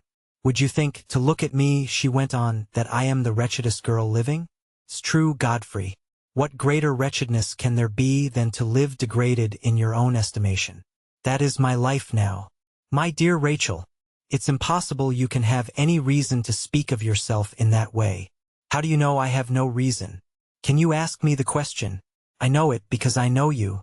Your silence, dearest, has never lowered you in the estimation of your true friends. The disappearance of your precious birthday gift may seem strange. Your unexplained connection with that event may seem stranger still. Are you speaking of the Moonstone, Godfrey? I certainly thought that you referred. I referred to nothing of the sort. I can hear of the loss of the Moonstone, let who will speak of it, without feeling degraded in my own estimation. If the story of the diamond ever comes to light, it will be known that I accepted a dreadful responsibility. It will be known that I involved myself in the keeping of a miserable secret, but it will be as clear as the sun at noonday that I did nothing mean. You have misunderstood me, Godfrey. It's my fault for not speaking more plainly. Cost me what it may, I will be plainer now. Suppose you were not in love with me? Suppose you were in love with some other woman? Yes? Suppose you discovered that woman to be utterly unworthy of you? Suppose you were quite convinced that it was a disgrace to you to waste another thought on her? Suppose the bare idea of ever marrying such a person made your face burn, only with thinking of it? Yes? And suppose, in spite of all that, you couldn't tear her from your heart? Suppose the feeling she had roused in you in the time when you believed in her was not a feeling to be hidden? Suppose the love this wretch had inspired in you? Oh, how can I find words to say it in? How can I make a man understand that a feeling which horrifies me at myself can be a feeling that fascinates me at the same time? It's the breath of my life, Godfrey, and it's the poison that kills me. Both in one. Go away. I must be out of my mind to talk as I am talking now. No, you mustn't leave me, you mustn't carry away a wrong impression. I must say what is to be said in my own defense. Mind this. He doesn't know, he never will know what I have told you. I will never see him. I don't care what happens. I will never, never, never see him again. Don't ask me his name. Don't ask me any more. Let's change the subject. Are you doctor enough, Godfrey, to tell me why I feel as if I was stifling for want of breath? Is there a form of hysterics that bursts into words instead of tears? I dare say. What does it matter? You will get over any trouble I have caused you easily enough now. I have dropped to my right place in your estimation, haven't I? Don't notice me. Don't pity me. For God's sake, go away. She turned round on a sudden, and beat her hands wildly on the back of the ottoman. Her head dropped on the cushions, and she burst out crying. Before I had time to feel shocked at this, I was horror-struck by an entirely unexpected proceeding on the part of Mr. Godfrey. Will it be credited that he fell on his knees at her feet? On both knees, I solemnly declare. May modesty mention that he put his arms round her next? And may reluctant admiration acknowledge that he electrified her with 2 words? Noble creature! No more than that. But he did it with one of the bursts which have made his fame as a public speaker. She sat, either quite thunderstruck or quite fascinated. I don't know which, without even making an effort to put his arms back where his arms ought to have been. As for me, my sense of propriety was completely bewildered. I was so painfully uncertain whether it was my first duty to close my eyes, or to stop my ears, that I did neither. I attribute my being still able to hold the curtain in the right position for looking and listening, entirely to suppressed hysterics. In suppressed hysterics it is admitted, even by the doctors, that one must hold something. Yes, he said, with all the fascination of his evangelical voice and manner, you are a noble creature. A woman who can speak the truth, for the truth's own sake. A woman who will sacrifice her pride, rather than sacrifice an honest man who loves her, is the most priceless of all treasures. When such a woman marries, if her husband only wins her esteem and regard, he wins enough to ennoble his whole life. You have spoken, dearest, of your place in my estimation. Judge what that place is, when I implore you on my knees, to let the cure of your poor wounded heart be my care. Rachel, will you honor me, will you bless me, by being my wife? By this time I should certainly have decided on stopping my ears, if Rachel had not encouraged me to keep them open, by answering him in the first sensible words I had ever heard fall from her lips. Godfrey, she said, you must be mad. I never spoke more reasonably, dearest, in your interests as well as in mine. Look for a moment to the future. Is your happiness to be sacrificed to a man who has never known how you feel towards him, and whom you are resolved never to see again? Is it not your duty to yourself to forget this ill-fated attachment? And is forgetfulness to be found in the life you are leading now? You have tried that life and you are wearying of it already. Surround yourself with nobler interests than the wretched interests of the world. A heart that loves and honors you. A home whose peaceful claims and happy duties win gently on you day by day. Try the consolation, Rachel, which is to be found there. I don't ask for your love. I will be content with your affection and regard. Let the rest be left, confidently left, to your husband's devotion, and to time that heals even wounds as deep as yours. She began to yield already. Oh, what a bringing up she must have had. Oh, how differently I should have acted in her place. Don't tempt me, Godfrey, she said. I am wretched enough and reckless enough as it is. Don't tempt me to be more wretched and more reckless still. One question, Rachel. Have you any personal objection to me? I always liked you. After what you have just said to me, I should be insensible indeed if I didn't respect and admire you as well. Do you know many wives, my dear Rachel, who respect and admire their husbands, and yet they and their husbands get on very well? How many brides go to the altar with hearts that would bear inspection by the men who take them there, and yet it doesn't end unhappily? Somehow or other the nuptial establishment jogs on. The truth is that women try marriage as a refuge, far more numerously than they are willing to admit, and, what is more, they find that marriage has justified their confidence in it. Look at your own case once again. At your age, and with your attractions, is it possible for you to sentence yourself to a single life? Trust my knowledge of the world, nothing is less possible. It is merely a question of time. You may marry some other man some years hence. Or you may marry the man, dearest, who is now at your feet, and who prizes your respect and admiration above the love of any other woman on the face of the earth. Gently, Godfrey, you are putting something into my head which I never thought of before. You are tempting me with a new prospect, when all my other prospects are closed before me. I tell you again, I am miserable enough and desperate enough, if you say another word, to marry you on your own terms. Take the warning and go. I won't even rise from my knees, till you have said yes. If I say yes you will repent, and I shall repent, when it is too late. We shall both bless the day, darling, when I pressed, and when you yielded. Do you feel as confidently as you speak? You shall judge for yourself. I speak from what I have seen in my own family. Tell me what you think of our household at Frizinghall. Do my father and mother live unhappily together? Far from it, so far as I can see. When my mother was a girl, Rachel, it is no secret in the family, she had loved as you love. She had given her heart to a man who was unworthy of her. She married my father, respecting him, admiring him, but nothing more. Your own eyes have seen the result. Is there no encouragement in it for you and for me? Asterisk. Asterisk see Betteridge's narrative, Chapter 8. You won't hurry me, Godfrey? My time shall be yours. You won't ask me for more than I can give? My angel, I only ask you to give me yourself. Take me. In those 2 words, she accepted him. He had another burst, a burst of unholy rapture this time. He drew her nearer and nearer to him till her face touched his.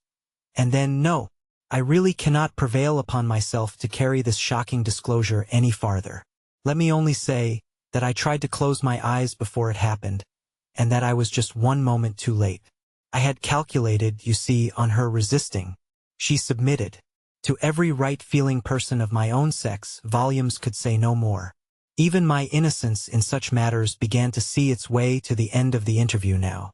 They understood each other so thoroughly by this time, that I fully expected to see them walk off together, arm in arm, to be married.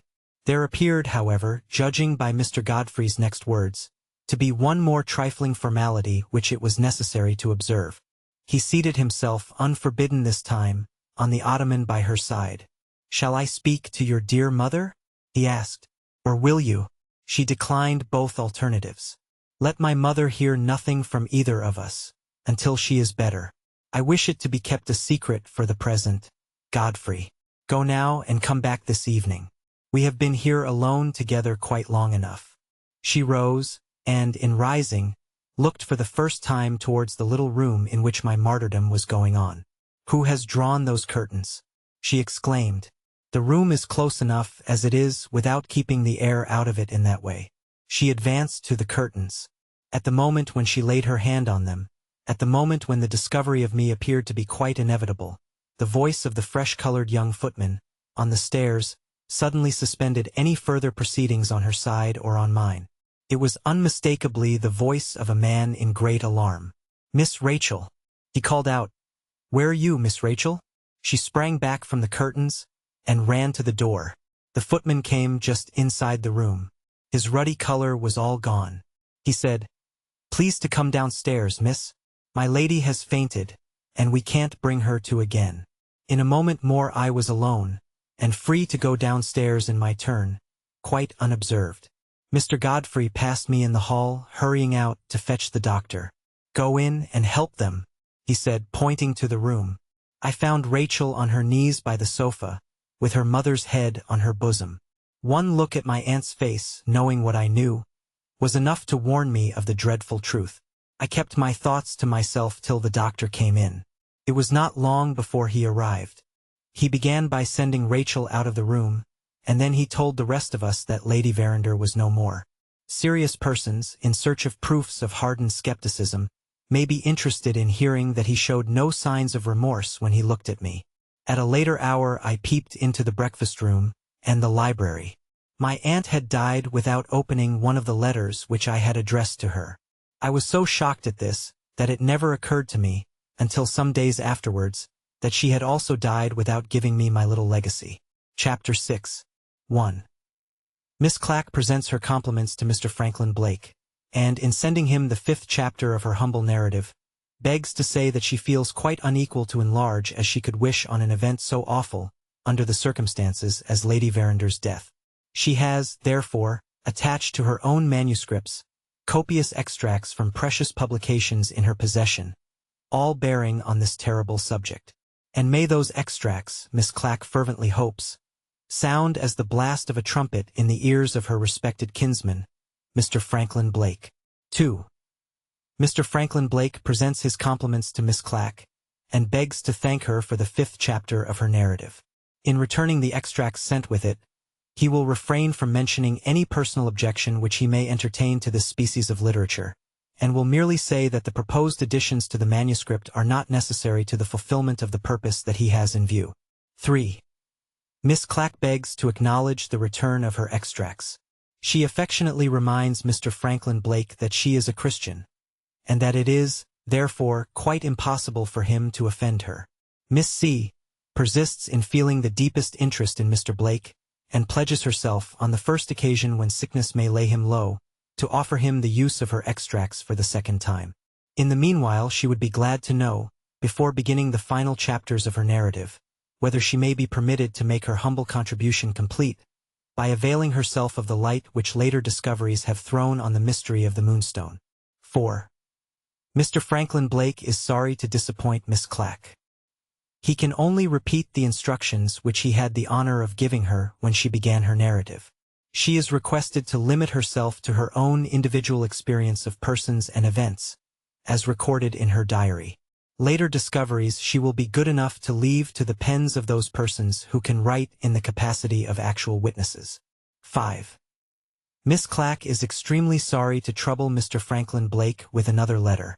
Her extracts have been returned, and the expression of her matured views on the subject of the Moonstone has been forbidden. Miss Clack is painfully conscious that she ought, in the worldly phrase, to feel herself put down. But, no, Miss C. has learnt perseverance in the school of adversity.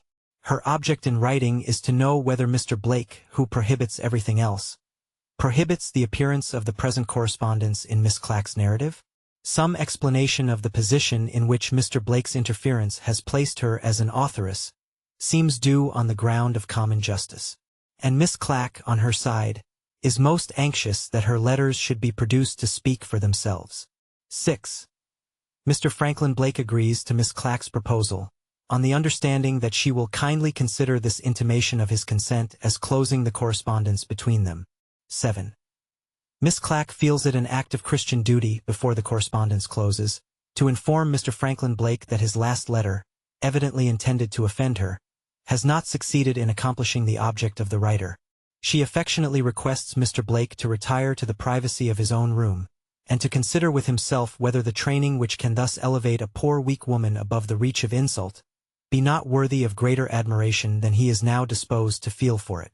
On being favored with an intimation to that effect, Miss C. solemnly pledges herself to send back the complete series of her extracts to Mr. Franklin Blake. To this letter no answer was received. Comment is needless. Signed, Drusilla Clack. Chapter 7. The foregoing correspondence will sufficiently explain why no choice is left to me but to pass over Lady Verander's death with the simple announcement of the fact which ends my 5th chapter. Keeping myself for the future strictly within the limits of my own personal experience, I have next to relate that a month elapsed from the time of my aunt's decease before Rachel Verander and I met again. That meeting was the occasion of my spending a few days under the same roof with her. In the course of my visit, something happened, relative to her marriage engagement with Mr. Godfrey Ablewhite, which is important enough to require special notice in these pages. When this last of many painful family circumstances has been disclosed, my task will be completed, for I shall then have told all that I know as an actual and most unwilling witness of events.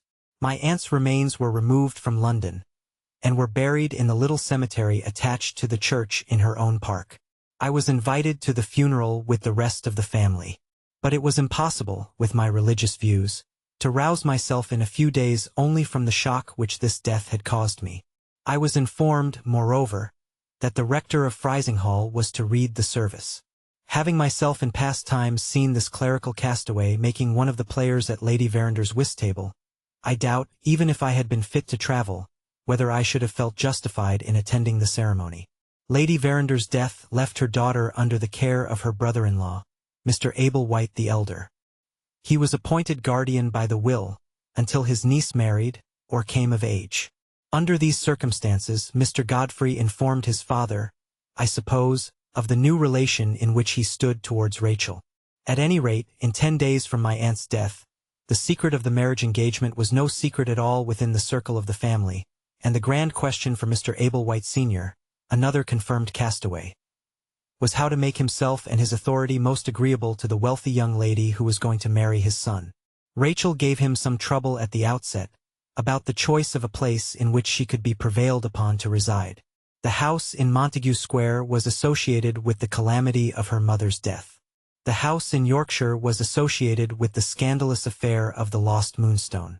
Her guardian's own residence at Frizinghall was open to neither of these objections. But Rachel's presence in it, after her recent bereavement, operated as a check on the gaieties of her cousins, the Miss Ablewhites, and she herself requested that her visit might be deferred to a more favorable opportunity. It ended in a proposal, emanating from old Mr. Ablewhite, to try a furnished house at Brighton. His wife, an invalid daughter, and Rachel were to inhabit it together, and were to expect him to join them later in the season. They would see no society but a few old friends, and they would have his son Godfrey, traveling backwards and forwards by the London train, always at their disposal. I described this aimless flitting about from one place of residence to another, this insatiate restlessness of body and appalling stagnation of soul, merely with the view to arriving at results. The event which, under Providence, proved to be the means of bringing Rachel Verinder and myself together again, was no other than the hiring of the house at Brighton. My Aunt Ablewhite is a large, silent, fair-complexioned woman, with one noteworthy point in her character. From the hour of her birth, she has never been known to do anything for herself. She has gone through life, accepting everybody's help, and adopting everybody's opinions. A more hopeless person, in a spiritual point of view, I have never met with.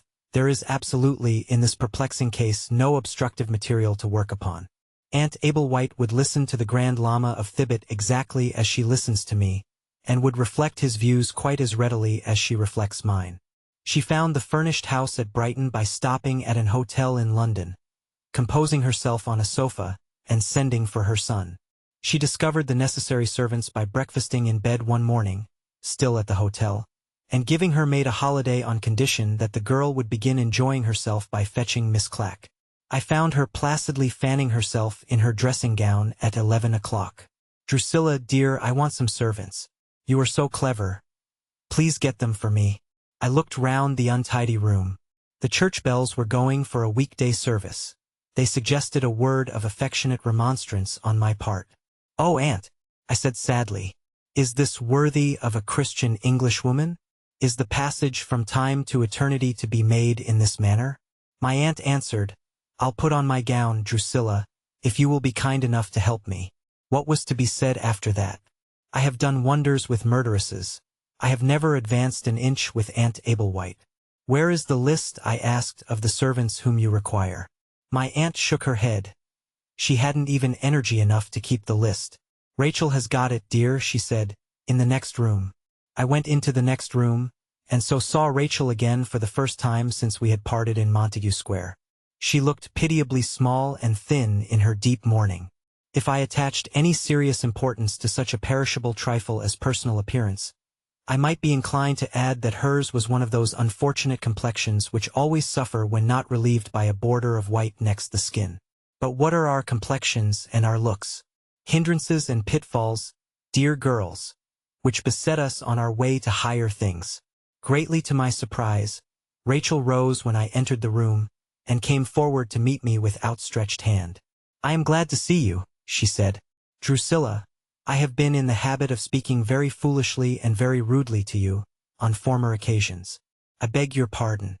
I hope you will forgive me." My face, I suppose, betrayed the astonishment I felt at this. She colored up for a moment, and then proceeded to explain herself. "In my poor mother's lifetime," she went on, "her friends were not always my friends, too. Now I have lost her. My heart turns for comfort to the people she liked. She liked you. Try to be friends with me, Drusilla, if you can." To any rightly constituted mind, the motive thus acknowledged was simply shocking. Here in Christian England was a young woman in a state of bereavement, with so little idea of where to look for true comfort, that she actually expected to find it among her mother's friends. Here was a relative of mine, awakened to a sense of her shortcomings towards others, under the influence, not of conviction and duty, but of sentiment and impulse. Most deplorable to think of, but, still, suggestive of something hopeful, to a person of my experience in plying the good work. There could be no harm, I thought, in ascertaining the extent of the change which the loss of her mother had wrought in Rachel's character. I decided, as a useful test, to probe her on the subject of her marriage engagement to Mr. Godfrey Ablewhite. Having first met her advances with all possible cordiality, I sat by her on the sofa, at her own request. We discussed family affairs and future plans, always excepting that one future plan which was to end in her marriage.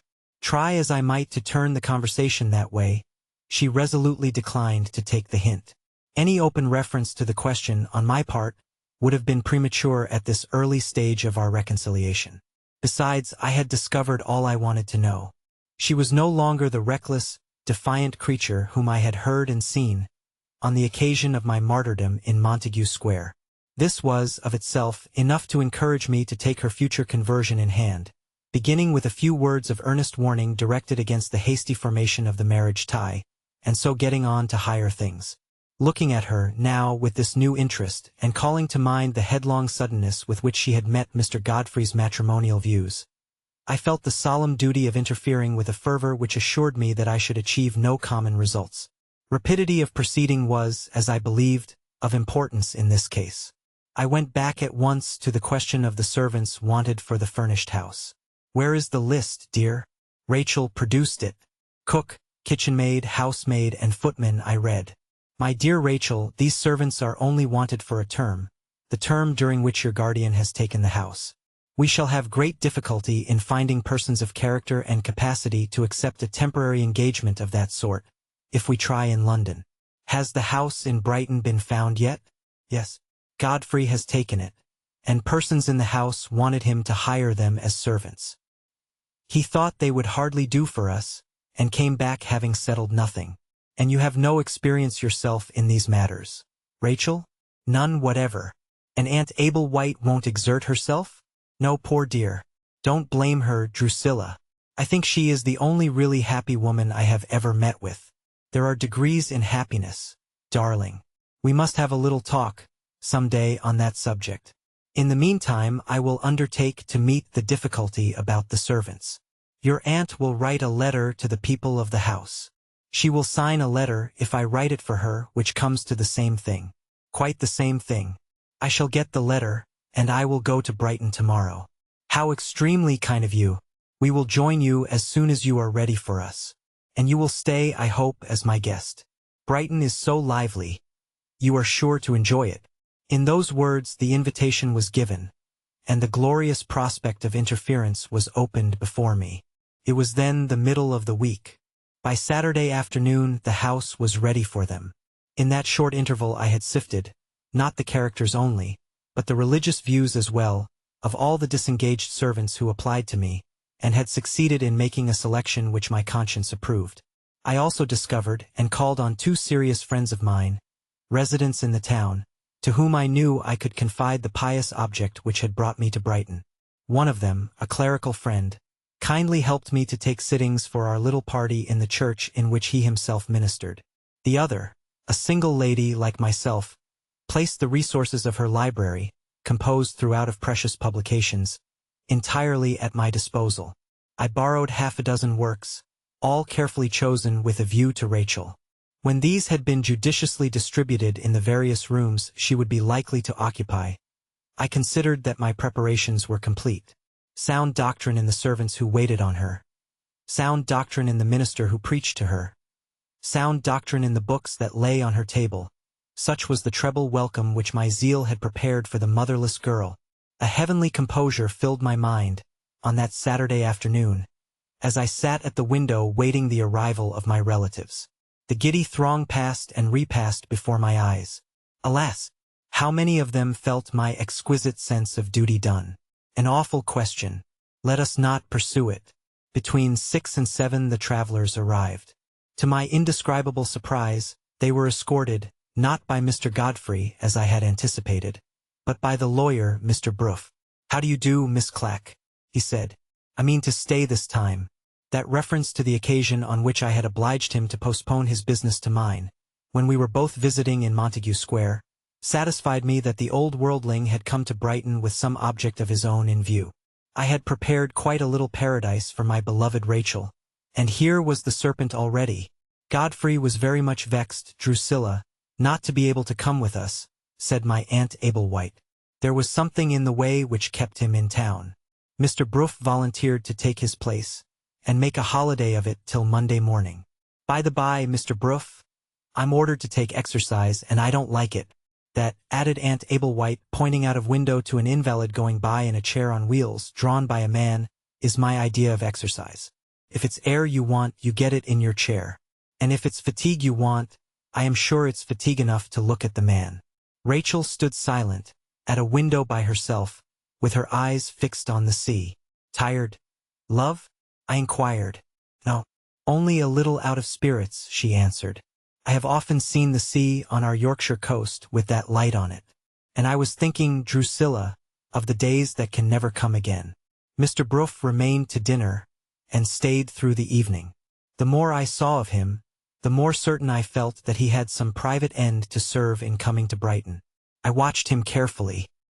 He maintained the same appearance of ease, and talked the same godless gossip, hour after hour, until it was time to take leave. As he shook hands with Rachel, I caught his hard and cunning eyes resting on her for a moment with a peculiar interest and attention. She was plainly concerned in the object that he had in view. He said nothing out of the common to her or to anyone on leaving. He invited himself to luncheon the next day, and then he went away to his hotel. It was impossible the next morning to get my Aunt Ablewhite out of her dressing gown in time for church. Her invalid daughter, suffering from nothing, in my opinion, but incurable laziness, inherited from her mother, announced that she meant to remain in bed for the day. Rachel and I went alone together to church. A magnificent sermon was preached by my gifted friend on the heathen indifference of the world to the sinfulness of little sins. For more than an hour his eloquence, assisted by his glorious voice, thundered through the sacred edifice. I said to Rachel when we came out, "Has it found its way to your heart, dear?" And she answered, "No. It has only made my head ache." This might have been discouraging to some people, but once embarked on a career of manifest usefulness, nothing discourages me. We found Aunt Ablewhite and Mr. Bruff at luncheon. When Rachel declined eating anything, and gave as a reason for it that she was suffering from a headache, the lawyer's cunning instantly saw, and seized, the chance that she had given him. "There is only one remedy for a headache," said this horrible old man. "A walk, Miss Rachel, is the thing to cure you. I am entirely at your service, if you will honor me by accepting my arm." "With the greatest pleasure. A walk is the very thing I was longing for." "It's past 2, I gently suggested. "And the afternoon service, Rachel, begins at 3. "How can you expect me to go to church again?" she asked petulantly, "with such a headache as mine?" Mr. Bruff officiously opened the door for her. In another minute more they were both out of the house. I don't know when I have felt the solemn duty of interfering so strongly as I felt it at that moment. But what was to be done? Nothing was to be done but to interfere at the first opportunity, later in the day. On my return from the afternoon service I found that they had just got back. One look at them told me that the lawyer had said what he wanted to say. I had never before seen Rachel so silent and so thoughtful. I had never before seen Mr. Bruff pay her such devoted attention, and look at her with such marked respect. He had, or pretended that he had, an engagement to dinner that day, and he took an early leave of us all, intending to go back to London by the first train the next morning. "Are you sure of your own resolution?" he said to Rachel at the door. "Quite sure," she answered, and so they parted.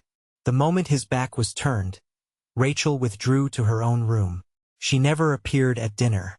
Her maid, the person with the cap ribbons, was sent downstairs to announce that her headache had returned. I ran up to her and made all sorts of sisterly offers through the door. It was locked and she kept it locked. Plenty of obstructive material to work on here. I felt greatly cheered and stimulated by her locking the door. When her cup of tea went up to her the next morning, I followed it in. I sat by her bedside and said a few earnest words.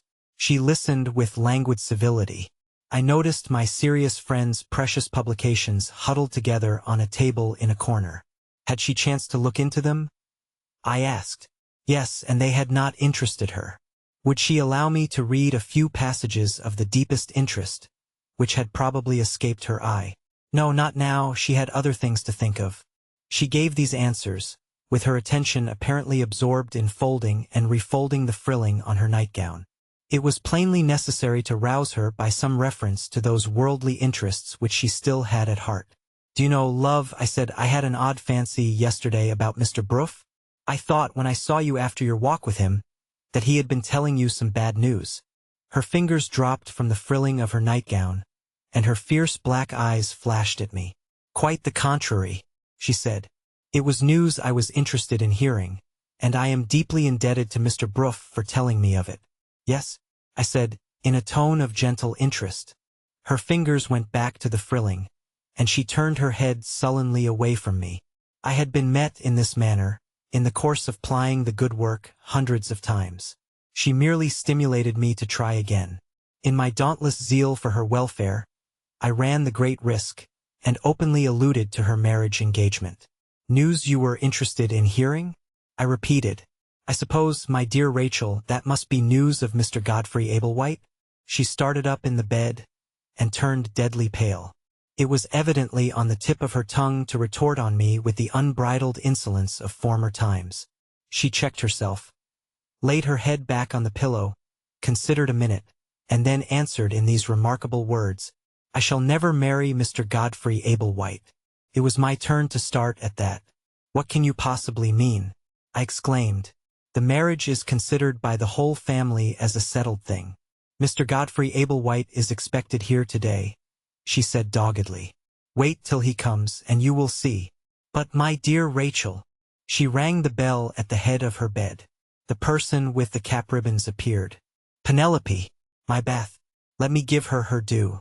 In the state of my feelings at that moment, I do sincerely believe that she had hit on the only possible way of forcing me to leave the room. By the mere worldly mind, my position towards Rachel might have been viewed as presenting difficulties of no ordinary kind. I had reckoned on leading her to higher things by means of a little earnest exhortation on the subject of her marriage. And now, if she was to be believed, no such event as her marriage was to take place at all. But my friends, a working Christian of my experience, with an evangelizing prospect before her, takes broader views than these. Supposing Rachel really broke off the marriage on which the Ablewhites, father and son, counted as a settled thing, what would be the result? It could only end, if she held firm, in an exchanging of hard words and bitter accusations on both sides. And what would be the effect on Rachel when the stormy interview was over? A salutary moral depression would be the effect. Her pride would be exhausted, her stubbornness would be exhausted, by the resolute resistance which it was in her character to make under the circumstances. She would turn for sympathy to the nearest person who had sympathy to offer. And I was that nearest person, brimful of comfort, charged to overflowing with seasonable and reviving words. Never had the evangelizing prospect looked brighter to my eyes than it looked now.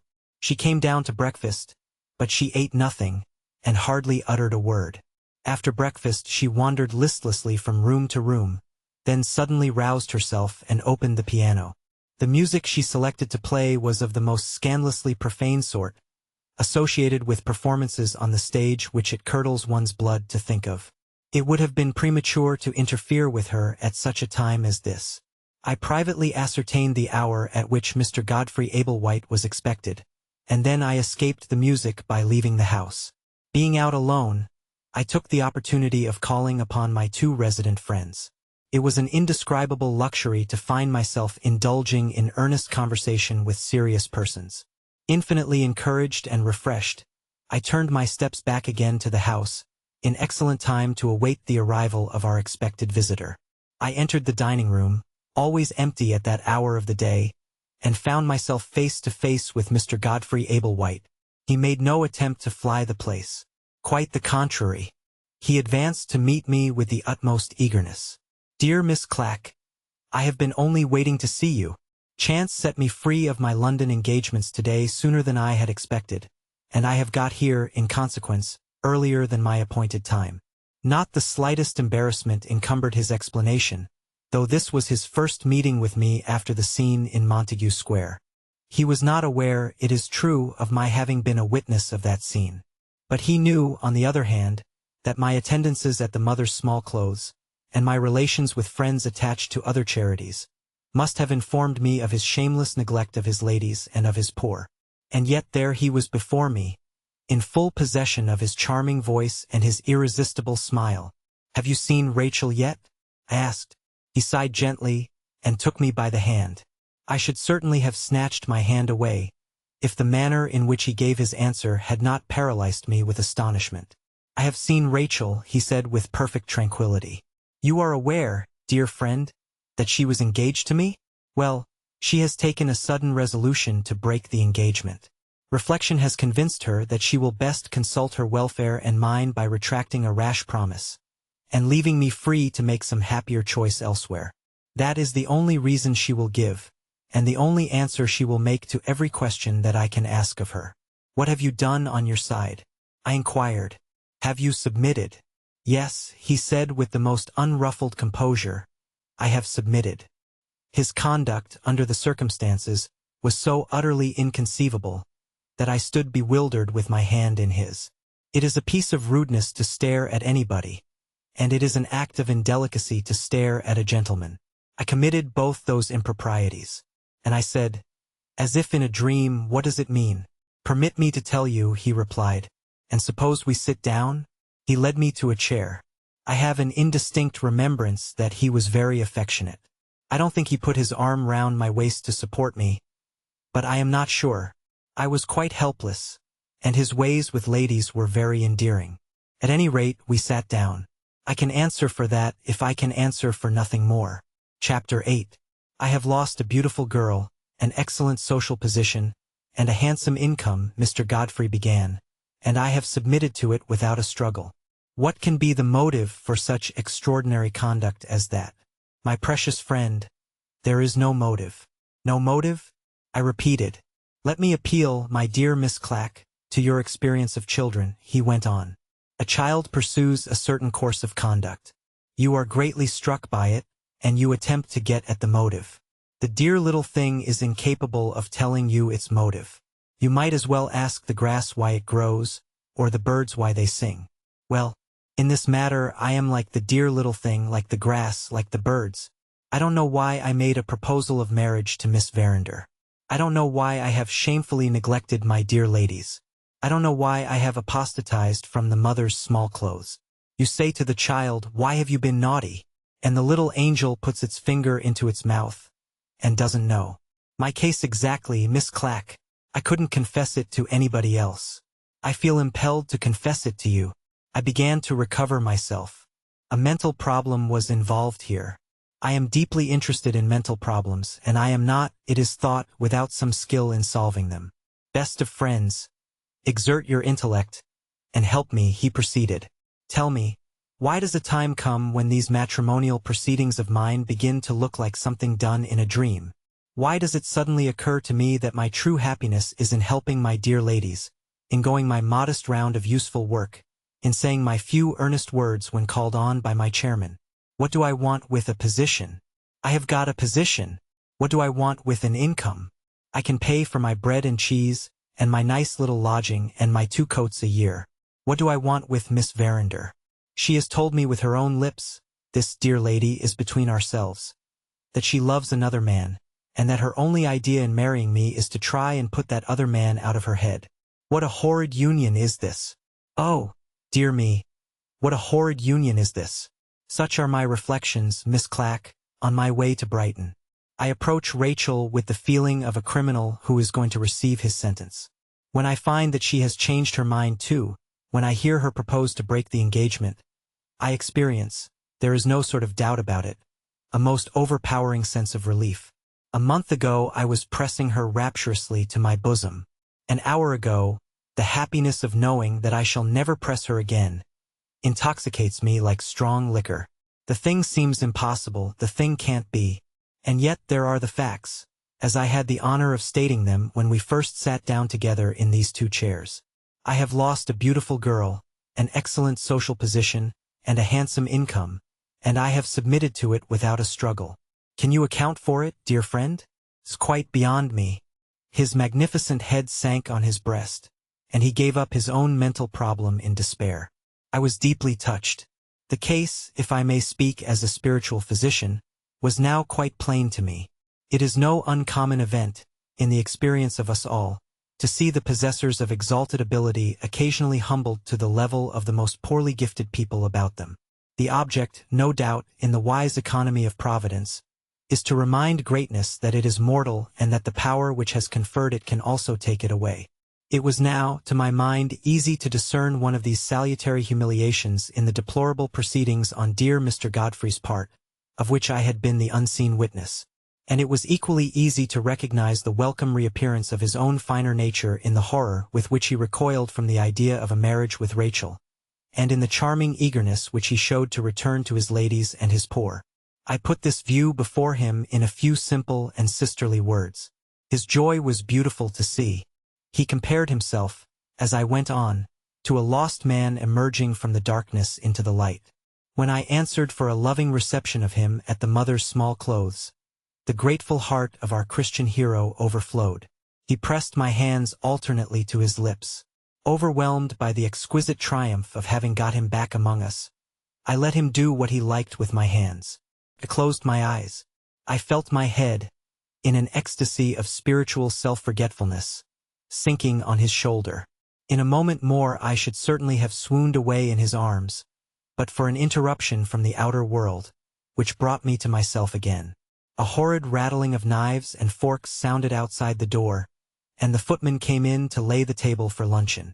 Mr. Godfrey started up, and looked at the clock on the mantelpiece. "How time flies with you!" he exclaimed. "I shall barely catch the train." I ventured on asking why he was in such a hurry to get back to town. His answer reminded me of family difficulties that were still to be reconciled, and of family disagreements that were yet to come. "I have heard from my father," he said. "Business obliges him to leave Frizinghall for London today, and he proposes coming on here, either this evening or tomorrow. I must tell him what has happened between Rachel and me. His heart is set on our marriage. There will be great difficulty, I fear, in reconciling him to the breaking off of the engagement. I must stop him, for all our sakes, from coming here till he is reconciled. Best and dearest of friends, we shall meet again." With those words he hurried out. In equal haste on my side, I ran upstairs to compose myself in my own room before meeting Aunt Ablewhite and Rachel at the luncheon table. I am well aware, to dwell for a moment yet on the subject of Mr. Godfrey, that the all-profaning opinion of the world has charged him with having his own private reasons for releasing Rachel from her engagement at the first opportunity she gave him. It has also reached my ears that his anxiety to recover his place in my estimation has been attributed in certain quarters to a mercenary eagerness to make his peace, through me, with a venerable committee woman at the mother's small clothes, abundantly blessed with the goods of this world, and a beloved and intimate friend of my own. I only notice these odious slanders for the sake of declaring that they never had a moment's influence on my mind. In obedience to my instructions, I have exhibited the fluctuations in my opinion of our Christian hero, exactly as I find them recorded in my diary. In justice to myself, let me here add that, once reinstated in his place in my estimation, my gifted friend never lost that place again. I write with the tears in my eyes, burning to say more. But no, I am cruelly limited to my actual experience of persons and things. In less than a month from the time of which I am now writing, events in the money market, which diminished even my miserable little income, forced me into foreign exile, and left me with nothing but a loving remembrance of Mr. Godfrey which the slander of the world has assailed, and assailed in vain. Let me dry my eyes, and return to my narrative. I went downstairs to luncheon, naturally anxious to see how Rachel was affected by her release from her marriage engagement. It appeared to me, but I own I am a poor authority in such matters, that the recovery of her freedom had set her thinking again of that other man whom she loved, and that she was furious with herself for not being able to control a revulsion of feeling of which she was secretly ashamed. Who was the man? I had my suspicions, but it was needless to waste time in idle speculation. When I had converted her, she would, as a matter of course, have no concealments from me. I should hear all about the man. I should hear all about the Moonstone. If I had had no higher object in stirring her up to a sense of spiritual things, the motive of relieving her mind of its guilty secrets would have been enough of itself to encourage me to go on. Aunt Ablewhite took her exercise in the afternoon in an invalid chair. Rachel accompanied her. "I wish I could drag the chair," she broke out, recklessly. "I wish I could fatigue myself till I was ready to drop." She was in the same humor in the evening. I discovered in one of my friend's precious publications, The Life, Letters, and Labors of Miss Jane and Stamper, 44th edition, passages which bore with a marvelous appropriateness on Rachel's present position. Upon my proposing to read them, she went to the piano. Conceive how little she must have known of serious people, if she supposed that my patience was to be exhausted in that way. I kept Miss Jane and Stamper by me, and waited for events with the most unfaltering trust in the future. Old Mr. Ablewhite never made his appearance that night. But I knew the importance which his worldly greed attached to his son's marriage with Miss Verinder, and I felt a positive conviction, do what Mr. Godfrey might to prevent it, that we should see him the next day. With his interference in the matter, the storm on which I had counted would certainly come, and the salutary exhaustion of Rachel's resisting powers would as certainly follow. I am not ignorant that old Mr. Ablewhite has the reputation generally, especially among his inferiors, of being a remarkably good-natured man. According to my observation of him, he deserves his reputation as long as he has his own way, and not a moment longer. The next day, exactly as I had foreseen, Aunt Ablewhite was as near to being astonished as her nature would permit, by the sudden appearance of her husband. He had barely been a minute in the house, before he was followed, to my astonishment this time, by an unexpected complication in the shape of Mr. Bruff. I never remember feeling the presence of the lawyer to be more unwelcome than I felt it at that moment. He looked ready for anything in the way of an obstructive proceeding, capable even of keeping the peace with Rachel for one of the combatants. "This is a pleasant surprise, sir," said Mr. Ablewhite, addressing himself with his deceptive cordiality to Mr. Bruff. "When I left your office yesterday, I didn't expect to have the honor of seeing you at Brighton today. I turned over our conversation in my mind, after you had gone," replied Mr. Bruff, "and it occurred to me that I might perhaps be of some use on this occasion. I was just in time to catch the train, and I had no opportunity of discovering the carriage in which you were traveling." Having given that explanation, he seated himself by Rachel.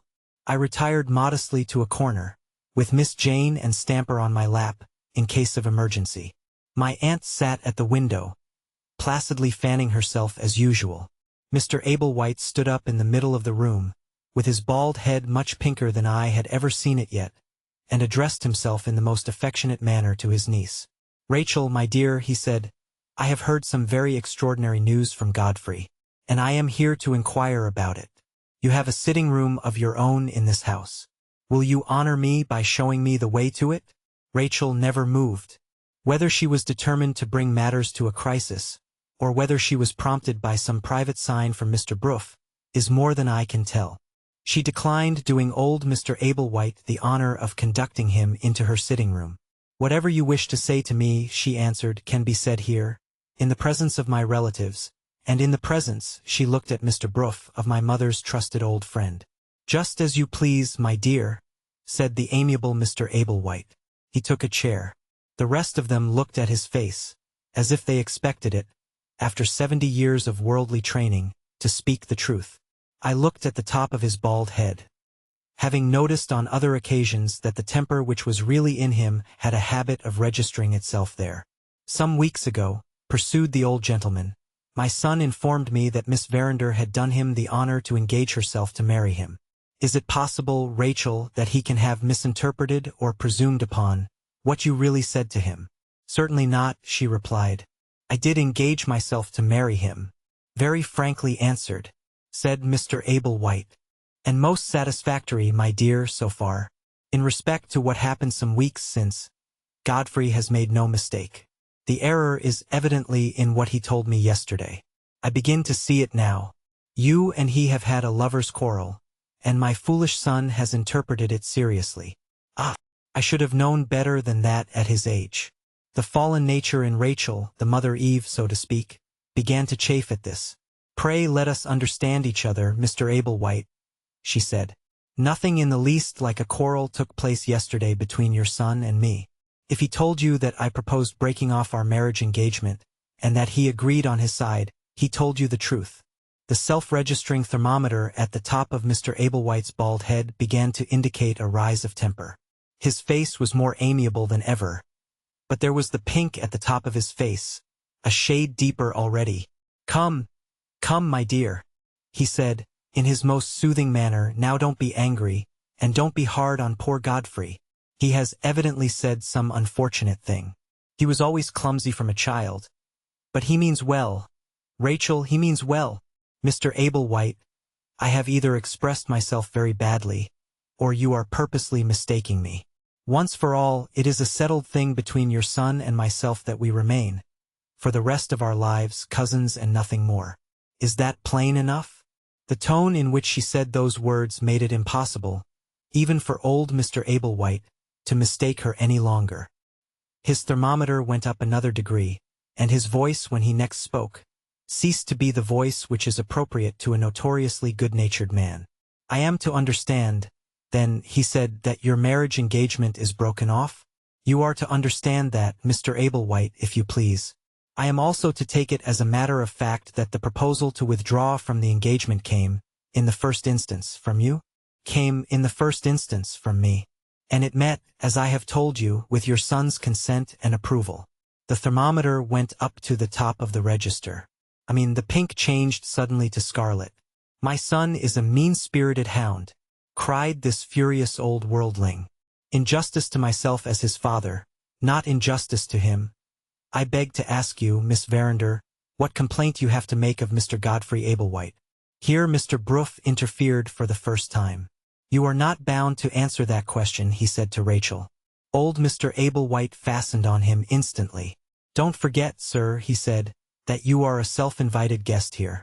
Your interference would have come with a better grace if you had waited until it was asked for. Mr. Bruff took no notice. The smooth varnish on his wicked old face never cracked. Rachel thanked him for the advice he had given to her, and then turned to old Mr. Ablewhite, preserving her composure in a manner which, having regard to her age and her sex, was simply awful to see. Your son put the same question to me which you have just asked, she said. I had only one answer for him, and I have only one answer for you. I proposed that we should release each other, because reflection had convinced me that I should best consult his welfare and mine by retracting a rash promise, and leaving him free to make his choice elsewhere. What has my son done? Persisted Mr. Ablewhite. I have a right to know that. What has my son done? She persisted just as obstinately on her side. You have had the only explanation which I think it necessary to give to you, or to him, she answered. In plain English, it's your sovereign will and pleasure, Miss Verinder, to jilt my son? Rachel was silent for a moment. Sitting close behind her, I heard her sigh. Mr. Bruff took her hand, and gave it a little squeeze. She recovered herself, and answered Mr. Ablewhite as boldly as ever. I have exposed myself to worse misconstruction than that, she said, and I have borne it patiently. The time has gone by, when you could mortify me by calling me a jilt. She spoke with a bitterness of tone which satisfied me that the scandal of the Moonstone had been in some way recalled to her mind. I have no more to say, she added wearily, not addressing the words to anyone in particular, and looking away from us all, out of the window that was nearest to her. Mr. Ablewhite got upon his feet, and pushed away his chair so violently that it toppled over and fell on the floor. I have something more to say on my side, he announced, bringing down the flat of his hand on the table with a bang. I have to say that if my son doesn't feel this insult, I do. Rachel started, and looked at him in sudden surprise. Insult? She repeated. What do you mean? Insult, reiterated Mr. Ablewhite. I know your motive, Miss Verinder, for breaking your promise to my son. I know it as certainly as if you had confessed it in so many words. Your cursed family pride is insulting Godfrey, as it insulted me when I married your aunt. Her family, her beggarly family, turned their backs on her for marrying an honest man, who had made his own place and won his own fortune. I had no ancestors. I wasn't descended from a set of cutthroat scoundrels who lived by robbery and murder. I couldn't point to the time when the Ablewhites hadn't a shirt to their backs, and couldn't sign their own names. Ha! Ha! I wasn't good enough for the Herncastles when I married. And now, it comes to the pinch, my son isn't good enough for you. I suspected it all along. You have got the Herncastle blood in you, my young lady. I suspected it all along. A very unworthy suspicion, remarked Mr. Bruff. I am astonished that you have the courage to acknowledge it. Before Mr. Ablewhite could find words to answer in, Rachel spoke in a tone of the most exasperating contempt. Surely, she said to the lawyer, this is beneath notice. If he can think in that way, let us leave him to think as he pleases. From scarlet, Mr. Ablewhite was now becoming purple. He gasped for breath. He looked backwards and forwards from Rachel to Mr. Bruff in such a frenzy of rage with both of them that he didn't know which to attack first. His wife, who had sat impenetrably fanning herself up to this time, began to be alarmed, and attempted, quite uselessly, to quiet him. I had, throughout this distressing interview, felt more than one inward call to interfere with a few earnest words, and had controlled myself under a dread of the possible results, very unworthy of a Christian Englishwoman who looks, not to what is meanly prudent, but to what is morally right. At the point at which matters had now arrived, I rose superior to all considerations of mere expediency. If I had contemplated interposing any remonstrance of my own humble devising, I might possibly have still hesitated. But the distressing domestic emergency which now confronted me was most marvelously and beautifully provided for in the correspondence of Miss Jane and Stamper, letter 1001 on peace in families. I rose in my modest corner, and I opened my precious book. Dear Mr. Ablewhite, I said, one word. When I first attracted the attention of the company by rising, I could see that he was on the point of saying something rude to me. My sisterly form of address checked him. He stared at me in heathen astonishment. As an affectionate well-wisher and friend, I proceeded, and as one long accustomed to arouse, convince, prepare, enlighten, and fortify others, permit me to take the most pardonable of all liberties, the liberty of composing your mind. He began to recover himself. He was on the point of breaking out. He would have broken out with anybody else. But my voice, habitually gentle, possesses a high note or so, in emergencies. In this emergency, I felt imperatively called upon to have the highest voice of the two. I held up my precious book before him. I rapped the open page impressively with my forefinger. Not my words, I exclaimed, in a burst of fervent interruption. Oh, don't suppose that I claim attention for my humble words. Manna in the wilderness, Mr. Ablewhite, dew on the parched earth, words of comfort, words of wisdom, words of love, the blessed words of Miss Jane and Stamper. I was stopped there by a momentary impediment of the breath. Before I could recover myself, this monster in human form shouted out furiously, Miss Jane and Stamper B. It is impossible for me to write the awful word, which is here represented by a blank. I shrieked as it passed his lips. I flew to my little bag on the side table. I shook out all my tracts. I seized the one particular tract on profane swearing, entitled Hush, for heaven's sake. I handed it to him with an expression of agonized entreaty. He tore it in two, and threw it back at me across the table. The rest of them rose in alarm, not knowing what might happen next. I instantly sat down again in my corner. There had once been an occasion, under somewhat similar circumstances, when Miss Jane and Stamper had been taken by the two shoulders and turned out of a room. I waited, inspired by her spirit, for a repetition of her martyrdom. But no, it was not to be. His wife was the next person whom he addressed. Who, he said, stammering with rage, who asked this impudent fanatic into the house? Did you? Before Aunt Ablewhite could say a word, Rachel answered for her. Miss Clack is here, she said, as my guest. Those words had a singular effect on Mr. Ablewhite. They suddenly changed him from a man in a state of red-hot anger to a man in a state of icy-cold contempt. It was plain to everybody that Rachel had said something, short and plain as her answer had been, which gave him the upper hand of her at last. Oh, he said, Miss Clack is here as your guest. In my house?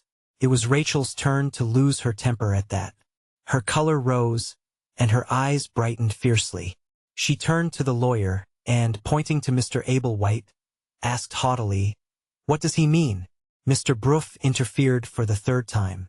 You appear to forget, he said, addressing Mr. Ablewhite, that you took this house as Miss Verander's guardian, for Miss Verander's use. Not quite so fast, interposed Mr. Abel White. I have a last word to say, which I should have said some time since, if this. He looked my way, pondering what abominable name he should call me, if this rampant spinster had not interrupted us. I beg to inform you, sir, that, if my son is not good enough to be Miss Verander's husband, I cannot presume to consider his father good enough to be Miss Verander's guardian. Understand, if you please, that I refuse to accept the position which is offered to me by Lady Verander's will. In your legal phrase, I decline to act. This house has necessarily been hired in my name. I take the entire responsibility of it on my shoulders. It is my house. I can keep it or let it just as I please. I have no wish to hurry Miss Verander. On the contrary, I beg her to remove her guest and her luggage, at her own entire convenience. He made a low bow and walked out of the room. That was Mr. Ablewhite's revenge on Rachel, for refusing to marry his son. The instant the door closed, Aunt Ablewhite exhibited a phenomenon which silenced us all.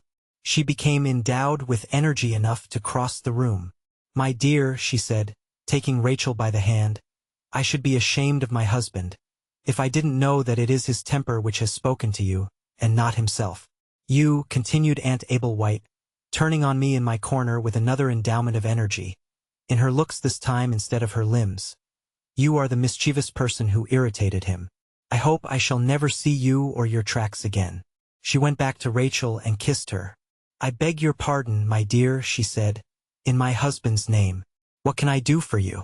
Consistently perverse in everything, capricious and unreasonable in all the actions of her life. Rachel melted into tears at those commonplace words, and returned her aunt's kiss in silence. "If I may be permitted to answer for Miss Verander," said Mr. Broof, "might I ask you, Mrs. Ablewhite, to send Penelope down with her mistress's bonnet and shawl. Leave us 10 minutes together," he added in a lower tone, "and you may rely on my setting matters right, to your satisfaction as well as to Rachel's." The trust of the family in this man was something wonderful to see. Without a word more on her side, Aunt Ablewhite left the room. "Ah," said Mr. Broof, looking after her. "The Herncastle blood has its drawbacks, I admit. But there is something in good breeding after all." Having made that purely worldly remark, he looked hard at my corner, as if he expected me to go. My interest in Rachel, an infinitely higher interest than his, riveted me to my chair. Mr. Broof gave it up, exactly as he had given it up at Aunt Verander's in Montague Square. He led Rachel to a chair by the window, and spoke to her there. "My dear young lady," he said, "Mr. Ablewhite's conduct has naturally shocked you, and taken you by surprise. If it was worth while to contest the question with such a man, we might soon show him that he is not to have things all his own way. But it isn't worth while. You were quite right in what you said just now. He is beneath our notice." He stopped, and looked round at my corner. I sat there quite immovable, with my tracks at my elbow and with Miss Jane and Stamper on my lap. "You know," he resumed, turning back again to Rachel, "that it was part of your poor mother's fine nature always to see the best of the people about her, and never the worst. She named her brother-in-law your guardian because she believed in him, and because she thought it would please her sister. I had never liked Mr. Ablewhite myself, and I induced your mother to let me insert a clause in the will, empowering her executors, in certain events, to consult with me about the appointment of a new guardian. One of those events has happened today, and I find myself in a position to end all these dry business details, I hope agreeably, with a message from my wife. Will you honor Mrs. Broof by becoming her guest? And will you remain under my roof, and be one of my family, until we wise people have laid our heads together, and have settled what is to be done next?" At those words I rose to interfere. Mr. Broof had done exactly what I had dreaded he would do, when he asked Mrs. Ablewhite for Rachel's bonnet and shawl. Before I could interpose a word, Rachel had accepted his invitation in the warmest terms. If I suffered the arrangement thus made between them to be carried out, if she once passed the threshold of Mr. Broof's door, farewell to the fondest hope of my life, the hope of bringing my lost sheep back to the fold. The bare idea of such a calamity as this quite overwhelmed me. I cast the miserable trammels of worldly discretion to the winds, and spoke with the fervor that filled me, in the words that came first. "Stop!" I said, "stop! I must be heard. Mr. Broof, you are not related to her, and I am. I invite her. I summon the executors to appoint me guardian. Rachel, dearest Rachel, I offer you my modest home. Come to London by the next train, love, and share it with me. Mr. Broof said nothing. Rachel looked at me with a cruel astonishment which she made no effort to conceal. You are very kind, Drusilla, she said. I shall hope to visit you whenever I happen to be in London. But I have accepted Mr. Broof's invitation, and I think it will be best, for the present, if I remain under Mr. Broof's care. Oh, don't say so, pleaded. I can't part with you, Rachel. I can't part with you. I tried to fold her in my arms, but she drew back. My fervor did not communicate itself. It only alarmed her. Surely, she said, this is a very unnecessary display of agitation? I don't understand it. No more do I, said Mr. Broof. Their hardness, their hideous, worldly hardness, revolted me.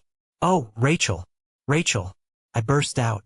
Haven't you seen yet that my heart yearns to make a Christian of you?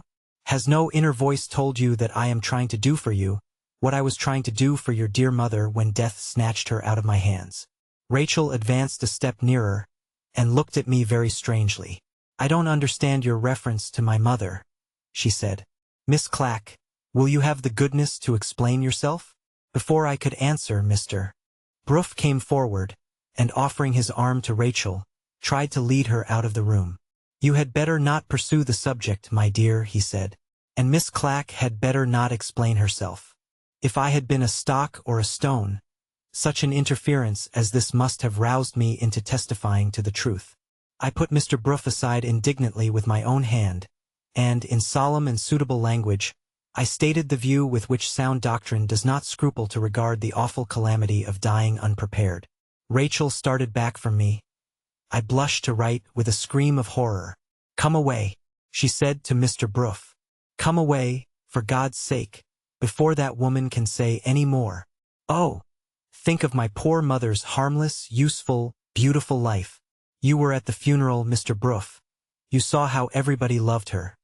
You saw the poor helpless people crying at her grave over the loss of their best friend. And that wretch stands there, and tries to make me doubt that my mother, who was an angel on earth, is an angel in heaven now. Don't stop to talk about it. Come away. It stifles me to breathe the same air with her. It frightens me to feel that we are in the same room together. Deaf to all remonstrance, she ran to the door. At the same moment, her maid entered with her bonnet and shawl. She huddled them on anyhow. Pack my things, she said, and bring them to Mr. Broof's. I attempted to approach her. I was shocked and grieved, but, it is needless to say, not offended. I only wished to say to her, may your hard heart be softened. I freely forgive you. She pulled down her veil, and tore her shawl away from my hand, and hurrying out, shut the door in my face. I bore the insult with my customary fortitude. I remember it now with my customary superiority to all feeling of offense. Mr. Broof had his parting word of mockery for me, before he too hurried out, in his turn. You had better not have explained yourself, Miss Clack, he said, and bowed and left the room. The person with the cap ribbons followed. It's easy to see who has set them all by the ears together, she said. I'm only a poor servant, but I declare I'm ashamed of you. She too went out and banged the door after her. I was left alone in the room. Reviled by them all, deserted by them all, I was left alone in the room. Asterisk, asterisk, asterisk. Is there more to be added to this plain statement of facts, to this touching picture of a Christian persecuted by the world? No. My diary reminds me that one more of the many checkered chapters in my life ends here. From that day forth I never saw Rachel Verinder again. She had my forgiveness at the time when she insulted me. She has had my prayerful good wishes ever since. And when I die, to complete the return on my part of good for evil, she will have the life, letters, and labors of Miss Jane and Stamper left her as a legacy by my will. Second narrative. Contributed by Matthew Broof, solicitor of Gray's Inn Square. Chapter 1. My fair friend, Miss Clack, having laid down the pen, there are two reasons for my taking it up next, in my turn. In the first place, I am in a position to throw the necessary light on certain points of interest which have thus far been left in the dark.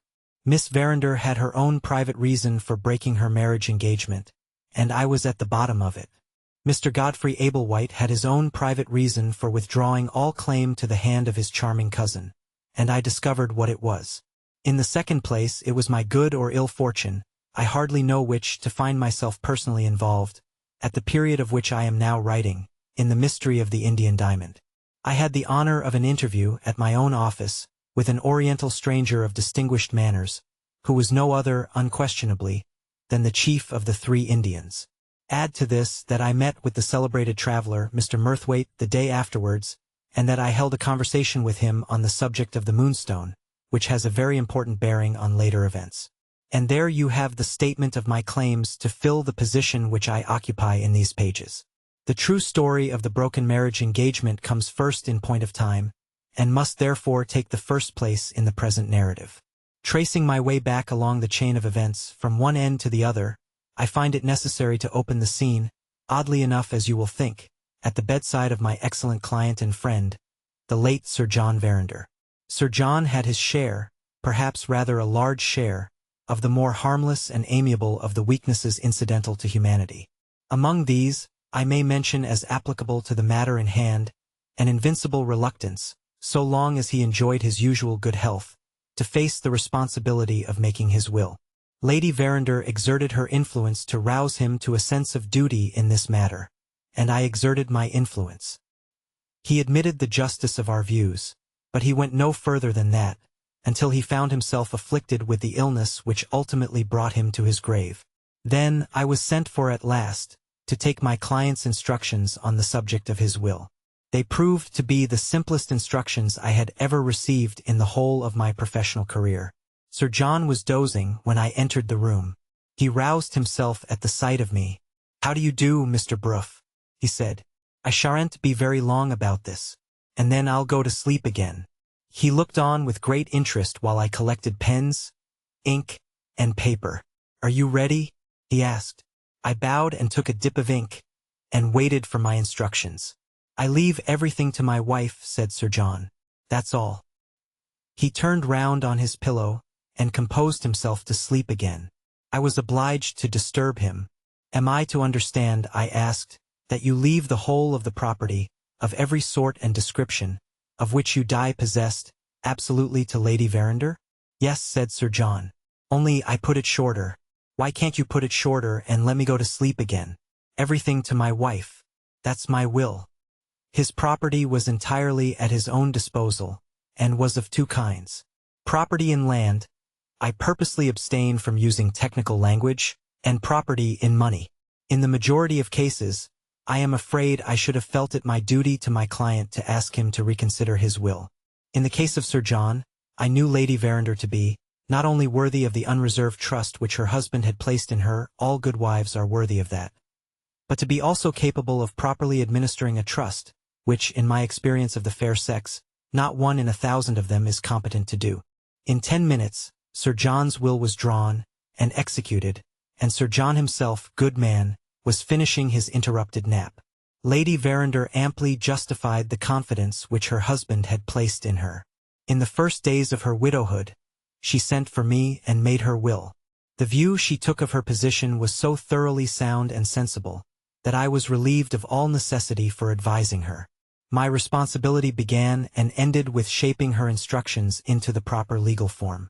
Before Sir John had been a fortnight in his grave, the future of his daughter had been most wisely and most affectionately provided for.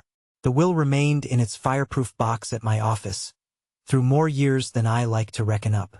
It was not till the summer of 1848 that I found occasion to look at it again under very melancholy circumstances. At the date I have mentioned, the doctors pronounced the sentence on poor Lady Verinder, which was literally a sentence of death. I was the first person whom she informed of her situation, and I found her anxious to go over her will again with me. It was impossible to improve the provisions relating to her daughter. But, in the lapse of time, her wishes in regard to certain minor legacies, left to different relatives, had undergone some modification, and it became necessary to add 3 or 4 codicils to the original document. Having done this at once, for fear of accident, I obtained her ladyship's permission to embody her recent instructions in a second will. My object was to avoid certain inevitable confusions and repetitions which now disfigured the original document, and which, to own the truth, grated sadly on my professional sense of the fitness of things. The execution of this second will has been described by Miss Clack, who was so obliging as to witness it. So far as regarded Rachel Verander's pecuniary interests, it was, word for word, the exact counterpart of the first will. The only changes introduced related to the appointment of a guardian, and to certain provisions concerning that appointment, which were made under my advice. On Lady Verander's death, the will was placed in the hands of my proctor to be proved, as the phrase is, in the usual way. In about 3 weeks from that time, as well as I can remember, the first warning reached me of something unusual going on under the surface. I happened to be looking in at my friend the proctor's office, and I observed that he received me with an appearance of greater interest than usual. "I have some news for you," he said. "What do you think I heard at Doctors' Commons this morning? Lady Verander's will has been asked for and examined already." This was news indeed. There was absolutely nothing which could be contested in the will, and there was nobody I could think of who had the slightest interest in examining it. I shall perhaps do well if I explain in this place, for the benefit of the few people who don't know it already, that the law allows all wills to be examined at Doctors' Commons by anybody who applies, on the payment of a shilling fee. "Did you hear who asked for the will?" I asked. "Yes." The clerk had no hesitation in telling me. Mr. Smalley, of the firm of Skip and Smalley, asked for it. The will has not been copied yet into the great folio registers, so there was no alternative but to depart from the usual course, and to let him see the original document. He looked it over carefully, and made a note in his pocketbook. "Have you any idea of what he wanted with it?" I shook my head. "I shall find out," I answered, "before I am a day older." With that, I went back at once to my own office. If any other firm of solicitors had been concerned in this unaccountable examination of my deceased client's will, I might have found some difficulty in making the necessary discovery.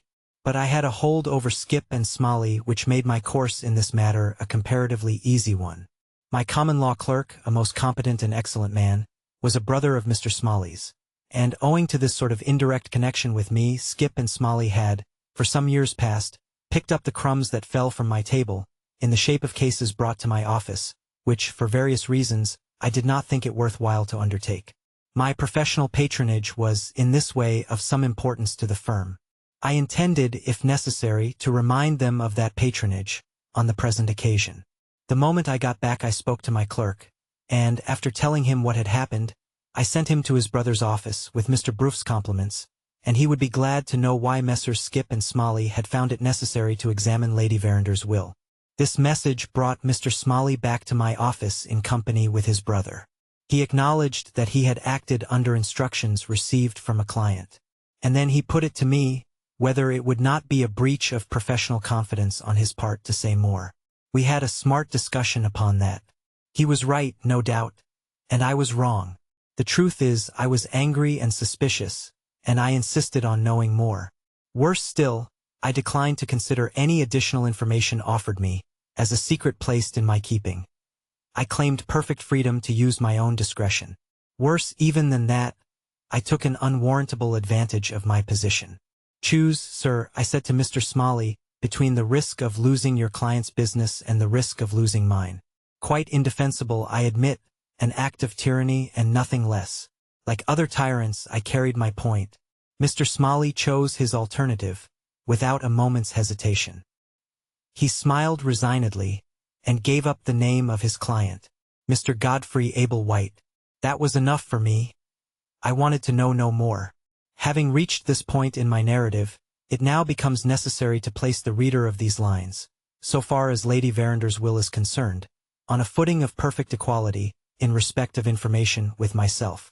Let me state, then, in the fewest possible words, that Rachel Verander had nothing but a life interest in the property. Her mother's excellent sense, and my long experience, had combined to relieve her of all responsibility, and to guard her from all danger of becoming the victim in the future of some needy and unscrupulous man. Neither she, nor her husband, if she married, could raise sixpence, either on the property in land, or on the property in money. They would have the houses in London and in Yorkshire to live in, and they would have the handsome income, and that was all. When I came to think over what I had discovered, I was sorely perplexed what to do next. Hardly a week had passed since I had heard, to my surprise and distress, of Miss Verander's proposed marriage. I had the sincerest admiration and affection for her, and I had been inexpressibly grieved when I heard that she was about to throw herself away on Mr. Godfrey Ablewhite. And now, here was the man, whom I had always believed to be a smooth-tongued impostor, justifying the very worst that I had thought of him, and plainly revealing the mercenary object of the marriage on his side. And what of that? You may reply, the thing is done every day. Granted, my dear sir. But would you think of it quite as lightly as you do, if the thing was done, let us say, with your own sister? The first consideration which now naturally occurred to me was this. Would Mr. Godfrey Ablewhite hold to his engagement, after what his lawyer had discovered for him? It depended entirely on his pecuniary position, of which I knew nothing.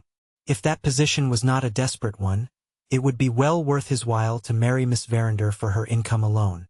If, on the other hand, he stood in urgent need of realizing a large sum by a given time, then Lady Verander's will would exactly meet the case, and would preserve her daughter from falling into a scoundrel's hands.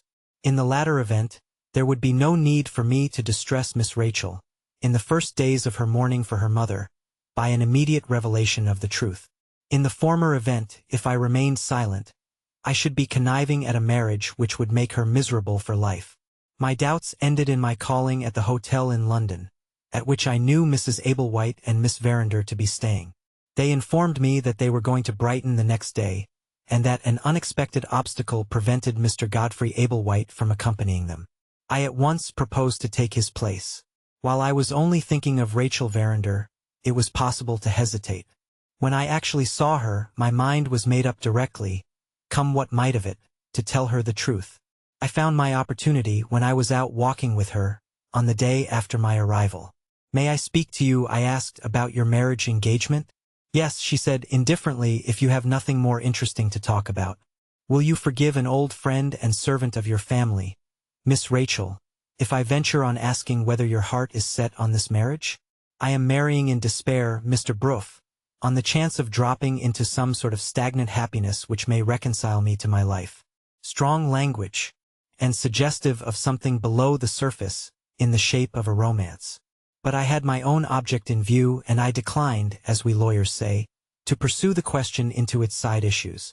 Mr. Godfrey Ablewhite can hardly be of your way of thinking, I said. His heart must be set on the marriage at any rate.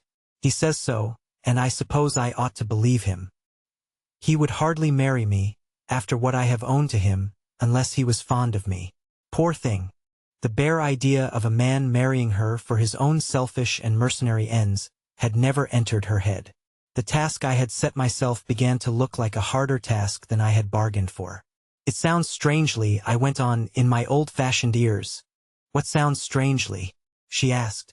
To hear you speak of your future husband as if you were not quite sure of the sincerity of his attachment. Are you conscious of any reason in your own mind for doubting him? Her astonishing quickness of perception detected a change in my voice or my manner when I put that question, which warned her that I had been speaking all along with some ulterior object in view. She stopped, and taking her arm out of mine, looked me searchingly in the face. Mr. Bruff, she said, you have something to tell me about Godfrey Ablewhite. Tell it. I knew her well enough to take her at her word. I told it. She put her arm again into mine, and walked on with me slowly. I felt her hand tightening its grasp mechanically on my arm, and I saw her getting paler and paler as I went on. But not a word passed her lips while I was speaking. When I had done, she still kept silence. Her head drooped a little, and she walked by my side, unconscious of my presence, unconscious of everything about her. Lost, buried, I might almost say, in her own thoughts. I made no attempt to disturb her. My experience of her disposition warned me, on this as on former occasions, to give her time. The first instinct of girls in general, on being told of anything which interests them, is to ask a multitude of questions, and then to run off and talk it all over with some favorite friend. Rachel Verander's first instinct, under similar circumstances, was to shut herself up in her own mind, and to think it over by herself. This absolute self-dependence is a great virtue in a man. In a woman it has a serious drawback of morally separating her from the mass of her sex, and so exposing her to misconstruction by the general opinion. I strongly suspect myself of thinking as the rest of the world think in this matter, except in the case of Rachel Verinder. The self-dependence in her character was one of its virtues in my estimation, partly, no doubt, because I sincerely admired and liked her, partly because the view I took of her connection with the loss of the Moonstone was based on my own special knowledge of her disposition. Badly as appearances might look in the matter of the diamond, shocking as it undoubtedly was to know that she was associated in any way with the mystery of an undiscovered theft, I was satisfied nevertheless that she had done nothing unworthy of her, because I was also satisfied that she had not stirred a step in the business, without shutting herself up in her own mind, and thinking it over first. We had walked on, for nearly a mile I should say, before Rachel roused herself. She suddenly looked up at me with a faint reflection of her smile of happier times, the most irresistible smile I have ever seen on a woman's face. "I owe much already to your kindness," she said, "and I feel more deeply indebted to it now than ever. If you hear any rumors of my marriage when you get back to London, contradict them at once, on my authority." "Have you resolved to break your engagement?" I asked. "Can you doubt it?" She returned proudly, "After what you have told me.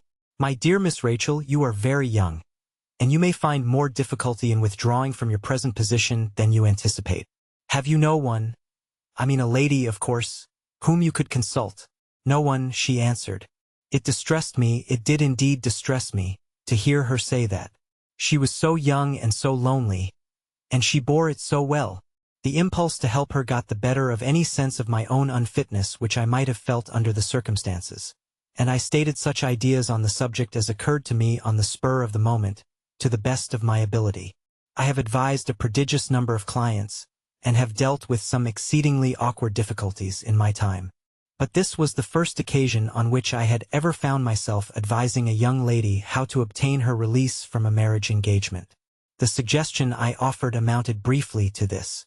I recommended her to tell Mr. Godfrey Ablewhite, at a private interview of course, that he had, to her certain knowledge, betrayed the mercenary nature of the motive on his side.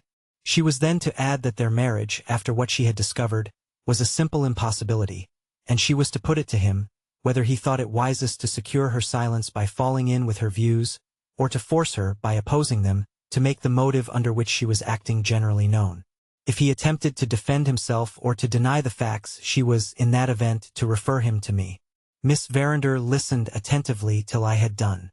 She then thanked me very prettily for my advice, but informed me at the same time that it was impossible for her to follow it.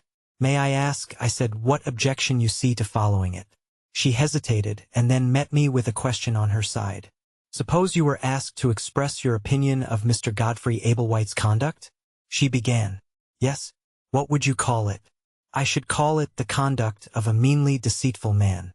Mr. Bruff, I have believed in that man. I have promised to marry that man. How can I tell him he is mean? How can I tell him he has deceived me? How can I disgrace him in the eyes of the world after that? I have degraded myself by ever thinking of him as my husband.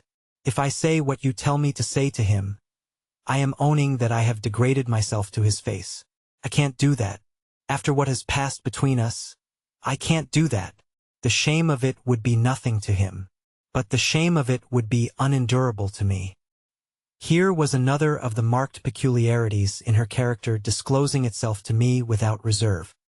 Here was her sensitive horror of the bare contact with anything mean, blinding her to every consideration of what she owed to herself, hurrying her into a false position which might compromise her in the estimation of all her friends. Up to this time, I had been a little diffident about the propriety of the advice I had given to her. But, after what she had just said, I had no sort of doubt that it was the best advice that could have been offered, and I felt no sort of hesitation in pressing it on her again. She only shook her head, and repeated her objection in other words. "He has been intimate enough with me to ask me to be his wife. He has stood high enough in my estimation to obtain my consent. I can't tell him to his face that he is the most contemptible of living creatures. After that. But, my dear Miss Rachel," I remonstrated, It's equally impossible for you to tell him that you withdraw from your engagement without giving some reason for it. I shall say that I have thought it over, and that I am satisfied it will be best for both of us if we part. No more than that? No more. Have you thought of what he may say on his side? He may say what he pleases. It was impossible not to admire her delicacy and her resolution, and it was equally impossible not to feel that she was putting herself in the wrong. I entreated her to consider her own position. I reminded her that she would be exposing herself to the most odious misconstruction of her motives. You can't brave public opinion, I said, at the command of private feeling. I can, she answered. I have done it already. What do you mean? You have forgotten the Moonstone, Mr. Bruff. Have I not braved public opinion there with my own private reasons for it? Her answer silenced me for the moment. It set me trying to trace the explanation of her conduct, at the time of the loss of the Moonstone, out of the strange avowal which had just escaped her. I might perhaps have done it when I was younger. I certainly couldn't do it now. I tried a last remonstrance before we returned to the house. She was just as immovable as ever. My mind was in a strange conflict of feelings about her when I left her that day. She was obstinate. She was wrong. She was interesting. She was admirable. She was deeply to be pitied. I made her promise to write to me the moment she had any news to send. And I went back to my business in London, with a mind exceedingly ill at ease. On the evening of my return, before it was possible for me to receive my promised letter, I was surprised by a visit from Mr. Ablewhite the elder, and was informed that Mr. Godfrey had got his dismissal, and had accepted it that very day. With the view I already took of the case, the bare fact stated in the words that I have underlined revealed Mr. Godfrey Ablewhite's motive for submission as plainly as if he had acknowledged it himself. He needed a large sum of money, and he needed it by a given time. Rachel's income, which would have helped him to anything else, would not help him here, and Rachel had accordingly released herself, without encountering a moment's serious opposition on his part. If I am told that this is a mere speculation, I ask, in my turn, what other theory will account for his giving up a marriage which would have maintained him in splendor for the rest of his life? Any exultation I might otherwise have felt at the lucky turn which things had now taken, was effectually checked by what passed at my interview with old Mr. Ablewhite. He came, of course, to know whether I could give him any explanation of Miss Verander's extraordinary conduct. It is needless to say that I was quite unable to afford him the information he wanted. The annoyance which I thus inflicted, following on the irritation produced by a recent interview with his son, threw Mr. Ablewhite off his guard. Both his looks and his language convinced me that Miss Verander would find him a merciless man to deal with, when he joined the ladies at Brighton the next day. I had a restless night, considering what I ought to do next. How my reflections ended, and how thoroughly well-founded my distrust of Mr. Ablewhite proved to be, are items of information which, as I am told, have already been put tidily in their proper places, by that exemplary person, Miss Clack. I have only to add, in completion of her narrative, that Miss Verander found the quiet and repose which she sadly needed, poor thing, in my house at Hampstead. She honored us by making a long stay. My wife and daughters were charmed with her, and, when the executors decided on the appointment of a new guardian, I feel sincere pride and pleasure in recording that my guest and my family parted like old friends, on either side. Chapter 2. The next thing I have to do is to present such additional information as I possess on the subject of the Moonstone, or, to speak more correctly, on the subject of the Indian plot to steal the diamond. The little that I have to tell is, as I think I have already said, of some importance, nevertheless, in respect of its bearing very remarkably on events which are still to come. About a week or 10 days after Miss Verander had left us, one of my clerks entered the private room at my office, with a card in his hand, and informed me that a gentleman was below who wanted to speak to me. I looked at the card. There was a foreign name written on it which has escaped my memory. It was followed by a line written in English at the bottom of the card, which I remember perfectly well. Recommended by Mr. Septimus Luker. The audacity of a person in Mr. Luker's position presuming to recommend anybody to me took me so completely by surprise that I sat silent for the moment, wondering whether my own eyes had not deceived me. The clerk, observing my bewilderment, favored me with the result of his own observation of the stranger who was waiting downstairs. "Here's rather a remarkable-looking man, sir," so dark in the complexion that we all set him down in the office for an Indian or something of that sort. Associating the clerk's idea with the line inscribed on the card in my hand, I thought it possible that the Moonstone might be at the bottom of Mr. Luker's recommendation, and of the stranger's visit at my office. To the astonishment of my clerk, I at once decided on granting an interview to the gentleman below. In justification of the highly unprofessional sacrifice to mere curiosity which I thus made, permit me to remind anybody who may read these lines that no living person, in England at any rate, can claim to have had such an intimate connection with the romance of the Indian diamond as mine has been. I was trusted with the secret of Colonel Herncastle's plan for escaping assassination. I received the Colonel's letters, periodically reporting himself a living man. I drew his will, leaving the Moonstone to Miss Verinder.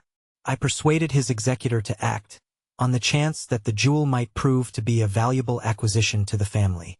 And lastly, I combated Mr. Franklin Blake's scruples, and induced him to be the means of transporting the diamond to Lady Verinder's house. If anyone can claim a prescriptive right of interest in the Moonstone, and in everything connected with it, I think it is hardly to be denied that I am the man. The moment my mysterious client was shown in, I felt an inner conviction that I was in the presence of one of the three Indians, probably of the chief.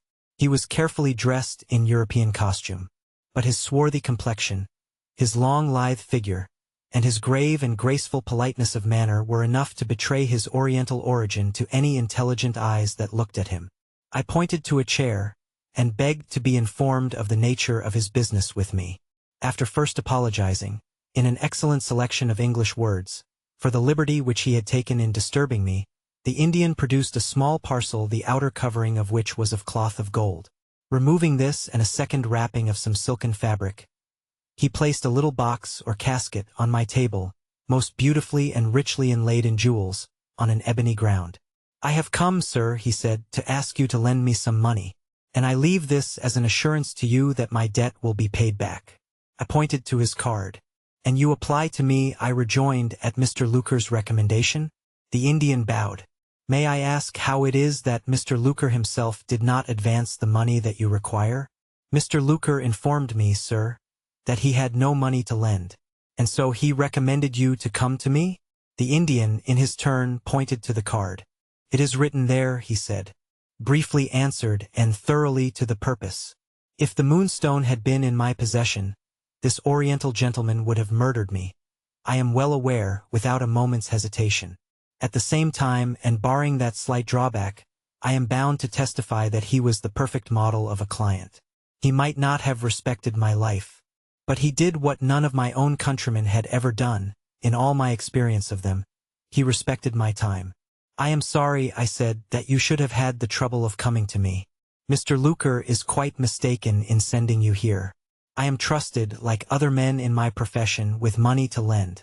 But I never lend it to strangers, and I never lend it on such a security as you have produced. Far from attempting, as other people would have done, to induce me to relax my own rules, the Indian only made me another bow, and wrapped up his box in its two coverings without a word of protest. He rose.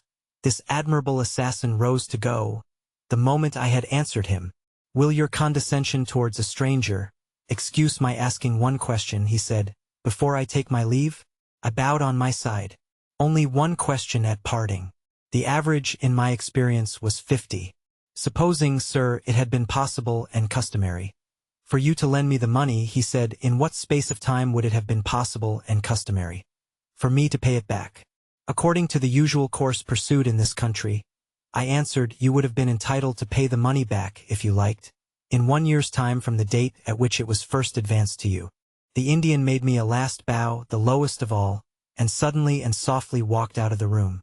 It was done in a moment, in a noiseless, supple, cat-like way, which a little startled me, I own. As soon as I was composed enough to think, I arrived at one distinct conclusion in reference to the otherwise incomprehensible visitor who had favored me with a call.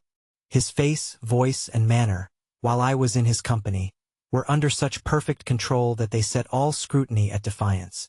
But he had given me one chance of looking under the smooth outer surface of him, for all that. He had not shown the slightest sign of attempting to fix anything that I had said to him in his mind, until I mentioned the time at which it was customary to permit the earliest repayment, on the part of a debtor, of money that had been advanced as a loan. When I gave him that piece of information, he looked me straight in the face, while I was speaking, for the first time. The inference I drew from this was that he had a special purpose in asking me his last question, and a special interest in hearing my answer to it. The more carefully I reflected on what had passed between us, the more shrewdly I suspected the production of the casket, and the application for the loan of having been mere formalities, designed to pave the way for the parting inquiry addressed to me. I had satisfied myself of the correctness of this conclusion, and was trying to get on a step further, and penetrate the Indian's motives next, when a letter was brought to me, which proved to be from no less a person than Mr. Septimus Luker himself. He asked my pardon in terms of sickening servility, and assured me that he could explain matters to my satisfaction, if I would honor him by consenting to a personal interview. I made another unprofessional sacrifice to mere curiosity. I honored him by making an appointment at my office for the next day. Mr. Luker was, in every respect, such an inferior creature to the Indian. He was so vulgar, so ugly, so cringing, and so prosy, that he is quite unworthy of being reported at any length in these pages. The substance of what he had to tell me may be fairly stated as follows.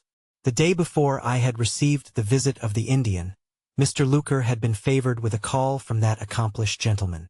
In spite of his European disguise, Mr. Luker had instantly identified his visitor with the chief of the 3 Indians, who had formerly annoyed him by loitering about his house, and who had left him no alternative but to consult a magistrate. From this startling discovery he had rushed to the conclusion, naturally enough I own, that he must certainly be in the company of one of the 3 men, who had blindfolded him, gagged him, and robbed him of his banker's receipt. The result was that he became quite paralyzed with terror, and that he firmly believed his last hour had come. On his side, the Indian preserved the character of a perfect stranger. He produced the little casket, and made exactly the same application which he had afterwards made to me. As the speediest way of getting rid of him, Mr. Luker had at once declared that he had no money. The Indian had thereupon asked to be informed of the best and safest person to apply to for the loan he wanted. Mr. Luker had answered that the best and safest person, in such cases, was usually a respectable solicitor. Asked to name some individual of that character and profession, Mr. Luker had mentioned me, for the one simple reason that, in the extremity of his terror, mine was the first name which occurred to him. The perspiration was pouring off me like rain. Sir, the wretched creature concluded, I didn't know what I was talking about, and I hope you'll look over it, Mr. Bruff, sir, in consideration of my having been really and truly frightened out of my wits. I excused the fellow graciously enough. It was the readiest way of releasing myself from the sight of him. Before he left me, I detained him to make one inquiry. Had the Indian said anything noticeable at the moment of quitting Mr. Luker's house? Yes. The Indian had put precisely the same question to Mr. Luker at parting which he had put to me, receiving of course the same answer as the answer which I had given him. What did it mean? Mr. Luker's explanation gave me no assistance towards solving the problem. My own unaided ingenuity, consulted next, proved quite unequal to grapple with the difficulty. I had a dinner engagement that evening, and I went upstairs in no very genial frame of mind, little suspecting that the way to my dressing room and the way to discovery meant, on this particular occasion, one and the same thing. Chapter 3. The prominent personage among the guests at the dinner party I found to be Mr. Murthwaite. On his appearance in England after his wanderings, society had been greatly interested in the traveler, as a man who had passed through many dangerous adventures, and who had escaped to tell the tale. He had now announced his intention of returning to the scene of his exploits, and of penetrating into regions left still unexplored. This magnificent indifference to placing his safety in peril for the second time revived the flagging interest of the worshippers in the hero. The law of chances was clearly against his escaping on this occasion. It is not every day that we can meet an eminent person at dinner, and feel that there is a reasonable prospect of the news of his murder being the news that we hear of him next. When the gentlemen were left by themselves in the dining room, I found myself sitting next to Mr. Murthwaite. The guests present being all English, it is needless to say that, as soon as the wholesome check exercised by the presence of the ladies was removed, The conversation turned on politics as a necessary result. In respect to this all-absorbing national topic, I happen to be one of the most un-English Englishmen living. As a general rule, political talk appears to me to be of all talk the most dreary and the most profitless. Glancing at Mr. Murthwaite, when the bottles had made their first round of the table, I found that he was apparently of my way of thinking. He was doing it very dexterously, with all possible consideration for the feelings of his host, but it is not the less certain that he was composing himself for a nap.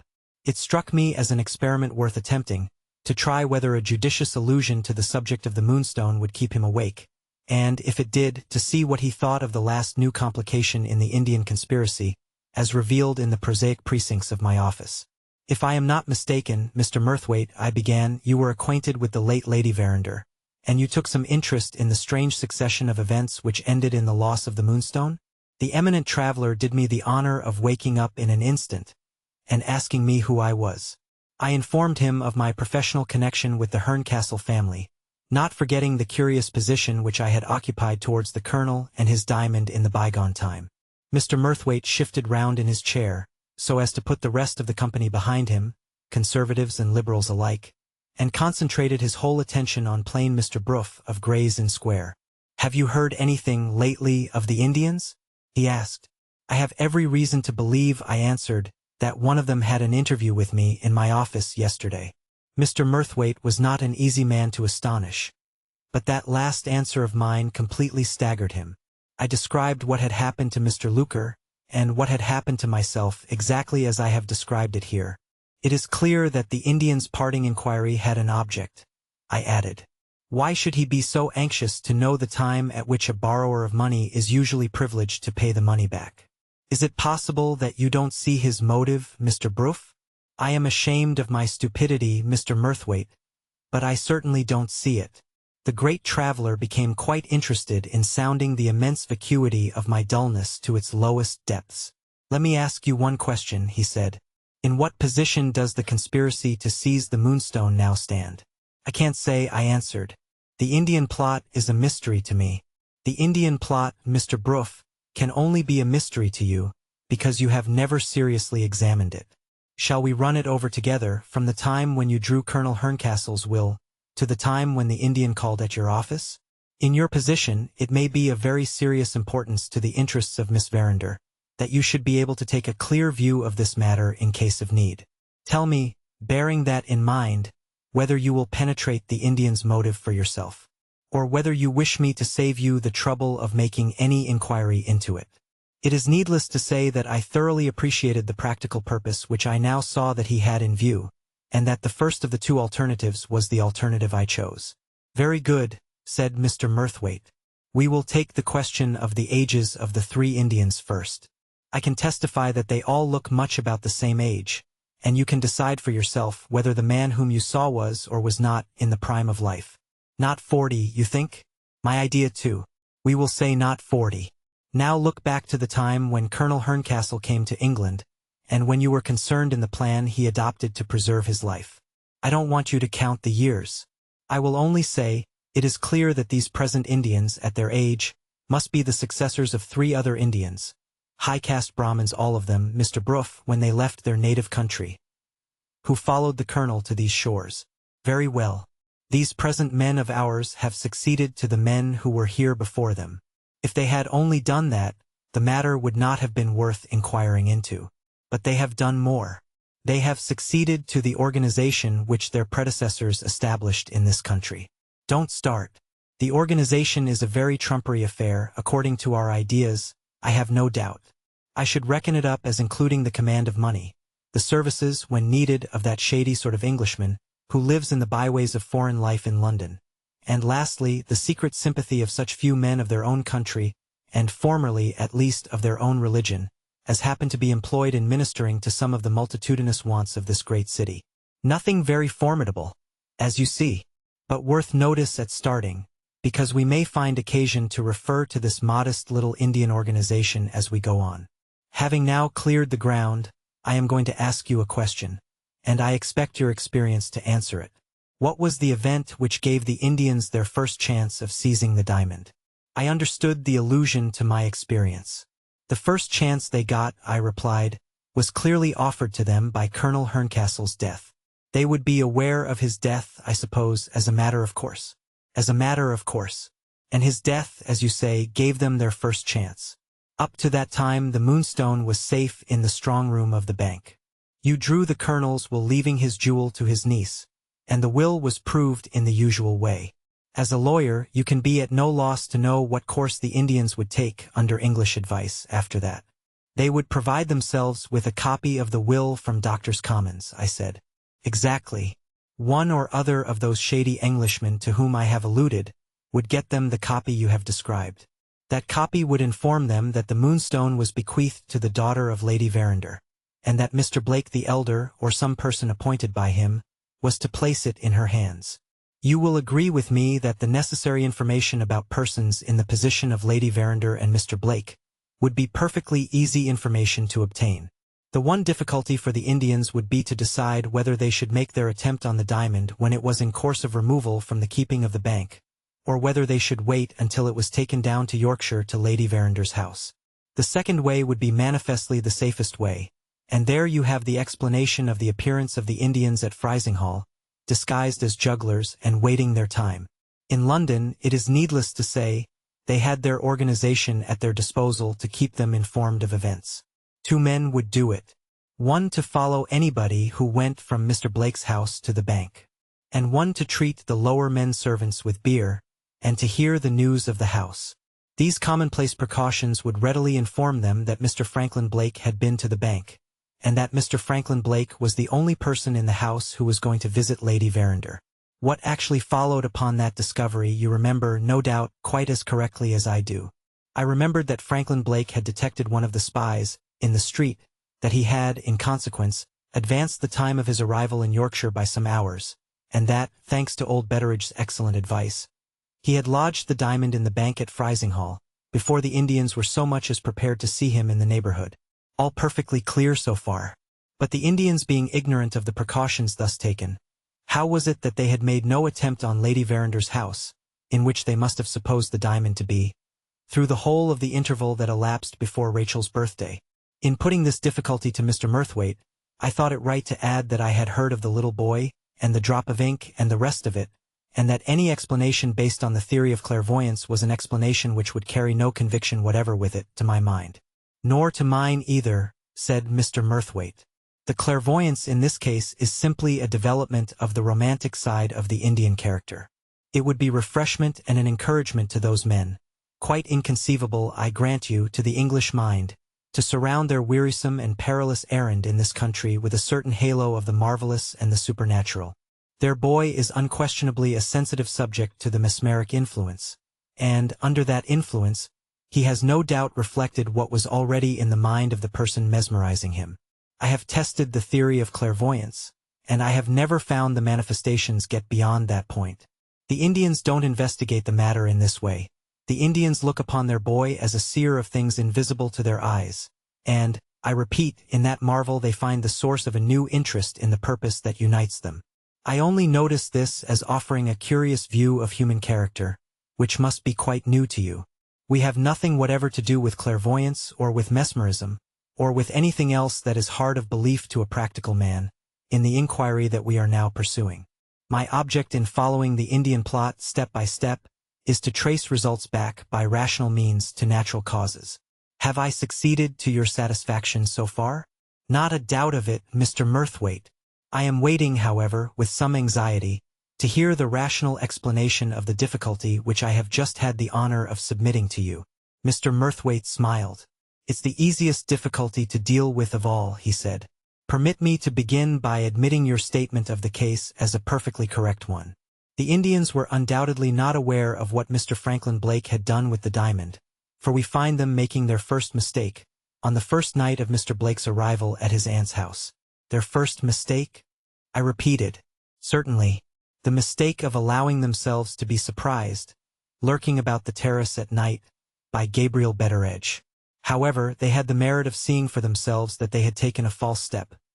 For, as you say, again, with plenty of time at their disposal, they never came near the house for weeks afterwards. Why, Mr. Murthwaite? That's what I want to know. Why? Because no Indian, Mr. Bruff, ever runs an unnecessary risk. The clause you drew in Colonel Herncastle's will informed them, didn't it? That the Moonstone was to pass absolutely into Miss Verander's possession on her birthday. Very well. Tell me which was the safest course for men in their position? To make their attempt on the diamond while it was under the control of Mr.